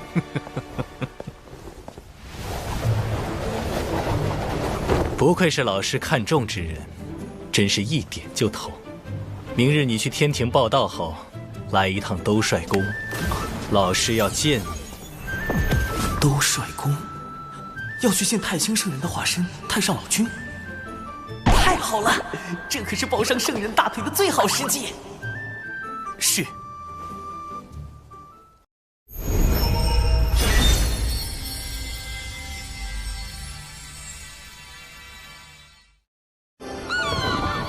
此次入凌霄宝殿听宣，感觉如何？玉帝陛下厚待龙族，已感激万分。海神，敖乙将军，请留步。陛下听闻老君传召海神，特命我送海神前往兜率宫。谢穆公，谢玉帝陛下。海神初入天庭，就得封4阶神位，陛下当真对海神轻言有加。4阶，天庭神位划分清晰，想来穆公出力不少。这都是陛下妙思。陛下将天庭神位分为6阶，第1阶为陛下与王母，第2阶为十全封疆大神仙，唯有1位例外。例外就是超1阶隐藏大佬，太清圣人住于天庭的化身，太上老君。第3阶为各部主神，星君、真君，月老也在其中。第4阶为各部正神、大将，海神神位便在此列。第5、6阶为辅神，负责辅佐前4阶正神。敖乙将军正是5阶。陛下看重海神与龙族，除封赏外，亦赐下诸多宝物，2位前途不可限量。前面是天庭为普及海神的撒豆成兵之法，特意培育的仙豆苗田，兜率宫就在仙豆苗田之后。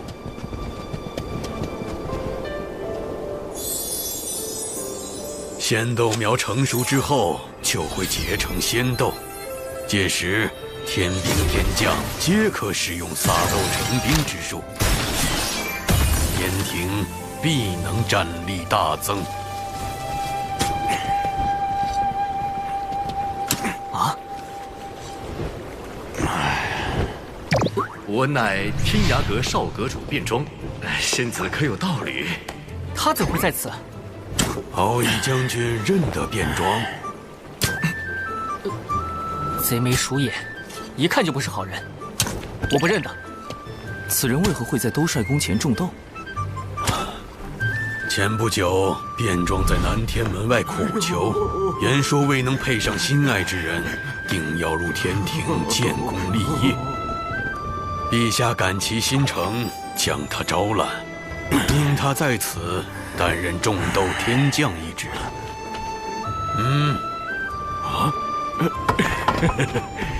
此乃悬赏无缺，四海大神长庚及四海水军大将军敖乙。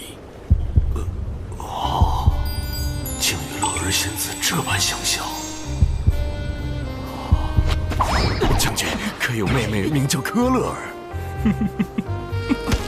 卞庄思慕乐儿仙子已久，只求能与仙子喜结连理。若仙子真为将军之妹，还请大舅哥成全我与乐乐这段缘分。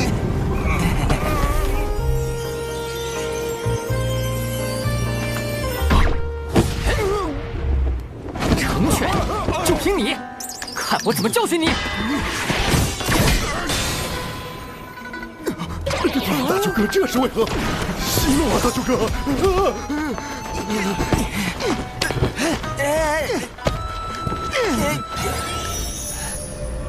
兜率宫前，许久不曾这般热闹了。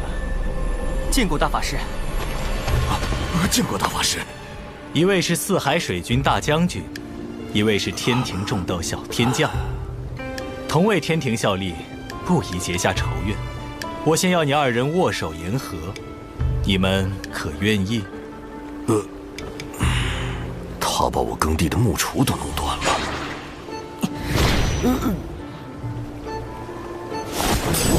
这是兜率宫中闲置的耙子，你若不嫌弃，就用这个打理豆田吧。多谢大法师赏赐。卞庄运气着实不错，进入天庭为将，又得了兜率宫中的宝物。看这银耙生有9齿，等等，9齿，9齿钉耙？难道卞庄就是今后的天蓬元帅？西天取经的二师兄。这么个大英国留在东帅宫外种豆，得小心应对。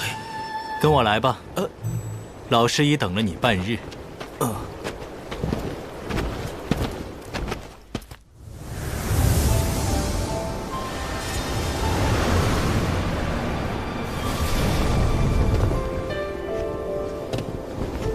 哇，紫金八卦炉，《西游记》里炼出孙大圣的火眼金睛，炉砖落下凡，能燃起800里火焰山。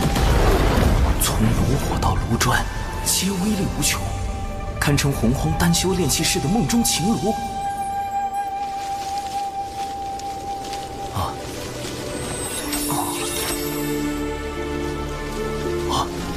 斗神空中，竟一草一木都内蕴无穷。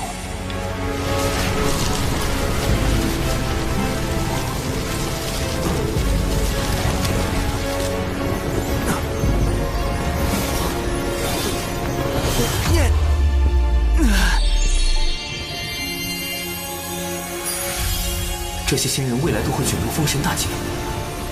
太上老君给我看这个，是想告诉我什么？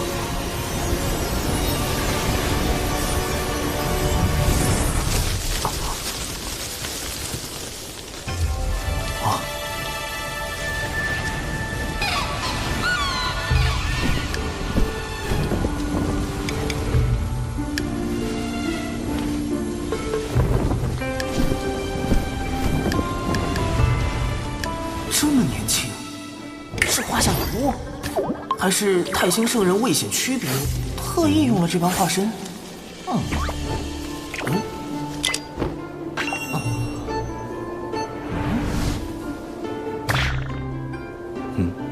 怎么愣住了？弟子李长寿，拜见老君。坐。劫难将至，生机在天。根据我在蓝星的记忆，封神大劫是为给天庭选拔正神，太上老君要我相助天庭填补神位，避免大劫降下，以此保全道门。但我修为只在天仙境，如何能担此重任？今日传你丹道3篇。刚想着修为不够，太上老君就要传道。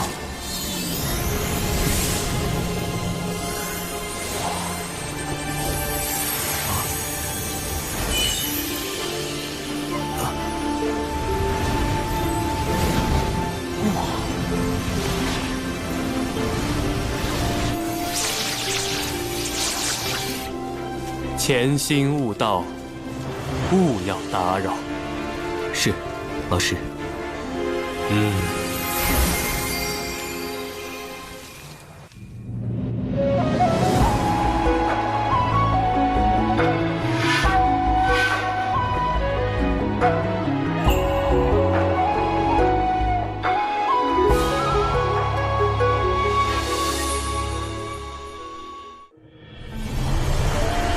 一次性得受这么多丹道感悟，我怕是金仙劫也要提前。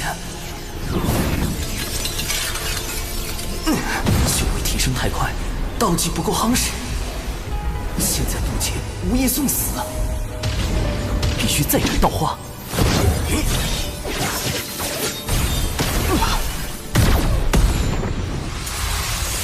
又来！得老师传道，境界大增，确需夯实道技，再考虑渡劫之事。但我行走洪荒多年，就没见过为了夯实道阶而自斩道花的。常说行事也太过谨慎。108瓣道花透彻到近乎透明，难怪老师会格外关注长寿。这家伙不只是谋略过人，本身也有跻身道门高手之列的潜质。道技已足够夯实。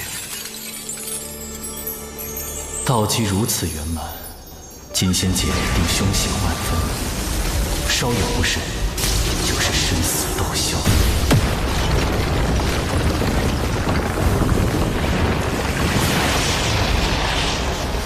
你的金仙劫来了，我从老师那里求来2颗9转金丹，一切收好，随时报到。传说中逆转生死，斡旋造化的九转金丹，只要不是被瞬间劈成灰，服下就能满血复活。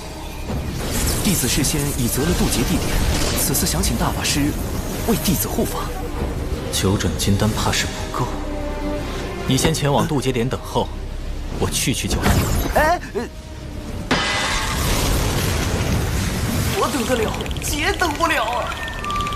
大法师，你要去哪儿啊？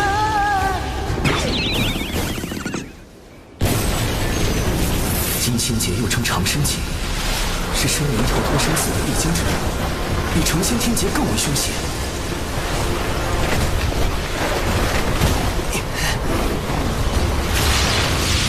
劫运已在凝聚，大法师怎么还不来？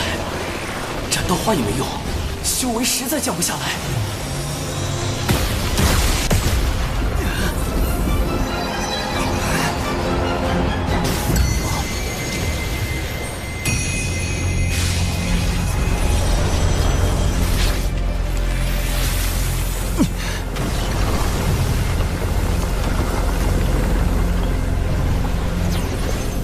长寿，原来这就是他真正的名字。长庚、长寿，不一个意思吗？这家伙也太怕死了。大法师，你怎么就暴露了我的真名啊？因云霄师妹的混元金斗能助你安稳渡劫，我才特去将师妹请来。此前几次与长庚道友交谈，云霄颇有感悟。心中对道友很是敬重。海神真是好大的面子，大姐一向不问外事，这次竟然……多谢云霄仙子。云霄仙子真是人美心善，九转金丹加混元金斗，内服外用双保险，渡劫成功率提升至98%。劫云这么快又来了，长庚道友，我和玄都师兄会在劫云外守着，若你察觉不对，可随时呼救。绝对不需要，就让我耍个帅吧。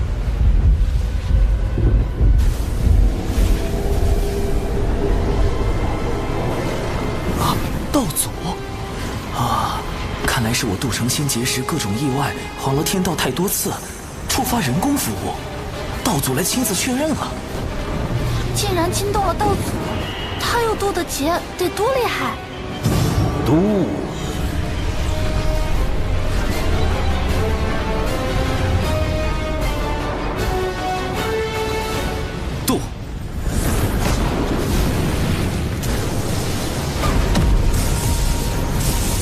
道门弟子李长寿，精气苍天。弟子入道门修行至今，历经艰险，终得道境。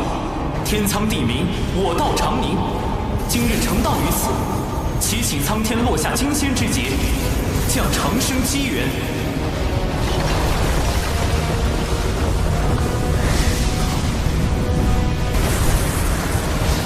这是金仙劫排名第1的万灵天劫，再往上，唯有道祖亲自降下的紫霄劫了。竟修出了一个无极大圆满的道基，无极圆满乃成圣之资。这般道基引来的万灵天劫，自古就未显露过几次，更鲜有生灵能撑过去。长庚道友，今日只怕危险重重。所以这一次，得做好在金仙劫下抢人的准备。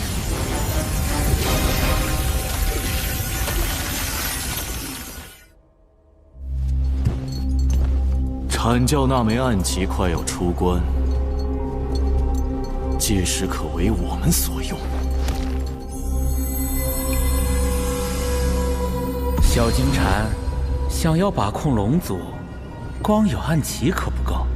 上次在东海海眼，海神的撒豆成兵让你吃了大亏，你可想好应对之法了？看来你有妙计。传闻地底的血海有一至宝即将现世，若有此宝，必能破了那撒豆成兵之术。而将来在收服龙族一事上，我西方教也会占据更多主动权。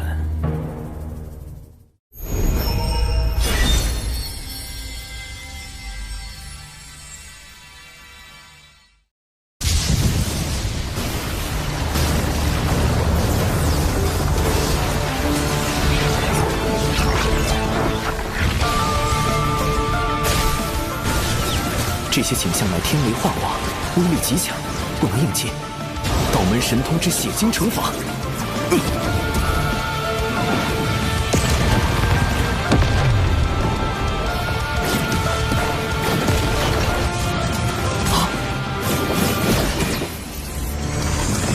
紫云符咒，护体金光符。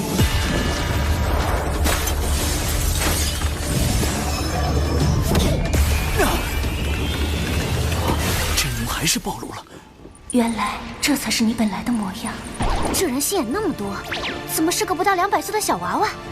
长庚身处大教之争，错一步，便是万劫不复。故此，玄都师兄放心，我等不会将他的真容泄露出去。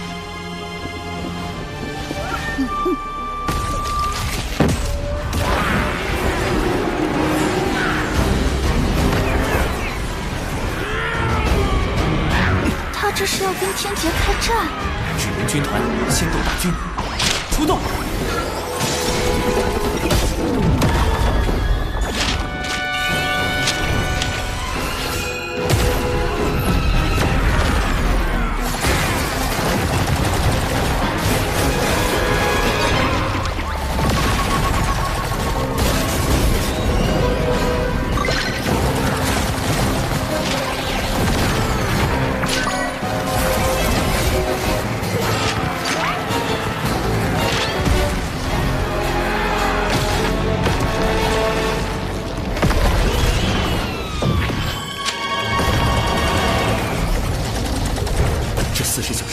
全是金心境的实力，以我的修为根本撑不过。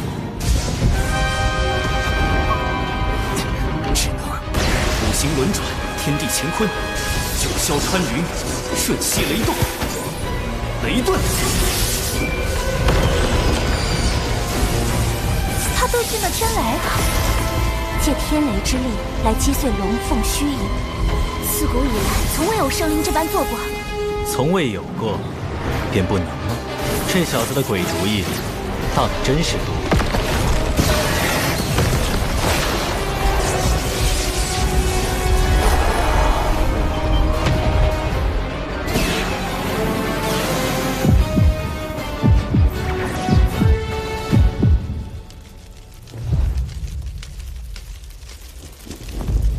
他怎么站着不动了？这是心结，乃心魔所化。若道心不坚定，便无法从中脱离，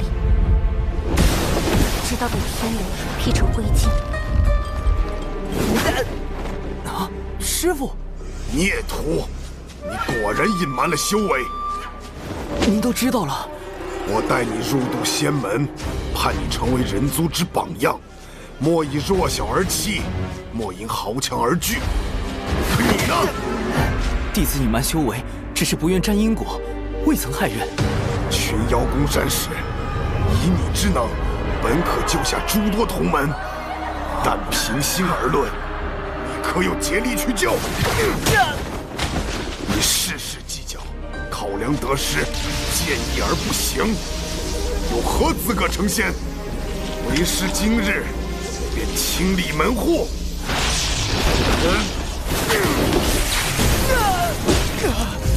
他伤势太重。就真被劈成渣了。我去救人。再等等，天劫既是路缘，也是机缘。若出手干预，只怕会耽搁他的修行。不受死！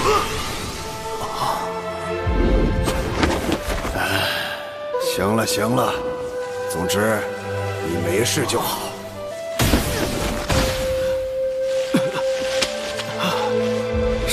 气我，骂我，打我，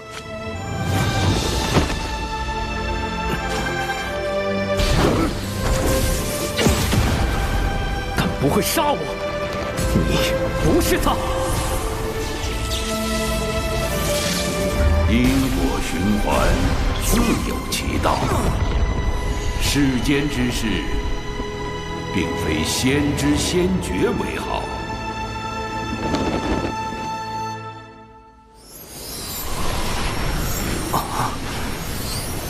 我度过金仙劫了。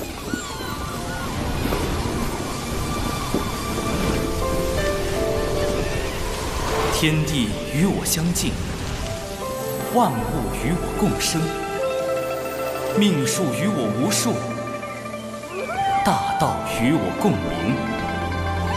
自此月出六道，人殊无此姓名。五行阴阳同生，炼神还须自在。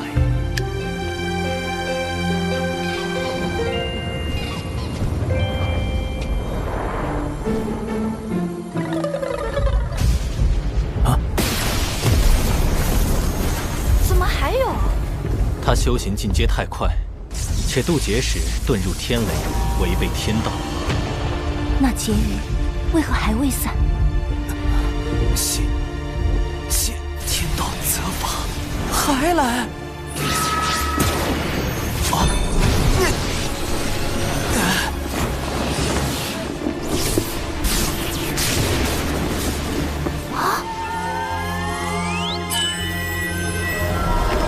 混元金斗，看！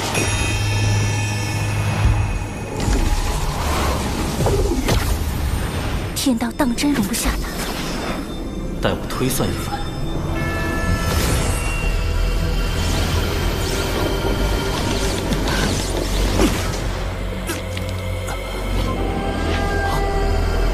道祖，刀花斩9次了吗？这是来算账了！为了延缓金仙劫的到来，我用斩刀花之法晃了天道9次。弟子是想稳妥点。9成8的把握在度是吧？你咋不10成把握飞升大国？换得你了。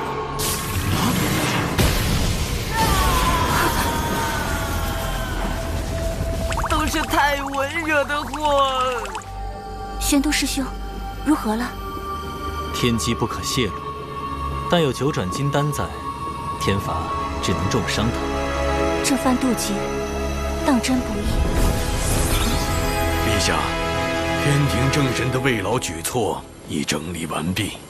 哦，对了，再添一条，若入天庭为正神，可免1道天罚；金仙劫时，亦可免1重天雷。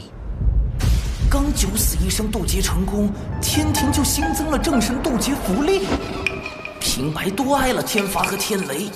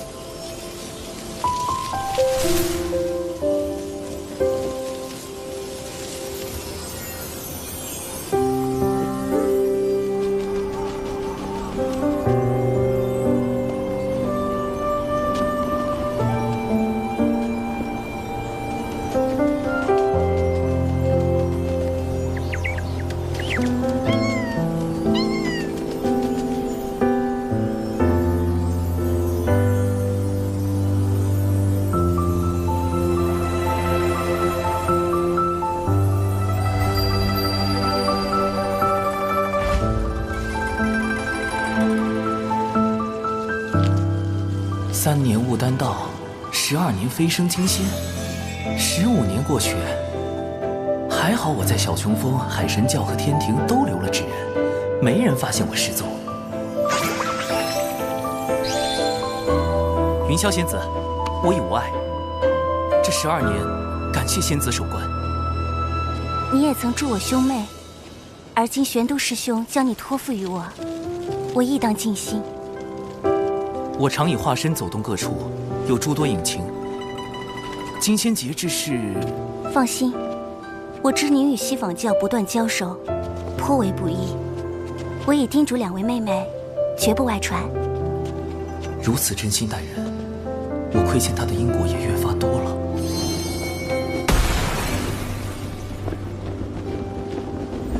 既然我能通过上天庭来跳出封神大劫，或许也能帮助他摆脱入劫的宿命。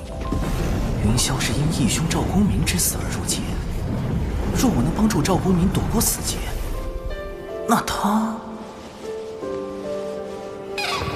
你无事时也可来三仙岛小坐。玄都师兄对你之才智赞不绝口，我也想与你论道一二，不知是否会有启发。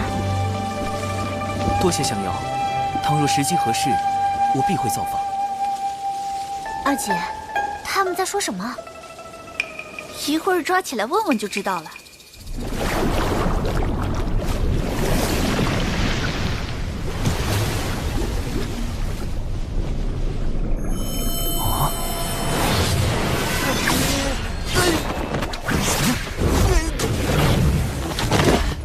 这怎么突然要灭口了？不知琼霄前辈、碧霄前辈有何指教？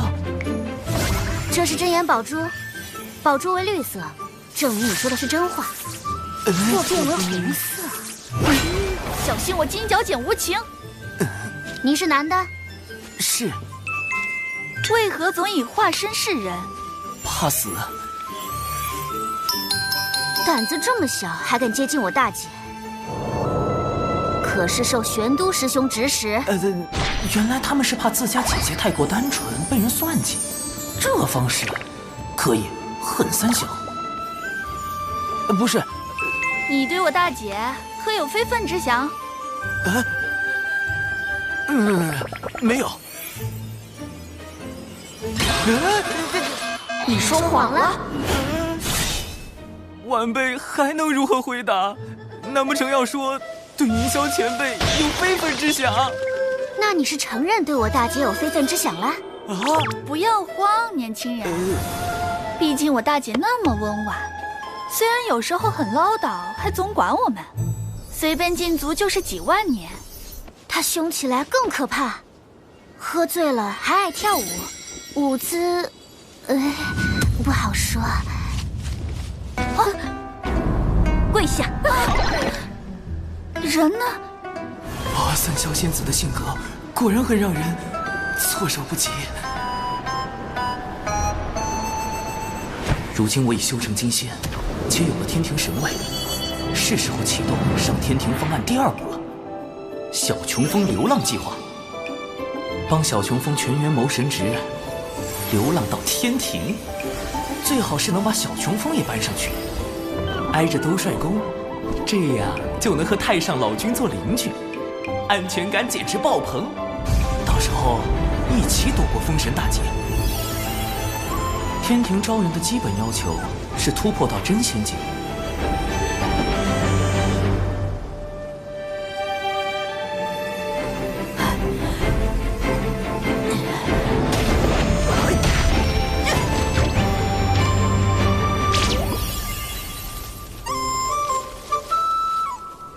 以师妹和熊灵力的天赋，倒是不难达到，而师傅要上天庭，就比较棘手。晚江与师伯之死，始终是师傅的心结，也是他修为无法突破的原因。想要帮助师傅提升到真仙境，就得先找到晚师伯。我曾在蒯斯的记忆中，看见晚师伯仍有魂魄留存于世。或可设法寻找他的残魂，了却因果。长寿，怎么师姐之事，连掌门都被惊动了？我们人脉太少，要在偌大天地间找一丝残魂，只能请掌门出面。师傅，咱们这是去哪儿啊？寻残魂，需去6道府。巫妖大战时期，生灵一批批惨死，无数孤魂在世间徘徊。巫族祖巫后土娘娘于心不忍，化作6道转生盘，镇压在洪荒大地深处，率巫族高手建立6道府，掌管众生魂魄。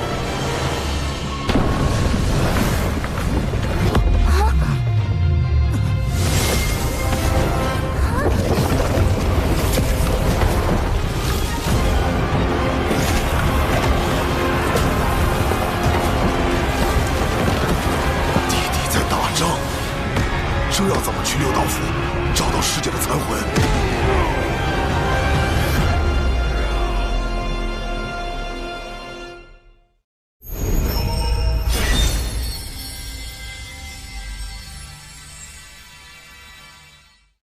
那些战士都是巫，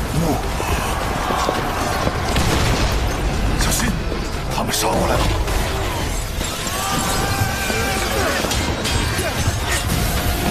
闭气，快撤！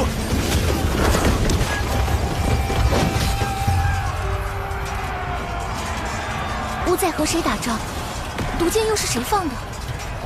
此战涉及地底的2大种族，是2族之争。一是从盘古圣人尸身中诞生的巫族，具有盘古肉身之力，其壮猛远超常人。壮猛，倒是和熊战的风格有些像。一是由盘古圣人巫血所造化的修罗族，深藏剧毒。刚才那些带有血煞之毒的剑士，便是他们的收获。这2族为争夺地底霸权，已然打了数万年。6道府由巫族执掌，要入府寻晚世伯残魂，就绝不可得罪巫族，更不可卷入2族战事。大家隐藏好气息，紧跟在掌门身后。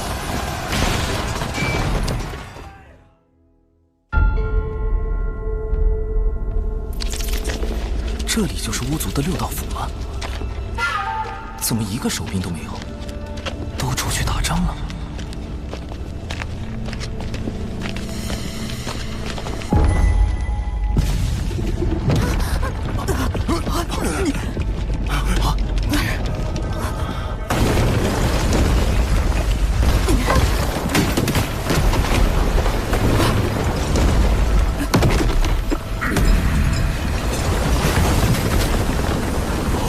擅闯6道府，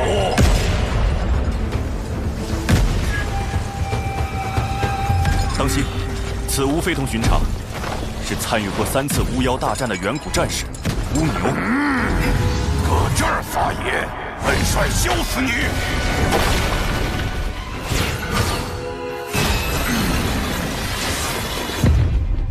地底有座6道府，铁面判官辨中间。乌牛乌马站身边，大名鼎鼎的勾魂元帅乌牛，就是眼前这个口音很重的家伙。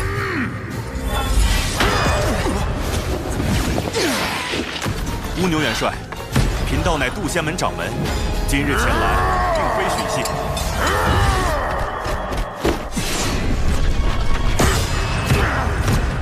而是想请6道府助我们寻找一缕残魂。还请元帅看在道门圣人老爷的面子上，行个方便。用圣人压我？这里是6道府，后土娘娘庇护之地，本帅不吃这套。谁知道你们是不是修罗图打算加班的？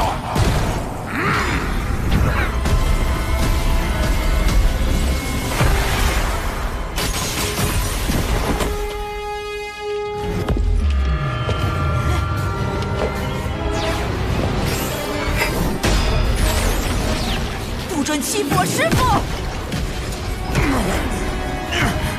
奇怪，他身上怎么有巫的气息？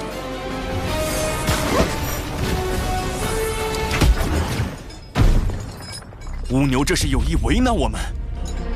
哎呀，完了完了！掌门怒气值飙升，要是和6道府闹翻，再想找晚世伯残魂就难了。掌门，冤家宜解不宜结，请容弟子一试。单枪匹马过来，你很狂啊！长寿！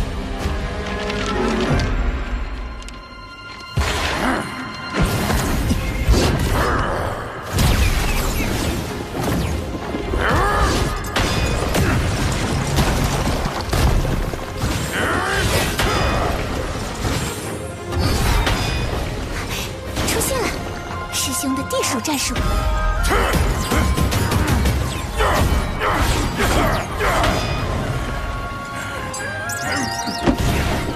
晚辈长寿，见过乌牛元帅。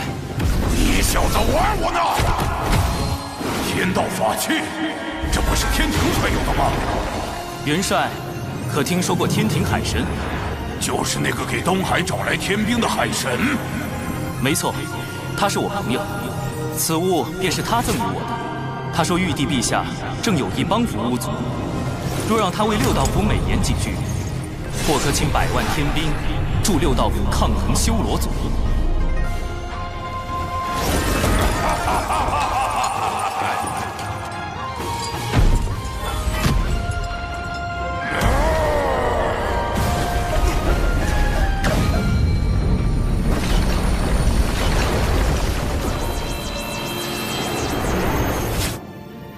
长寿，你可是六道府的贵客，把这儿当自己家。倒也不必。长寿他是怎么做到的？毕竟他可是玄都大法师的私生，是为可造之材的先苗。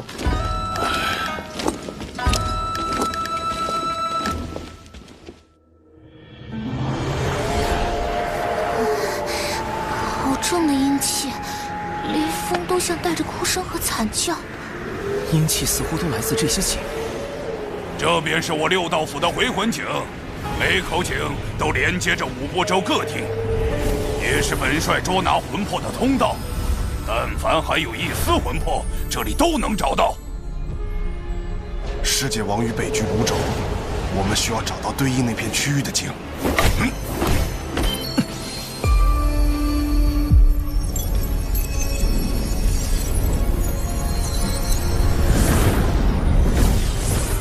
万世波的残魂在那儿。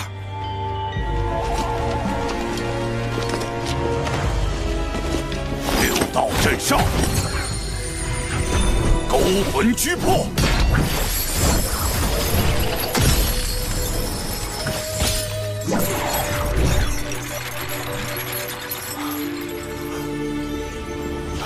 虽是残魂，但若用蕴养魂魄的丹药炼化，还能补全。聚集魂魄，就可托乌牛元帅送他转生。只是，这丹药极难炼制。弟子为渡劫筹备了不少丹药，或可一用。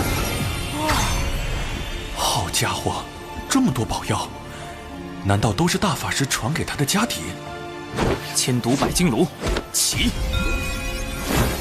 正好可以用上太清圣人传授的丹道：6不忘入，3不忘出，先着进去，真气徜徉。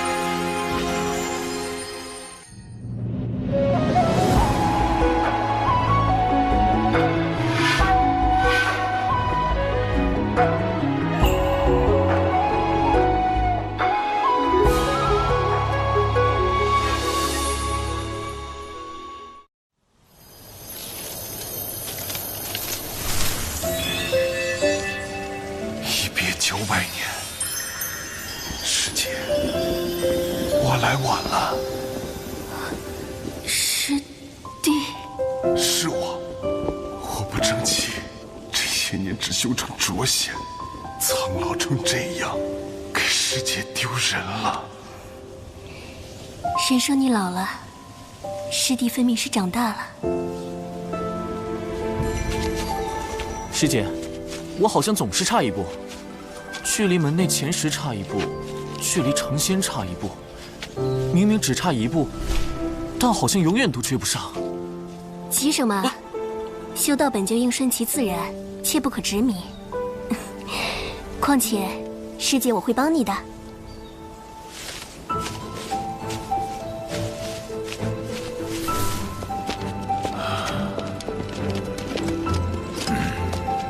奈桥转生路，一去不回头，再见亦陌路。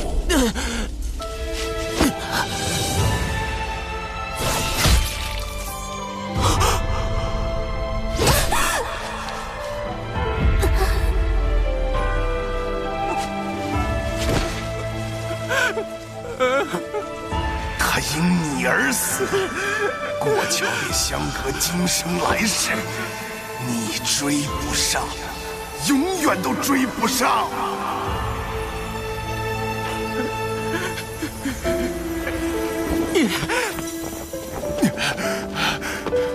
师姐，当年快死要杀的是我，该死的明明是我，该过奈桥的也是我。我与你一起。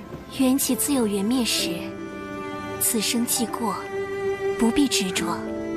可来生我亦会修仙求道，到那时，师弟该是真仙了吧？漫漫仙途，你我终有重逢之日。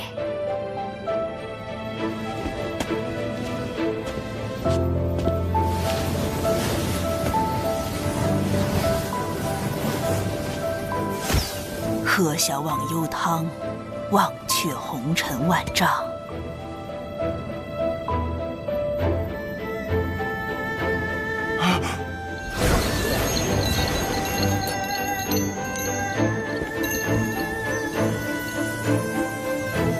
我定会活到与师姐重逢的那时。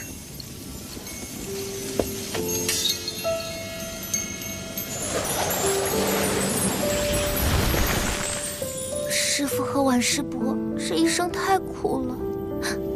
情之一字，牵扯出多少因果？所幸师父总算解开心结，只要突破至真仙，就能进入天庭，避开大劫。届时师父与婉师伯，总有再续前缘的机会。太清圣人传消息来了。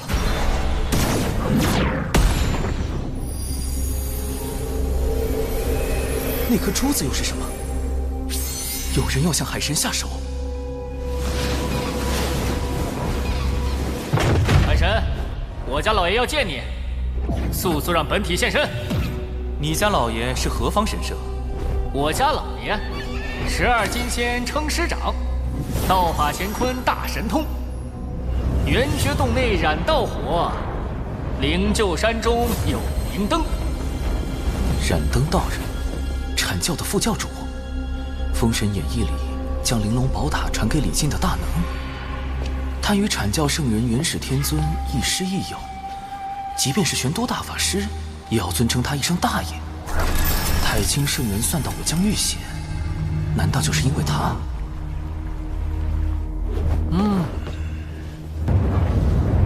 小神没空，请便不送。不知燃灯寻我所为何事，得找人打听一下。黄龙真人是阐教12金仙之一，他应当知道些消息。副教主受西坊教一位圣人弟子所请，要做担保之人，带你去商谈龙族事宜。他替西坊教担保？此前西坊教派文道人挑拨道门三教内斗，引发三教震怒。我人教的玄都大法师一状告到三圣面前，逼西坊教与文道人划清界限。截教的公明前辈差点冲上灵山寻仇，好在有云霄仙子出面阻拦。阐教的副教主怎么……我也觉得奇怪，大家都对西坊教不满，不知副教主怎么想的，竟和西坊教圣人弟子交起了朋友。燃灯在封神大劫后，带着几位阐教金仙叛出道门，摇身一变成为西坊教的燃灯果实。他身上恐怕藏着很多秘密，与他交好的圣人弟子，莫非是金蝉？不瞒黄龙前辈，因东海之事，西方教金蝉已经记恨于我，还曾派锁神蝶追查我的根脚。如今燃灯副教主又让我本体现身，他莫不是想替金蝉害你性命？我去找他理论。黄龙前辈别急，稍后燃灯副教主应当会亲自来寻我，还需麻烦前辈躲在暗处，用声影球将我与他的会面尽数记下来。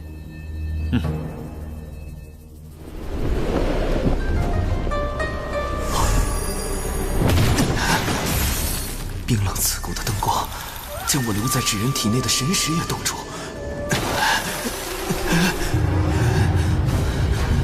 这就是燃灯的本命法宝灵柩灯吗？好一个棺材灯！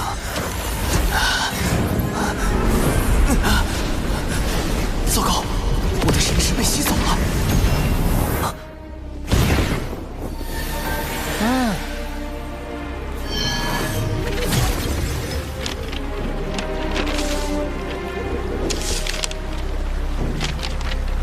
有阐教副教主出手，海神，你我终将再会。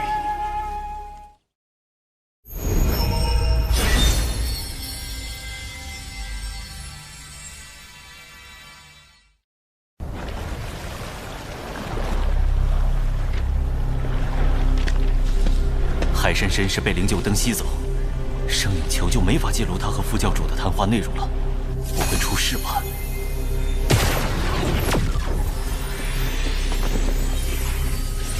你赶跑了我的童子，我就只好用灵柩灯将你带来了。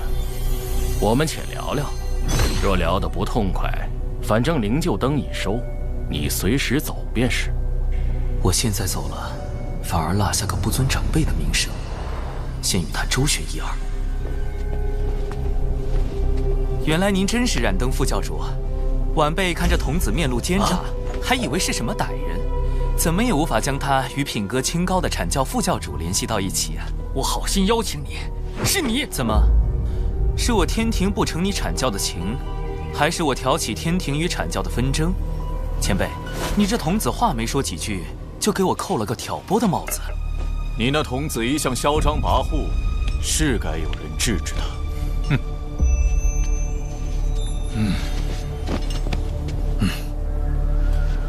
你想与海神聊聊龙族之事，我便答应替你做担保。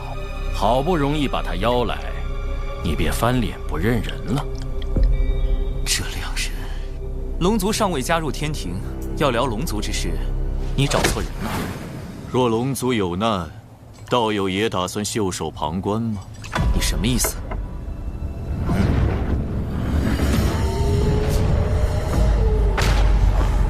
弟媳！师兄罗祖，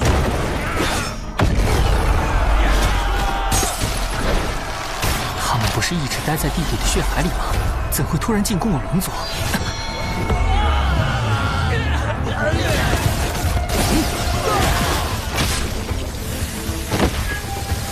教主哥哥提前安排的仙斗鞭，竟都被腐蚀了。修罗族此时进攻东海龙宫，必是金蝉的手笔。神字指人，奏请玉帝出兵。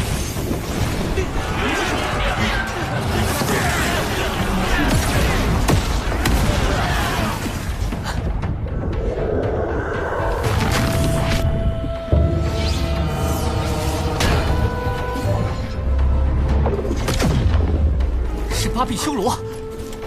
传闻修罗族修为高低与臂膀数量有关，臂膀越多，则修为越高，最多可修炼至8臂。这名8臂修罗，少说也已达到了金仙境巅峰。金仙境巅峰，我目前只有真仙境，龙族大半高手又都在守护万龙阵，我难以抽调人手。攻过来了！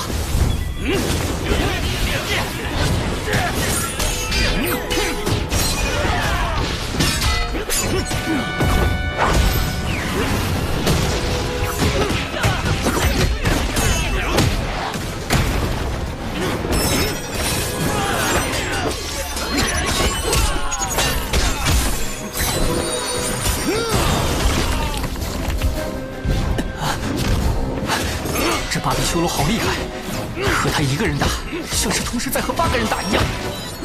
护持大阵。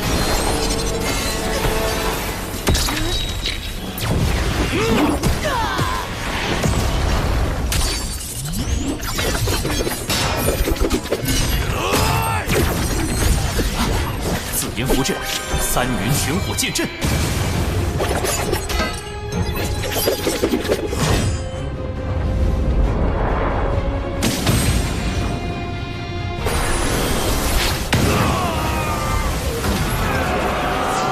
不愧是天庭，一出手就逆转了局势。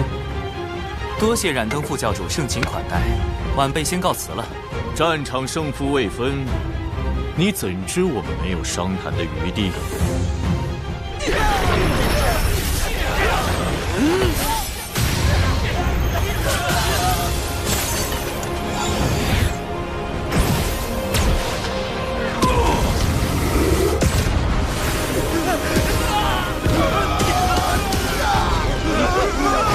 第4绝即护持大阵，好险！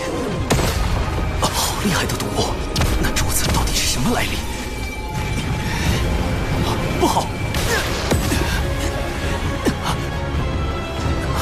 这毒物竟能腐蚀元神，至人体内虽只有我的神识，但神识毕竟是元神的一部分，神识被腐蚀，元神易遭到波及，轻则断了修炼之路，重则有性命之忧。海神道友，你没事吧？可能是有点上火吧。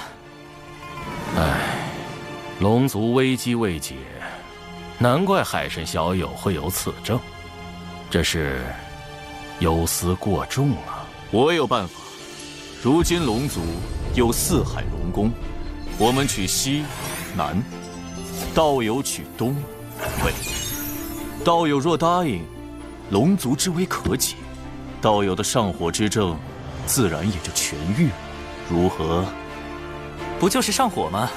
随便止点血就行了，没那么严重。你看，这不就好了吗？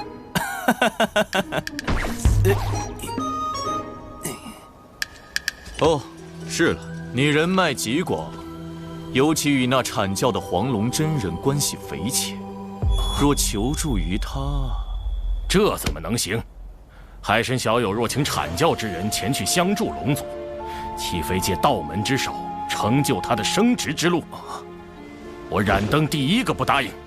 这就是京禅请来冉登的真正目的，他们早就串通好了，来我这儿唱红白脸。先是利用修罗族在正面战场的优势向我施压，再配合冉登逼我和谈。京禅此招实在阴毒，怎么办？东海的护持大阵只能拖延一时，修罗族迟早会攻过来。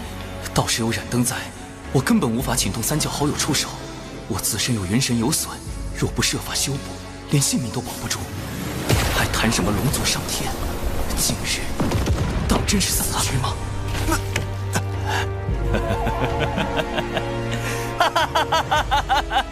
这点小事怎么可能麻烦3教好友？说不定喝点绿茶，吃点白莲就好了。不，会有办法的，一定有办法的。金蝉此去的核心是那颗宝珠。对了，宝珠既然是修罗族带来的，那和修罗族打了几万年交道的6道府，对此是不是会有了解？天字指缘，宝珠。我可以给道友一点时间考虑，道友可千万别让我失望。什么？千万不要吃葱姜蒜！他已油尽灯枯，看他能装疯卖傻到何时？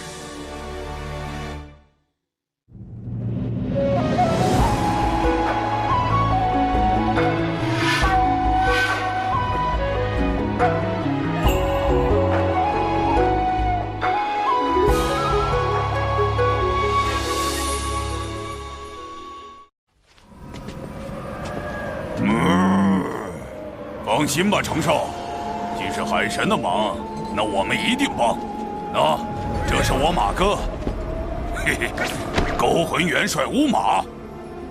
上。此物乃修罗族瑰宝，名唤血煞宝珠。它上一次出现，还是在数万年前巫族与修罗族的那场战斗中。那一战，巫族后土娘娘与修罗族先祖打得轰天动地，后修罗族先祖败退，修罗族也近乎被全灭。最后，他们发动了血煞宝珠，才挽回颓势。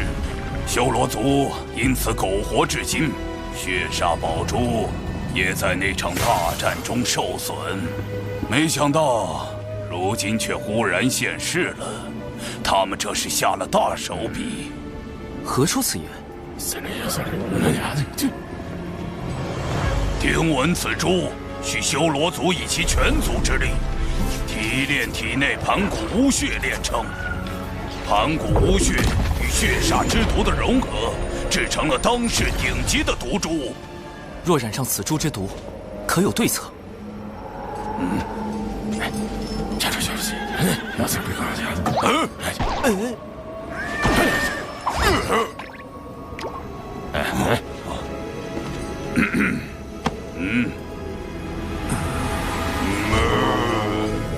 没有。那你们还说那么久？长寿啊，血煞宝珠毕竟是提炼盘古巫血所凝成的，除非能够请动道祖出手，发动天罚。可当世又有几人能见到道祖呢？天罚，天罚，天罚是我想找就能找来的吗？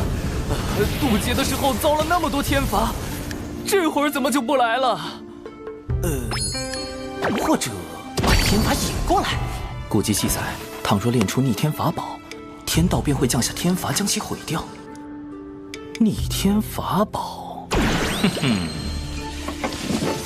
我如今是金仙境，倘若我将原版的剪纸成人术魔改一番，研制出与我本身相同级别的金仙境纸人，算不算逆天？这是唯一的办法了。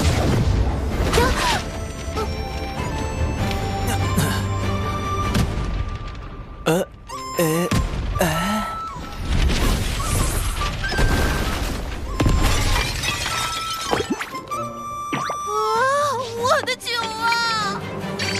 哦，再来。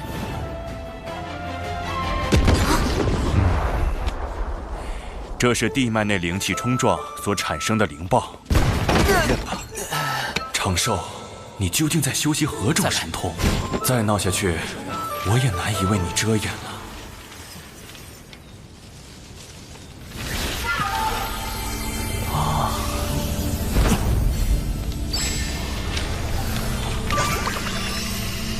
成功了！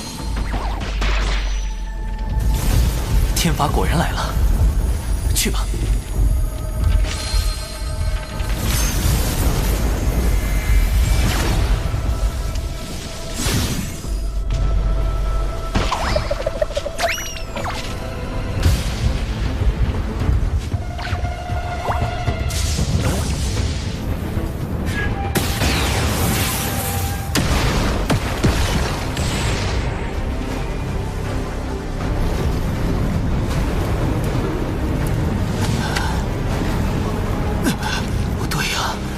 不应该毁掉纸人吗？怎么一直在劈我？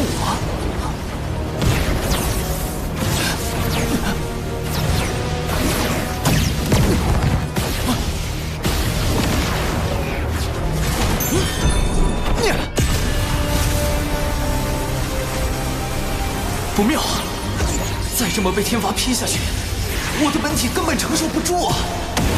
纸人毁了可以再炼，命没了是真的没了。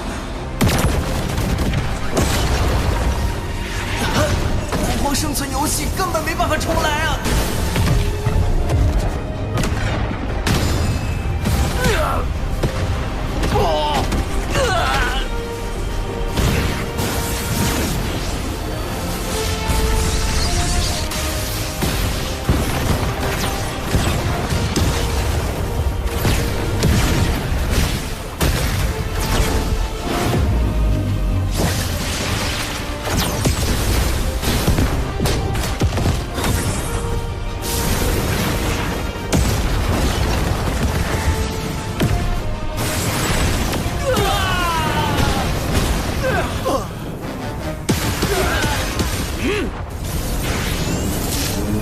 啊，那是我来啦！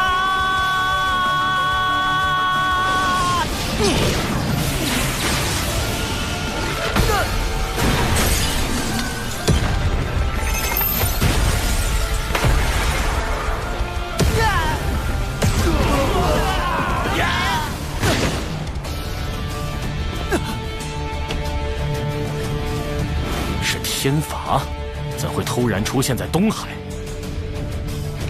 既然这样，就只能由我的本体把天罚引来了。所有人听令，进攻修罗族！道祖让我代替纸人挨天罚，意味着从此以后，道祖认可了我的金仙境纸人，这波不亏。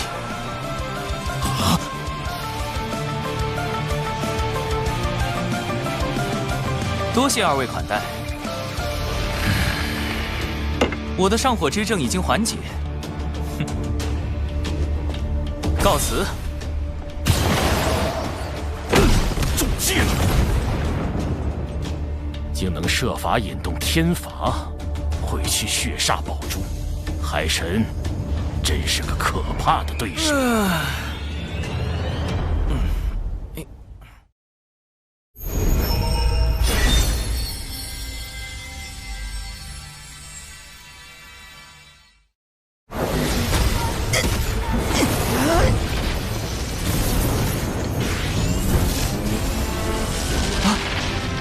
那是，我来啦！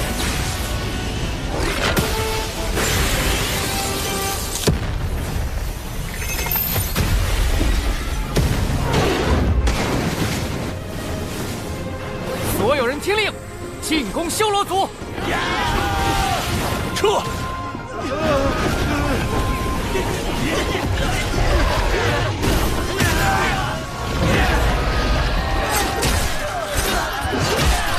天罚成功击毁血煞宝珠，我的本体也该回去了，剩下的就交给神字之人了。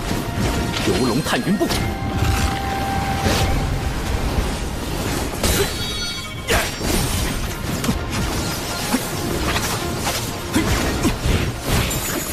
别让他跑了！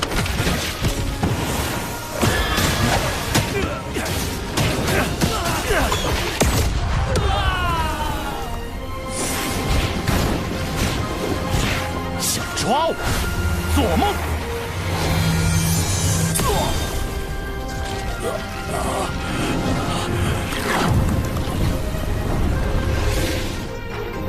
金乌混天将军华傲天，奉玉帝之命，在此恭候多时了。多谢华将军。嚯，咱们的玉帝陛下戏瘾又犯了。血煞宝珠已碎，修罗族又被天庭伏兵清剿。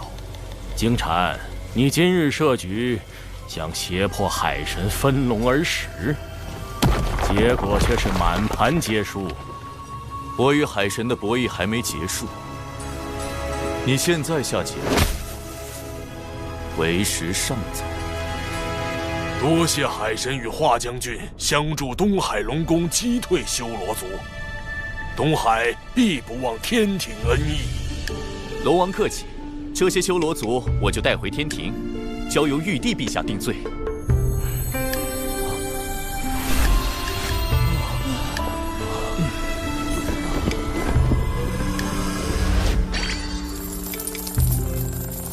距离功德金身更进一步，稳稳的安全感。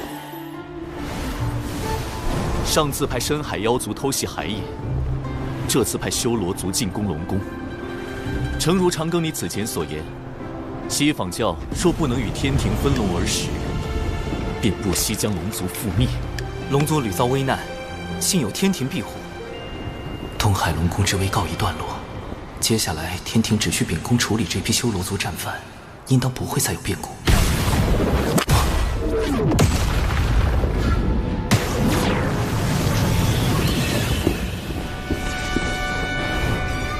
盘古陨落，左眼化为太阳星，金乌从中划设，而后巫妖大战，妖族百族汇聚不周山顶，组建上古妖庭。金乌一族被奉为百族之首，可大战后妖庭破碎，金乌族销声匿迹，怎会今日突然出现？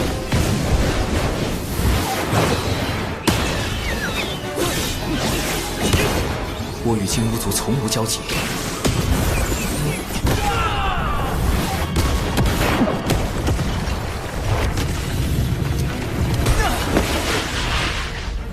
何人在此装神弄鬼？前途深海妖族，后脚修罗族。海神，谁给你的胆子，敢凌驾于我妖庭百族之上？陆压，妖庭陨落后，那个不知所踪的妖庭太子，他竟然还活着。妖庭太子陆压，封神大劫中以钉头七剑书诛杀赵公明的陆压道人，他原身竟是三族金乌。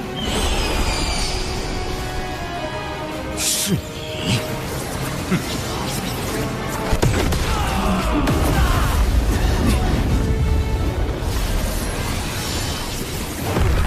红葫芦，白毫光，光中显露眼眸。这是斩仙飞刀。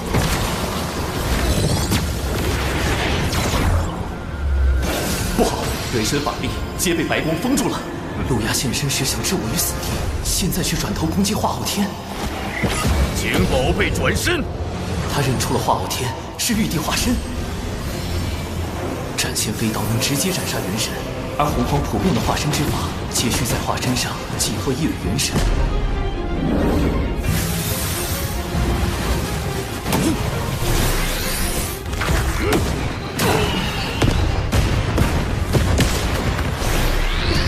若化昊天被斩，玉帝元神受损，我的罪过就大了。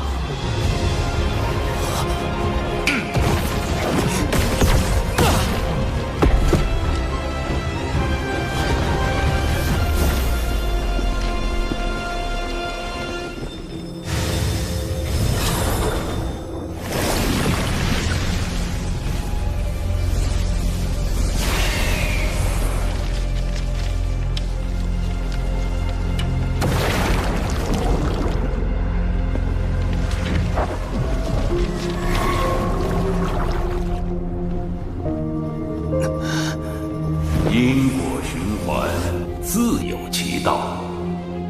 风，我好像忘记了什么非常重要的事。你敢掌握天庭海神？当务之急是对付陆压。天庭乃道祖所立，道友这般敌对天庭，莫非是要与道祖过不去？将死之人，废话太多。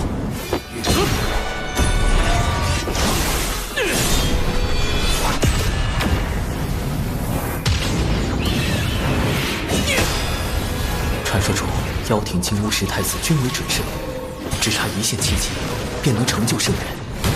我才成金仙，化昊天也未到大罗，实力太过悬殊，不能正面硬扛。冰水溯源，六合困阵。三族金乌属火，我这海神正好与之属性相克。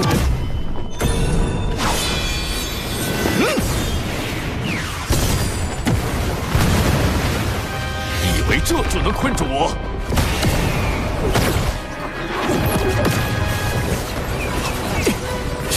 太阳真言，金乌一族的本源神透，连大罗金仙的元神都能烧毁。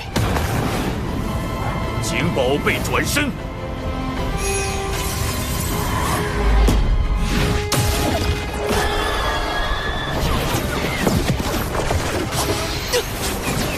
糟了！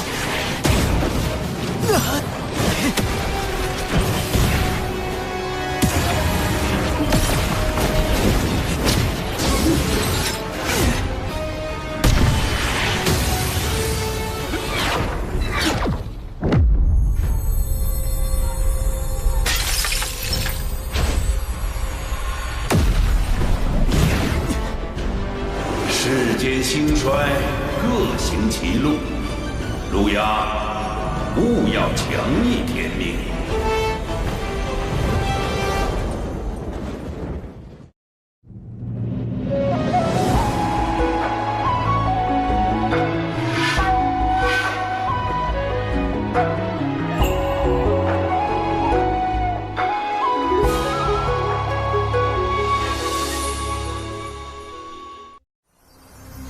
道祖红军竟然亲自出手，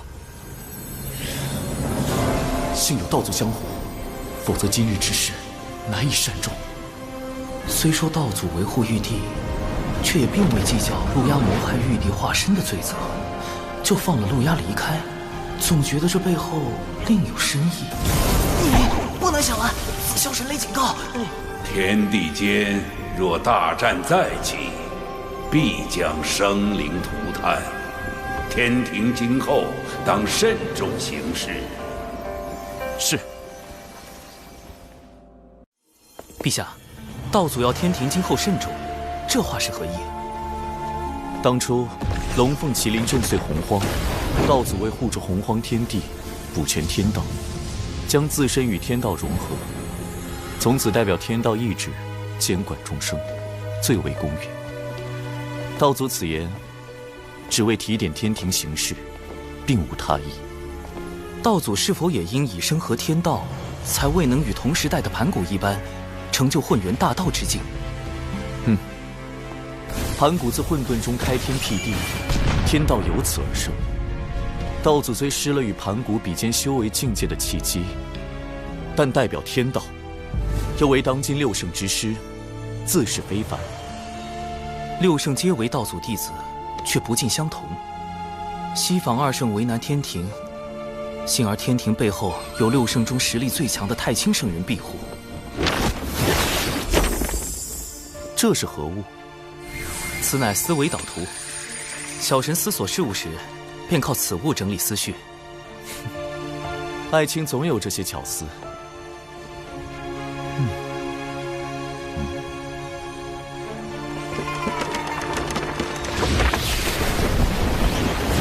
六圣中，人教太清圣人派出化身太上老君驻于兜率宫，为支持天庭之意。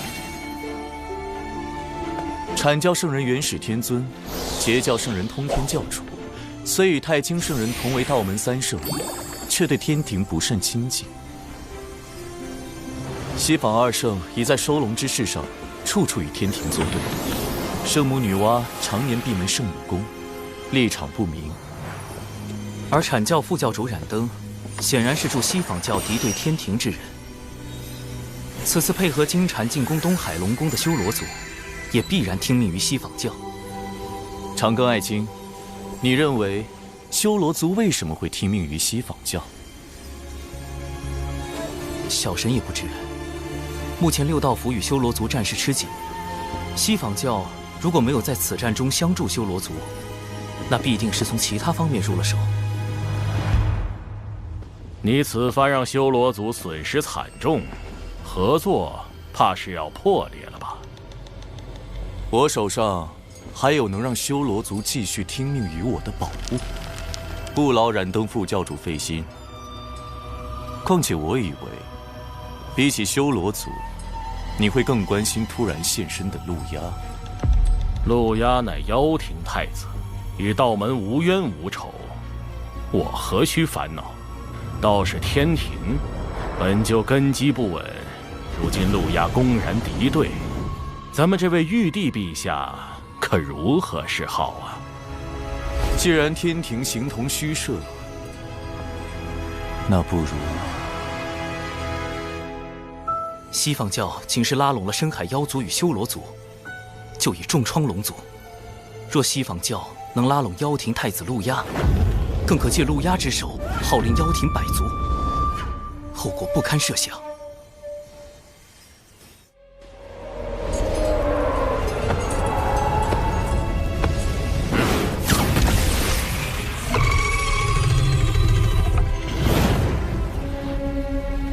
果然，我一现身，西方教就迫不及待找我联手。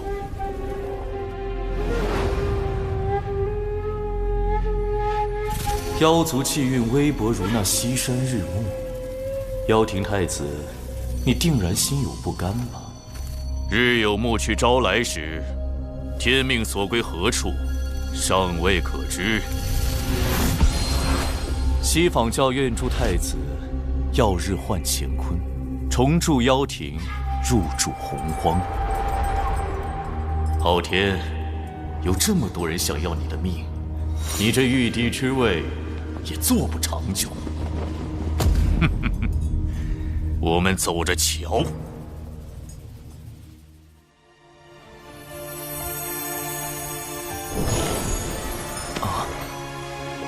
路鸦存活一日，妖庭余孽亡无天庭之心，一日不死，必将掀起无端战火。大能之战，动辄翻天覆地，若战事爆发，小琼峰必受牵连。而今道祖勒令天庭谨慎行事，不可再起争端。杀路鸦之重任，唯有交托长庚案情，务必秘密诛灭叛贼，复安社稷。特书此诏父亲，月后即焚。月后即焚？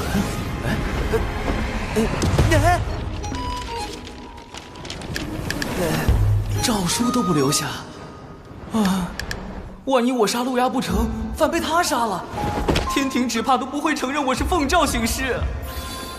一个江仙去杀准圣，李长寿，你可以改名李妖寿了。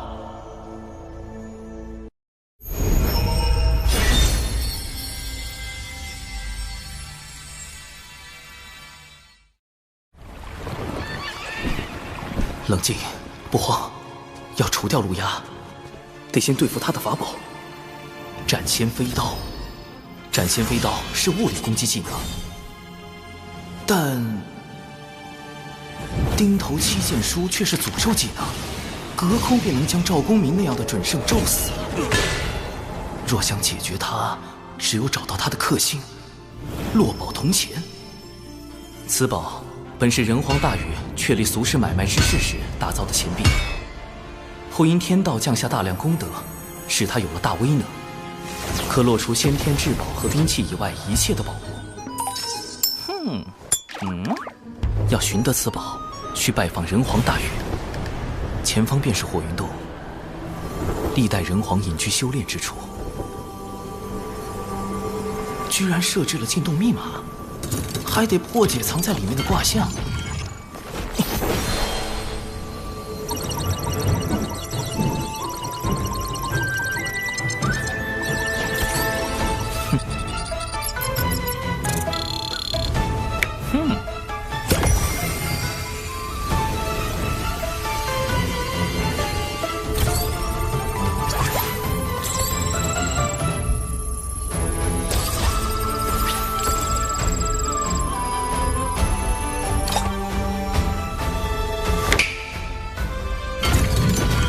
上明下潜，是火在天上之卦。人皇用此卦做密码，似乎暗藏玄机。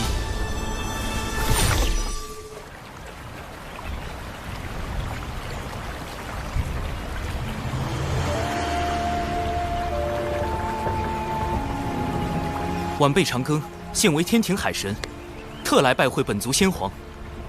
海神既是东周人族，为何以纸人行事？是不信人族，还是不信你身后的天庭？太清圣人为我遮掩根脚，还能被他看穿我来自东周？这人是谁？晚辈实力低微，不敢以真身行走洪荒。你是海神，我这却是胡泽之地，你我并非同路人。他是觉得我被天庭用官职收买，变成出卖人族的奸贼，不配为人。江河聚雨露，百川终归海。做海神，才能更好地为天下百姓服务。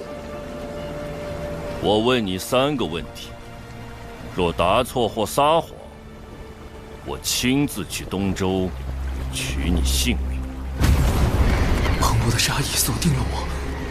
第1个问题，你乃天庭重臣，若天庭对人族降下灾祸，你当如何？怎么回事？我没有法力了。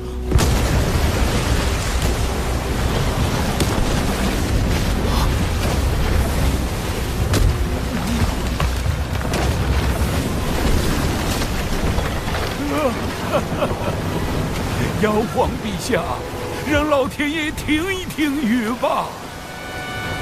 9年大雨，粮食颗粒无收，我们连住的地方都没有了。妖皇？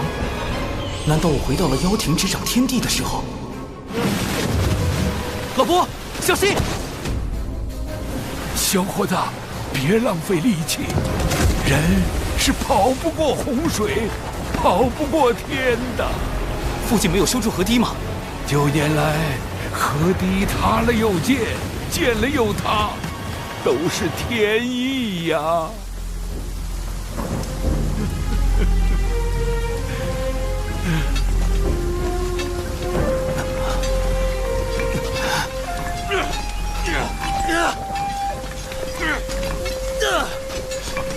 这些人怎么不逃？在挖什么？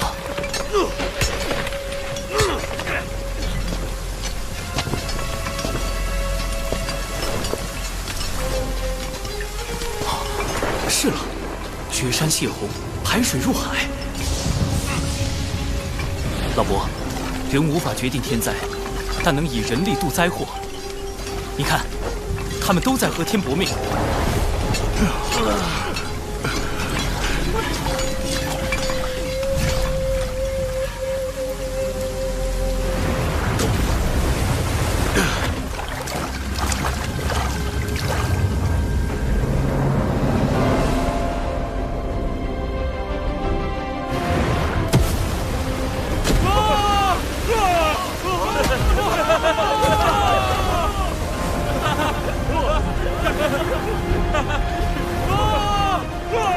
胜天，是我们胜了。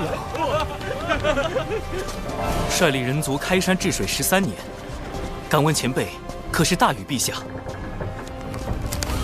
我已非人皇，不过山中缩力翁。幻境解除，妖庭借天道之力施伐人族，你认为人该不该与天争？当争。既如此，你何敢弃人而归天？因时制宜，争议有道。何意？妖庭暴虐，人族要争生路，必得举兵伐之。但当今天庭大兴人族，人族要争的是长久，天人合一才是长久之道。天人合一？哼！天道无常，合一合起来。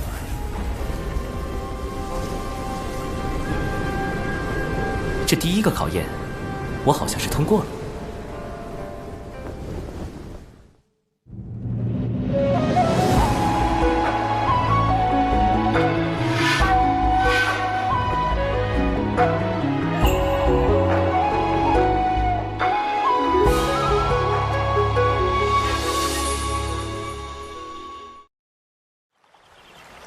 第二个问题，假如你与你夫人有了分歧，是该隐忍让步，还是就此断情？夫人，话题跳得这么快吗？啊！人皇大禹的夫人涂山皇后，也是涂山狐族的首领。这个问题实际上问的是人族与狐族，或者与百族的关系处理。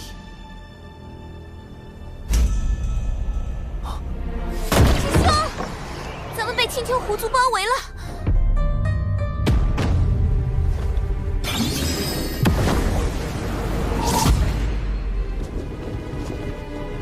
我青丘仙祖乃圣母宫上仙，外戚涂山氏是人皇大禹的皇后，你们竟敢私自囚禁我族功德狐女，速速将她交出来，否则我们便请圣母女娲、涂山皇后来主持公道。功德狐女是那狐妖小兰，当初我假扮成师傅，与九巫师叔打杀了一伙食人精气的妖怪，小兰就是他们的大姐。因他身怀祖传功德，不可斩杀，至今仍镇压在门内。这才是第二问的真正考验。若我加剧人族与狐族的矛盾，只怕要引来圣母娘娘、涂山皇后、人皇大禹的3重围杀。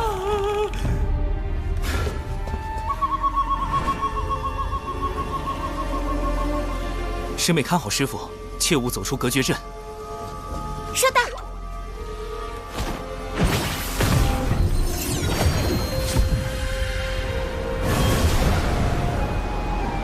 臭老头，你害我妹妹们的时候多威风呀！不出口恶气，我可不会离开渡仙门。季掌门，你看着办了。你威胁我们？奴家可不敢，但青丘狐族敢不敢，那就不一定了。道友心中恶气来自何处？你未约束姊妹作恶，导致他们业障缠身，此事你可认？我是有错，但杀了他们的人是你姊妹都已洗清业障转生，来世重回正途修行，可算善果。倒也有理。不对，你们还关了我这么多年。闭关思过乃是修行常事，你真正怨恨的是深夜漫漫，你独处其中，没了身旁小妖阿谀奉承，没了世俗繁华之景。道友，可是如此？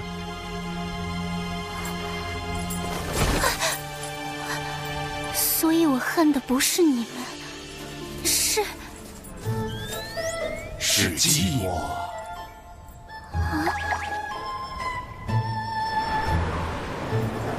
我真的寂寞吗？师兄，我一点也不寂寞。去抄稳字经3000遍。和平调解完人狐矛盾，第2个问题也算有了答案。凡事以和为贵，一族不稳，族族不稳。是谈判促和，还是妥协求和？你自当清楚。不妙，这次打得悬了。第3个问题，倘若大劫将至，人族当如何求生？大禹前辈何来此问？你上天庭的真正目的，不就是为了躲避大劫吗？你能避劫，天下凡人却不能。你可知大劫到来，人族会如何？自古以来，每次大劫都会毁灭当代最为兴盛的族群。龙凤麒麟大劫，远古3大族几近灭绝；巫妖大劫，巫妖2族一蹶不振。而今人族大兴，若大劫来临，仙人尚且九死一生，那些手无寸铁的凡人，天下人陷于水火，唯你独善其身。长庚，这是你想要的吗？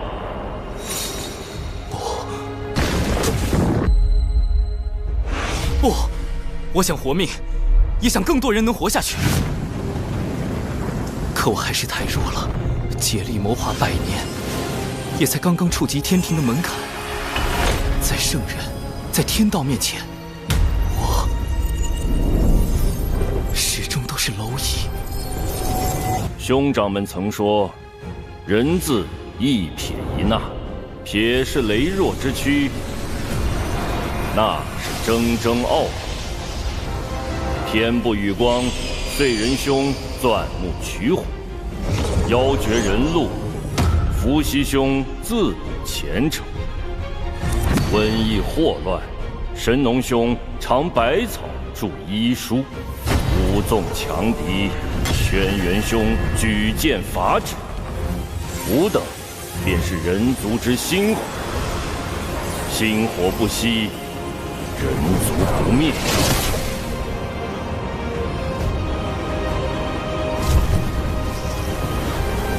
星火，以火燎原。若拿到落宝铜钱，除掉路压，他与封神大劫关联的情节必然会改变。有了变数，就有了生机。晚辈现下正追杀一个足以影响大劫的人，一旦事成，大劫来临时，人族或可出现求生之机。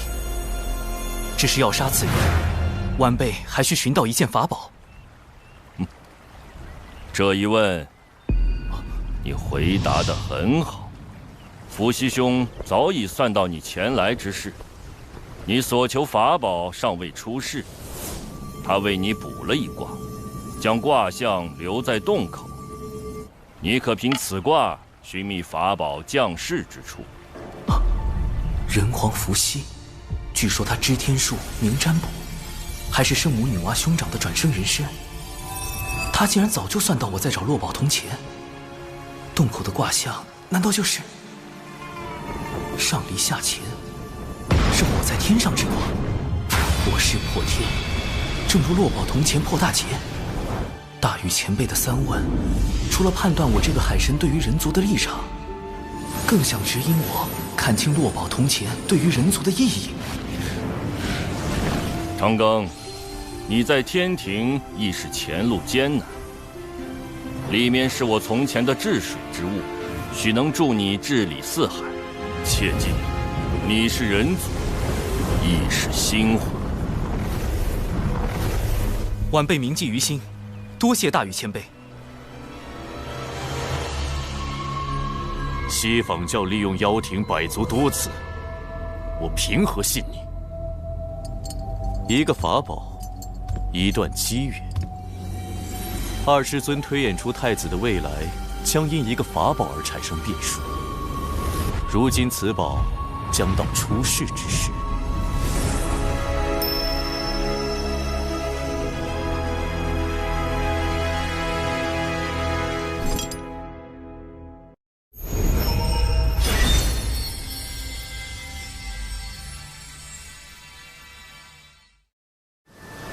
根据人皇伏羲的卦象可知，落宝铜钱的大概方位在北周，但要在短时间内找到它，还得借助另一个人——截教大师兄多宝道人。感知宝物是他的天赋，搜集宝物是他的爱好，哪里有宝寻哪里，堪称洪荒专业寻宝户。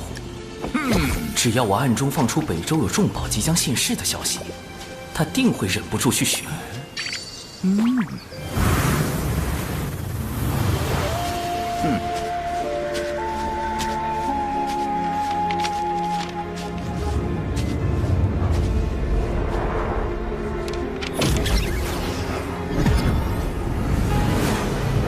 身体无法穿过，神识也被隔绝在外，看来此地另有乾坤。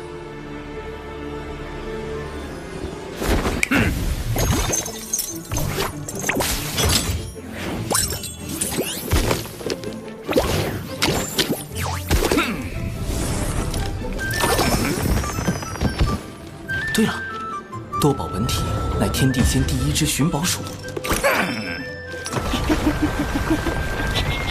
打洞，这是什么神通？竟能越过隔绝大阵？那我不也能借道溜进去？行走在这土洞之中，仿若自己已超出天地间，不存于五行中。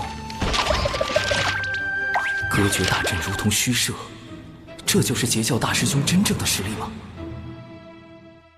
这世间除圣人之宝外，我倒不知有何法宝能影响到我的命数。此物取自我教镇教之宝12品功德金莲，可望因果，变吉凶。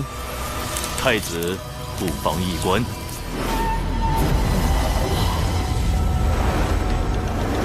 这是顶头七剑书。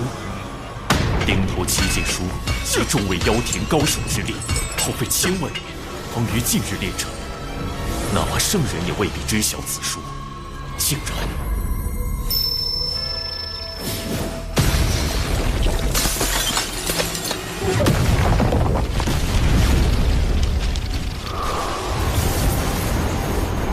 的那一幕，莫非真未来的变数。此宝将在何处现世？你们调查的挺清楚。磁铁城，妖庭百族中磁铁妖族的据点。落宝铜钱在妖庭的地盘。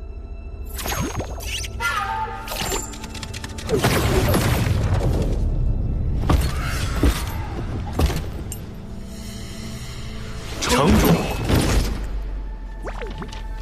尔等注意巡查。好险，磁铁城主的修为已到金仙境巅峰，而且警惕性极高。接下来必须小心行事。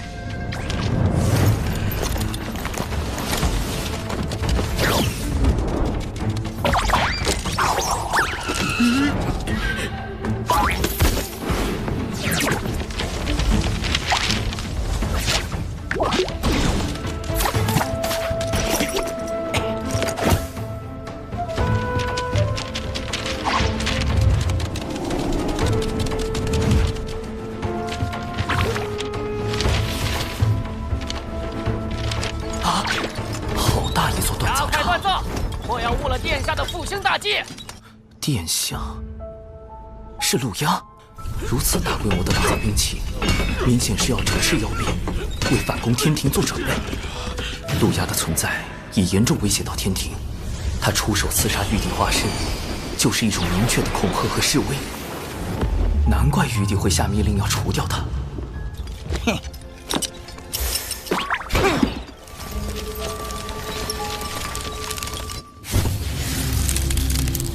金莲有凶煞之气，预示此宝即将被取走，而太子的未来必将因此发生变动。那我便提前绝了这个可能，抢先拿到此宝。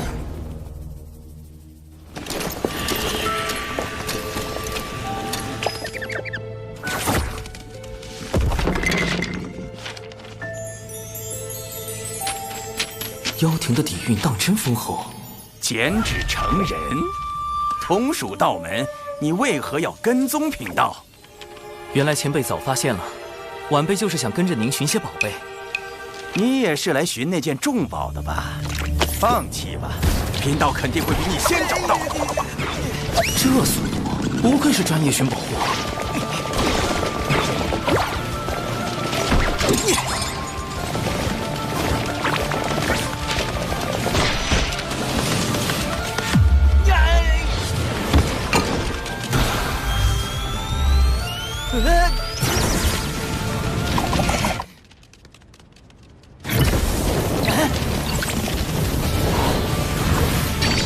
找到了！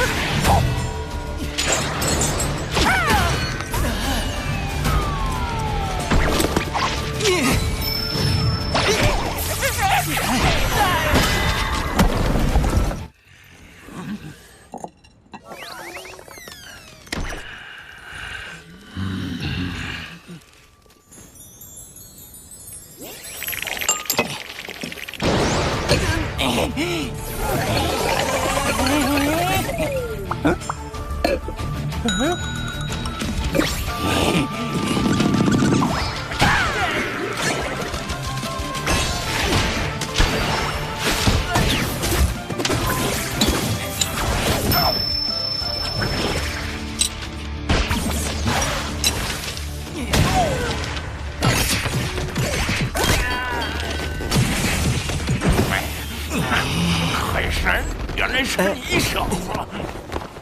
靠着海神积攒的人情，看看能不能和平解决珍宝问题。实不相瞒，晚辈承人皇指点，得知此宝与我人族颇有渊源。哦，原来是这样啊，老弟。寻宝这事儿，贫道只讲先来后到。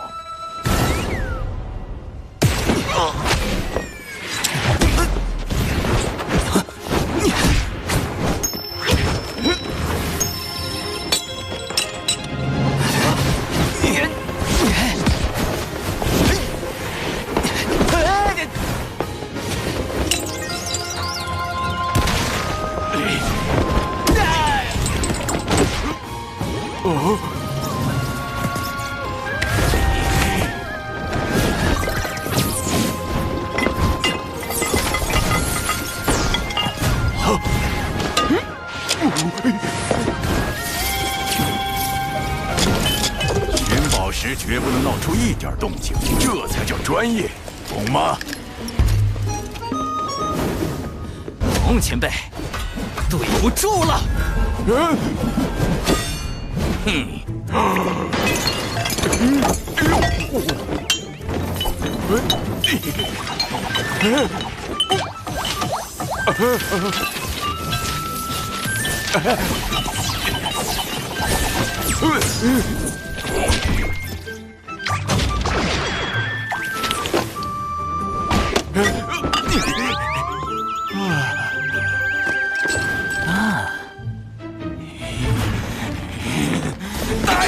来人呐！有人盗宝啊！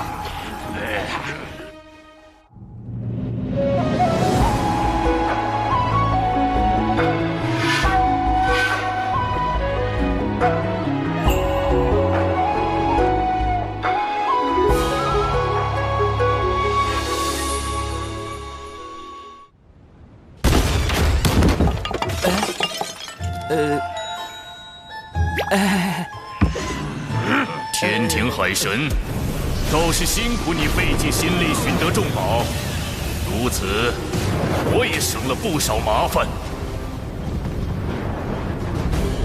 莫非这就是改变我未来因果的法宝？前辈，看在一同盗宝的情分上，咱杀了海神，夺回宝物。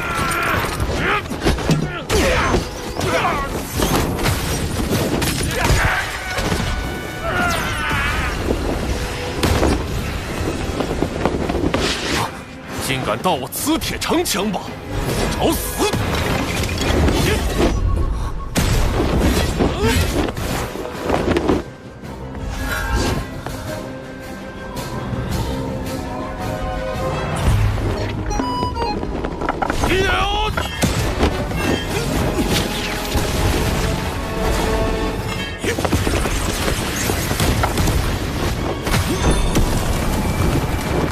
海神，此阵是这位妖庭太子所设，至少也得大罗金仙方能破开。金仙禁止人，不过贫道所辟之洞，却可游走于天地之外，避开隔绝大阵。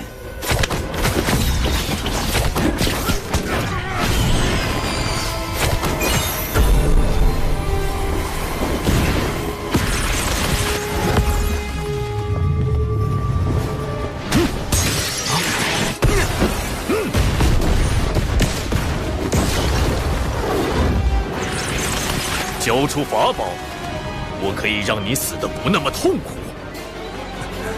看在同属道门的份上，贫道可以帮你，但法宝得归贫道。大罗，前辈要不要打个赌，赌晚辈能不能破阵？你最多不过金仙境巅峰的修为，别说破阵，能不能活下来还另说。前辈不敢赌啊！哟，还有余力激我？行，贫道跟你赌。若你真能破阵，贫道不仅不要法宝，还助你离开北周，如何？一言为定。鲁押，你重组妖庭余党，意图行逆天之举，怎么这么怕被传出去吗？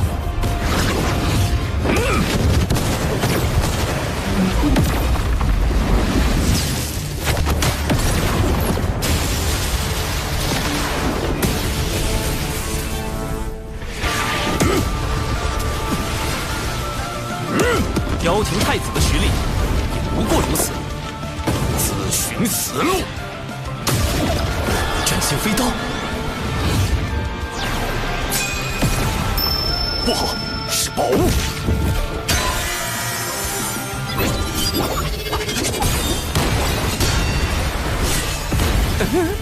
想借力打力，那也得看你能否活下来。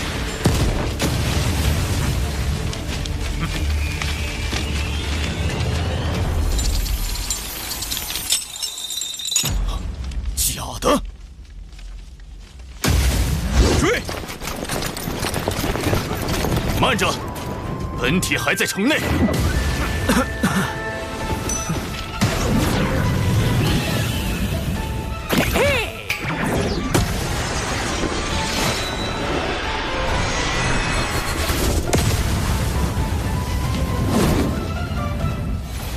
宝锁没了，兵器法宝全没了。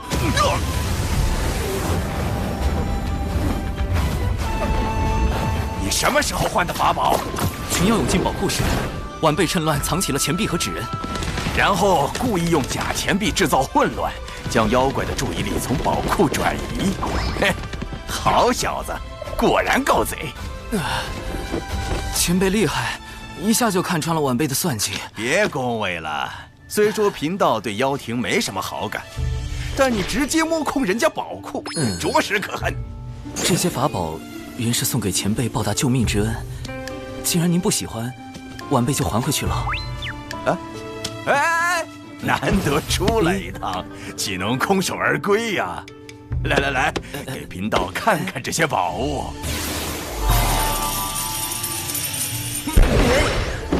盗取磁铁城中的兵器，虽能在一定程度降低妖庭对天庭的威胁，但陆压蛰伏多年，定然收拢了不少妖庭势力。磁铁城对他而言，或许只是冰山一角。好在落宝铜钱已经到手，接下来必须尽快除掉陆压。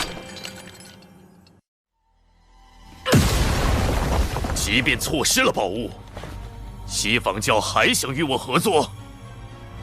若能复兴妖庭，太子的因果自可扶正。但这一切的前提，是让天道认为妖庭比天庭更有实力掌控洪荒，而我西方教则会助太子收四海、统六道、育人族，让洪荒天地改头换面。西方教行此谋天之举，所图为何？我教有一大兴之计，名为西游，而道门是这个计划最大的阻碍。今日事关龙族存亡，还请教主哥哥相助。长庚爱卿，你有何对策？仓促之下，我只准备了98个应敌方案。你小子还真是狡诈啊！是稳健，稳健。长庚道友，需要我们做些什么？有危险，快！吴昊天继为玉帝，愿为苍生故。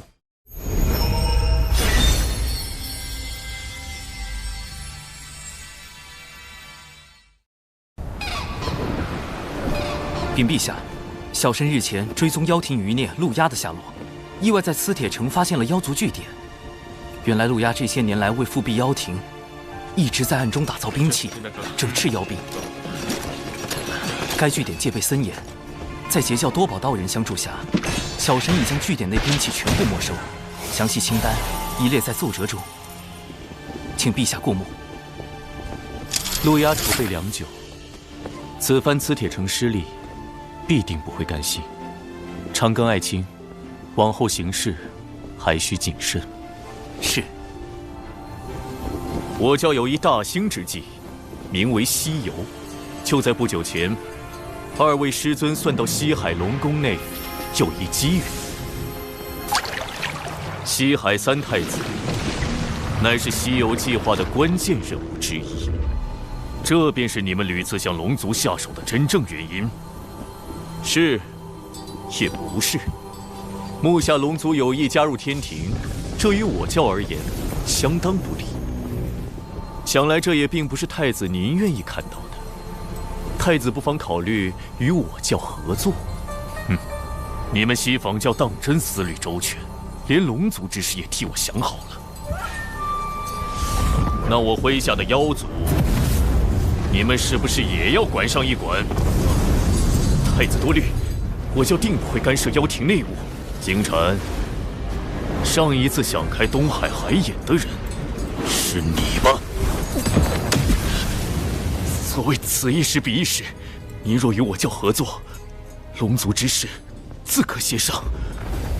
龙族之事轮不到你们西方教插手，我很快就会去找龙族接洽。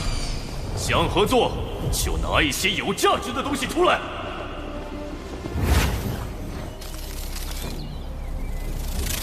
金蝉去见了陆压。是的。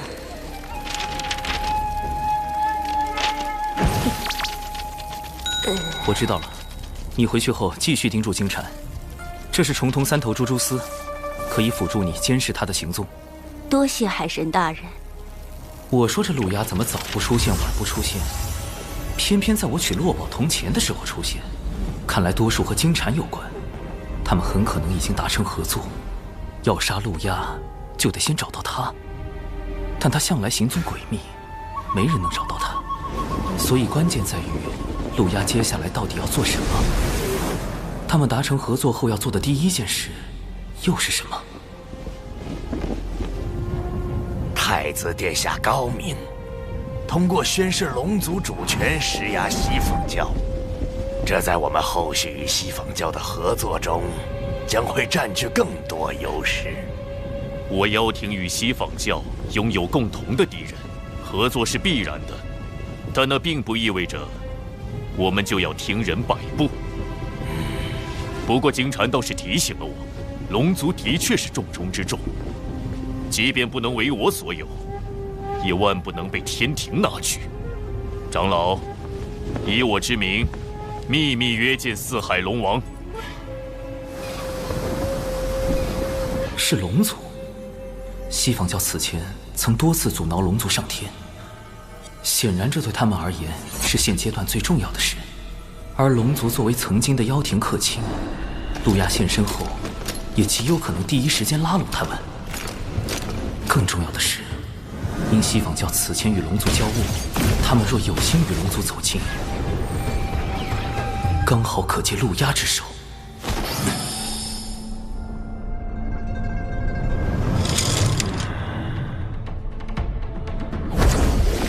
教主哥哥，你来的不巧。几个时辰前，父王和其他三海的叔叔们刚离开，他们去了哪里？不清楚。他们这次外出很隐秘，好像是接到了什么传信才过去的。晚了一步，四海龙王极有可能已收到陆压传信，并前往赴会。可是赴会地点在哪儿？在这偌大的洪荒天地，我又该去哪里找他们？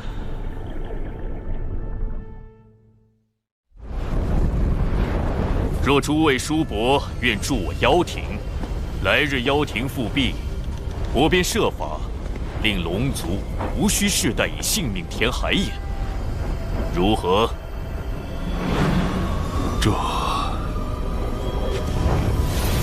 这郊里产自我妖庭，还望叔伯们莫忘我妖庭昔年之恩。大哥，陆压太子给出的条件非常诱人，真要跟他合作，但风险也很大。万一复辟妖庭失败，天庭恐怕还要追责我龙族。韦丞相，将陆压与我龙族会晤的消息散播出去，越快越好。大哥的意思是，目下正是龙族上天的关键时刻。妖庭陆压已经给出了他的价码，我倒要看看天庭玉帝又会开出什么条件。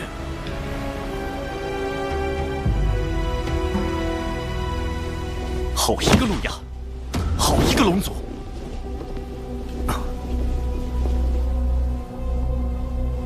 陆压要拉拢，他龙族就去了。吾降下16神位。海神册封大典，这些龙王一个都不来，转头就去和陆压勾结，他们到底将我天庭放在何处？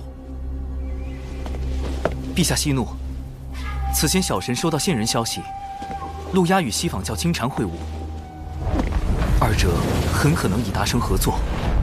此次接洽，应是他们二人制定的计划。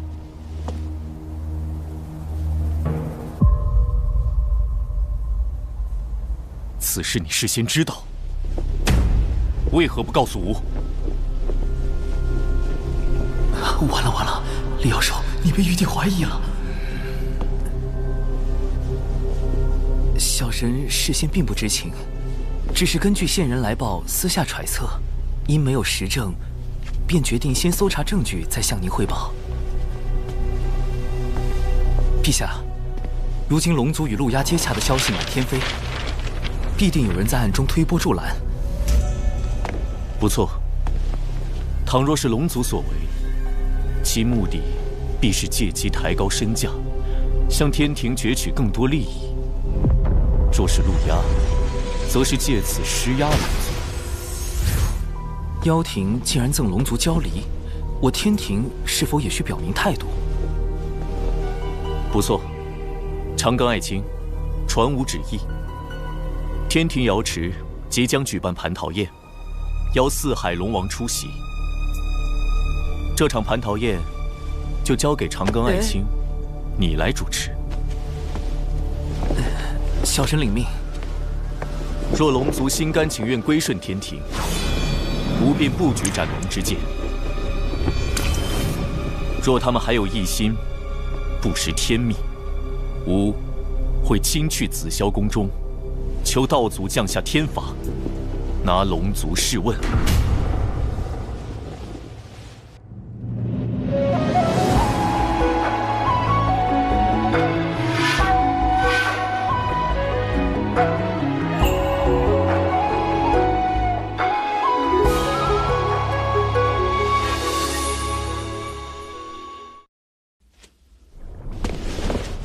原来这就是陛下举办蟠桃宴的真正目的。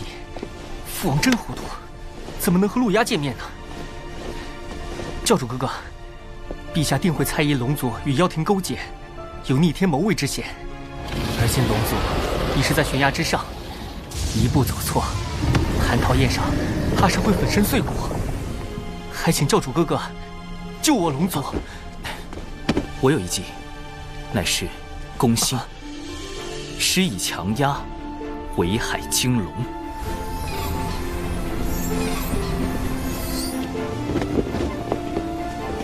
海神，这就是陛下钦点的天河水军副统领卞庄，往后他便由你差遣。末将卞庄，愿为海神效追仙子，不是，愿为海神效犬马之劳。这个卞庄怎么看起来不是很正常？无妨，请卞统领率10万天河水军前往四海操练，扬天庭之威。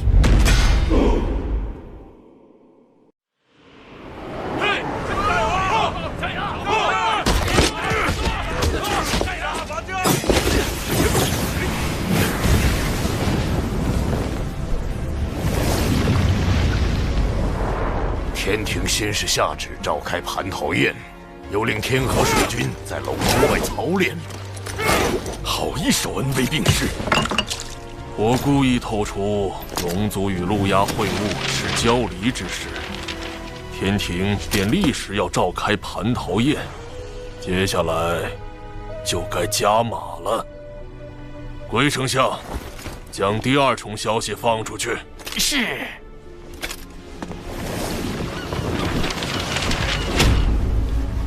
长庚爱卿，你有何对策？小神斗胆，此乃人皇大禹赠予的治水图，其上标注着南赡部洲各路江河湖泽。不若将南赡部洲的江河湖泽之神位委以龙族，龙族一旦获封神位，便可洗清自身业障，自然也就摆脱了镇守海眼之责。这样一来，南赡部洲水势皆纳入天庭管辖，亦可补天庭神位之空缺。但这些神位对龙族而言还是太少了。陛下，小神听闻天庭神位历来有轮换一说。吾若将这批龙族神位设为1000年一轮换，便可册封更多龙神。终有一日，龙族将不再需要镇守海眼。哼哼，妖庭开下空头支票，天庭许诺分期付款。这圣旨上已盖上印玺，若写上文字，旨意便可立刻凝成。你立刻将这道空白圣旨带去龙族。陛下，您若在此时给出空白圣旨，万一龙族在蟠桃宴时进一步抬价，或是妖庭又有变故。的确，长庚爱卿真是深谋远虑。这样吧，你将这大禹治水图带去龙族，告诉他们，此图上江河湖泽，皆可分封神位。小神领命。总算成功引导玉帝分封神位，不但天庭藏有底牌，龙族那边还能获得更多神位，对峙妖庭也更有把握。哎，这下应该算是打消了玉帝的猜忌吧。长冈爱卿，可愿收个徒弟？啊，龙吉，进来。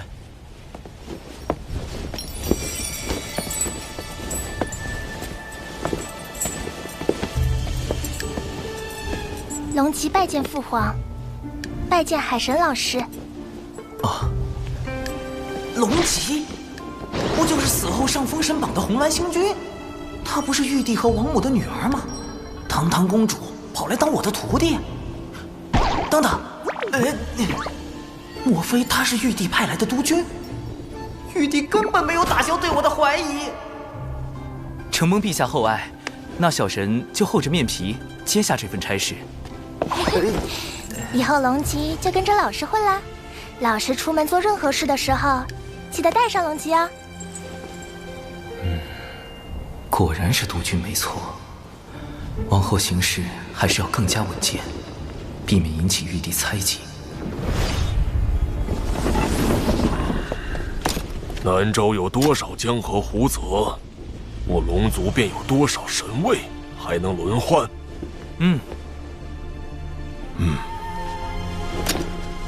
这海很宽，可封海神。好像哪里不太对。此河吾命名为乾隆河，可封河神。这好像是条小溪吧？好深的深渊啊！此地等封个江神。那是村里人自己打的井啊，国！这个龙族，居然在我妖庭和天庭之间左右摇摆，利用我开出的价码自抬身价。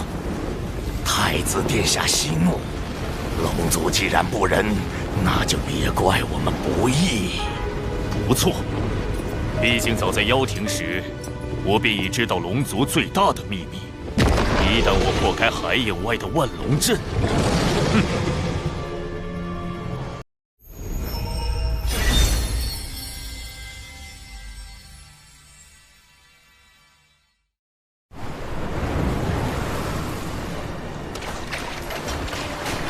天庭和妖庭争龙之事愈演愈烈，玉帝要借蟠桃宴收龙，陆压必有后手。仓促之下，我只准备了98个应对方案，但愿能起到作用吧。经禅倒是上道，竟愿将西方教安插在龙族的内应派来，供太子驱使。蟠桃宴在即，我迟迟不肯合作，他当然着急。只是没想到这内应是……敖氏，见过太子殿下，这是您要的东西。很好，不过我还需要你在蟠桃宴上再做一件事。事成之后，你就会是四海龙族的王。敖氏定不负太子所托。龙族这么爱自抬身价，我就让他们抬个够。抬到身价飞涨，抬到昊天发怒，那时天庭将成为我妖庭最锋利的刀。与您会面之事，不知怎么传了出去。明日蟠桃宴，天庭怕是要逼龙族上天。各位叔伯放心，妖庭绝不会弃各位于不顾。蟠桃宴你们想去便只管去。倘若加入天庭是龙族最好的选择，我陆压也会举双手赞成。但若是在天庭待倦了，妖庭随时欢迎四位叔伯。陆压太子顾念旧情，是个好人好妖啊！想当初，妖庭如日中天，可是将我等尊为客卿，位列2阶正神。天庭就让我等听一个4阶海神之命。相比之下，我更倾向妖庭。巫妖大战后，妖皇帝俊、东皇太乙接连陨落。妖庭百族四分五裂，哪怕陆压靠着妖庭太子的名号能重聚百族，又有几分把握对抗天庭，对抗天道？说到底，妖庭许诺的好处虽多，但风险也高。天庭开价不高，但胜在稳健。总之，有妖庭保底，龙族不会吃亏。明日且去蟠桃宴，看看天庭是否加码。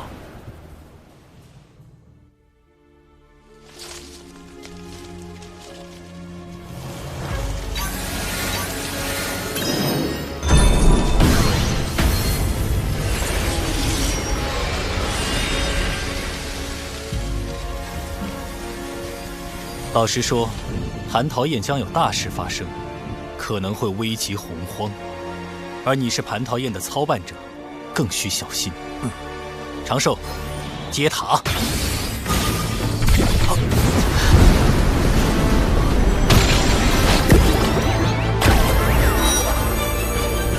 天地间最强的防御至宝之一，天地玲珑玄黄塔，真是熟悉的安全感。放开心神，让本塔把你元神也护上。谁在说话？想啥呢？麻溜的，让本塔进入元神。咱是暂时借你用一下子，别以为就你这点道行就能使唤咱了。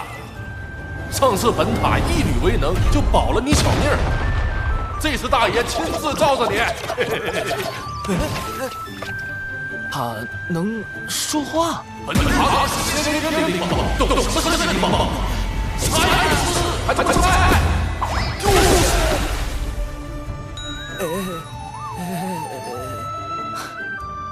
灵宝灵性充足，能用灵念跟执掌者的元神交流。老师的这些宝物平日里闷久了，跟老师交流也都被老师拒绝，所以显得话多了些。快给我削他！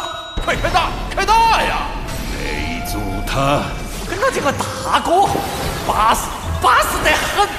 不能细想，连教大佬滤镜要碎了。多谢塔前辈前来相助。哎，这还懂点事儿？你看，小玩意儿，你那腰杆挺直点啊！有本大爷在，那什么桃子宴上，你想干啥就干啥。何人在外窥探？原来是你，血赤黑纹。他应当是来向我汇报西坊教的消息，以便安排蟠桃宴之事。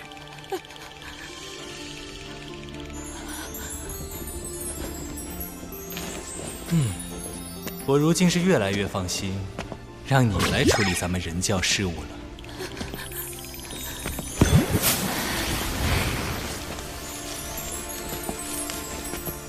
大法师性情温和，你不必如此惧怕。这般强大的味道，这般令闻生畏的感觉，第一个人族的纯阳之血啊，让本女王都有些兴奋过头，止不住的流口水呢。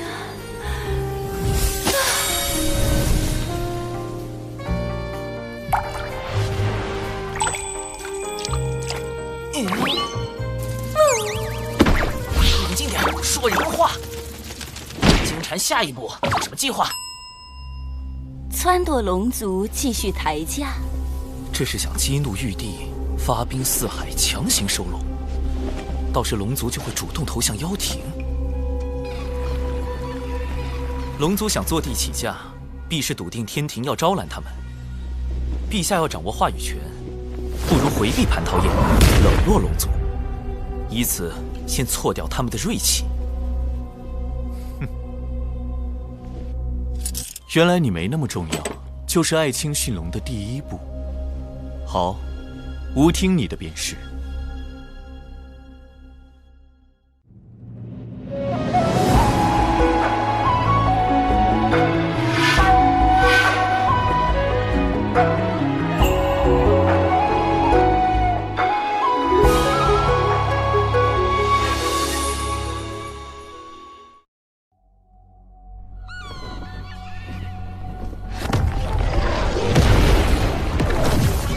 蟠桃宴关乎龙族存亡，务必按计划行事。参加蟠桃宴者，还请呈上请柬。表弟，连表兄也认不出吗？啊，请柬不慎丢失了，我这便向玉帝告罪。请诛邪连天剑。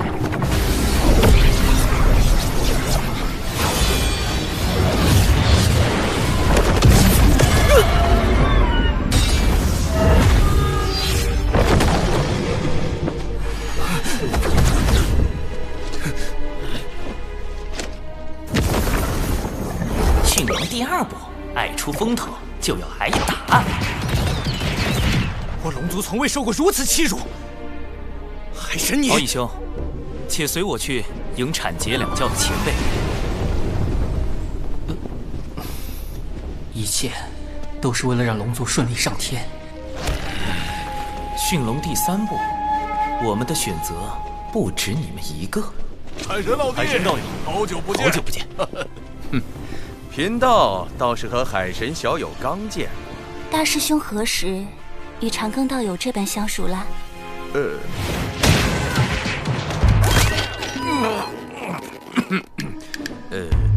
寻宝偶遇。海神老师人脉之广，当真是产劫两教通吃。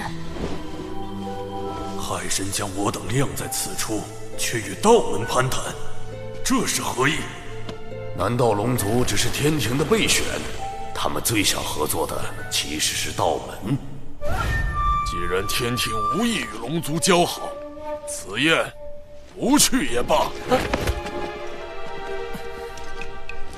天庭招待不周，还请见谅。吾给诸位赔礼了。见过师叔。娘娘不可。算起来，王母可是六圣的师妹，总不好驳她的面。驯龙第四步，天庭的背后还有道门。宴席已在瑶池备好，各位请。玉帝不在瑶池，天庭如此冷落龙族，莫非是觉得龙族毫不重要？陛下尚有公务在身，不过特意叮嘱，绝不可轻慢龙族。待龙族上天后，如今天庭之依仗，日后也会成为龙族之助力。请入座。这么看来，天庭还是想要招揽龙族。如今我族对归顺天庭尚有诸多争议，龙族子弟遍及四海，但神位却千年轮转一次，只怕……听闻西坊教多次袭杀四海，欲将龙族化作手中利刃，或贪图龙族多年积累。可天庭却是真的看重龙族才能，才会许以江河湖海之神职。每次提及价码，王母便转移话题。看来此前许诺的神位轮转，已是天庭开出的最高价码了。龙王既已落座，便是天庭的宾客。倘若现在离开，可就不好说了。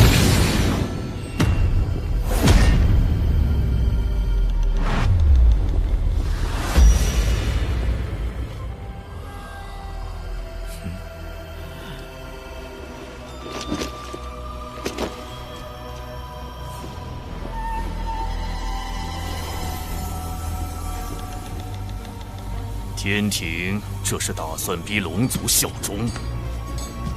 西坊教愿助太子一臂之力。贫道6人奉西坊教2位圣人之令，特来赴蟠桃盛宴。王母与6圣是同门，自然不会厚此薄彼。道门弟子能入，我等自然也能入。让他们进来。西坊教每次现身，我龙族都要遭殃。这次准是又没好事。西坊教来的真是时候。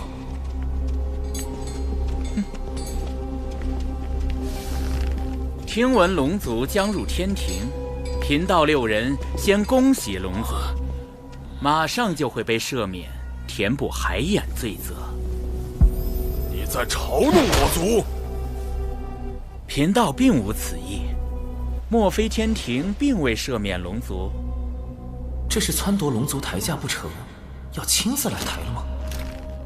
龙族之罪乃天道所定，而玉帝却可调天道之力，赦免之事无非是降道旨意。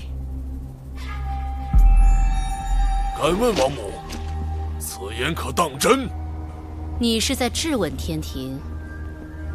这里可不是四海。王母对龙族动了杀心，白莲在逼天庭选择，降旨是让玉帝冒着失德之险对抗天道，不降，龙族定心生不满，不愿效忠。怎么说，西坊教都立于不败之地。荒谬！若今日因龙族上天便免其罪责，那么来日是否也能因别的事再降罪责？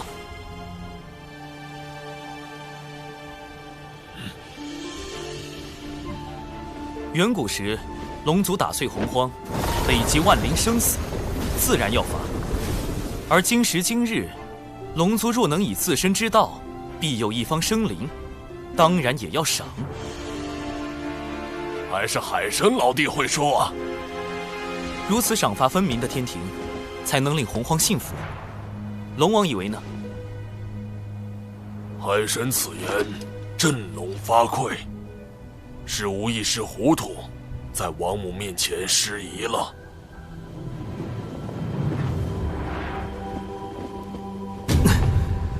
谁？是谁在看我？啊，这目光温暖柔和。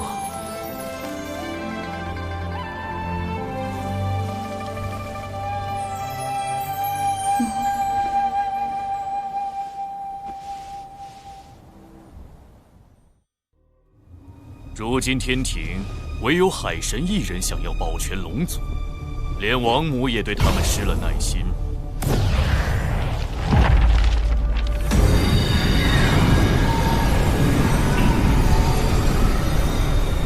早逝，你还在等什么？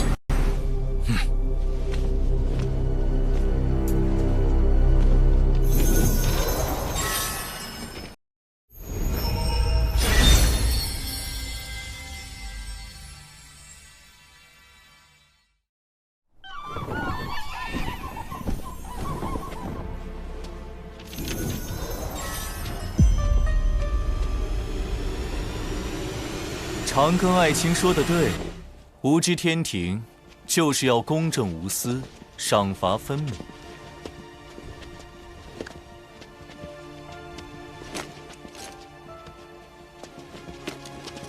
驯龙计划的最后一步，还是要玉帝来做，才能令龙族幸福。龙族镇守四海海眼，护天地生灵久矣，当有一份功劳。此诏得天道认可，这便是吾对龙族的嘉奖。如此，可信了天庭。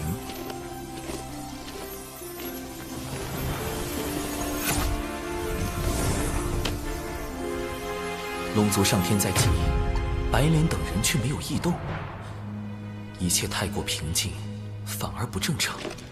我总感觉危机正在逼近。龙族上天已成定局，哪怕杀了海神，亦无济于事。你以为我要杀的是海神？不，我的目标一直都是瑶池内定然还有潜在危险，危险到底来自哪里呢？产劫两教和天庭都是我安排的，西坊教也没有动静，一定是龙族。没有异样。教主哥哥，怎么了？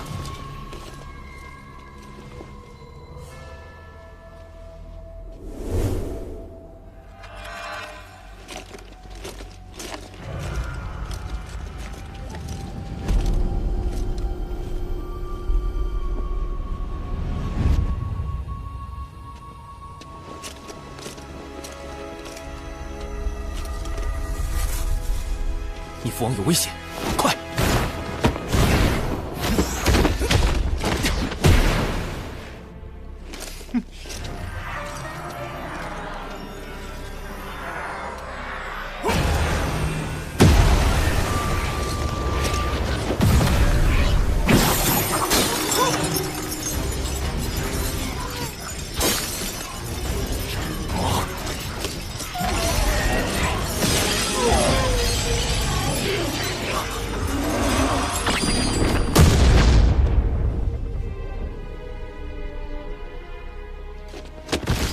父王，你们还是晚了一步。敖广的元神已经被射离此地，父王的元神在溃散。郝氏，你到底想做什么？做什么？我龙族乃远古霸主，如何能向天庭卑躬屈膝？你这个逆子！我劝你们赶紧放了我，否则敖广必死无疑。你当众袭杀龙王，不敬天庭，若放你离开，天威何存？龙族还未归顺天庭，敖氏作为西海二太子，怎么算都该交由龙族处置。大哥受伤之时，定与妖庭脱不了干系。陆牙行事狠辣，即便我等归入妖庭，也难保日后他不会对龙族出手。三位叔父，如何处置敖氏暂且不论，当务之急是救我父王。无论敖氏背后是谁，其目的都是要破坏龙族上天。一旦龙王在天庭出事，四海必乱，得尽快找到解救之法。待火焰燃尽，敖广的元神就会被彻底吞噬，这就是背叛我妖庭的下场。隔空取龙王性命，陆压斩法宝，当真诡异。只怕龙王未必能撑到海神想到施救之法。混元金斗可疗伤补元，能延缓元神溃散的速度。多谢云霄仙叔。龙王乃大罗金仙，元神强横，本不该这么快就出现溃散之象。除非是来不及反击，或根本没有反击之力，能做到如此程度，究竟是……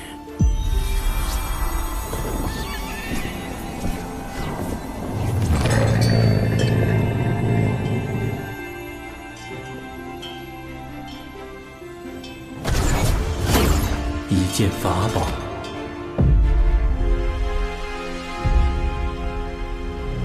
太上老君此时现身，明显在给海神撑腰。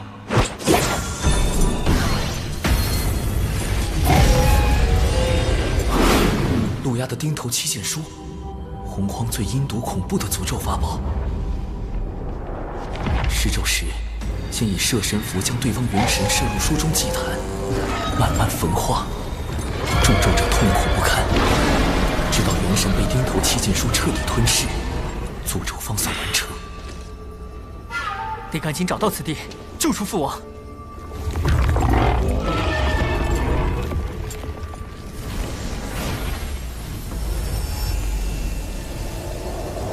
我！来不及了。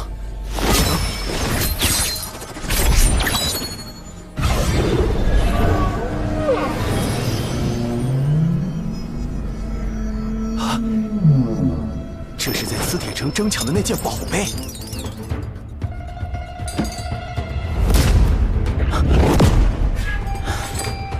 老君在警告我等，不得再干预龙族之事。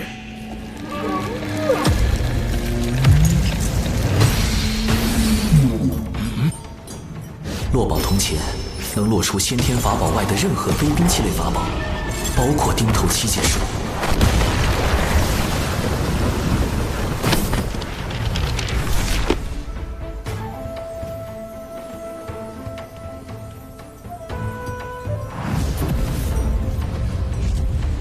这钱币竟然让钉头七剑术失效。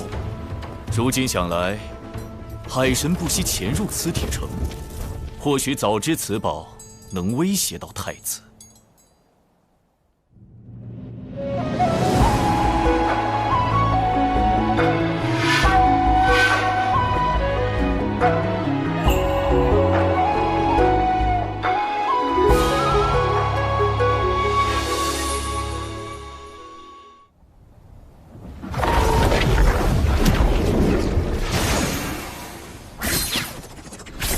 落宝铜钱已暴露，陆压定会有所戒备，日后再想对付他就难了。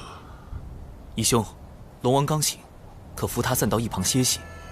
接下来要处置罪魁祸首。敖氏虽是龙族，但在天庭便要受天规约束。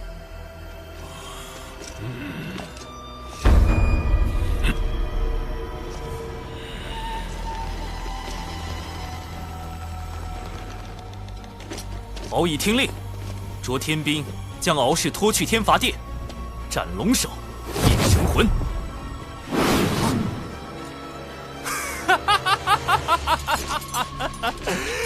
放开我！我身负祖龙血脉，乃真龙之身，天庭怎敢杀我？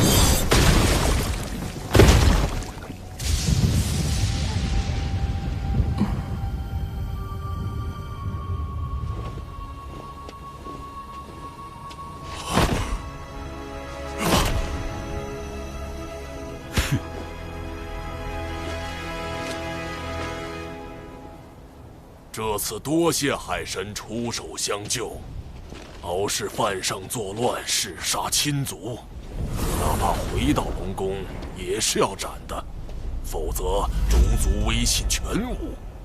但海神愿以天庭名义将其斩杀，倒避免了一场亲父杀子的悲剧，同时也保全了四海龙族颜面。吾在此谢过。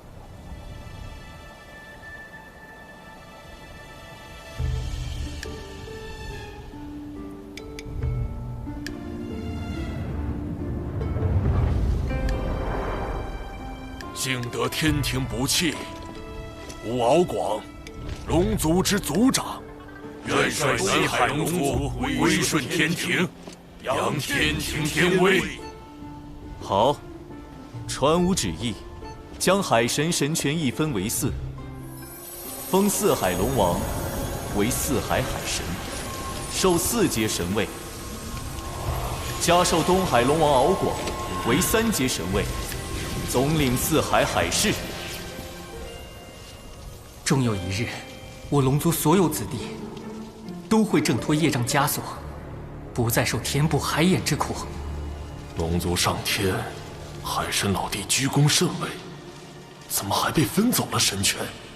令晋升长庚爱卿为天庭水神，位列3阶，总领洪荒水势，另赐水神府邸1座。小神谢陛下。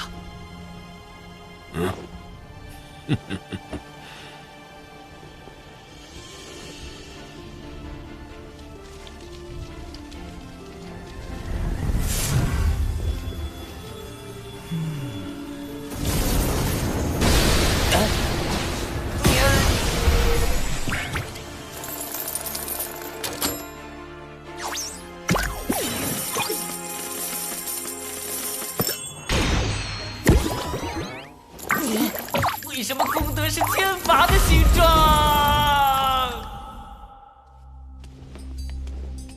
海神，待我了结龙族之事，下一个除掉的就是他。想必太子已拿到那件能够摧毁龙族的东西吧？敖氏给你传了不少消息啊。知己知彼，不就能更好地配合太子？这是最后一次警告你，不要来干涉我的事。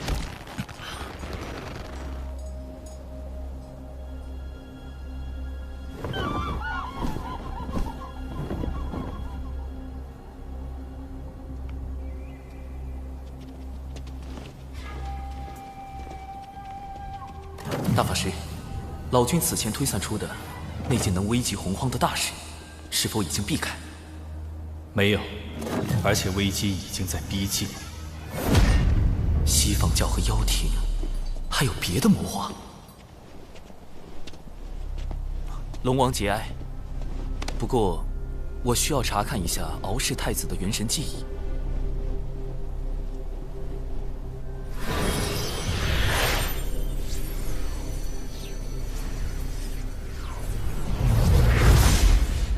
西海可有一位三太子？西海三太子，未来的白龙马。西方教现在就开始谋划西游仙教了。必有龙鳞，此物非同小可。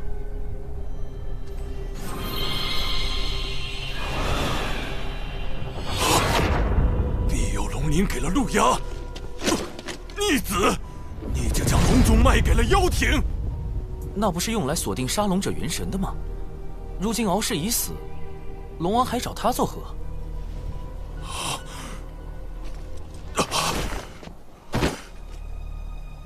必有龙鳞是打开万龙阵的钥匙，倘若被窥伺龙族者得到，那海眼……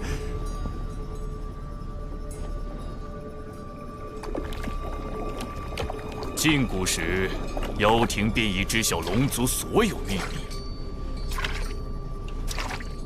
庇佑龙鳞，能庇佑龙族，亦能毁掉龙族。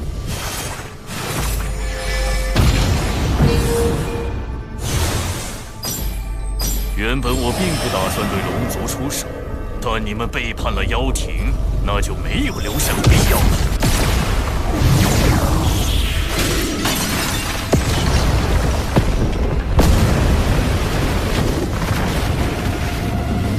万龙阵已破，海眼就交给你了。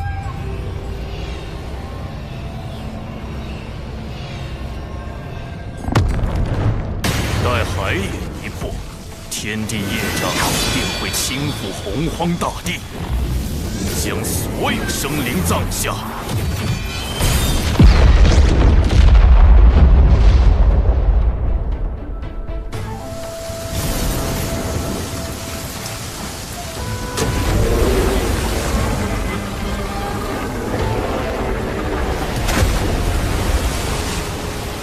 海眼开了！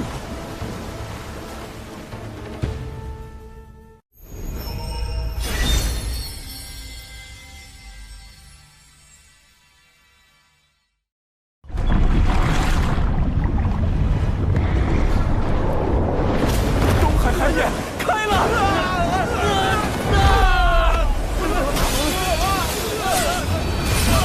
陛下，东海海眼被破，有一人向南逃窜，手持神秘法宝，隐匿身形，无法判别身份。东海的远古战龙以命填海眼，损伤惨重。远古战龙是龙族最古老的真龙，实力深不可测，多年来一直镇守四海海眼。什么人竟能在他们眼皮子底下破海眼？难道是陆压？他先用庇佑龙鳞开万龙阵，接着就破了海眼。陆压向来猖狂，上回还当众刺杀天庭之人，怎么会用法宝隐匿行迹？这不像他的行事作风。海眼已开，龙族必死无疑。太子殿下高明，您破了万龙阵后，故意让此人来开海眼，不但报复龙族，事后天庭也不能追责到我们妖庭头上。反正他们图谋海眼已久，我何不顺水推舟？陛下，镇守海眼乃我龙族使命，四海龙王先行告辞。今日事关龙族存亡，还请教主哥哥相助。龙族既已归顺天庭，天庭不会坐视不理。长庚，吾将此事全权交由你，再派华傲天将军率天兵从旁辅佐，你们务必守住海眼。小神领命。今日海眼灾祸，还需诸位道友帮忙。不知三位仙子能否？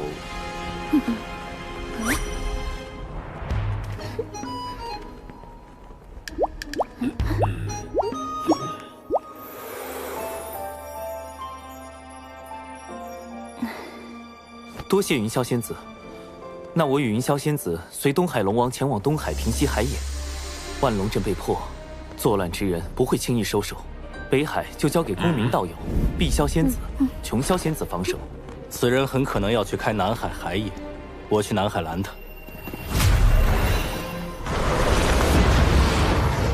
木工，你率其余天兵天将前往四海救援遭难凡人。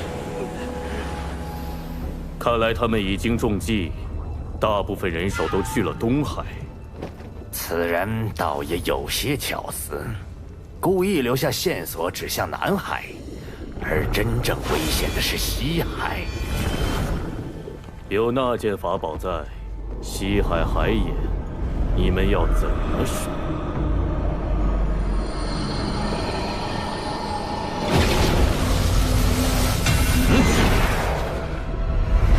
急如风，烈如火，烽火蒲团，起！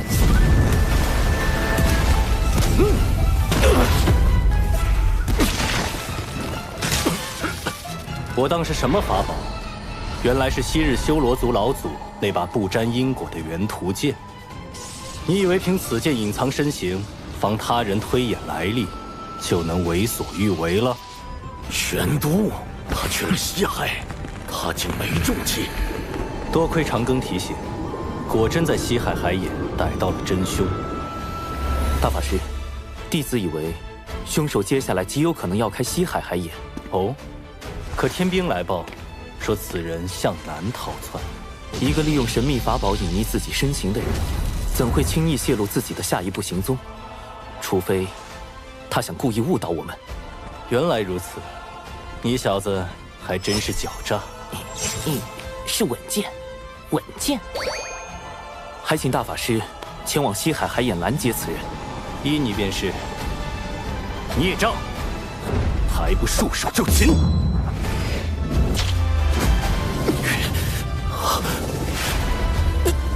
乾坤遁法，银汉迢迢，移星换斗。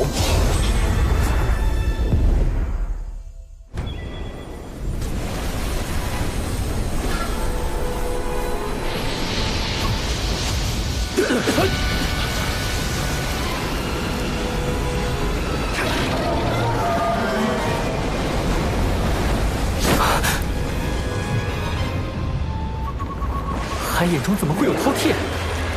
这并非真正的饕餮。海眼开启，必须龙族以命相填。任何他族之人靠近，海眼中的业障便会凝成此类凶兽，将其阻拦。看来我们必须先解决凶兽，才能设法填补海眼。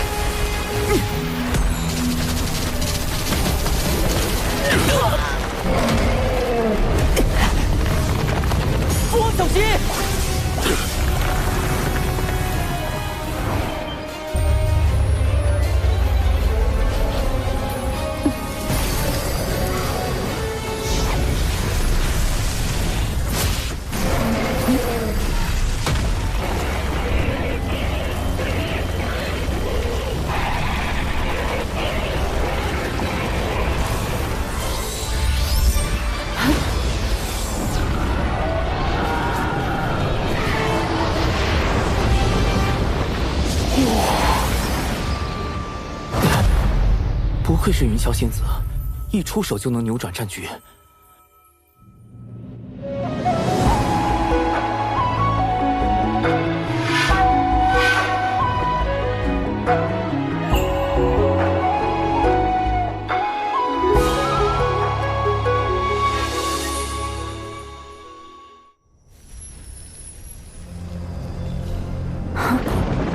那是又来一只混沌，莫非海眼中的业障能不停化出凶兽？若真如此，恐怕不等将凶兽铲除，我等就要先法力耗尽。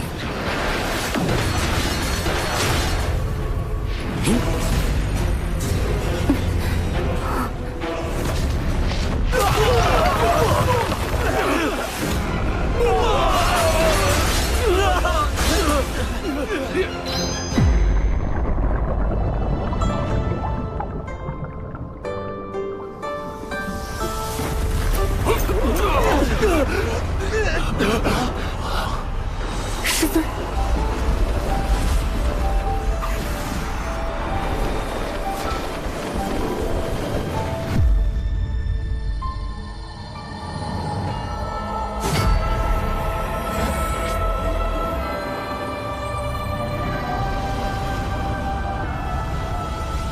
仙域真境必由精，三峰宝剑号清平。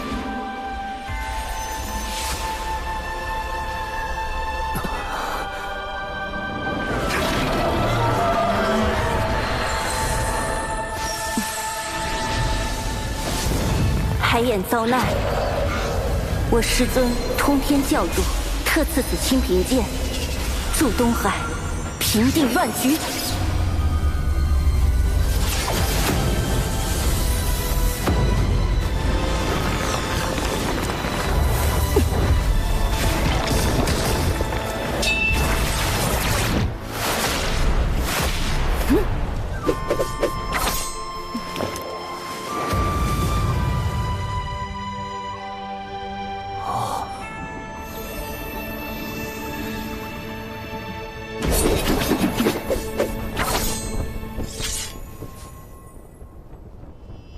长庚，太清圣人，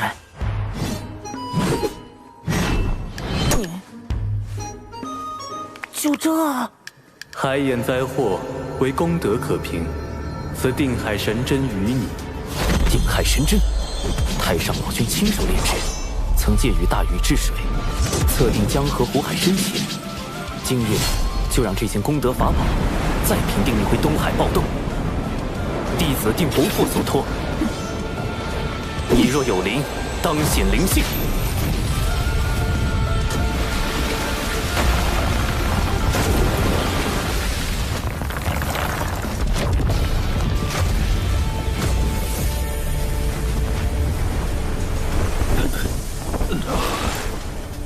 这是定海神针上的功德金光。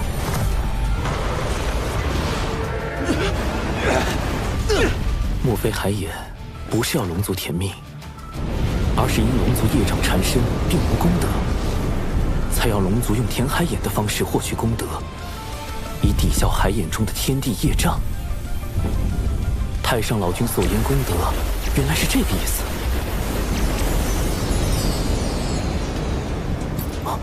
怎么回事？此前已有那么多龙族填进海眼，现在加上定海神针，难道功德还不够？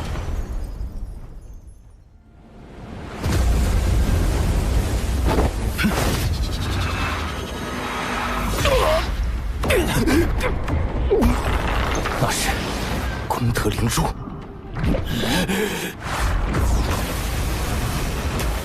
长寿，功德灵珠是金蝉。原来先前填海眼的功德被金蝉暗中窃走了部分，功德灵珠已被我击中受损，无法再吸取你们填海眼的功德。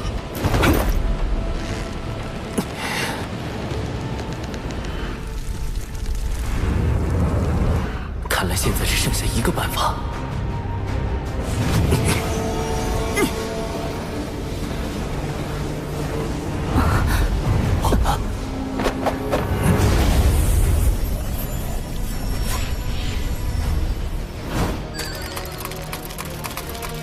长庚道友，需要我们做些什么？云霄仙子，我已参悟出填补海眼之法，只要有足量功德，就能终结今日大祸。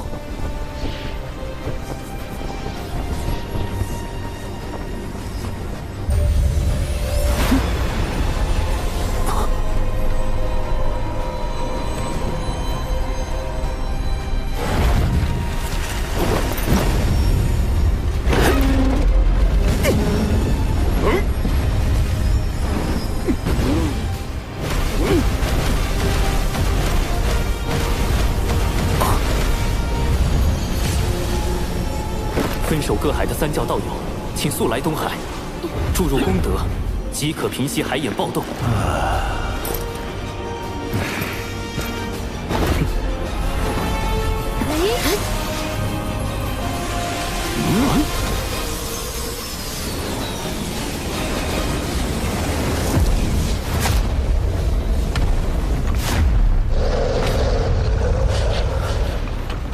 大家的功德都快耗尽了。还是不够，怎么办？有劳诸位为我龙族费心至此。龙王，你海眼被破，我敖广身为龙王，难辞其咎，所有罪责我一力承担。您得天庭神位，自身业障尽消，已不必再以身填补海眼。既如此，我便献出神位，为族中子民承担宿命。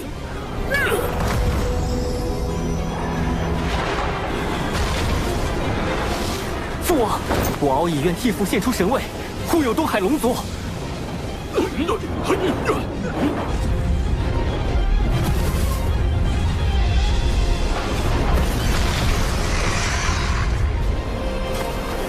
一命填海眼，虽是龙族自古必须承担的宿命，但龙族先辈犯下的罪，真的要龙族世代偿还，直到血脉断绝才能还清吗？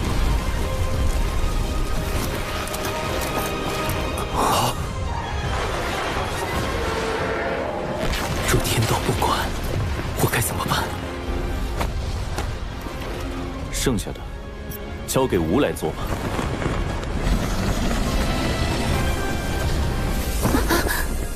陛下，您功德今生已成，何不调天庭功德？迟疑片刻，便是生灵涂炭。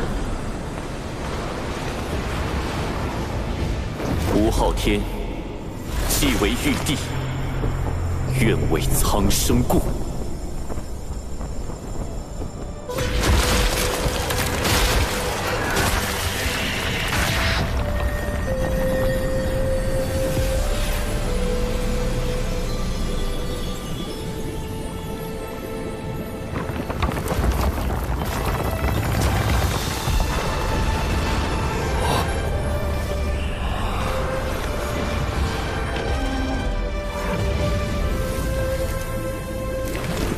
水神大人，那位天将是？他是玉帝陛下器重的一位将领，名为华傲天。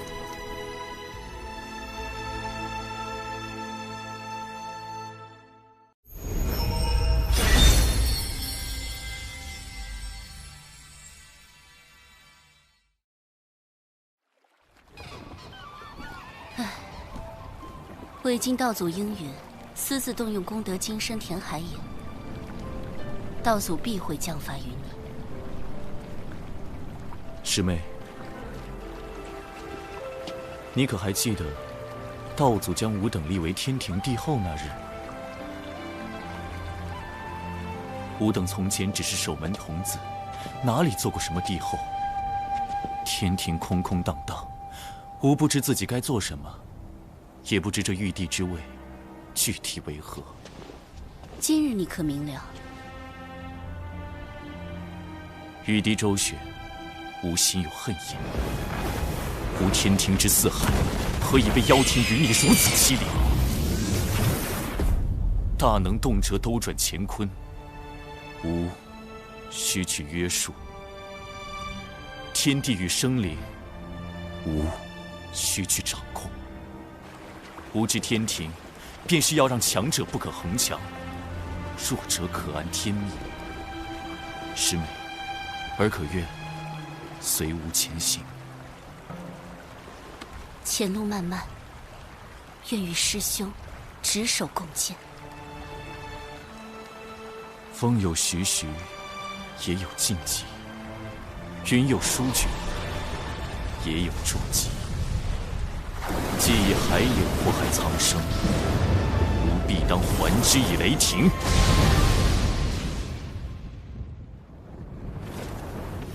昊天，你为了收复龙族，还真是舍得下血本。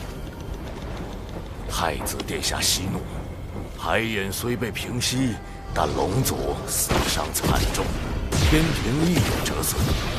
此局仍是我们技高一筹。只是那人已逃至血海，不知是否还会生变。哼，是金蝉觊觎海眼，招致玄都追杀。即使生变，与我妖庭何干？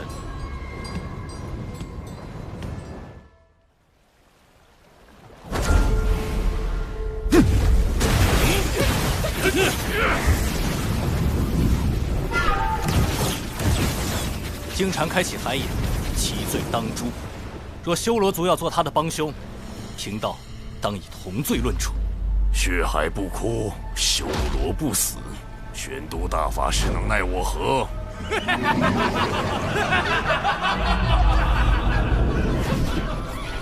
老师，弟子明白了，水火同归元，乾坤引焚逆。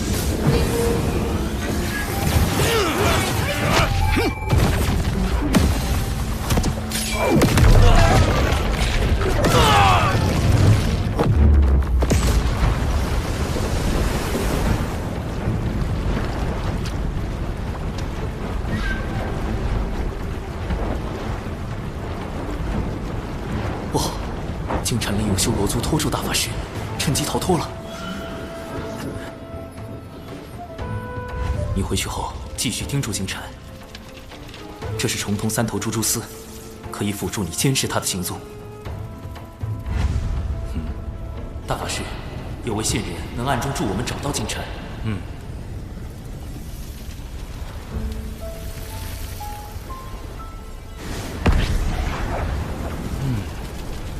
还真是线人。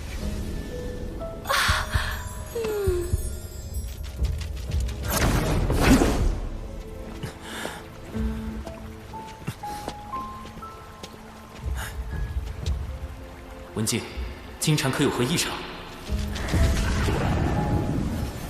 他身上的功德之力在急速增加，几乎快要凝成金身。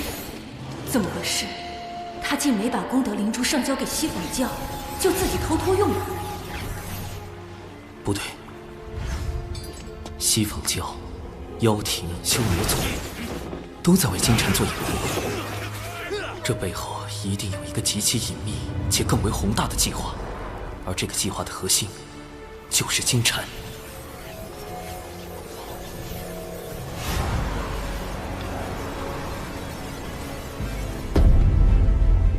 西海可有一位三太子？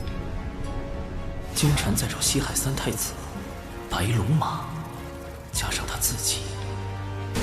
西游，一旦金蝉修成金身，转世后的灵童便是取经人。西行之路一起，西方教大兴必成定局。麻烦啦！我填在东海的定海神针，不就是大圣未来的金箍棒吗？怎么封神大劫还没开始，西游就要登场了？难道西方教要提前大兴？道门要提前出局？哎，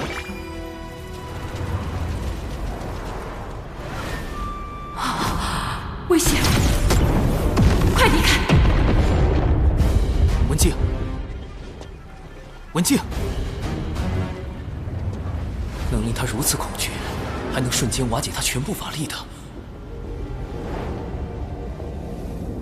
灵神。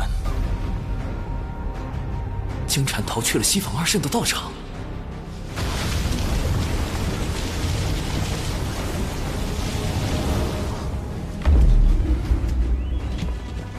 灵山乃西坊二圣清净之地，何人敢来生事？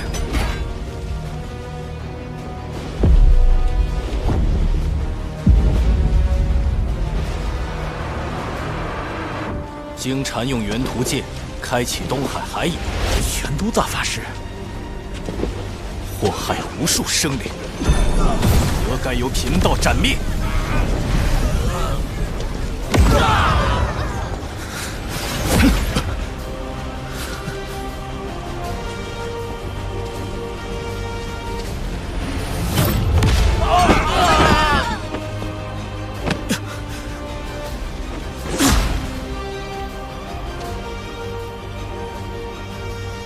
专题师叔，为何阻我？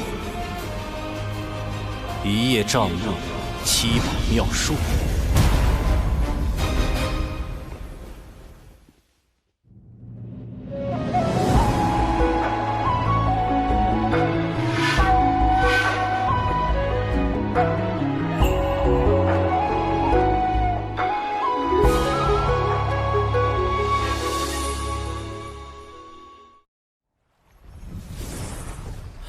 大法师这么快就杀去了灵山，还和西坊教专题圣人的七宝妙术刚起来了。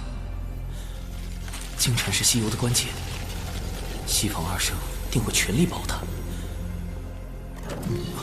哎，太清老爷传消息来了，去灵山杀金蝉，这就是太清圣人的破局之法。硬拼的话，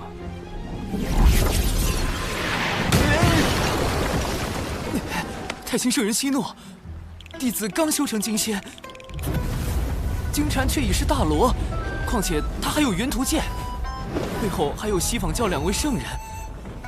我一个小小金仙，如何当着2个圣人的面杀一个大罗？别说帮到大法师，起码不能给大法师拖后腿啊！哎呀，你这怕啥呀？那金银天天搁外头溜达，搞什么玩意儿普度众生？灵山里也就专提1个圣人，那本塔照你以后咱就干呗。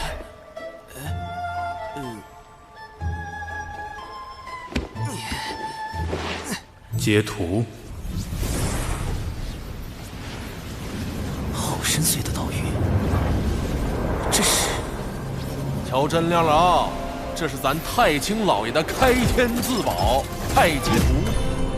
图老大可是盘古开天神符的符柄所化，能令地、水、火、风演化万象。图老大最呢，图老大最呢道，图老大最强，图老大牛逼！走，咱去削了那尊体那小混哉，给小玄子出气。啊，用老子等等喽，向下强调。十万火急，开启摇人模式。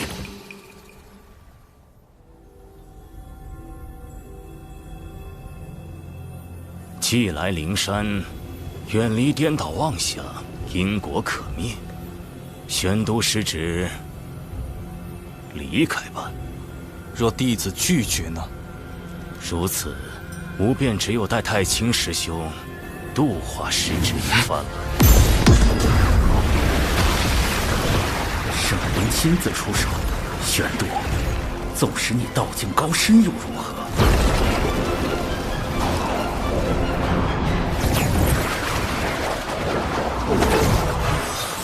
万劫化妙术，庄严明清。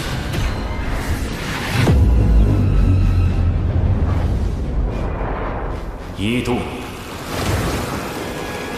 目不视恶物。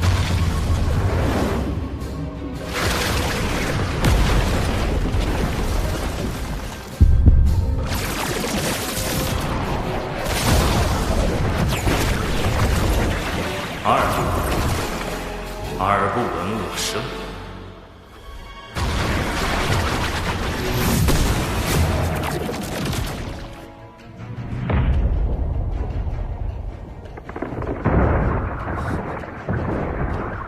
他想封闭我的五感。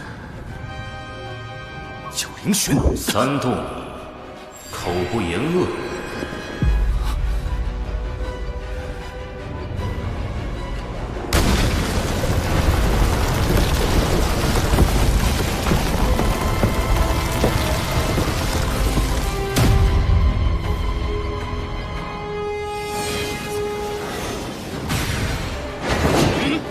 大法师得罪。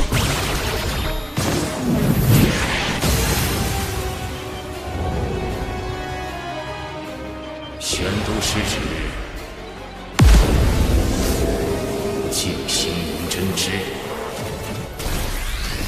一臂万起，剑气清平。是截教通天教主的清平剑。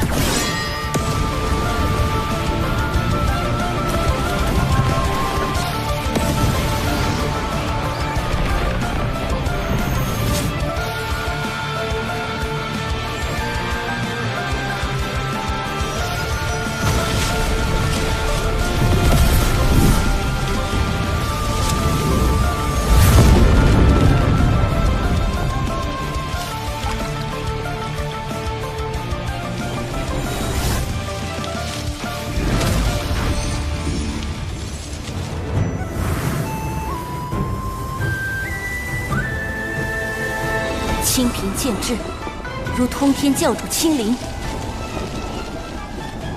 大法师身处险境，还望诸位出手相助。若与师尊赐下的清平剑相拼，或可助玄都师兄进山一战。西方教将凶手藏在了山里，还敢对玄都师兄动手？赵凤鸣绝不答应！不向灵山讨回公道，我对不住死去的东海龙族。截教敖乙，哪怕血溅于此，也必要替龙族报仇雪恨。此时不出手，更待何时？多宝师兄，你我铲截两教，放下过往芥蒂，如何？截教多宝，亲完。金光，是玄都师兄。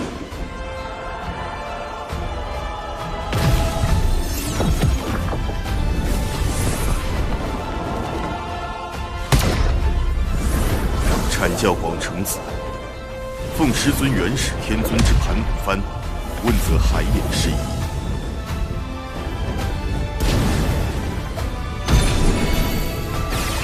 人教渡恶，率人教弟子助阵我教玄都大师兄。小叔叔传信说大法师摊上事儿了，大家跟着我一起上。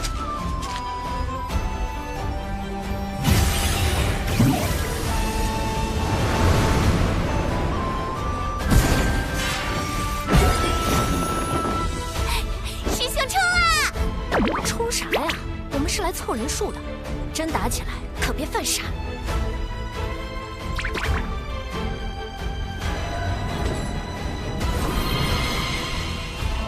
摇来的人越多，事情闹得越大，胜率越高。人教弟子天庭水神，领太清圣元，玉帝陛下法旨，前来相助玄都大法师。今日道门三教前辈俱在，我们何不以大义对灵山施压？只要三教一心，便可借道门三圣之威，震慑西方教圣人。冲啊！给他们看看我们人教的威风！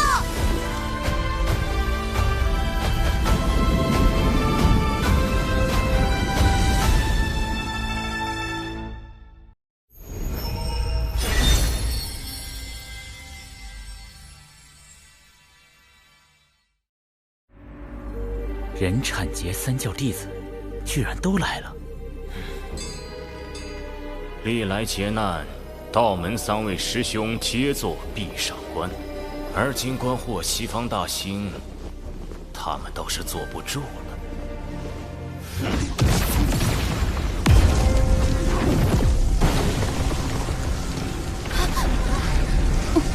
大家小心！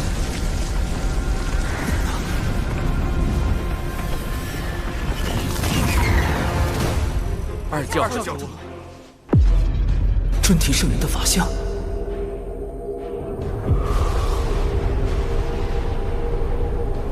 这就是圣人的压迫感。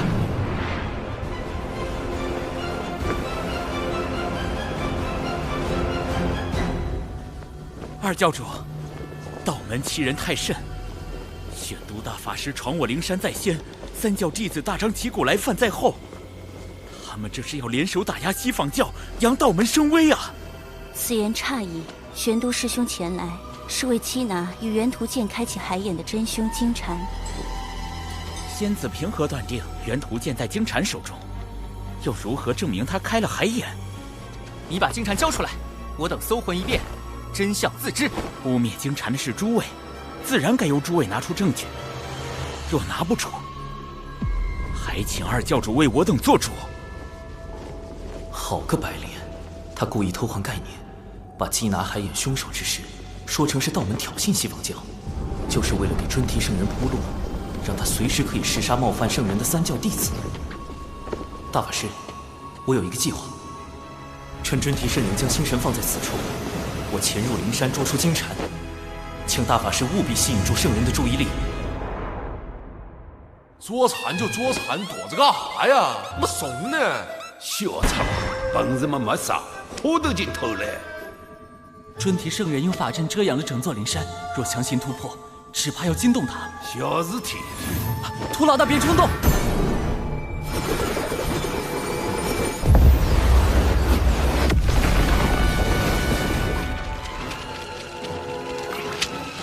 太极图的气息。大法师，快掩护我！尊提师叔，我向老师借来一缕太极图微脑，可推演出此间真相。究竟是师叔的记名弟子金蝉蓄意谋划海眼劫难，还是我等执意冒犯圣人威严？在吾面前，你当场推算，若算不出来，污蔑金蝉、冒犯灵山的罪名，你一人承担。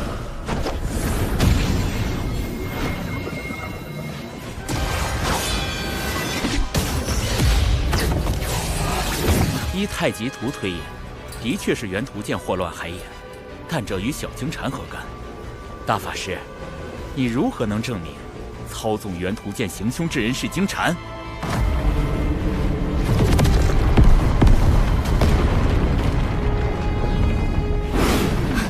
尊提圣人，这是要下杀手！救救师叔，咱们不是来凑人数的吗？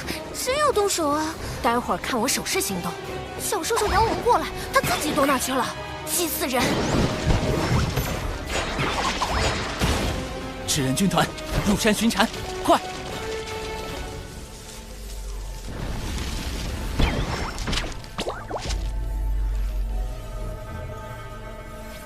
找到了！不好，他的功德金身就要凝成了，必须在瞬息之间斩了金蝉，不给他半点向圣人求援的时机。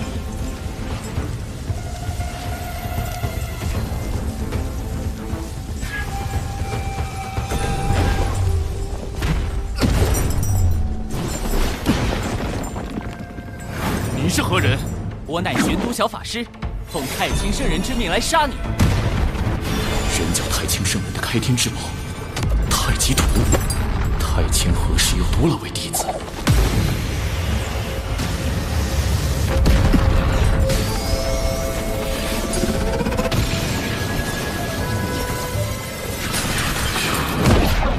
瞬移神通，金蝉脱壳，好快！太极图的杀招居然追不上他。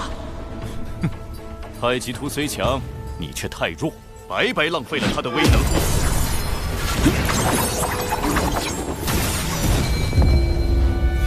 一气辟乾坤，混元小世界。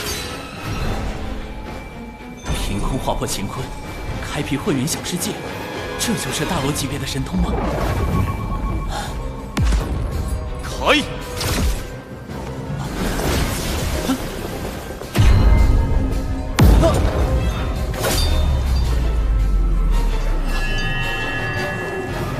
糟糕，他把太极图隔绝在混元小世界之外，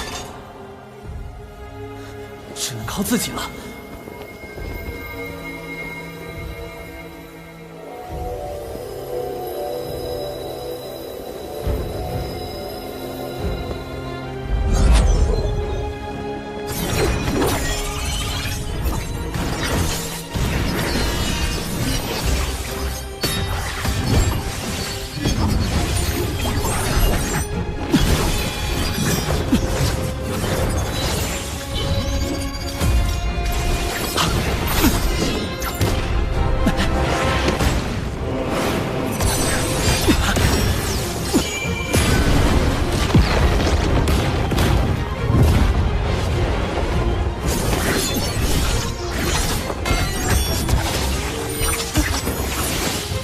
在我的混元小世界中，阴阳、五行、方位，皆由我来制定。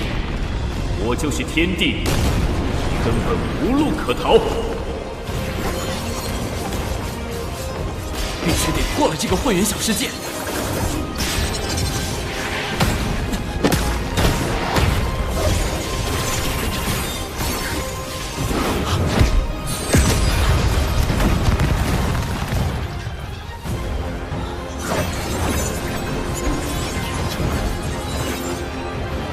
小法师，你的死期到了。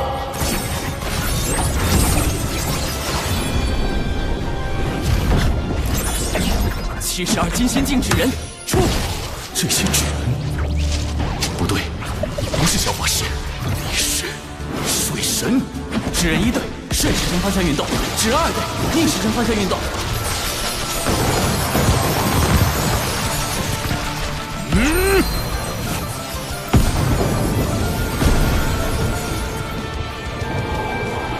升温准备。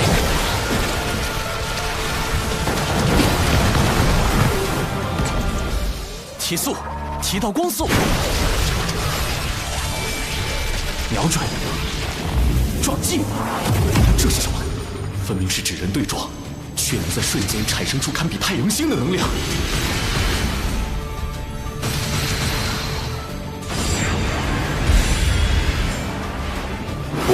不对，纸人灵爆阵，黑洞，塔前辈，护！太阳星在坍塌、爆炸。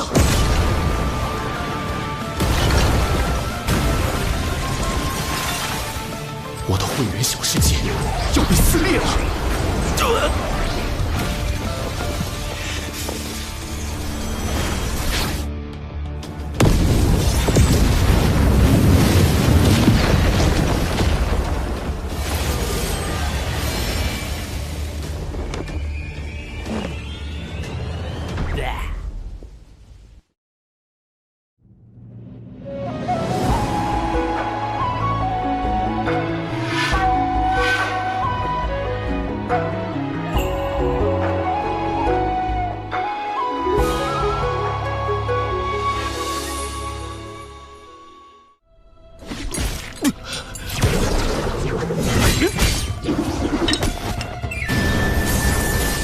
受伤后，速度变慢了。趁现在，胡老大！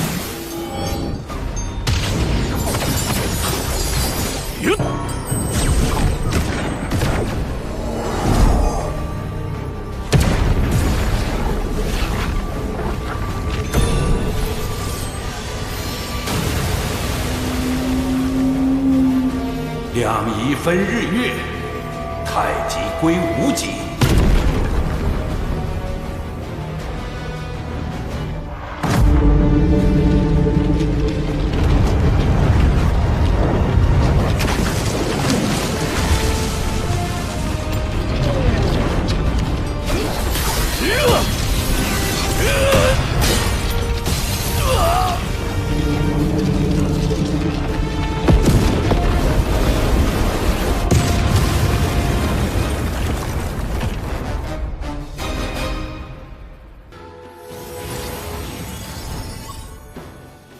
还没死透，赶紧补刀！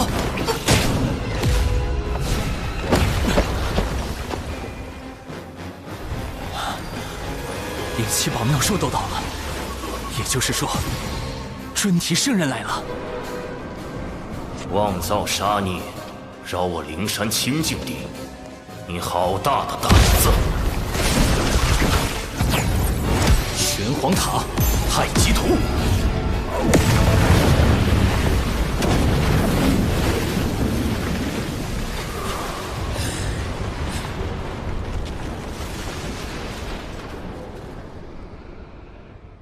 今日有我玄都小法师在，谁也伤不得敖乙殿下。是他。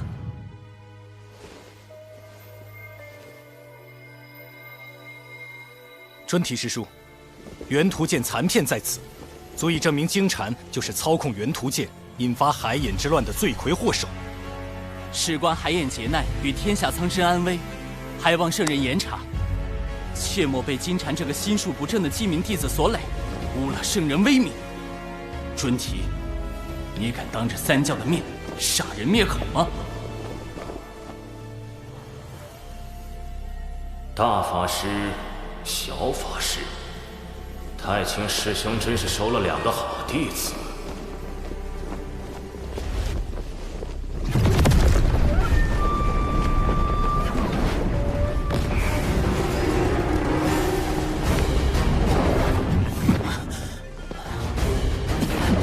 我们被圣人的力量逐出了灵山。既是猎徒生事，吾自当施以惩戒，让他为我西坊教大兴献出法身。今日之因果，随着猎徒消逝，一并了断。圣人的力量好恐怖！那位玄都小法师真厉害，竟敢打进灵山，落圣人面皮。倒是不知他和玄都师兄有何渊源。孙生死。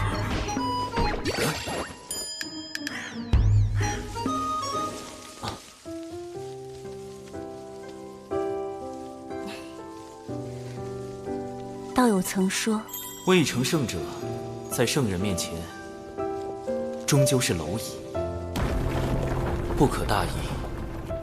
道友亦要珍重自身。他认出了我。多亏道友将那金蝉绳之以法，已感激不尽。是我失手，未能彻底斩杀金蝉。圣人神通高深莫测，绝非凭借至宝就可战胜。况且，你已然将金蝉打回原形，几近深陨道消，他即便恢复元气，也要上万年。西坊教想让金蝉转生成取经人，以西游之势大兴西方，只怕也要等万年以后了。文静，潜伏待命。都杀到灵山了，还要潜伏？水神想叫我做什么？这差事越来越刺激。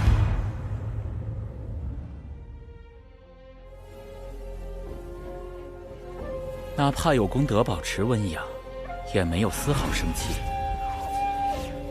萧江禅彻底废了。道门这是要毁了我西坊教大兴的机缘。如今道门已至巅峰，往后必是由盛而衰。见证这般强大的道门渐渐淹没于洪荒的尘埃中，岂非幸事？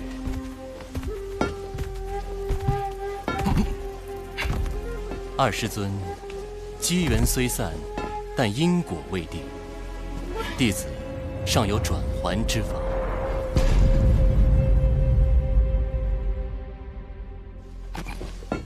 谛听，谛听，聆听万物心意。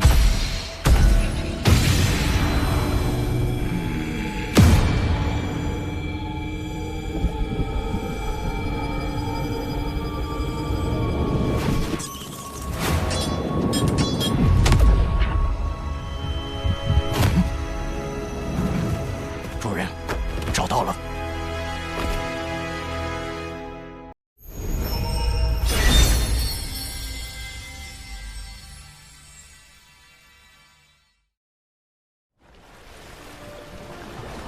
灵山一战虽未能斩杀金蝉，但亦震慑了西方。长庚爱卿辛苦了。此次海眼被破，龙族死伤惨重，终究是小神谋算不足，请陛下降罪。爱卿已尽全力，何必将罪过包揽于自身？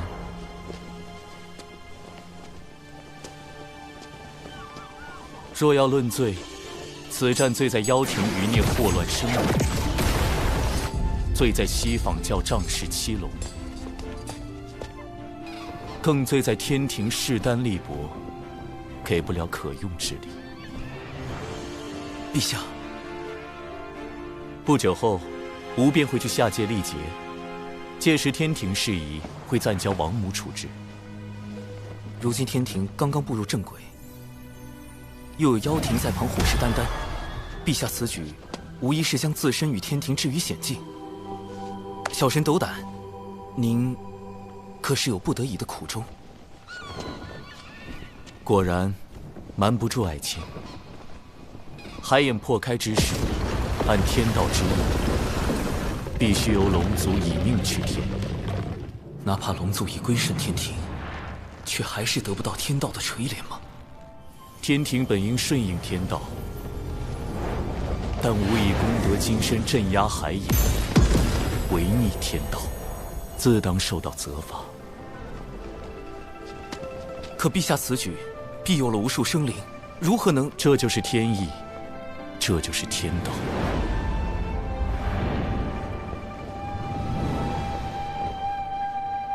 连玉帝都无法撼动天道吗？历劫一世，便是100年。陆压早知化傲天乃无之化身，而且他是妖庭太子，熟悉天道规则，下界之事瞒不过他。100年内，妖庭必有所动。天庭唯有快速壮大，方能震慑群妖，令其不敢再生反叛之心。陛下所言甚是。眼下天庭要强大，就必须先强兵。说得好，今日你我不论君臣，好好聊一聊这强兵之路。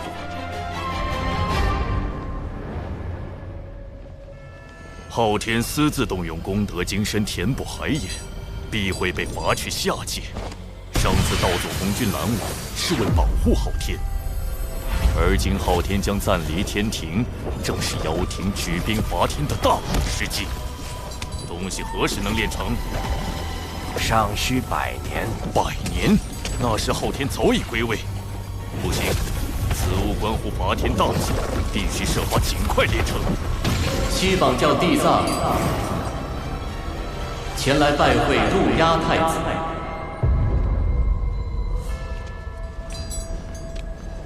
地藏，你怎知我在此地？难不成西方教一直在跟踪我？贫道在3000世界及5部洲游历多年，自有寻踪之法。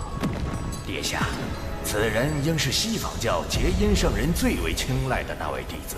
据说他为感悟天地、亲近众生，遂踏遍3000世界，游访5大部洲，最终开悟明道，修得无垢道心。西方教派他过来，只怕所图不小。太子不必如此戒备。贫道此来是为接替金蝉师弟与妖庭商谈合作事宜。我灵山需要借妖族之名义，以报天庭道门所辱之恨。我与西方教的合作，并非互帮互助，而是各取所需。要让妖庭冒着被多方势力针对的风险，灵山能给什么？太子记挂的那件东西，贫道有一法，可助其早日练成。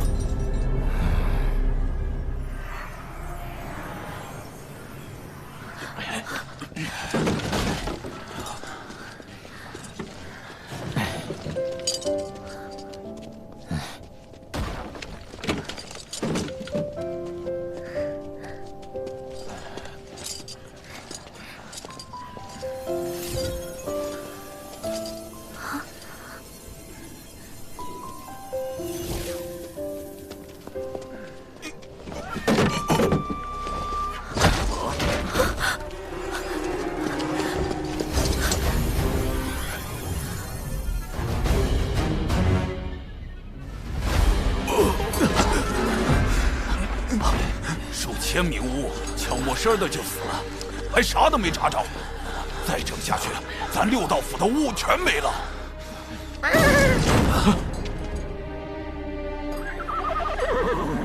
你是说找天庭水神？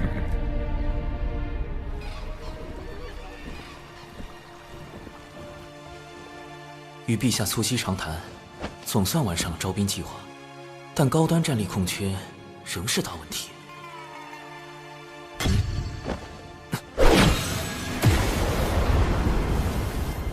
咱来找长寿，也不好吓着他的同门。头套。乌牛乌马。他们找我干嘛？此事不宜惊扰门内。长寿，你牛哥，嘿嘿，咱这次来是有事相求。六道府有难处，元帅尽管言明，只要力所能及，我定斟酌而为。哎，力所能及后面，不应该是全力以赴吗？是这样的，我们巫族肉身强大，连修罗族的毒都能硬抗，更别说生病了。但最近常有巫莫名死去，蹊跷吧？修罗族一直与巫族打仗，这事有没有可能是他们所为？你们人教大法师刚虐了那帮杂碎，他们现在还泡在血海养伤。我们本打算乘胜追击，却不想出了这档子事，只能休战。我们此来是请你拜托水神，去跟天道求个情。元帅认为是天道在施罚巫族。这事说起来老尴尬了。巫妖大战时，祖屋共工撞破不周山，致使天柱倾塌，天河之水泛滥成灾，祸及众生。天地间满是散不去的冤魂。我等追随后土娘娘入六道府为巫族赎罪，也不知这些年有没有还清。天道施法，陛下应当知道，但并未听他提及。此事只怕另有蹊跷。不过，六道府的巫实力强悍，若能收编他们，正可弥补天庭高端战力的空缺。两位放心，我这便告知水神，得去六道府走一遭了。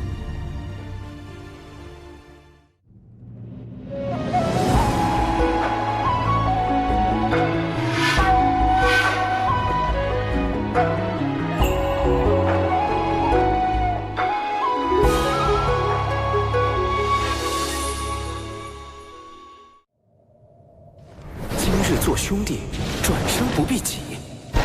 六道府欢迎水神。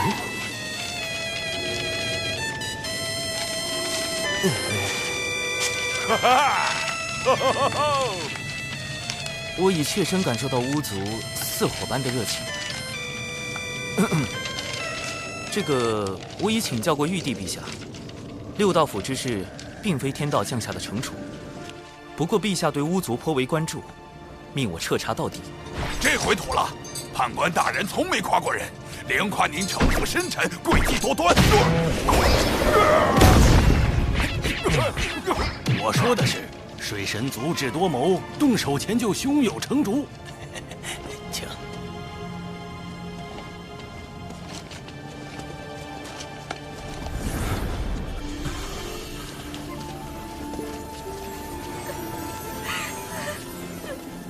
那桥也有巫出事了，快！如水神所见，这便是巫族现在的情况。看来，巫牛、巫马先前都是强作幻想。巫族的情况实在是不容乐观，没有外伤，也并非病症，这些都是突然就死了吗？我们排查许久，未发现异样。这才将其归于天罚。这种情况持续了多久？最先出问题的是哪些巫？约有月余。最初只是些寿元将尽的巫，但后面死的远未到人书生死簿中记载的寿数。此事确实透着诡异，眼下只能一个个排查了。诸位，请检查一下六道府的水源、食物以及制衣材料。可有投毒迹象？出问题的是整个六道府，要覆盖如此大的范围，只有阵法。六道府内可有阵法痕迹？可否带我去看一下那些巫的死亡地点？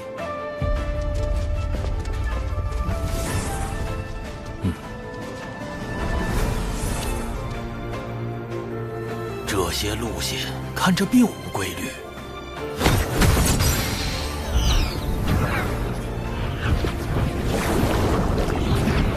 这里怎么会有精魄？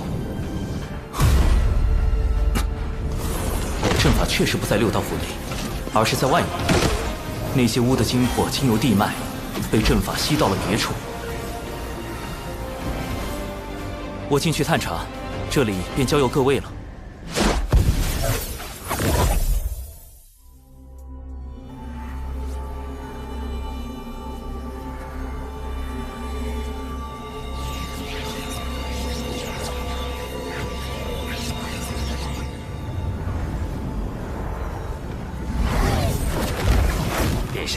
已遵照您的吩咐，在地脉设下诸多禁制，严防外敌闯入。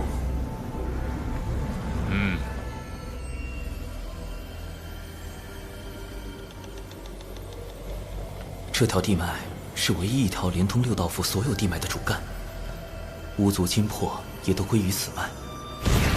沿着它搜寻，定能找到问题根源。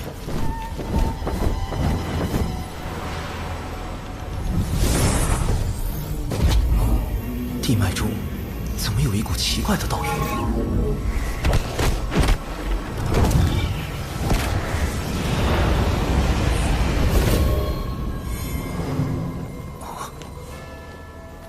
这里被改动过，似是接续了一段新的地脉。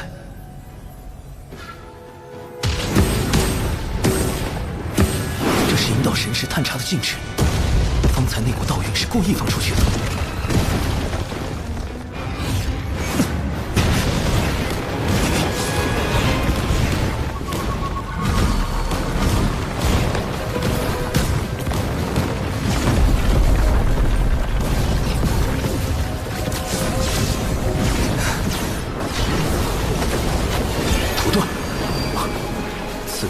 五行之力，用不了五行遁法。地脉是唯一的线索，无论如何，必须在它消失前到达终点。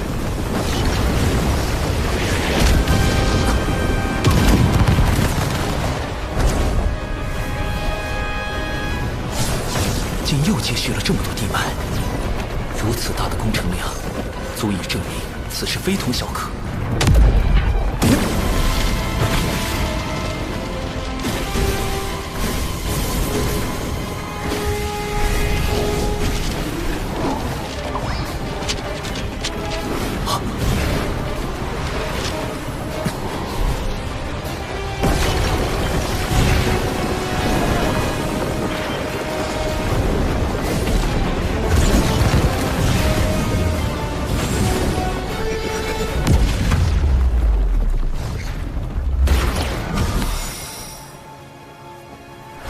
找到了，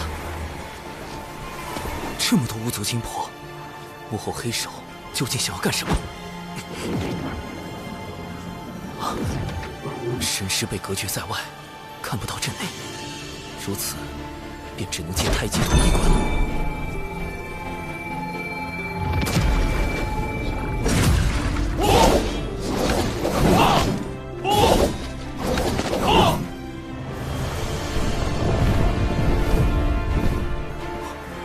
这是陆压的地盘，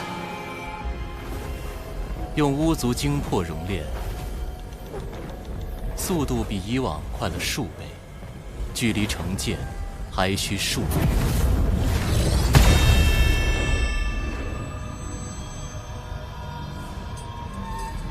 有噬天剑在手，便可无惧天道之力，破开天庭各大天门，杀入凌霄宝殿。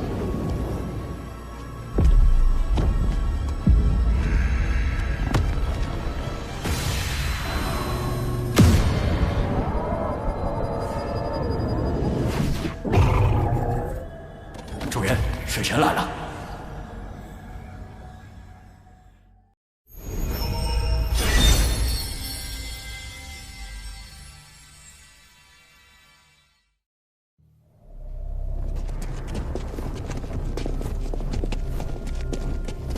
陆压在此处搜集了大量巫族精魄，还派这么多妖兵镇守，到底在谋划什么？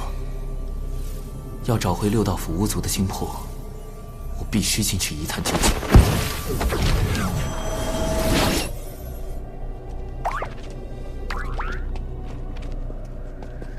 殿下来讯，谨防有人擅闯大阵，都给我警醒点儿。是。是。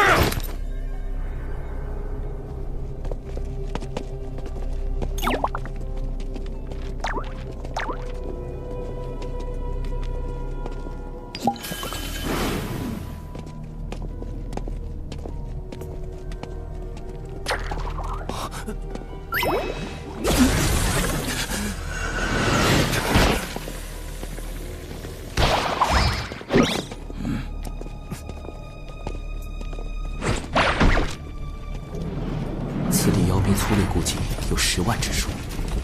看来上回我端掉磁铁成兵进屋，路亚反听得贼心不死，便在这里重新整蚩尤兵。只是这与巫族有何关系？水神已进入妖生山。哦，我这坐骑唤作谛听，可探查万物心声，包括太子你。水神潜入妖生山，且不说山外大阵何等精密，以我的神识也未能察觉，他怎可能探查？水神潜入妖生山，且不说山外大阵何等精妙，以我的神识也未能察觉，他怎可能探查到？谛听既有如此神通，为何不早些告知？地藏，你故意将水神放入妖生山，这就是你们西坊教的诚意？竟从一开始就在探听我的心声，好一个谛听，好一个地藏！若非眼下是炼制噬天剑的紧要关头，真想除之这个祸害。承蒙您看得起，竟然对贫道这坐骑起了杀心。谛听探查万物心声，不过是为了防护妖生山。这期间，虽说不慎听见了太子的心声，但说到底，也是在帮您呢。若您有办法屏蔽谛听的探查神通，那自是两全其美；若没有，恐怕还得委屈您一下了。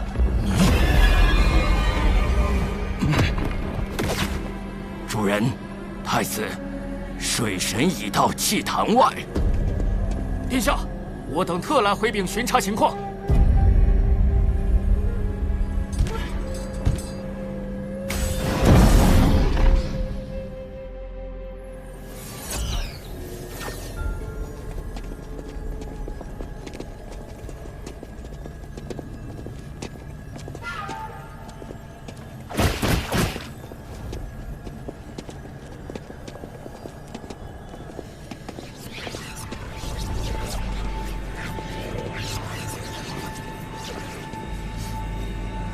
炼剑精魄，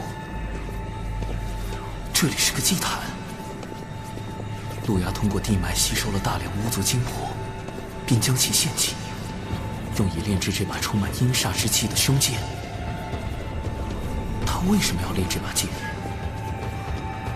难道是为了对付天庭？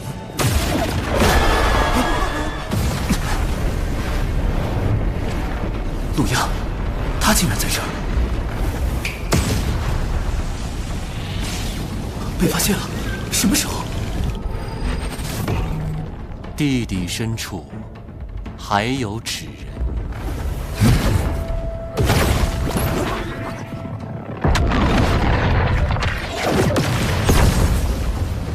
不好！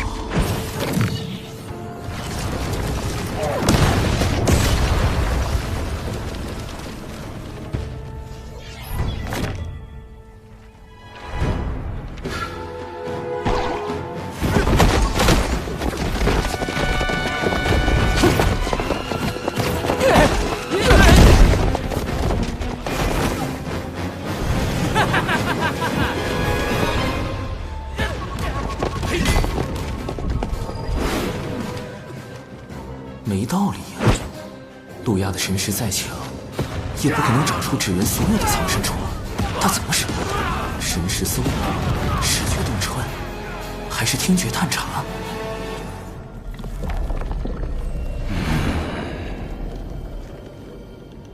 路亚旁边的一人一狗，看着装颇具西方教风格。莫非是京城的妓院？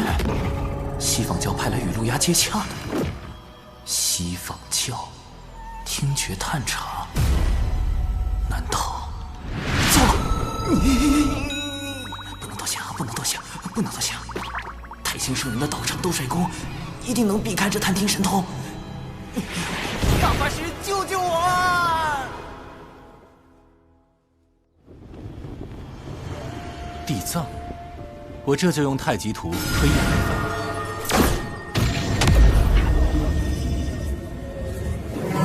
此人是西坊二圣最为看重的弟子，如今已迈入准圣境，刚从外游历归来。他有一坐骑，名唤谛听，可探听洪荒生灵之心声和对话。果然是他们！一想到西坊教有善探听者，我便立时下令谛听。此兽的探听神通极其厉害，《西游记》中他就曾凭此神通辨别真假猴王，也难怪我的纸人尽数暴露了。大法师，谛听的探听神通可有办法应对？他头上的那只角，应是其施展神通的关键。角？难道是类似于信号发射器一类的东西？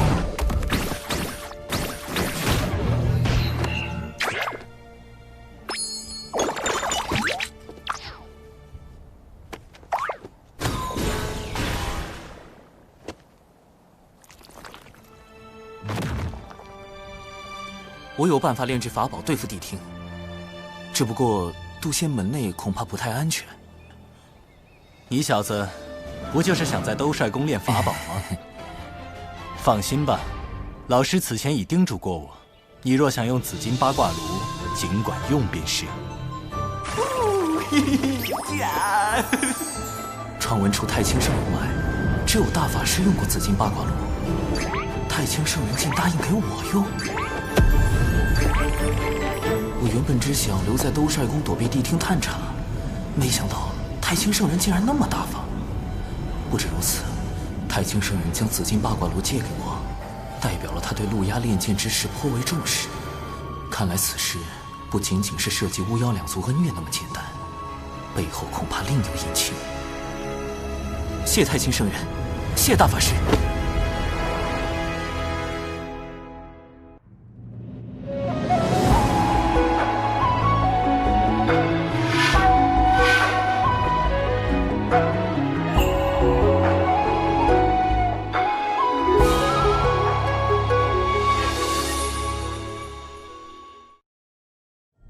竟然跑去了兜帅宫！太子殿下，此事若惊动太清圣人，洪荒诸事瞒不过圣人。之所以未及时出手，或是心中另有计较，或是不便亲自出手。水神既然求诸兜帅宫，太清圣人必会提供不小的帮助。终究并非圣人直接出手，也许这便是可乘之机。太子放心，贫道还有一计，可助太子加速炼制噬天剑。倘若我打造出屏蔽探听心声的心声屏蔽仪，能否对付谛听？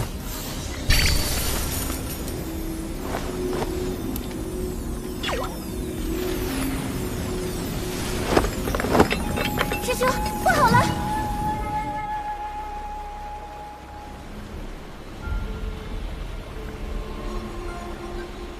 症状和六道府巫族一模一样，怎么连神灵力也……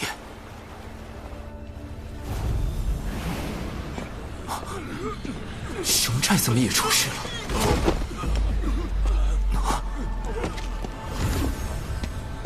陆衙不是只吸血了巫的精魄吗？为什么连熊寨也……他身上怎么有巫的气息？我懂了，怪不得熊寨寨民和熊灵力的身形如此伟岸，因为他们是巫和人的混血后裔，体内有巫的血脉。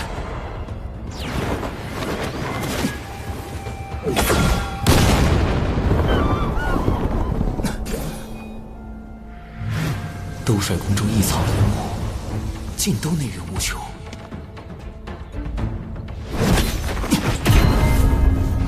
地藏和谛听应该是强化了祭坛，通过地脉吸取了更多精魄。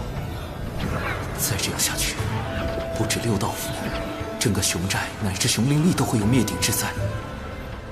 要阻止陆压炼剑，拯救巫族，必须先尽快打造出新生屏蔽仪，否则我的每一步将被陆压知晓，那就永远失去了获胜的可能。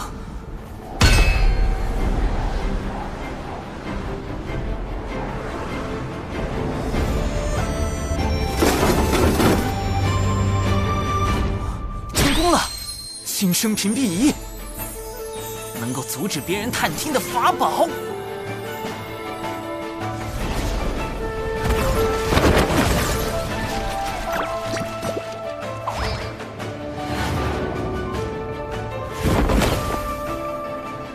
殿下，谛听已经很久未听到水神的心声，看来他是躲在兜率宫内，不敢外出了。哼，谅他也不敢轻举妄动。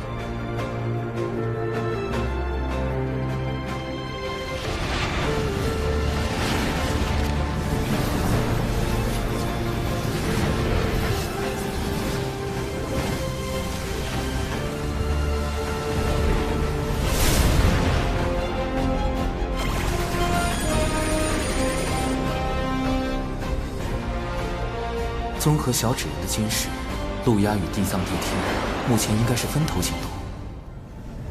陆压专心在祭坛炼剑，而洪荒各处出现的大量祭坛，应是地藏和地听的手笔。凶寨死伤的家具也与此有关。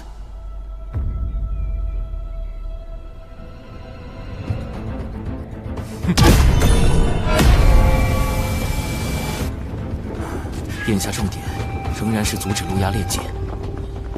陆压现在半步不离祭坛，我不可能在他眼皮子底下动手脚。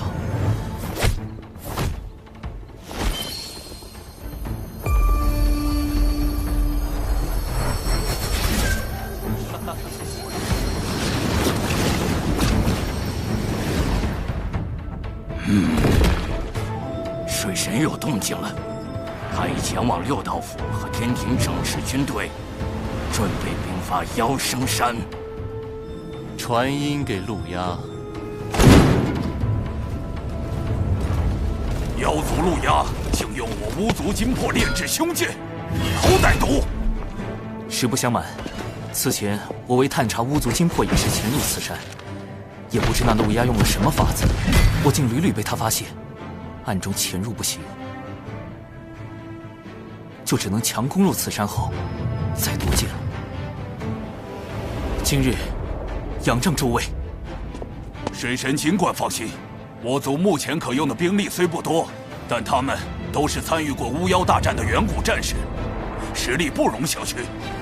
趁我等还未受到陆压炼剑的影响，愿立即举兵，随您攻入山区。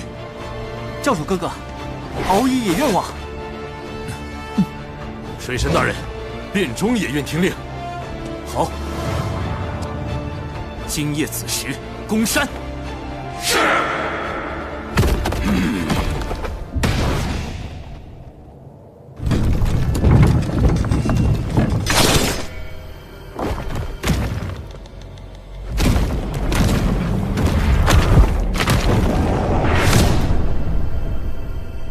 今夜子时攻山。殿下，水神这是走投无路，要明抢了。妖生山内兵力充足，我陆压何惧一战？这么久没听见水神心声，这下却突然要攻妖生山，谛听，你不觉得奇怪吗？主人，谛听不可能听错。如果他故意让你听错了，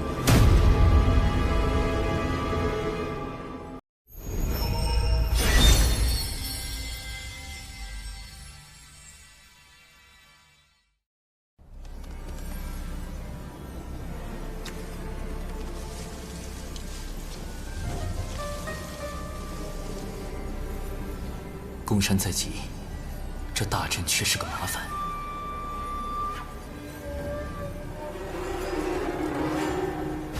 谣已在唱，倘若我用太极图，恐怕会有掉马甲的风险。毕竟太极图和玄黄塔是玄都小法师的标配。此山外大阵十分精妙，难以攻破。我有一计。啊！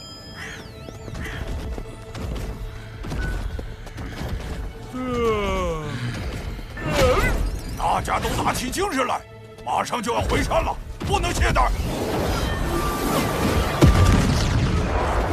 什么人？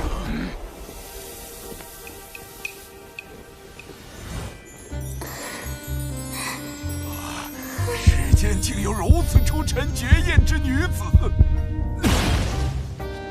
乐儿，莫要任性，随我回天庭复命。我的姻缘，我自己做主，我才不回去。这可由不得你。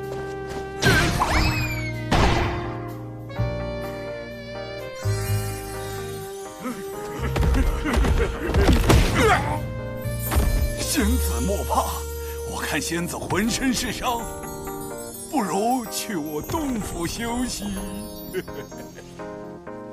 多谢。哼，敖义兄，记住，现在我们是兄妹，你叫柯乐儿，我是你的哥哥，名叫……得取个姓柯的名字，最好能响亮点儿。柯什么呢？柯有了，江南七怪之首。我叫柯震恶。届时我与你配合，以4级接近妖兵。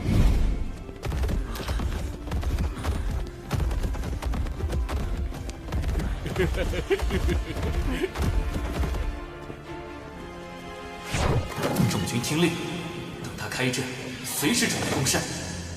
是。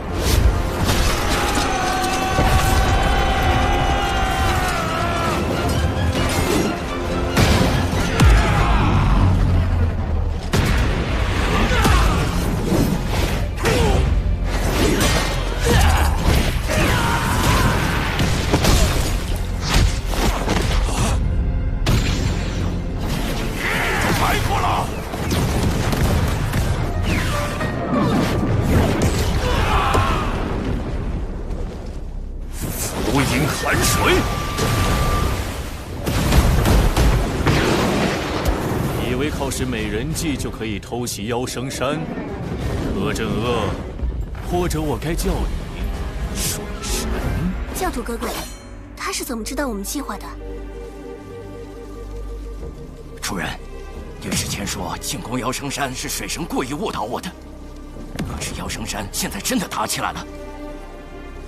他不可能毫无准备来攻山，只怕其中还有别的手段。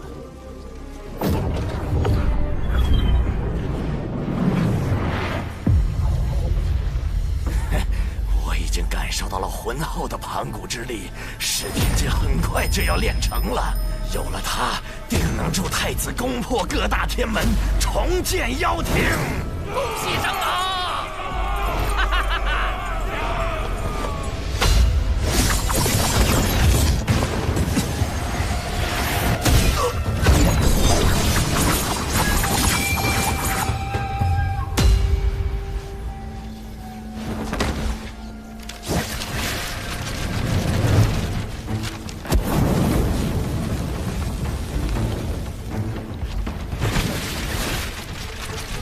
巫族乃盘古尸身所化，路牙通过性劫巫族精魄炼噬天界，是想借盘古之力对抗由天道之力所庇佑的各大天门。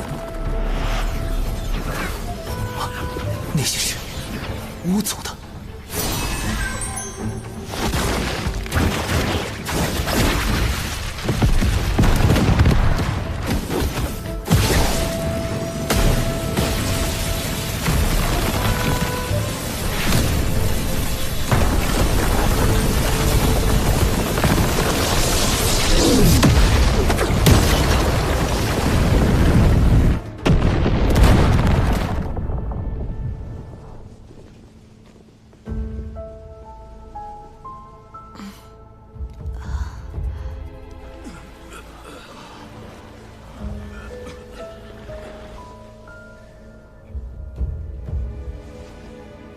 谛听很快就会察觉此处的异样，我必须抓紧时间。此剑关乎天庭，我不仅要人手一剑，更要将其夺回。不好！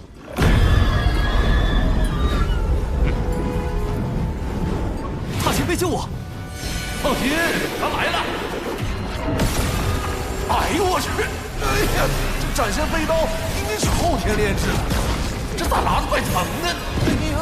好你个水神！早就想办法躲过了谛听的探听神通。六阳宫妖生山一往外出，在4级潜伏到此偷剑，你当真是好计谋。一面设法躲避我的探听神通，一面又透假消息给我们。主人，这水神的心眼子跟你一样多。不，他比你多。能遇上这么一个对手，倒也是一桩幸事。太阳真言，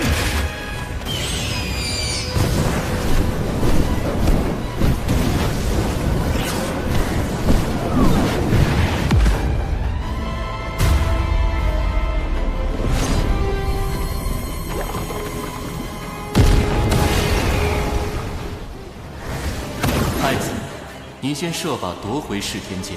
贫道在此处重建祭坛，等您会合。这个西方教，关键时候一点用都没有。主人，你是让陆压自求多福吗？妖庭与西方教并非互帮互助，而是各取所需。这可是陆压亲口说的。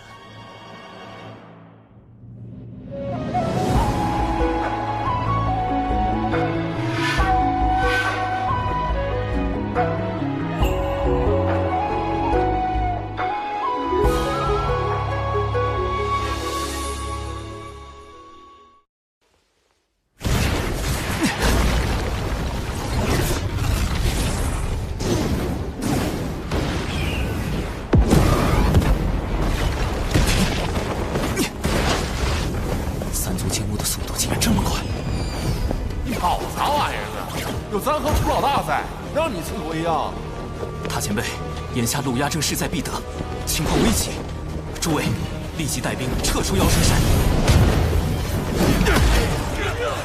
这时候撤，我们才刚打了没多久啊！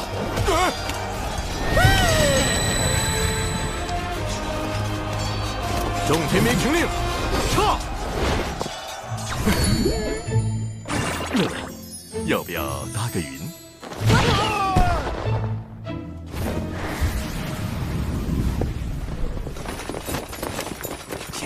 巫族联手也不过如此，快追！所有人已经安全撤离。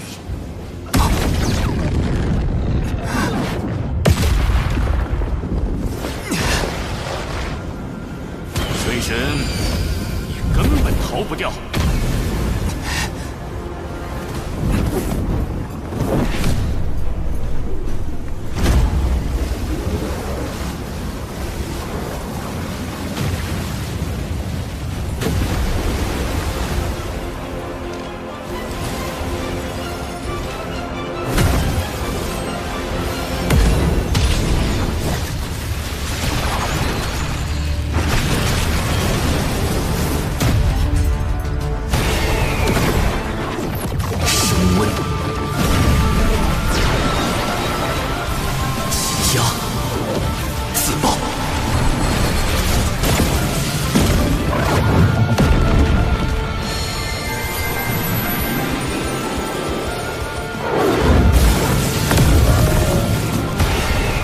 人灵暴阵，核爆，起！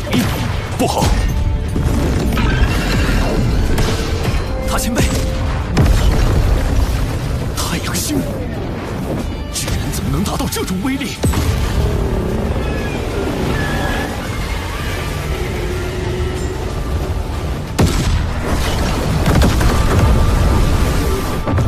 上次杀金蝉后，我将纸人灵爆阵进一步改良。将自爆纸人通过高强度压缩的方式挤压进球中，以达到更强的挤压爆破效果。之前攻入此山后，我便立刻安排了大量小纸人在山内埋下灵爆阵，看起来效果还不错。若能灭妖生山内10万妖兵，必能保天庭百年安稳。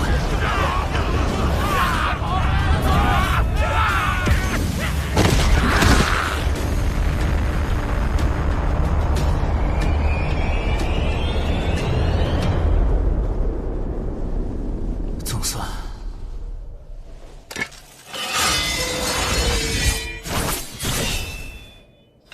祭坛被毁后，噬天剑上的妖族禁制已破，其内金魄撑不了多久，得赶紧将他们送去转生。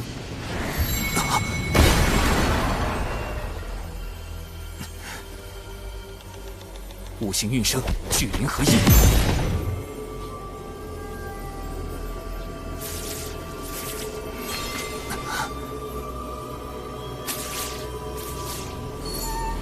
不行，这些金魄承受不了聚灵阵的法力波动。六道府诸位，还请通过回魂桨将这些金魄捞回，送往六道转生盘。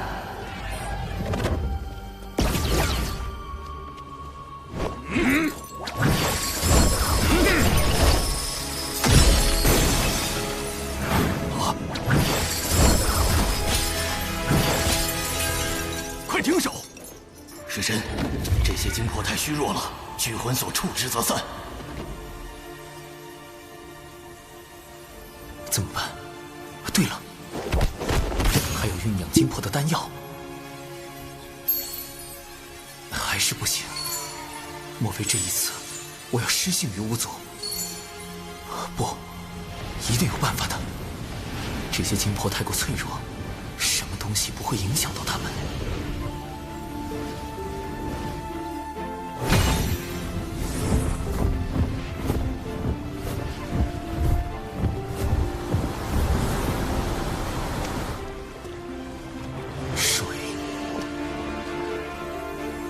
上善若水，水利万物而不争。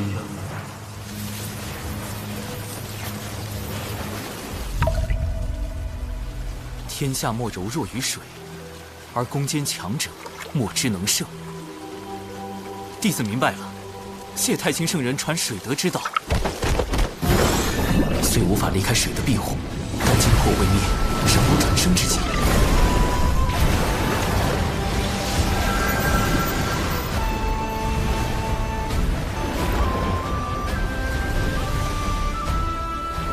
妖族战败必会退离，此地终会成为人族地盘。我再为你们加一道天道之力，应该能安稳不少。天庭水神长庚以神权宝器为证，订立此地规则。今后有饮下此地之水者，则受益金魄，孕育为婴孩，并得天庭庇佑，无病无灾，安度一生。这次行动不仅粉碎了妖庭的算计，还能拉一波巫族的好感，顺便收获了一笔不菲的功德。主人，现在的结局是你想要的吗？陆压得胜，与我较有利；陆压落败，我较亦得利。陆压能在洪荒潜藏这么多年，其后必有圣人相护。也许我们可借机一探究竟。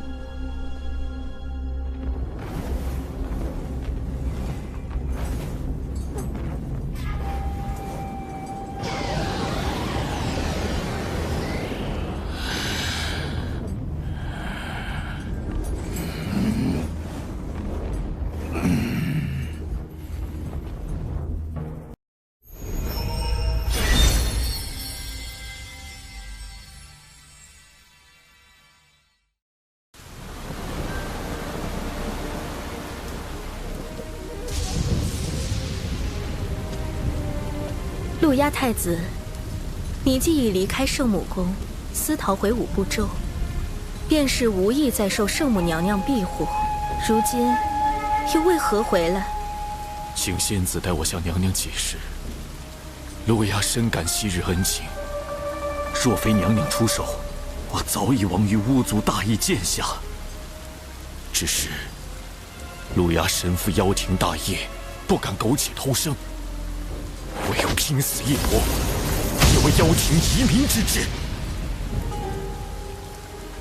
圣母娘娘有言，太子一日不放下过往，他一日不再见你。太子，请回吧。吾祖射杀我兄弟，逼死我父母，我向他们报仇，有错吗？那天庭水神灭我妖生山10万妖兵，我妖族难道天地不容？该当此决。求娘娘为我，为妖族指条明路。唉，圣母娘娘，从前种种，譬如昨日死。路牙，吾受故人之托，照拂于你，这是最后一次。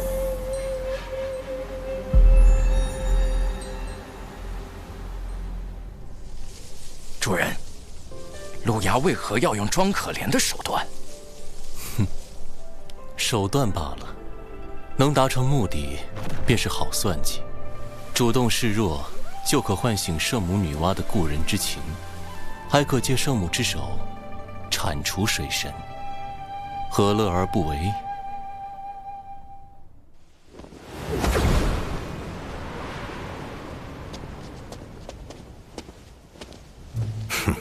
天庭重地，仙子止步。留个联系方式啊。我乃圣母宫上仙，奉圣母女娲法旨，请水神过去商议妖生山之事。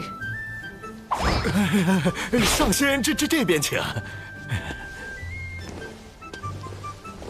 完了，圣母女娲可是出身妖族。大舅哥，水神刚在妖神山阴了妖族一棒，圣母不会是来找水神算账吧？得派人报个信。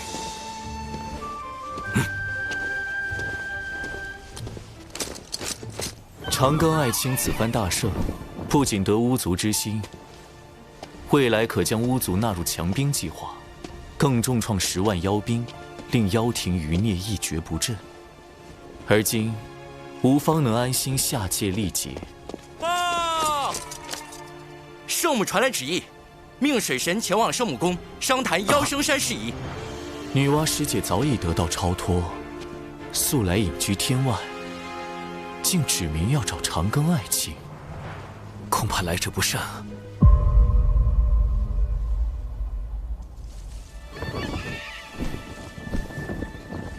圣母要见的是你，也来找我作甚？弟子近来读史书时有些疑惑。史书中记载，巫妖大战时期，妖族常有屠戮人族之事。那时圣母该何其为难？一方是亲手造化的人族，一方又是自身本族。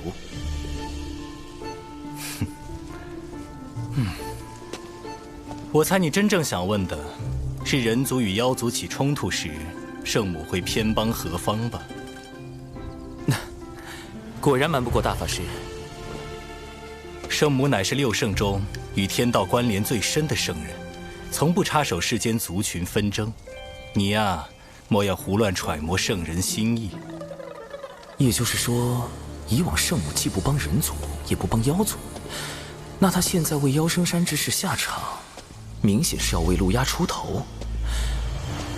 路牙定对圣母有着非同寻常的意义，能与他匹敌的唯有……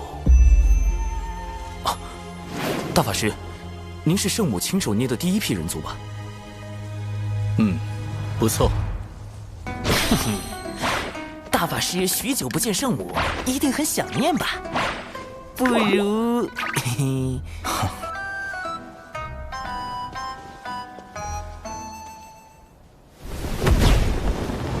玄都师兄当真对水神在意的紧呢，连圣母娘娘召见他，师兄也要亲自护送。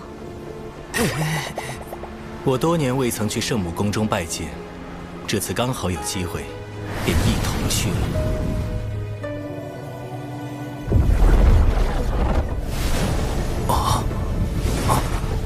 飞离五步洲这么远，横渡天外虚空还是第一次。但即便跃出洪荒这片天元地方的乾坤，仍然能感受到浩瀚的天道之力，在维持着天外虚空的秩序。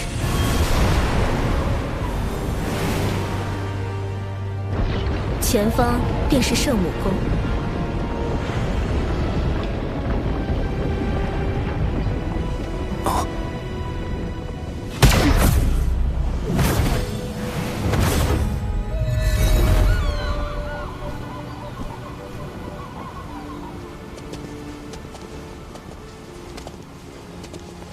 启禀圣母娘娘，水神已带到，玄都师兄也跟来了。玄都去别处玩耍，吾只见水神一人。玩耍？只见我？圣母这是几个意思？有什么话题不能当着大法师的面聊吗？长寿小心，宫殿内有陆压的气息，我会在暗处为你护法。切记，勿要冲撞圣母。玄都大法师的面子也不顶用了。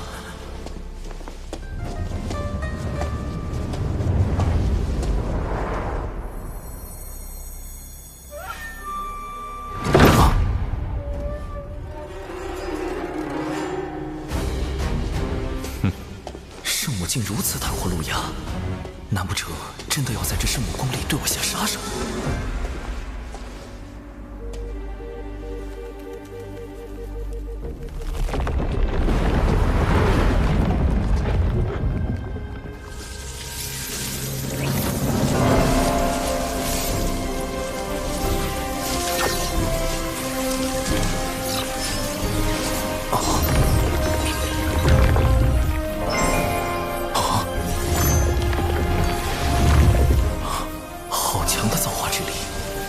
生机瞬间充满了整座宫殿。这个女子就是圣母女王。娘娘，灭杀10万妖兵的柯镇恶，就是这个天庭水神的化身。破我妖生山大阵的，就是他妹妹柯乐儿。请娘娘为妖族做主。各族消长自有定数。人妖之争自有定理，不必多提。陆压，退下吧。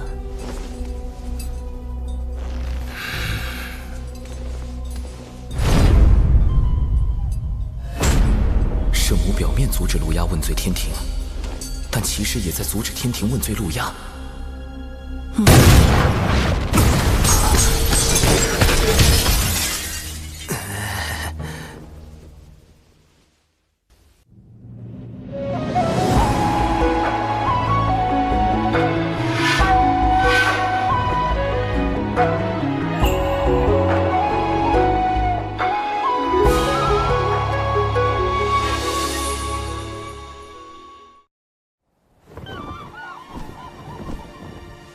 见过圣母。水神不必多礼。柯镇恶的妹妹不应叫韩小莹，为何会是柯乐儿？得取个姓柯的名字，柯什么呢？有了，江南七怪之首，韩小莹，《射雕英雄传》里柯镇恶的义妹。但问题是，韩小莹这名字怎么从圣母口里蹦出来了？很多蓝星人都不一定知道吧？自我意外脱离蓝星所在的世界，误入这个由洪荒神话所构建的世界，我曾试图探索2个世界之间的关联，找寻重返蓝星的办法，却一无所获。为什么神话世界里的女王竟会知道与她毫无关联的蓝星世界里一本武侠小说里的角色名字？不对，只怕圣母是在试探我。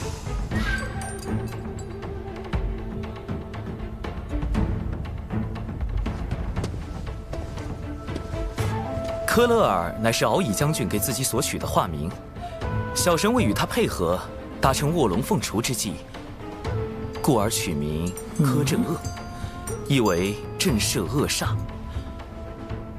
至于韩小莹，小神从未听过此人。卧龙凤雏这种蓝星人才懂的梗，圣母会察觉吗？未曾听过，只是巧合吗？没有反应。他是蓝星人的概率极低，但知道韩小莹，说明他必定接触过蓝星文化。是他曾经去过蓝星世界，还是他认识另一个蓝星人？他又为何要试探我？一，确认我来自蓝星，然后杀了我，防止蓝星的秘密被更多人知道。二，确认我来自蓝星后和我结盟，确保我能为他所用。木秀于林，风必摧之。无论是哪一种，都会给我招致灾祸。保险起见，绝对不能承认我是蓝星人。圣母至宝红绣球，他用此宝引来天道之力，要推演我的过往。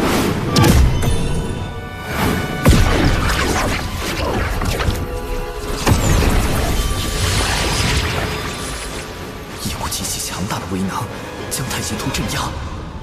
比六圣之首太星更强的，只有道祖了。老师，道祖也希望圣母查我吗？还是说，道祖也想确定我的身份？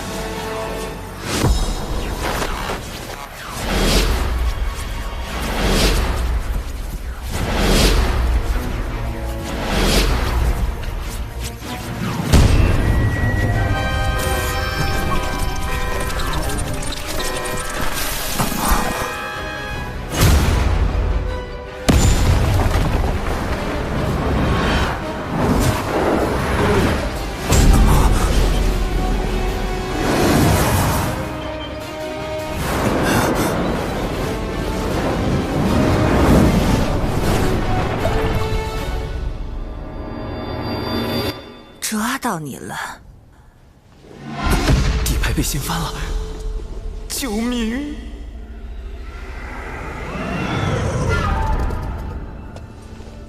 我不会为难你。你的经历虽然特殊，但能修成金仙，证明道祖与天道已经认可了你的存在。况且，无知故人也是如你这般的变数。圣母的故人和我一样来自蓝星，早在我之前就有蓝星前辈进入这个神话世界了。他会是谁？如今又去了何处？其他几位圣人也认识他吗？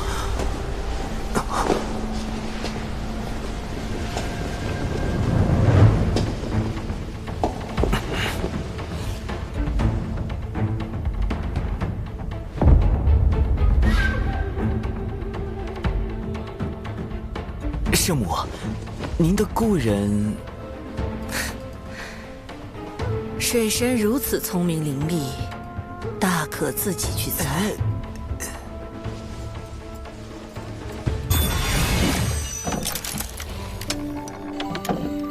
这是他指点我捏泥人时所唱的歌。可惜，你不是他。指点女娲去造人，那位蓝星前辈的行事这么浪漫，干脆叫他浪前辈算了。圣母找我就是想印证我是不是浪前辈，连圣母也寻不到，莫非浪前辈已遇难，还是化成了其他模样在躲着圣母？浪前辈如此张扬，天道、道祖和圣人们都有可能知晓蓝星的事，或者浪前辈就藏在他们之中。我的蓝星身份可能早就暴露，甚至已经被利用。苍天呐，事情越来越复杂了。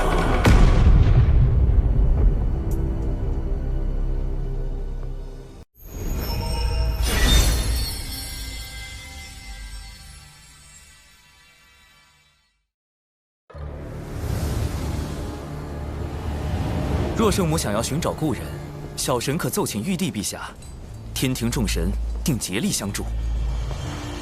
不急，你今日欺瞒我，要想不追究你的罪过，需为吾完成一件要事。果然来了，确认我是蓝星人后，圣母要发布秘密任务。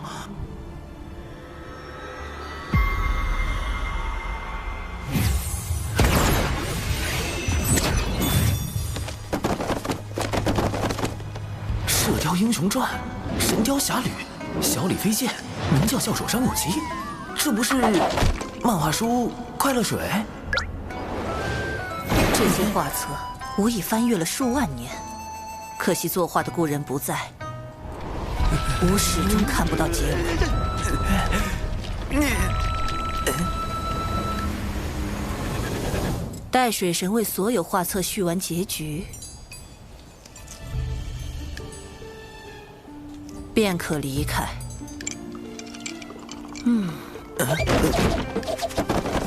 冷前辈把宅文化也传给圣母了。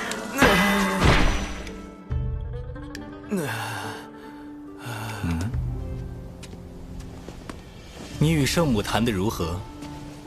总算是保住了小命。还莫名其妙画了几万页漫画，几万页啊！宅区圣人真的太可怕了，那位浪前辈实在太浪了。是我执着了，他不可能是你。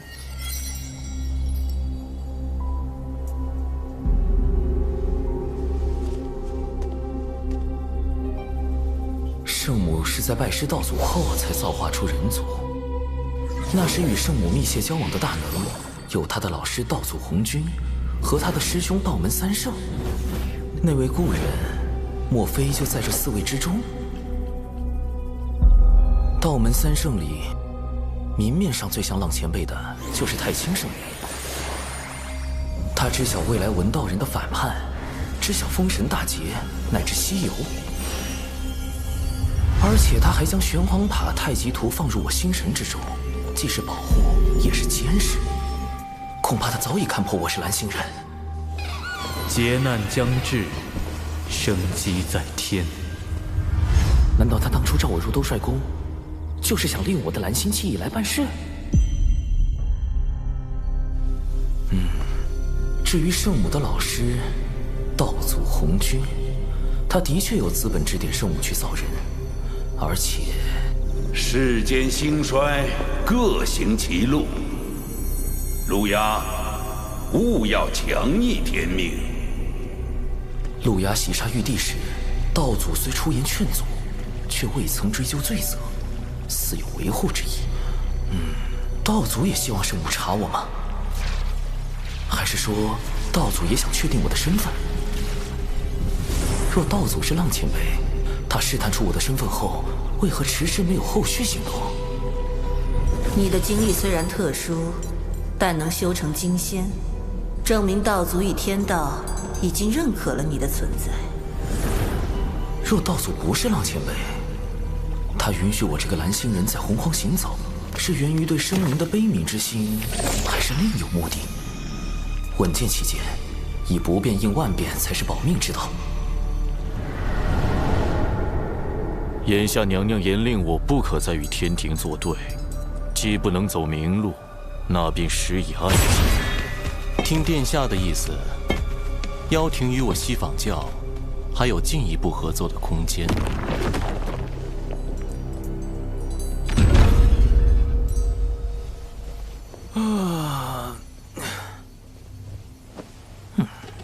若水神已从圣母宫归来，还请速往天庭，陛下有要事相商。长庚爱卿，此次女娲师姐召你前去圣母宫，可有为妖生山一事责怪于你？圣母深明大义，非但没有怪罪小神，反而对小神多加勉励。有女娲师姐约束，路亚应当会有所收敛。吾也可安心下界历劫。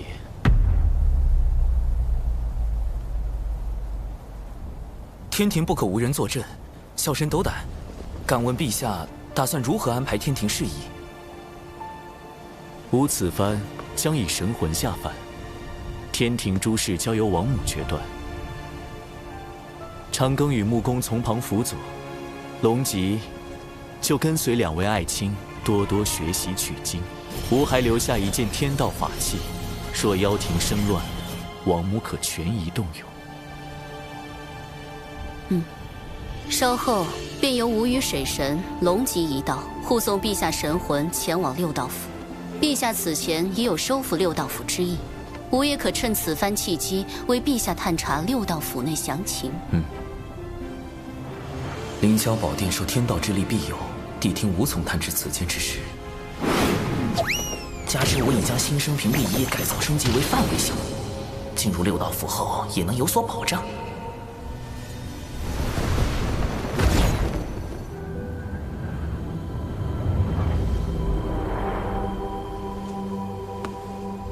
昊天下凡历劫之日就在今天，你如何得知？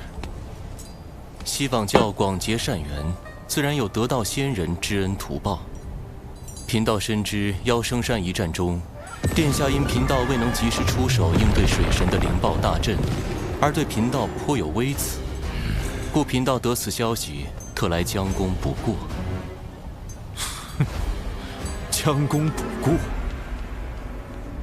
众生由六道府牵绊，入转生盘转世，谁都不能例外。不若我们趁此机会，让玉帝折损于历劫，永世不得归位。你想打六道转生盘的主意？不错，只是转生盘为后土肉身所化，唯有血海那朵可凭业火之力焚杀万物的12品业火红莲之莲子能够对付。贫道不才，还请殿下出手。请我出手，还是又想诓骗我为你西方教做嫁衣？殿下这是何意？地藏，你真以为我没发现妖生山祭坛上你暗中昧了什么吗？先私扣巫族魂魄，再设计六道转生盘。你们西方教所图不小啊！殿下这话，贫道着实惶恐。不必装傻，既是将功补过，就该拿出点诚意来。莲子我可以给你，但这回我妖庭不会出一兵一卒。若你和你这只红毛狗再不能成事，别怪我翻脸无情。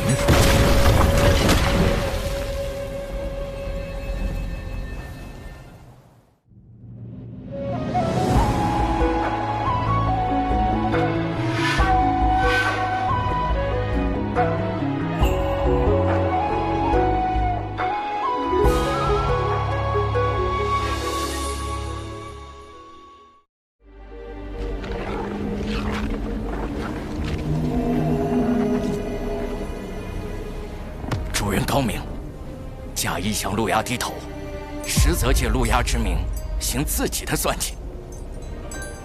陆牙确实警惕，也有几分聪明，能觉察到我西方大计，但他绝不会想到，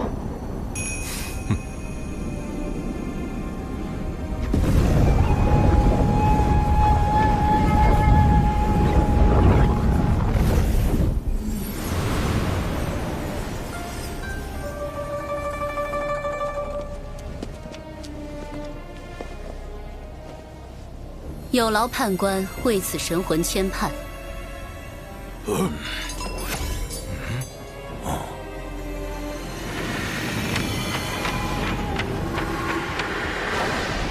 这就是天地人三书中的人书生死簿。据说生死簿记载众生生卒年月时辰，一旦命格敲定，大罗金仙也无法逃脱。我总算见到真容。此神魂已由天道判法，可直接引忘忧汤，过奈桥，入六道转生盘。我领诸位前去。这就是大德后土肉身化作的六道转生盘吗？盘古劈开混沌，天地阴阳初分，往后世间皆寻此理。12祖由盘古肉身演化，后土娘娘遵盘古遗志，神化转生盘时取男女阴阳，化生万物之意，故变作了如此模样。大德后土果如传闻那般，大德慈悲，仁爱无疆。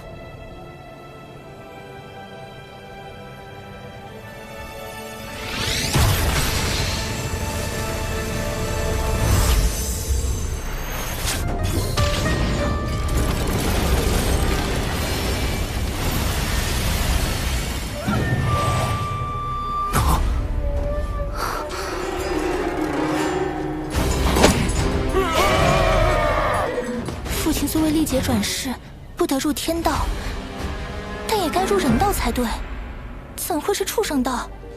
这明明该是人道，转生盘竟出了差错。转生盘有异，娘娘小心！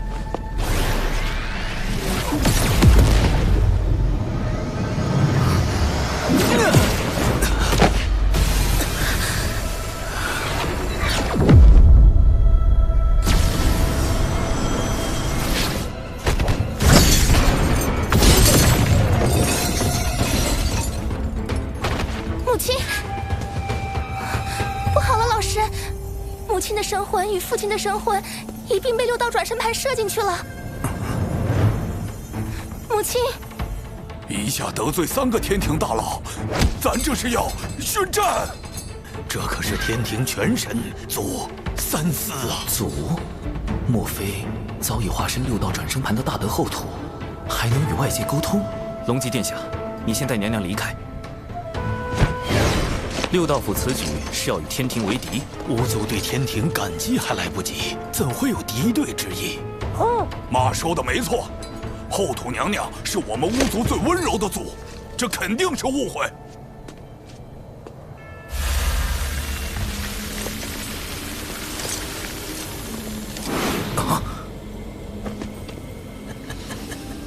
送你进畜生道，陪他们如何？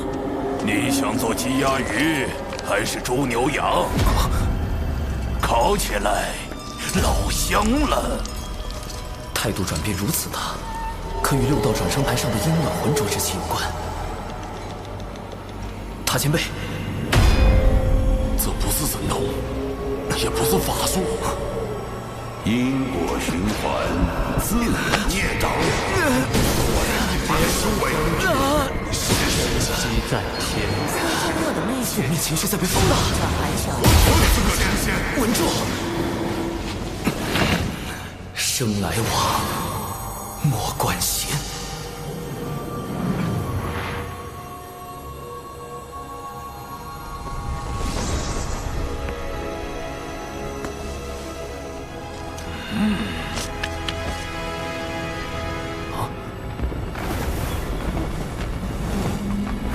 这气息是后土。你为何还不跪拜？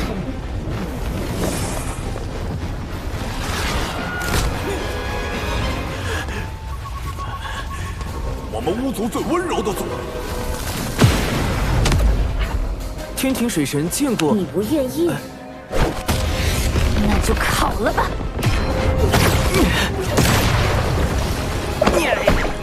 画风突变呐！这孩子地里待的脾气咋变这么差呢？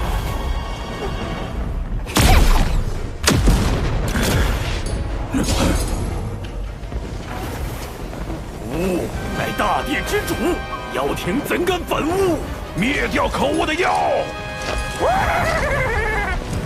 我明白了。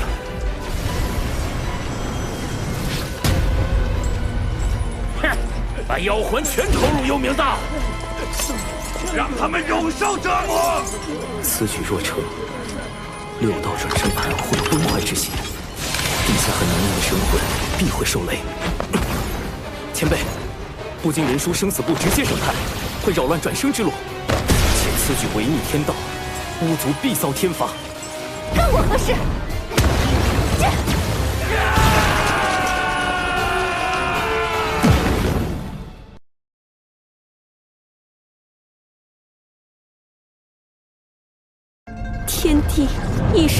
龙，他活着就要继续受苦，救又有何意义？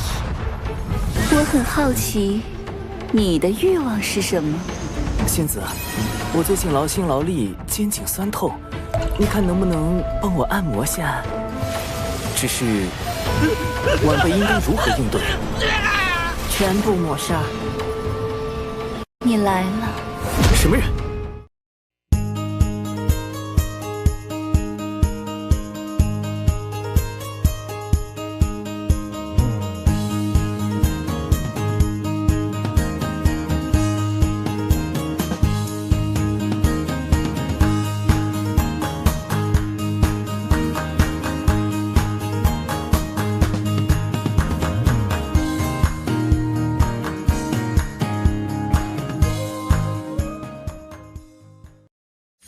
澹台派孟可儿求见东方院长。陈公子身上谜团不少呢。后羿宫乃是我澹台派祖师赠予东楚国的神器，为何你能来？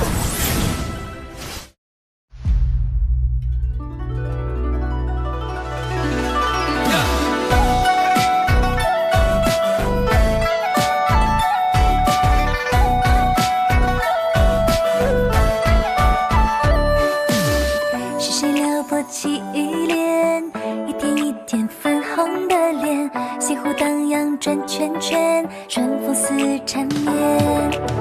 谁的生字于心间？不同凡响为我了解，对着铜镜刻画思念，藏起小垂涎。仙门里初见鹦鹉的眉眼，朝夕的华年，谁在谁旁边？喜欢的情节，偶尔望着眼，小穷佛心心缱绻。师兄好特别，特别求个安全，凡事上好奇的冒险。忽然又不见，原来遁入心间，透亮了惊鸿一瞥。师兄好特别，特别令人挂念，像难解的一道失恋。是命不许愿，你能不能听见？细节道路见情缘。师兄好特别，特别求个安全，凡事上好奇当冒险。忽然又不见，原来遁入心间，透亮了惊鸿一瞥。师兄好特别，特别令人挂念，像难解的一道失恋。是命不许愿，你能不能听见？细节道路见情缘。